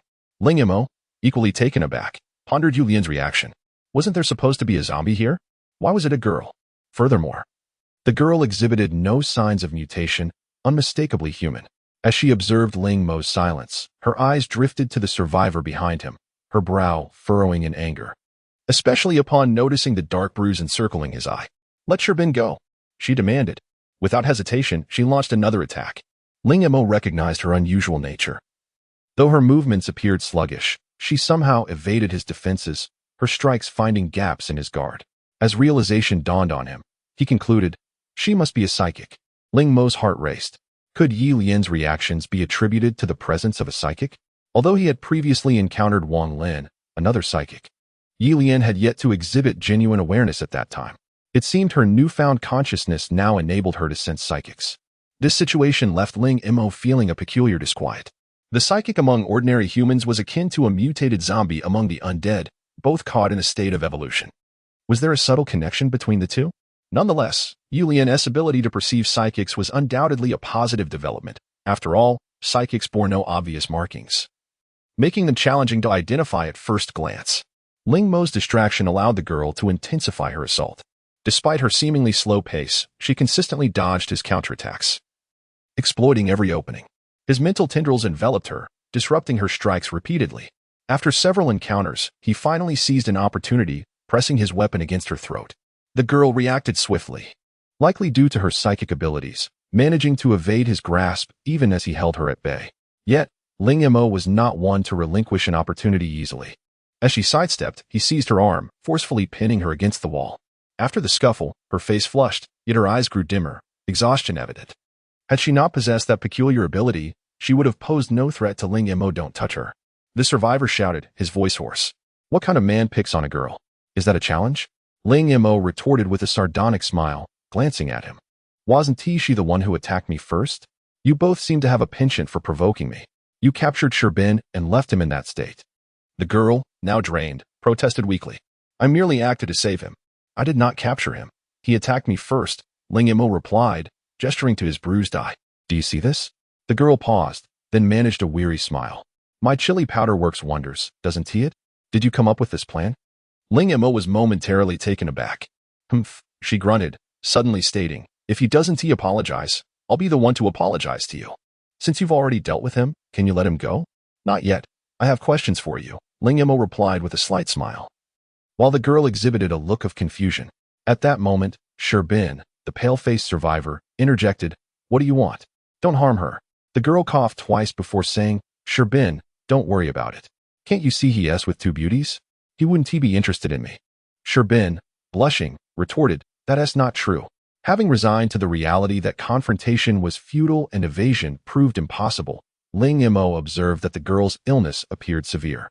However, he sensed that she bore deeper wounds, her left hand seemingly devoid of strength.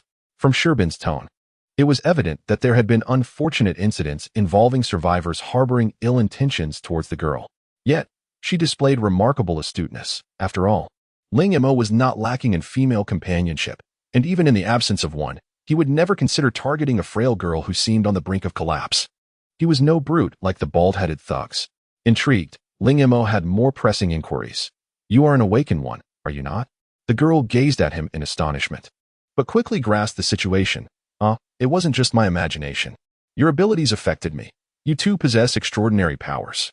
Upon hearing this, Sherbin's eyes widened in disbelief, his expression toward Ling Mo shifting to one of profound complexity. "I understand that Sherbin's actions may seem extreme, but he acted for my sake. Is there any chance you could release him?" The girl inquired. Ling Mo rubbed his nose thoughtfully. "While he may have acted out of concern for you, what does that have to do with me?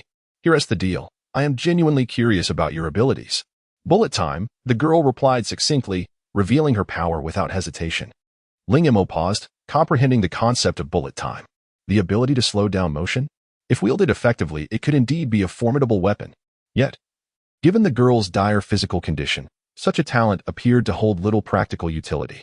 "You are quite forthright in divulging your powers," Ling Mo remarked, somewhat surprised. The girl smiled lightly. "Well, you are also an awakened one. Sharing this information holds little consequence. Besides, I am currently your captive, and my friend is in your custody as well. Is there any point in withholding it?" This girl proved to be astute indeed. Ling Mo had previously perceived Sherbin as a calm and composed survivor, but now, upon encountering this girl, he had an inkling that Sherbin's demeanor was likely influenced by her guidance. Her sudden aggression earlier had been a culmination of her strength. Relying on her abilities to catch others off guard, most would easily fall prey to such an unexpected strike. Yet, she had underestimated Ling Mo, not anticipating that he too was an awakened one, and that he would outmatch her. In the wake of her defeat, the girl exhibited a rare composure, leading Ling Mo to believe that had she enjoyed robust health, she would not have been reduced to hiding in such a manner. Chapter 72. The corpse in the warehouse was surprisingly well arranged. Though dim, it was not damp. Ling Mo instructed Ye Lian to release Sherbin, and without hesitation, he settled onto the sole single bed in the room. His eyes still stung with discomfort, and he figured a brief rest was necessary to alleviate his unease. "All thanks to the chili powder. I need to recuperate for a moment and contemplate how to address my losses." "You've already beaten Sherbin? Haven't you? It seems more than just once. What more do you want in terms of compensation?" The girl's tone reflected a hint of helplessness. Yet the formidable strength of Ling Mo and his companions rendered her objections ineffective. She was indeed correct. Sherbin had been assaulted more than once. After being released, he moved with an odd gait, limping as he approached the girl. He regarded Ling Mo warily, slowly advancing toward her. Despite brushing past Ye Lian and Shana, it was evident that he had lost the will to resist. The two seemingly delicate girls were forces he could not contend with, especially since his weapon was now in Ling Mo's possession. For an ordinary man like him, being unarmed equated to a total lack of combat capability. However, when Sherbin reached out to help the girl, she shook her head in refusal. He did not press the matter, clearly understanding her character. Ling Mo observed coldly and began to comprehend that this girl was likely quite resilient and tenacious. Yet, when she spoke earlier, her tone was gentle, creating an impression that starkly contrasted with her earlier aggression. The sharpness she exhibited vanished, making it hard to believe she was an ability user. Ling Mo had managed to completely deflect her initial attack, largely due to Ye Lian's unique response, which had allowed him to prepare in advance. Even so, he had narrowly avoided being struck, indicating that the girl's potential should not be underestimated if she were to recover. The girl struggled to rise to her feet, unashamedly walking slowly to Ling Mo's side and sitting beside the bed. "I hope you don't mind. As you can see, I'm not in good health." "Not at all." Ling Mo thought to himself. "If you don't mind, then why should I? You are the one without the ability to resist, not me." Sherbin quickly followed, glaring at Ling Mo with a mix of tension and fury. However, having learned from prior experiences, he dared not approach Ling Mo too closely or display overt hostility. Finding his discomfort amusing, Ling Mo reflected on how during their confrontation, he had sensed that Sherbin was cautious enough to strike from ambush. Yet he would struggle immensely when faced with the multitude of zombies on the streets. The food he had gathered indicated he lacked the requisite skills for survival. The girl's condition also precluded her from venturing outside. It seemed she had been holding on by sheer will. In the apocalypse, being ill was perilous. As medical assistance was non-existent, and suitable medications were exceedingly hard to come by. Especially for those unable to gather supplies, survival often became a matter of fate. Yet, judging by the girl's appearance, she likely could not endure much longer on her own.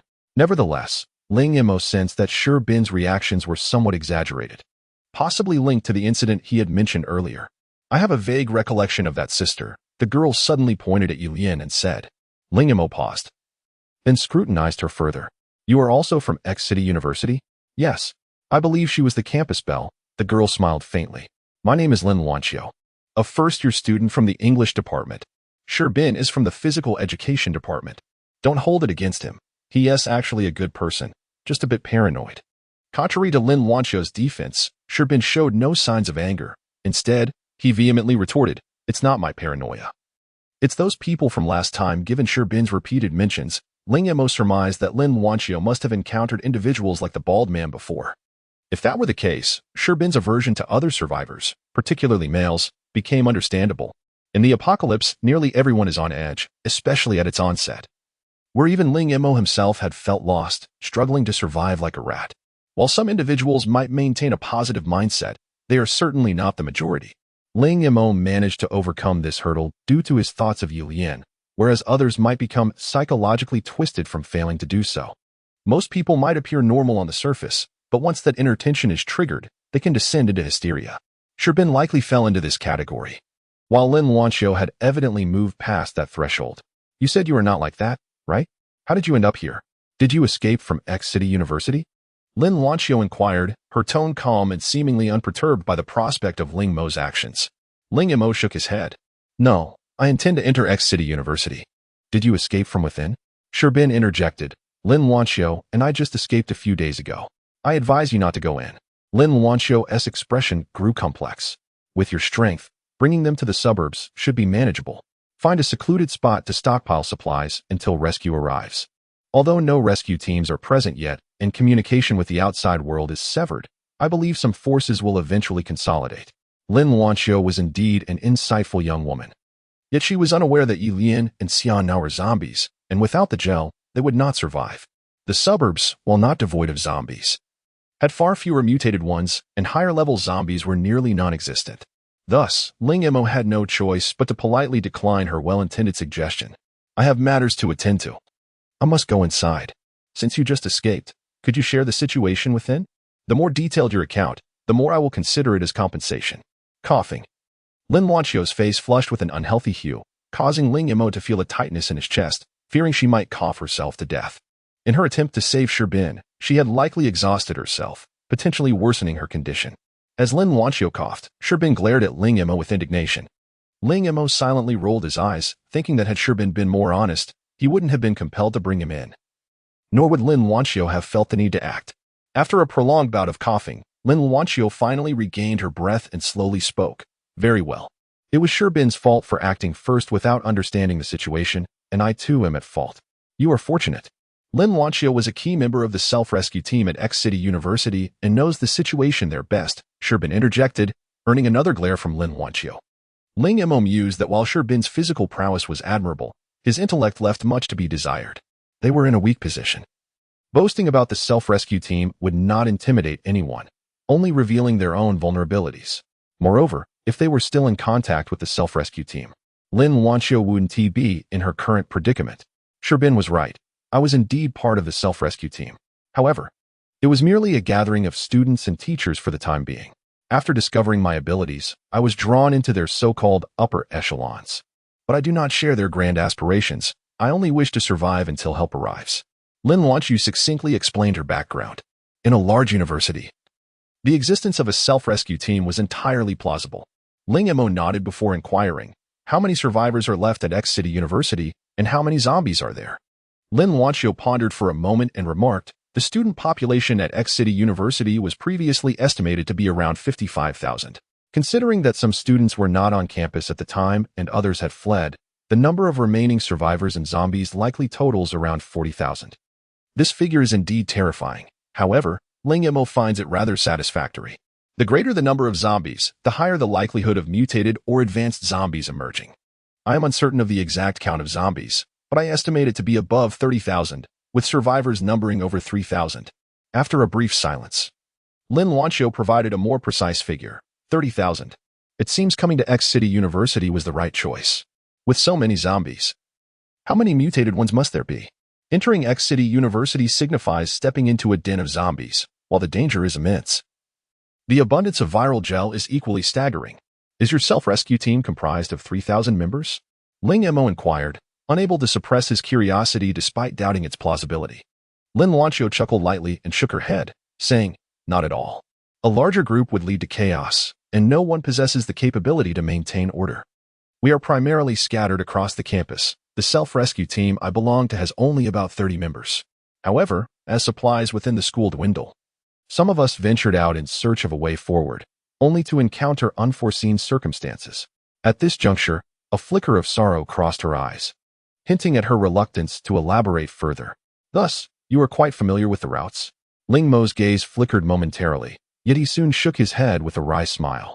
Given Lin Wanqiu's physical condition, it would be overly taxing to ask her to lead the way. In truth, Ling Mo yearned for someone to guide him. Although he could navigate through controlling zombies, he was ultimately still groping about in the dark. Roaming such a vast campus aimlessly resembled a headless fly, a rather troublesome endeavor. However, he had not anticipated encountering survivors within X City University so swiftly, and while he had met Lin Wanqiu and Sherbin, one possessed a sharp mind but a frail body, while the other was physically capable yet lacked mental acuity. In a certain sense, they truly complemented each other. Ling Mo thought with a hint of mischief. Chapter 73, The Value Laid Bare. Is it true that X City University has many self-rescue teams? Ling Mo inquired with curiosity. Lin Wanqiu nodded. Yes, the largest one seems to have over 200 members. However, resources at the school are severely limited. I suspect most individuals are preoccupied with finding a way out, and the sheer number of zombies makes escape quite perilous. We have only managed to save about 10 people at great cost.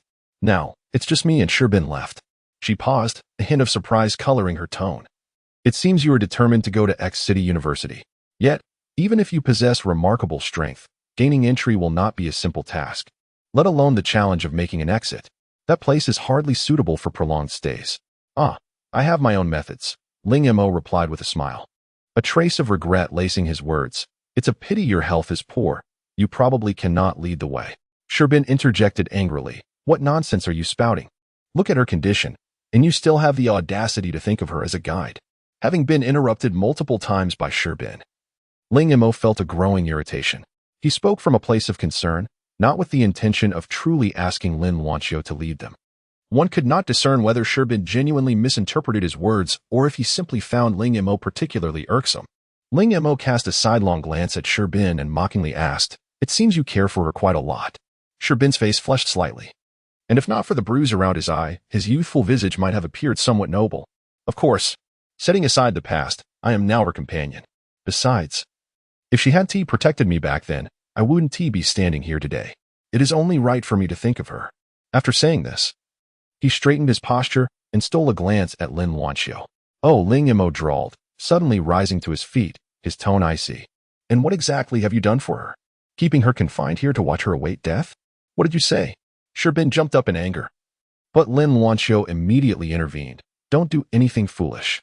After halting him, she turned her attention back to Ling Mo. "He can be a bit dense. You need not provoke him. Perhaps you're looking for an excuse to beat him up?" She glanced pointedly at Shana and Ye Lian. The two girls had maintained a distance since entering, seemingly reluctant to engage with strangers. However, as Sherbin prepared to act, Shana's grip tightened around the knife handle, and Ye Lian's gaze turned noticeably cold. Lin Wanqiu was certain that had she not intervened in time, even if Ling Mo refrained from striking, he would have undoubtedly ended up battered. As for Shana, Lin Wanqiu pondered, could Ye Lian truly be that formidable? Yet, her understanding of the school beauty was limited to hearsay, and given her reputation for being low-key, it was plausible she had once been a martial artist. The more formidable these two girls appeared, the higher Lin Wanqiu regarded Ling Mo. Unlike Sherbin, she did not believe Ling Mo was coercing them. If that were the case, why would they remain so focused on him? As for confinement, you can see my current frailty. It is merely a precaution. Lin Wanqiu sighed and explained. However, recognizing this was ultimately someone else's private matter, Ling Mo had no intention of prying further. After a brief glance at Lin Wanqiu, he stated, I wonder if you could assist me in drawing a map? What? Sherbin exclaimed, his surprise evident. Before he could voice anything further, Lin Wanqiu interrupted. I've delayed for many days without improvement. My condition is only worsening. I do not wish to die, at least not from this illness. Her tone was calm. Yet it left Sherbin blushing furiously. Having just endured Ling Mo's interrogation, hearing Lin Wanqiu express such sentiments felt like receiving a barrage of blows to the face. Her confidence struck a chord with Ling Mo. What pleased him most was the realization that she was an astute young woman who understood the concept of equivalent exchange. Though her words might have sounded somewhat arrogant, he appreciated her candidness in presenting her value openly. The only aspect that troubled him was Sherbin's presence. While he could request Lin Wanqiu to guide them, he had no desire to play the role of caretaker. After a moment of contemplation, Ling Mo nodded, very well. However, I must clarify that if you act recklessly and put us in danger, my priority will be the safety of my own group. Rest assured, I won't cause any trouble, Lin Wanqiu responded, her spirits evidently lifted by Ling Mo's agreement. She even jested, look at me. How could I possibly cause chaos in this state? Sherbin, still sulking, added, as long as you don't create any disturbances, it'll be fine. When do you plan to set off? Lin Wanqiu inquired again. Ling Mo rubbed his nose and replied, I believe it would be too late to leave today. I intended to find a place to rest here and gradually assess the situation inside. Then let us stay here for the night. Although the space is slightly cramped. At least there are no zombies around, Lin Wanqiu proposed. As soon as she finished speaking, Sherbin grumbled, there were none before, but 2 just showed up today. What bad luck. His words were pointed, yet Ling Mo chose to ignore them and nodded, that works. Upon hearing that zombies had appeared in the bar, Lin Wanqiu exhibited a flicker of surprise. However, having lived in this environment, she was not overly suspicious, perhaps buoyed by the newfound hope of survival. Lin Wanqiu appeared quite lively, and the 2 continued to converse for quite a while. Having established a partnership, Lin Wanqiu ceased to withhold information. Sharing everything she knew with Ling Mo, Shana and Ye Lian listened attentively, even if they could not fully grasp everything. The mere act of someone conversing with Ling Mo seemed to pique their curiosity, particularly for Shana, who listened with utmost diligence. Through Lin Wanqiu's explanations, Ling Mo gained a clearer understanding of the situation at X City University. There were indeed numerous self-rescue teams like the one she belonged to. Considering there were over 3,000 survivors, a significant number. Although she was unaware of the internal dynamics of other teams, hers had experienced a division. One faction wished to hold their ground, while the faction led by Lin Wanqiu believed they should escape as soon as possible. For only outside could they endure until national rescue arrived. Additionally, some individuals had completely lost faith, believing that neither holding out nor expecting rescue held any merit. This latter group frustrated Lin Wanqiu immensely, as she subtly likened them to pests during her conversation with Ling Mo. Pests, after all, are akin to parasites. It seemed that no matter where one went, such nuisances would always exist. Besides survivor camps like those of Song Tian and Wang Lin, many survivors likely merely gathered temporarily. Lacking effective organization and established rules, it was only natural that such self-rescue teams would be prone to disintegration. Although Lin Wanqiu shared extensively, she never disclosed the specifics of the incident she had previously mentioned, only hinting that her current predicament was closely tied to that unforeseen event. By the way, what do you think the proportion of ability users is? How many ability users exist in this city? Lin Wanqiu suddenly asked. This question caught Ling Mo off guard. He thought to himself, how could he possibly know? He had been constantly on the move in this city, and thus far, had encountered relatively few survivors, with only 2 of them being ability users. One is Wang Lin, whose supernatural abilities are nearly useless, while the other is Lin Wanqiu. Endowed with formidable powers yet burdened by a frail constitution, Ling Mo finds himself somewhat reflective, feeling a sense of fortune. Even more fortunate is the fact that his own abilities allow him to keep Ye Lian and Shana by his side.